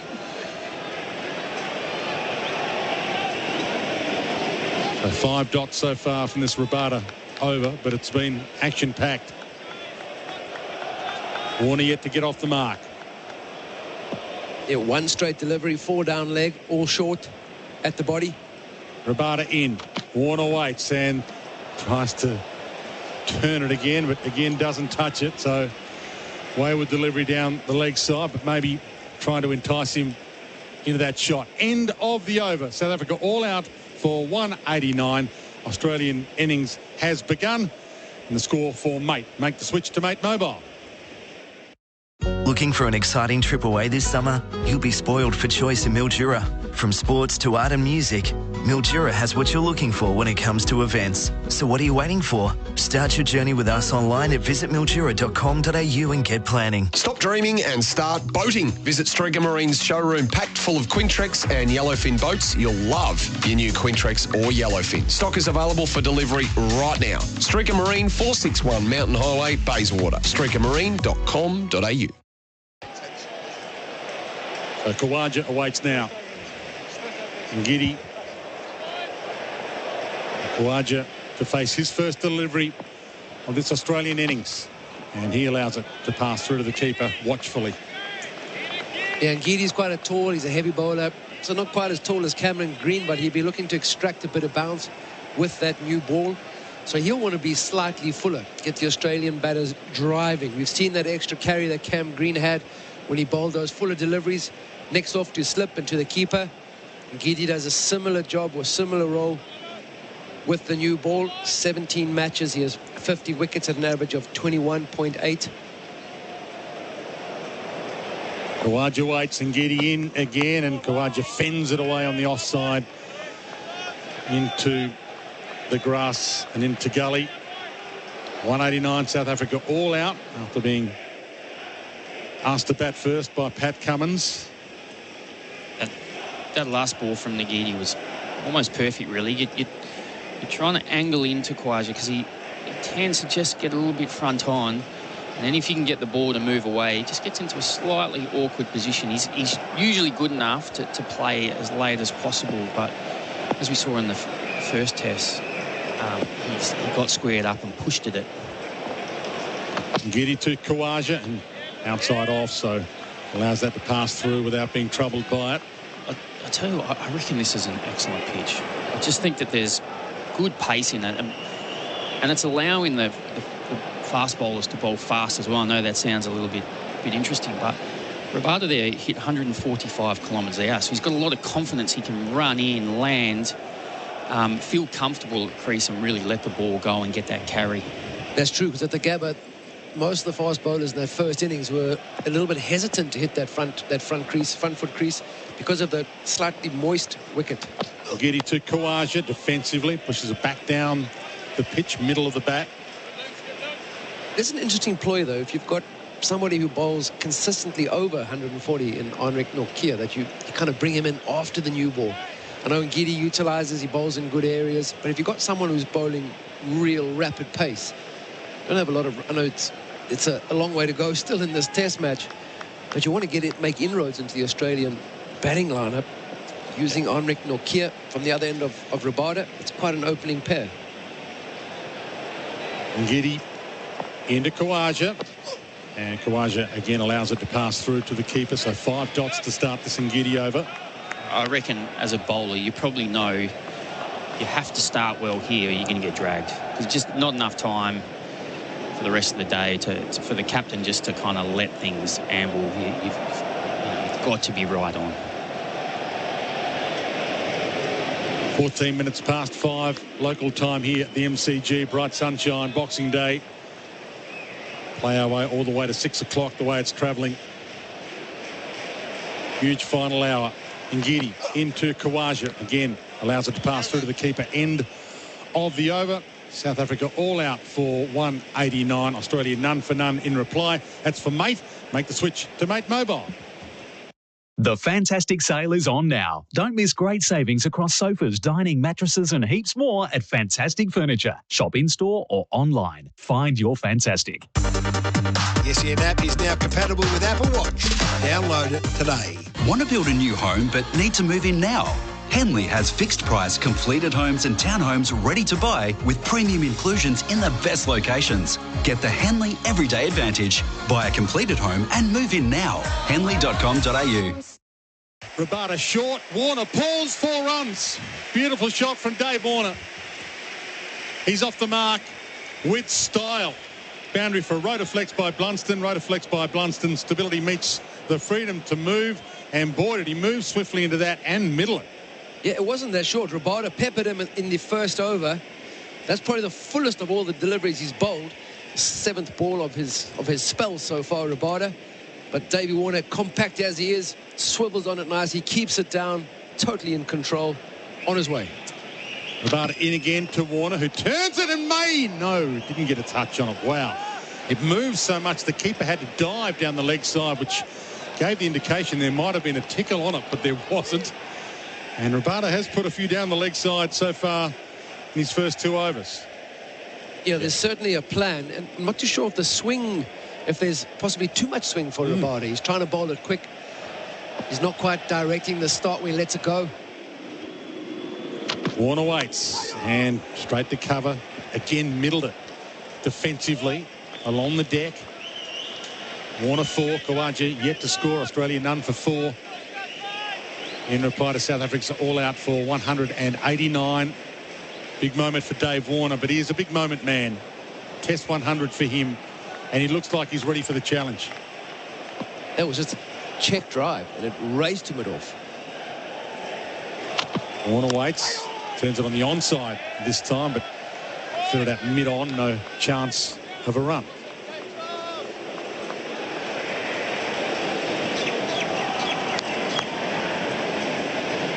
Johnny Rhodes with me. Much spoken Glad to about have you, David. Johnny, by the way. Thank you very much, Dwayne. So much spoken about David Warner's 100th Test match. With the numbers that he has, you know, it's no plain sailing when you open the batting, especially in some of the conditions that he's had to face. Rabada 144 kilometres an hour with that last delivery. He strikes Warner. Here, sent it in shortish, caught Warner about belly button height, but he was good enough to handle it, even though it was a tough one to handle at that speed. Yeah, that's a better line from Rabada. Starting out sort of off stump. Bowled 2 straight the first over. Possibly the ball was swinging more than he anticipated. Adjust his line. Intensity is up. Rabada in. Warner clips it off his toes, turns it to square leg, and they'll think about a third here as they scamper through for 2. And they do take a third with ease. So Warner has done all the scoring so far. He moves along to 7. Australia none for 7. That will leave Kawaja with 1 delivery to face. In fact, it is the end of the over, so that won't leave Kawaja on strike. Warner will be on strike when we resume. That score for Mate. Mate switch to Make Mobile. Looking for an exciting trip away this summer? You'll be spoiled for choice in Mildura. From sports to art and music, Mildura has what you're looking for when it comes to events. Enjoy a night under the stars, a show at the theatre, or check out the local venues offering live music and entertainment. There's always plenty for the kids to enjoy, coupled with natural landscapes, great food and amazing weather. So what are you waiting for? Find out more online at visitmildura.com.au and get planning. SEN Test cricket for Host Plus, an industry super fund for all Australians. Jonty Rhodes and Simon Katich with us. Welcome to you, Simon. Good evening, Dwayne, Jonty, all our listeners.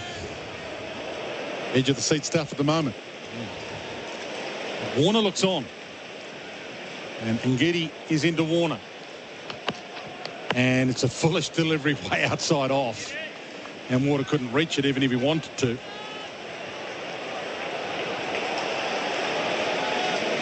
Yeah, interesting. The last ball of the previous over, David Warner fended a ball through the legs of Kaya Zondo at short leg. And Kat, we were discussing this morning, we were watching the short leg in action. Thought possibly he was standing a little high because a short leg, you want to be catching those ones that are sort of between the shins and the shoelaces. Short leg still in, only a few metres away. Ngidi into Warner. And Warner defensively pushes it back down the pitch to Ngidi. Still none for 7. Warner with all 7. Khawaja yet to get off the mark. As you know, Jonty, short leg, such a specialist position, and the hardest thing about it is that when the ball goes low and quickly off the bat, if you're already upright, it's very, very hard to get down quickly in such a short space of time. It's only a wicket block, basically, which is a couple of metres. So you have to stay as low as you possibly can with your hands almost on the ground, ready, scooped for the catch. And then you have to come up accordingly. But on that occasion, missed an opportunity. Ngidi to Warner, who from the crease pushes it through cover for a single. And he's got all 8 of the Australian runs at the moment. That does bring Usman Khawaja on strike. Warner 8. Usman yet to get off the mark. And it's probably not just short leg, is it? It's pretty much every position on the field when you think about it, because at any stage of the game you can get one hit low and flat, whether it like Labuschagne today at mid-off, or at gully or point like Nathan Lyon. So staying lower and keeping your balance, obviously, not going through your heels. As you were mentioning to me in the warm-up, you could see Zondo's toes up in the air, which meant that all his weight was back on his heels. Ngidi to Khawaja, and Khawaja defensively pushes it back down into the pitch. No chance of that being fended to Zondo, who is in that short leg position Simon Katich and Jonty Rhodes have been talking about. Yeah, you always find, even a wicket keeper, the biggest mistakes you'll see someone who comes up, especially if they're having to move down leg side, keeping your head nice and level, staying nice and low. Because once you're up, you really struggle to get back down again to catch anything that's sort of grass height. So a good lesson for young cricketers in the field. Stay nice and low. Some of us, we had that advantage. We were already low. Khawaja yet to get off the mark. And Ngidi into him. Khawaja drives, but to mid-off, and no chance for him to get off the mark with that shot. You're a very modest man, Jonty, because you were considered by many a fine judge to be the greatest of all time in the field. I think Ricky Ponting, if that gets mentioned in the Channel 7 box, he bristles a little bit, but I think, and he was a great, but having seen you in action, there's no doubt you were the best. What was the secret for you? 2 secrets. One, I love to field. The test matches, you're going to be out there for 90 overs, you may as well enjoy it. And the second thing was that for every 90, or for every ball of those 90 overs, I was expecting every ball to come. In fact, I was wanting every ball to come to me. Khawaja's got it coming to him now, and he allows it through to the keeper. End of the over. So Khawaja yet to get off the mark. Australia none for 8. Warner has all 8. That score for Mate. Make the switch to Mate 5G. Good afternoon. Speeds are down on the Teller Freeway outbound from Bell Street to Buller Road. That's 40 kilometres an hour due to the Boxing Day sales. Also, Buller Road heavy outbound into DFO itself. The Boxing Day test has been on today, so be mindful of extra foot traffic around the G if you are in the area. The Michael Hill sale is now on. Find your new favourite piece and enjoy great savings. Limited time only. Hurry. Shop in store and online today at Michael Hill. That's the latest SEN Sky Traffic. SEN Test cricket for Host Plus. That's a plus. 64,876 here at the MCG for Boxing Day. Warner doesn't time that attempt at a drive well enough to be able to get runs from it. Bharat bowling to him at the moment. Jonty Rhodes with me, along with Simon Katich. Yeah, just going back to that fielding, Jonty, I think what you said then for the youngsters out there is absolute gold, because what it highlights to me is it's all about attitude. Bharat in, and Warner turns it on the onside. Little inside half of the bat, but it didn't threaten to take his wicket at all, even as he turned it away from his body past the outstretched hand of the short leg. Warner moves to 10. None for 10. And in this great game, so much is about attitude. Davey Warner inside, getting the ball into the vacant area, not content with one. He wants to get back on strike. He's showing you. He could have just settled there going, okay, you handle it, Uzi. I'll sit down the other end for a while. He wants to take it on. Great attitude. He waits for Rabada here, Warner, and pushes on the offside, but fielded a cover. No chance for him to add. Yeah, it's a great point, that. I think it's always such a great insight into the mindset of the batsman when you know that they could easily just settle for the one, stay down the other end and let your partner do the hard work. But when they want to come back and get back on strike, it means that they're not scared about facing up to the battle, because ultimately in this game you've got to face the music at some point. And he looks like he's wanting to get a big one here. He's enjoying the music at the moment. Warner again pushes defensively and fielded at cover. No addition to the none for 10 in reply to South Africa all out 189. It was interesting, that first ball, the over from Rabada, how he threw it full and wide. Very reminiscent of what happened to Warner in the first test of the summer in Perth, when I think young Seals got him out at the Perth Stadium. Just tried to throw his hands at one through cover and dragged it back on the leg stump. Warner waits, and he does pull this, and he races away to the boundary, and it might get its way there. It does. 4 runs from the bat of Dave Warner, who is seeing them nicely in perfect seeing conditions. He might not have middled it, but he got enough on it, and it was never a threat to be caught. In fact, it scared Zondo for a split second, but it was going past him at pace, and that boundary for Rotaflex by Blunston. Stability meets the freedom to move. Warner moves to 14. Yeah, David Warner so strong between that waist and chest height. Rabada, if he wants to get it, he's got to get it up above the shoulder. Put David Warner under pressure. Rabada back to Warner, and this time through cover. They're just forward of point. Pushes it toward the boundary. It won't get all the way to the rope, but again they scamper, and Warner's going to hold the strike again here. He gets to the non-strikers end off the last ball of the over. Khawaja still stuck on naught. Warner has 17 to his name. Australia none for 17 at the end of that over for Mate. Make the switch to Mate Mobile. Every time I enter a house fire to save life and property, toxins leach into my skin. Over my career, they've given me cancer. It's impacted my whole family. Fortunately, special laws allowed firefighters like me to receive medical help. But the Andrews government has trashed these laws, putting me and my family at risk.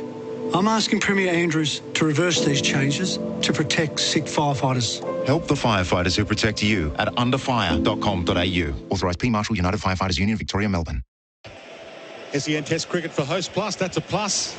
We'll be with you all the way till past 6 o'clock tonight at the MCG. Beautiful conditions, bright sunshine. Ngidi bowling to Warner, who gets it on a splice. It jumped at him a little, but he played it well enough not to be threatened. He's on 17. Australia none for 17. Yeah, good areas from Ngidi. He's using his height. He gets a little bit of shape back to the left-handers. So just getting the ball in the right areas. We've seen that David Warner has gone after Rabada. It's often what you want to do, take on the, you know, if you're not struggling for form because he backs himself, but stamp your authority, take on the premium bowler in the opposition. Ngidi to Warner again, and Warner allows it to pass outside off. He gave it a little bit of thought, but it was too far outside off, and he didn't really need to play at it. Yeah, that interesting what you say about facing Rabada, because that first over he bowled to him was very leg side, and everything was sort of pitching on leg or going down leg, and it was almost like, because they got him out first ball in the Gabba, he wanted to keep targeting him close to his body, and that's a fair enough plan because you don't want to give David Warner too much width. And the thing is, though, David Warner's gotten used to that plan, and now he's starting to counter it. That was a commanding pull shot last over in front of square for 4. Ngidi in. Warner's on 17, and Warner tried to cut it, didn't time it, chopped it into the deck. No chance of a run, none for 17. Warner has all 17. And that's why Test cricket becomes a game of cat and mouse, because the bowler goes out there knowing what their plans are, then they try and execute it, but then after a while, once the batsman starts to sense what's going on, where the ball's pitching, whether he's setting him up to bring him across the crease and nick him off, or get him LBW or pin him down in the leg side. And it looked like he was just trying to get one to glove down the leg side or bring the short leg into the game like he did at the Gabba. But then David Warner's become accustomed to that tactic, and now he's fighting back with the pull shot. And Test 100, Dave Warner. Enjoying his evening so far. 17, and he waits and allows it to pass outside off through to the keeper watchfully. I just think with regards to that plan, and maybe Roberto wasn't anticipating as much swing, because the first ball that he bowled was just down leg. The second bouncer, David Warner had to duck under. It's the only one that was straight. It almost felt like Roberto couldn't control the swing. So surely you go, okay, so plan A was to try and bounce him out. What about using the swing? Slightly fuller. The only way you can get him out using the swing is maybe LBW, or one that goes straight across him. But you draw him into playing on that straighter line, because he knows, David Warner, that there is a little bit of swing back at the stump. So, yeah, once that first 2-3 balls had gone, change of plan. Ngidi back to Warner, who has to play at this defensively off his off stump. Back down the pitch, though, and he's seeing them well.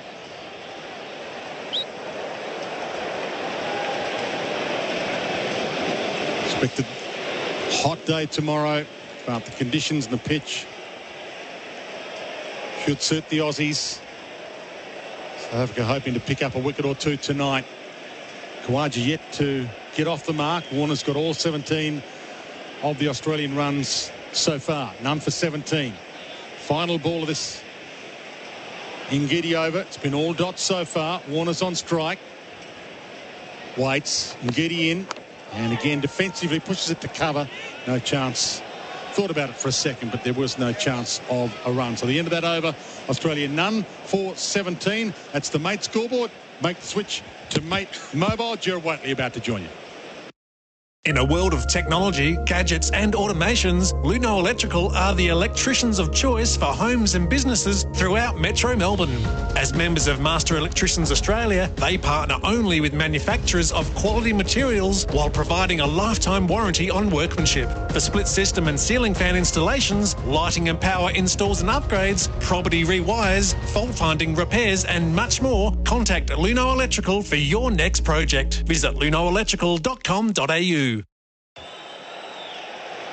None for 17. Rabada starts the fresh over to Khawaja, who runs the ball to cover and calls for the single to get off the mark. Khawaja's first run from the 10th ball that he's faced. Dave Warner's been busy, 17 from 27. That's the mate scoreboard. Make the switch to mate mobile. Simon Katich, hello. Good afternoon, Gerard. It is a day that has thrilled to the deeds of Cameron Green, the first fifer in his Test career, the leading wicket taker for Valvoline, which oil ensures you're never caught out. You know Valvoline, the original engine oil. Rabada to Warner, who tucks him to leg, runs quickly through the first, has a real shot at a second, and does come. Throw comes in from square leg. Warner dives, makes his ground. This is when he has always been at his best, when he's industrious and busy at the crease. Soft hands, there was always two there. He's 19, it's none for 20. That was just quality running from David Warner. He dropped that ball beautifully, just to the edge of the probably 30-metre mark, not far away from the square leg umpire. Paced it beautifully, and he knew straight away there was two there. Took on the mid-on that was running around to the opposite side of his body, his non-dominant side, and got back beautifully. Norkia had no chance. He's a supreme athlete. Three slips and a gully in place. Rabada over the wicket. Warner tucks him to leg again. This time he's run the first hard to give himself a look at a second, but the keeper, Verena, was quickly on the job this time. So none for 21. The leading run scorer for South Africa in their 189. There were 2 half centuries for Victoria Police made for more. Janssen 59, Verena 52. But as soon as they were removed, Simon, it ended in one hell of a hurry. I know. It's just a similar situation up at the Gabba. Rabada to Khawaja, who edges and he's out. Khawaja goes straight into the gloves of Verena, and it's Rabada who strikes early. And Usman Khawaja, the runs have just dried up a little for him.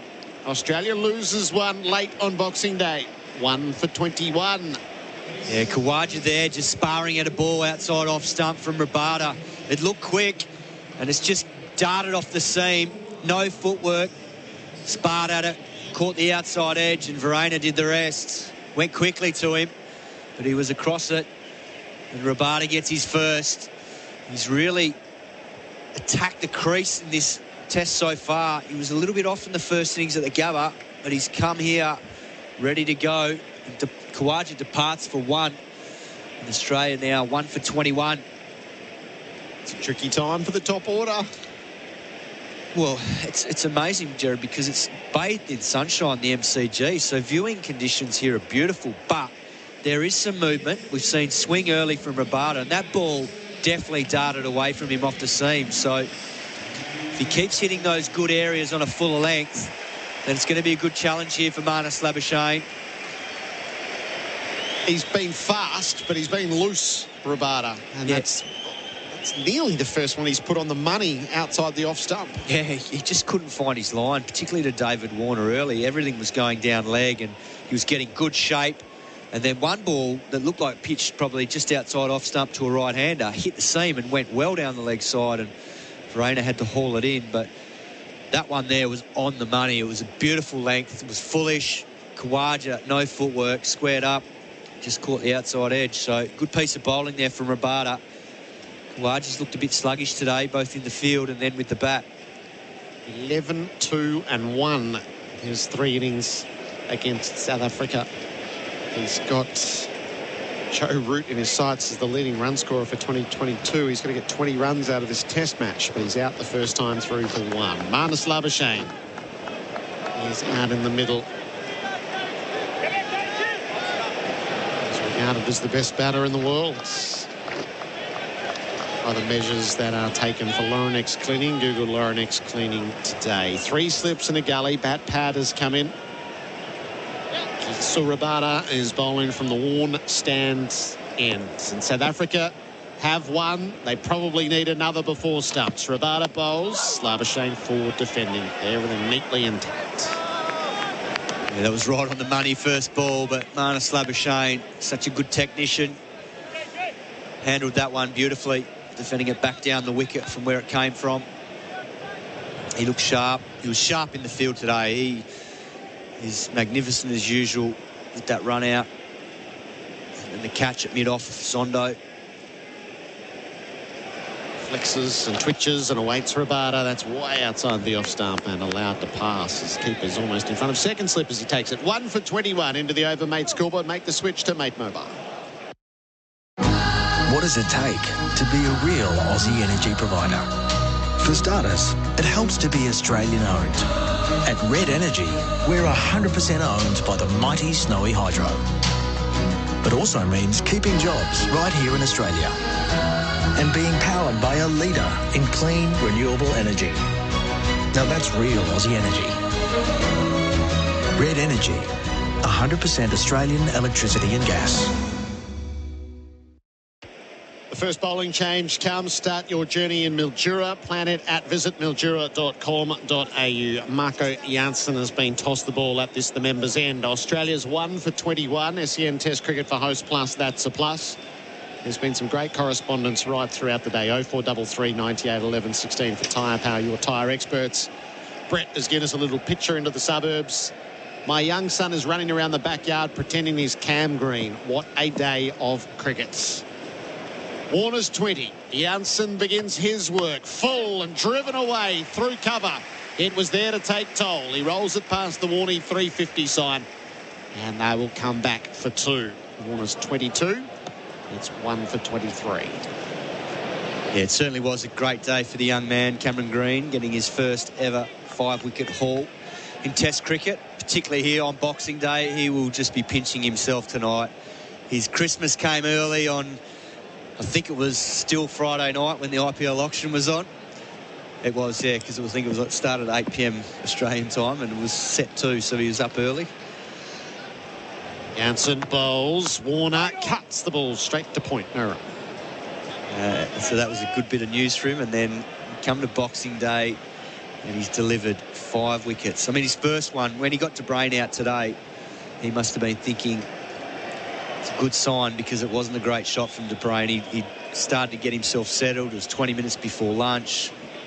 Played a pull shot that wasn't on to a ball that was probably far too full.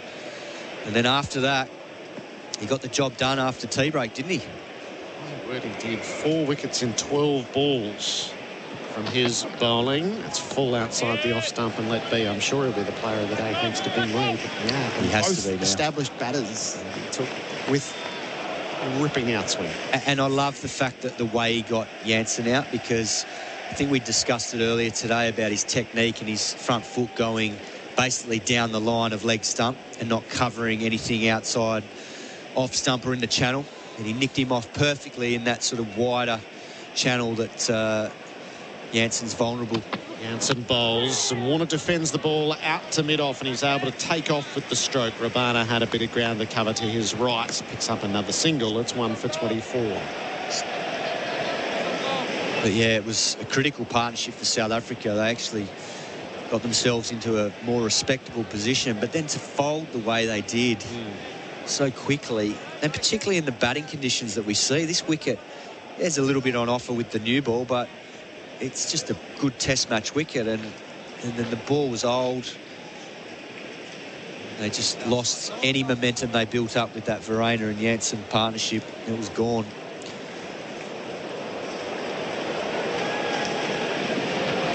Jansen just takes a moment as Labuschagne, the right-hander, scratches out his guard.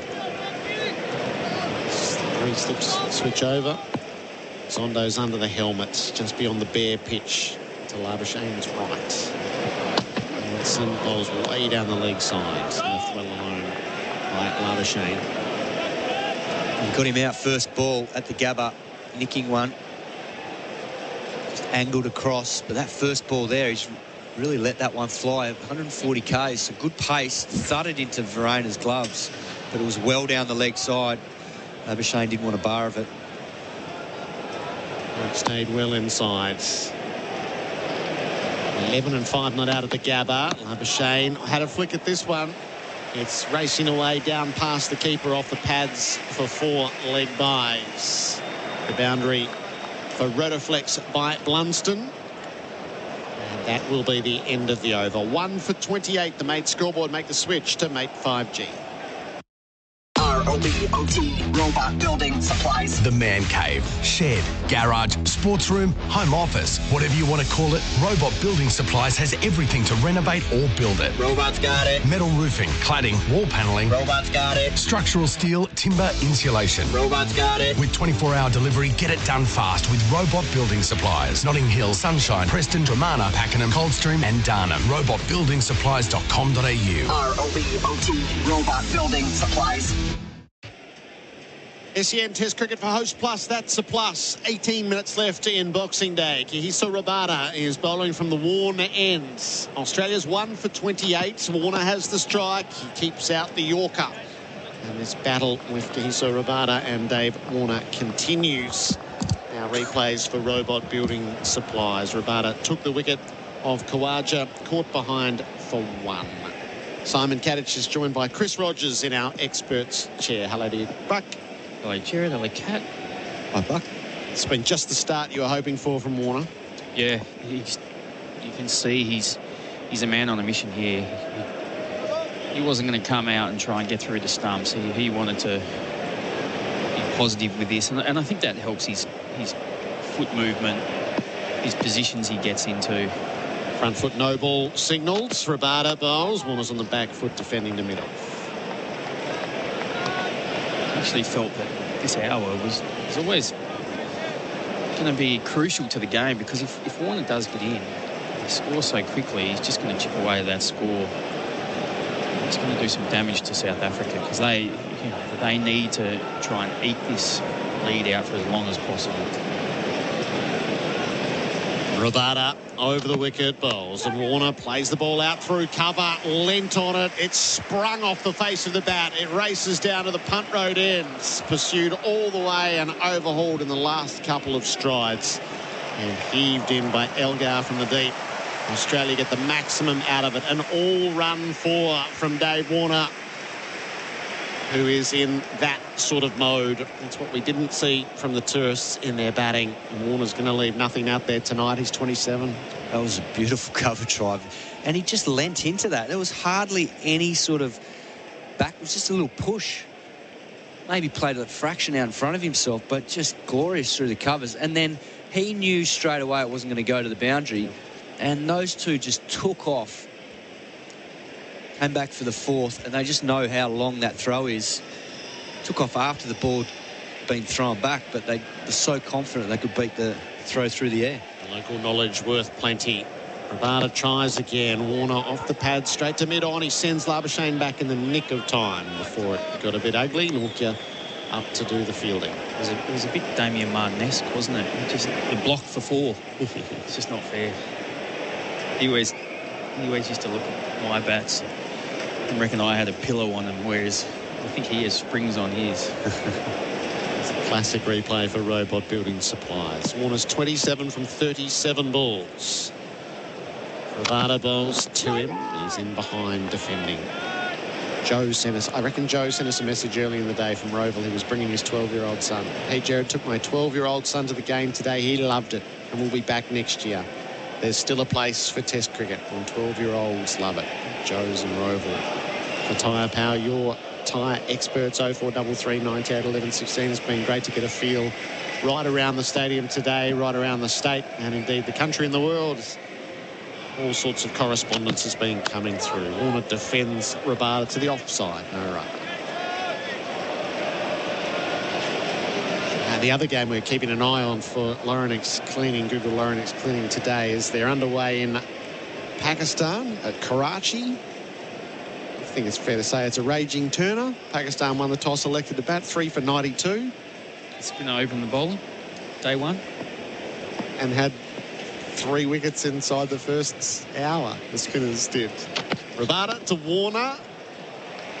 Lets it just ride off the hip. It's no runs as he didn't offer a shot at it, so it scurried away, but nothing there, waved away by Paul Rifle. You're unhappy about that? Well, you can think about it. 1 for 33, made scoreboard, make the switch to made 5G.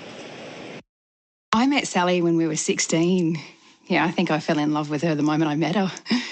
I love everything about her. Yeah, ever since we were young, we both wanted kids. We got so excited the day we realised we were both ready for that step. So then... What happens next is up to you, because the only way her story continues is with you. Donate sperm at Monash IVF and make the dream of having a family more than just a dream. Visit monashivf.com today. Our apparel sponsor, Ringers Western, whether it's the paddock or the pub, Ringers Western has the kit to keep you cool. Marco Janssen begins his over. Labuschagne jags down on a ball, aiming at the popping crease. No run. Yeah, just a little unsure about that rule. There's a bit of grey area there because I'd argue Davey Warner hasn't just let that ball hit him. It's coming down at 140 kilometres an hour. He's probably trying to get out of the way. It's struck him and gone to the boundary. So if you're trying to get out of the way of the ball, isn't that leg bias for 4?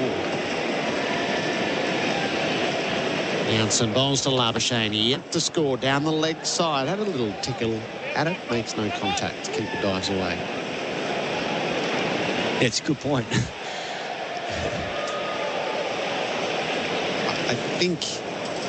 I reckon the replay for Robot Building Supplies, Robot's got it. Suggests that he did actually let it hit him for whatever reason. I'll have to look at that one again then. Braver man than me. Used to love it, Bucky. What are you talking about? You got him behind the line. Let the ball hit you. I'm not sure about that. Janssen bowls. Labuschagne defends from the stumps. The ball hit you enough without having to let it hit you. Janssen will be he'd be quite the study. He got hit everywhere with the short ball assault early. He worked his way through it. I reckon he was gradually just creeping closer and closer towards square leg umpire. That one he got out with. His front foot, I think, was probably outside leg stump. Farrell working over. He's doing the bowling now. Pitches it up. Labuschagne inside edge into the pad. Squirts away to mid-on. I mean, much like Greeny, he's an exciting prospect because he can bowl 140 k's an hour. He's tall, left armour. we know he's got his unbelievable record so far in Test cricket with the ball. I think before this series he had, what was it, 37 wickets at 18.59, strike rate of 34. So he's got some talent. But I think today we showed he's certainly got some ball striking capability, but he's got some work to do on his technique, particularly with his footwork. Jansen to Labuschagne. Raises the bat out of the way, lets it pass down the leg side. Yeah, there was enough there. Definitely, he's trying to get forward, trying to kind of cover that good length. He probably, just with his height, it's a tricky one, isn't it? Because, you know, tall players, they fall over. Their weight gets across the crease a little bit. So that's probably why he's trying not to get his feet going towards the offside too much. Last ball of Jansen's over. He bowls and Labuschagne defends past the short leg and he'll pick up his first runs. He trickles to mid-wicket and he'll head back for a second. So Marnus Labuschagne averts a maiden over. 1 for 35 on the mate scoreboard to make the switch to mate 5G. The Aussie summer and country racing. It really is the perfect combination for friends, family and the kids. That's right, the kids will be covered all summer long with free entry, free Kelly Sports supervised activities and a free merch backpack with a discount sports power voucher. So go on, support the locals. There's entertainment with fantastic hospitality packages and all the up-close racing action. Summer and country racing, stronger together. Book now at country.racing.com. We're about to see a bowling change. Now, where are we? Start your journey in Mildura. Plan it at visitmildura.com.au. Unrek Nokia has been tossed the ball at the Warner end. There's a bit of vintage late in the day time wasting by veteran batters as Marnus just saw a little bit of a splinter. He thought he might tape it. No, he might get a test 4 or 5 different bats just to make sure he's got the one that he wants. I love that the umpire stands there trying to hurry you up, but actually can't do anything. Can't do anything. Is there a rule that can hurry you up? Big shake. Just crack the side. The question's got to be asked of Elgar here. He's left this too late to bring Norkia on. If he bowls rockets here, he's going to kick himself for not bringing him on 15 minutes earlier. Warner's 27 from 40 balls, so he's away. Norkia bowls to him. Warner in behind, defends, sends Labuschagne back. Well, he'll bowl 1 over. Maybe 2 if he's lucky here. If he's lucky. But if it was you, Cato, it definitely, you'd only be bowling 1 over. What do you reckon? Oh, he'd make sure of it, for sure. Unless you nick off. Haven't we, Gerard? Yeah, unless you've nicked him off and you make sure it's only 1 over. I love it when the two of you get into this territory. Kawaj is the man to miss out. He was dismissed for 1. Rabada picked him up. Norkia in, bowls, Warner struck in front. Norkia thinks he's asking. There was a bit of a polite inquiry from behind. Paul Rifle wasn't terribly interested. We'll wait on our replay for Robot Building Supplies. Robot's got it. Just a little inside edge, pitching outside leg. Yep. Probably going over as well. Yeah, Paul trifecta. Couldn't have been less interested. Could not have been less interested. Settles himself, eyes wide. Norkia bowls to him. He plays the ball out to point. No run. Already at 146. Yeah, I'm really baffled by this. The fact that he's left it so late. I just think it was the match-up between Jansen and Labuschagne. That was what Elgar was thinking, but I don't know. I think sometimes you got to think, who would the batter least like to face? Norkia must be in that camp as he bowls. Warner flashed at it. Big high edge. Down to third man. Runs for 4. He's 31. He's not going to die wondering in this innings. 1 for 39. But a legit edge. Width, good pace. David Warner's just going to free the hands at that. It's a relatively safe shot when you make sure you go hard at it. Just use the angle to his advantage and flashed at it over the slips. Got enough bat on it to fly away for 4 down to third man. Nortje back in and at him, and Warner pulls off the under portion of the bat. It sounded hollow. It runs to the infielder. Oh, then it's misfielded by Rabada on the slide, so they give up a second run. This is really untidy stuff from South Africa late in the day when they've been thoroughly outplayed. 1 for 41 on the mate score would make the switch to mate 5G. And a no ball as well on the front foot to make it 1 for 42. I think Labuschagne was record pace then as well, trying to stay off strike. He was looking for that misfield, wasn't he? No interest in being at the strikers in here. Done all his work in the field today. Warner faces up to Nortje, chops down on it. It runs toward the cordon. Safely enough. Labuschagne with a direct hit run out, and then a brilliant catch to remove Zondo. Get your snaffle strap on at snaffle.com.au. Yeah, that's the shot David Warner's got to be careful of here, is his back foot stays outside leg stump, stays leg side of the ball. It's not that wide. He's just trying to carve it offside. If Nortje gets anything to come back in off the seam or in the air, he can chop that ball back onto his stumps. Nortje bowls and Warner leaves outside the off stump. 1 for 42. That's 11 overs in. There's 5 minutes to go. The Australian subs are running onto the field, so they're absolutely determined to make sure this is the last over. Our apparel sponsor, Ringers Western, whether it's the paddock or the pub, Ringers Western has the kit to keep you cool this summer. They're asking for gloves, they're asking for wristbands, they're asking for drinks. It's like it's a total pantomime. It's farcical too, really.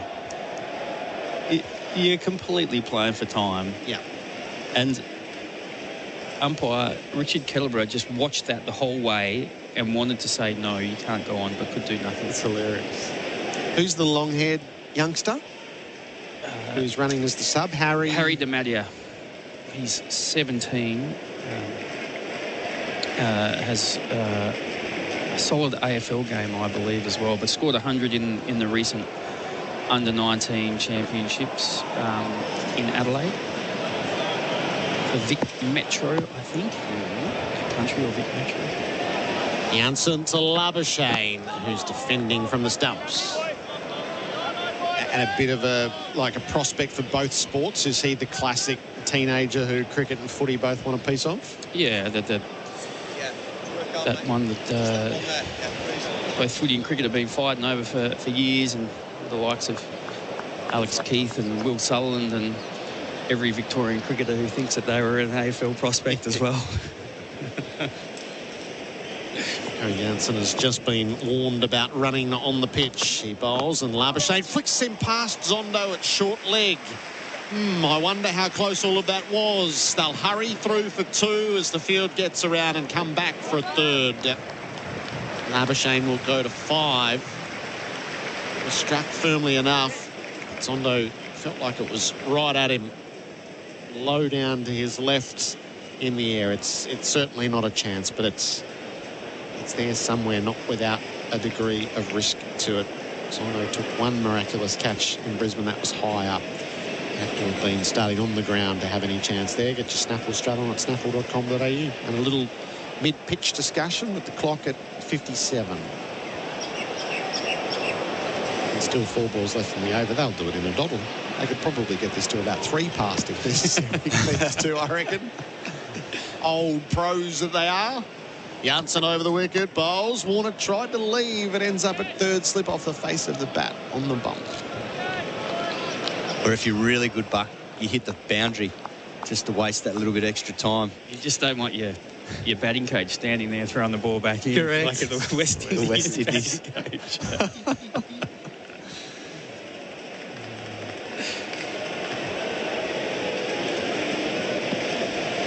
3 slips in the gully already themselves. Janssen bowls and Warner's beaten, legitimately beaten outside the off stump. I reckon, Gerard, it's probably the one time I'd be happy to let the ball hit me, because then I can pretend. And you could lay down for a couple of minutes. Get the physio out just to attend to things. How many overs have we bowled today? So South Africa saw 69, and then this is 12. Warner faces up. He plays to points. A little flourish of the wrists, but can't find a run. So we've played the extra half an hour and we're only going to get, 81 overs for the day? Six. Hang on, how's your math? I'm saying we'd be 6 short for the day. It's a 2 over change, 2.5 changeover. 70, 81 and 2, so we're going to burn 7. We're going to burn 7 overs. We'll bowl 81. Was it in the middle of the over when we came off? Because then it would be 2. Yeah, so it was 68.4. Sorry, 68. Last ball of the day's play, you would imagine. Oh, classic from Warner, who backs out to make sure that it was. That's so cheeky. That really is cheeky tactics. Janssen was just leaping into his stride with the clock at 5:59, and Warner backs away, and there it is, 6 o'clock. Brilliant. There's no fool like an old fool, hey? That's what, you can't buy that in the shelf, 100 tests worth. So Warner's got 1 ball to survive. Janssen is in and bowls to him, and he defends the ball to the offside and sees stumps safely. A day that Australia has dominated. South Africa all out 189. The Aussies are 1 for 45, and Dave Warner is as well into an innings as he's been in a while. He's 32 not out at stumps. Labuschagne is 5. Australia 1 for 45. Khawaja, the man out. Caught Verena, bowled Rabada for 1. All our stats for Laurenex Cleaning. Google Laurenex Cleaning today. We'll wrap up here with our player of the day for Bing Lee.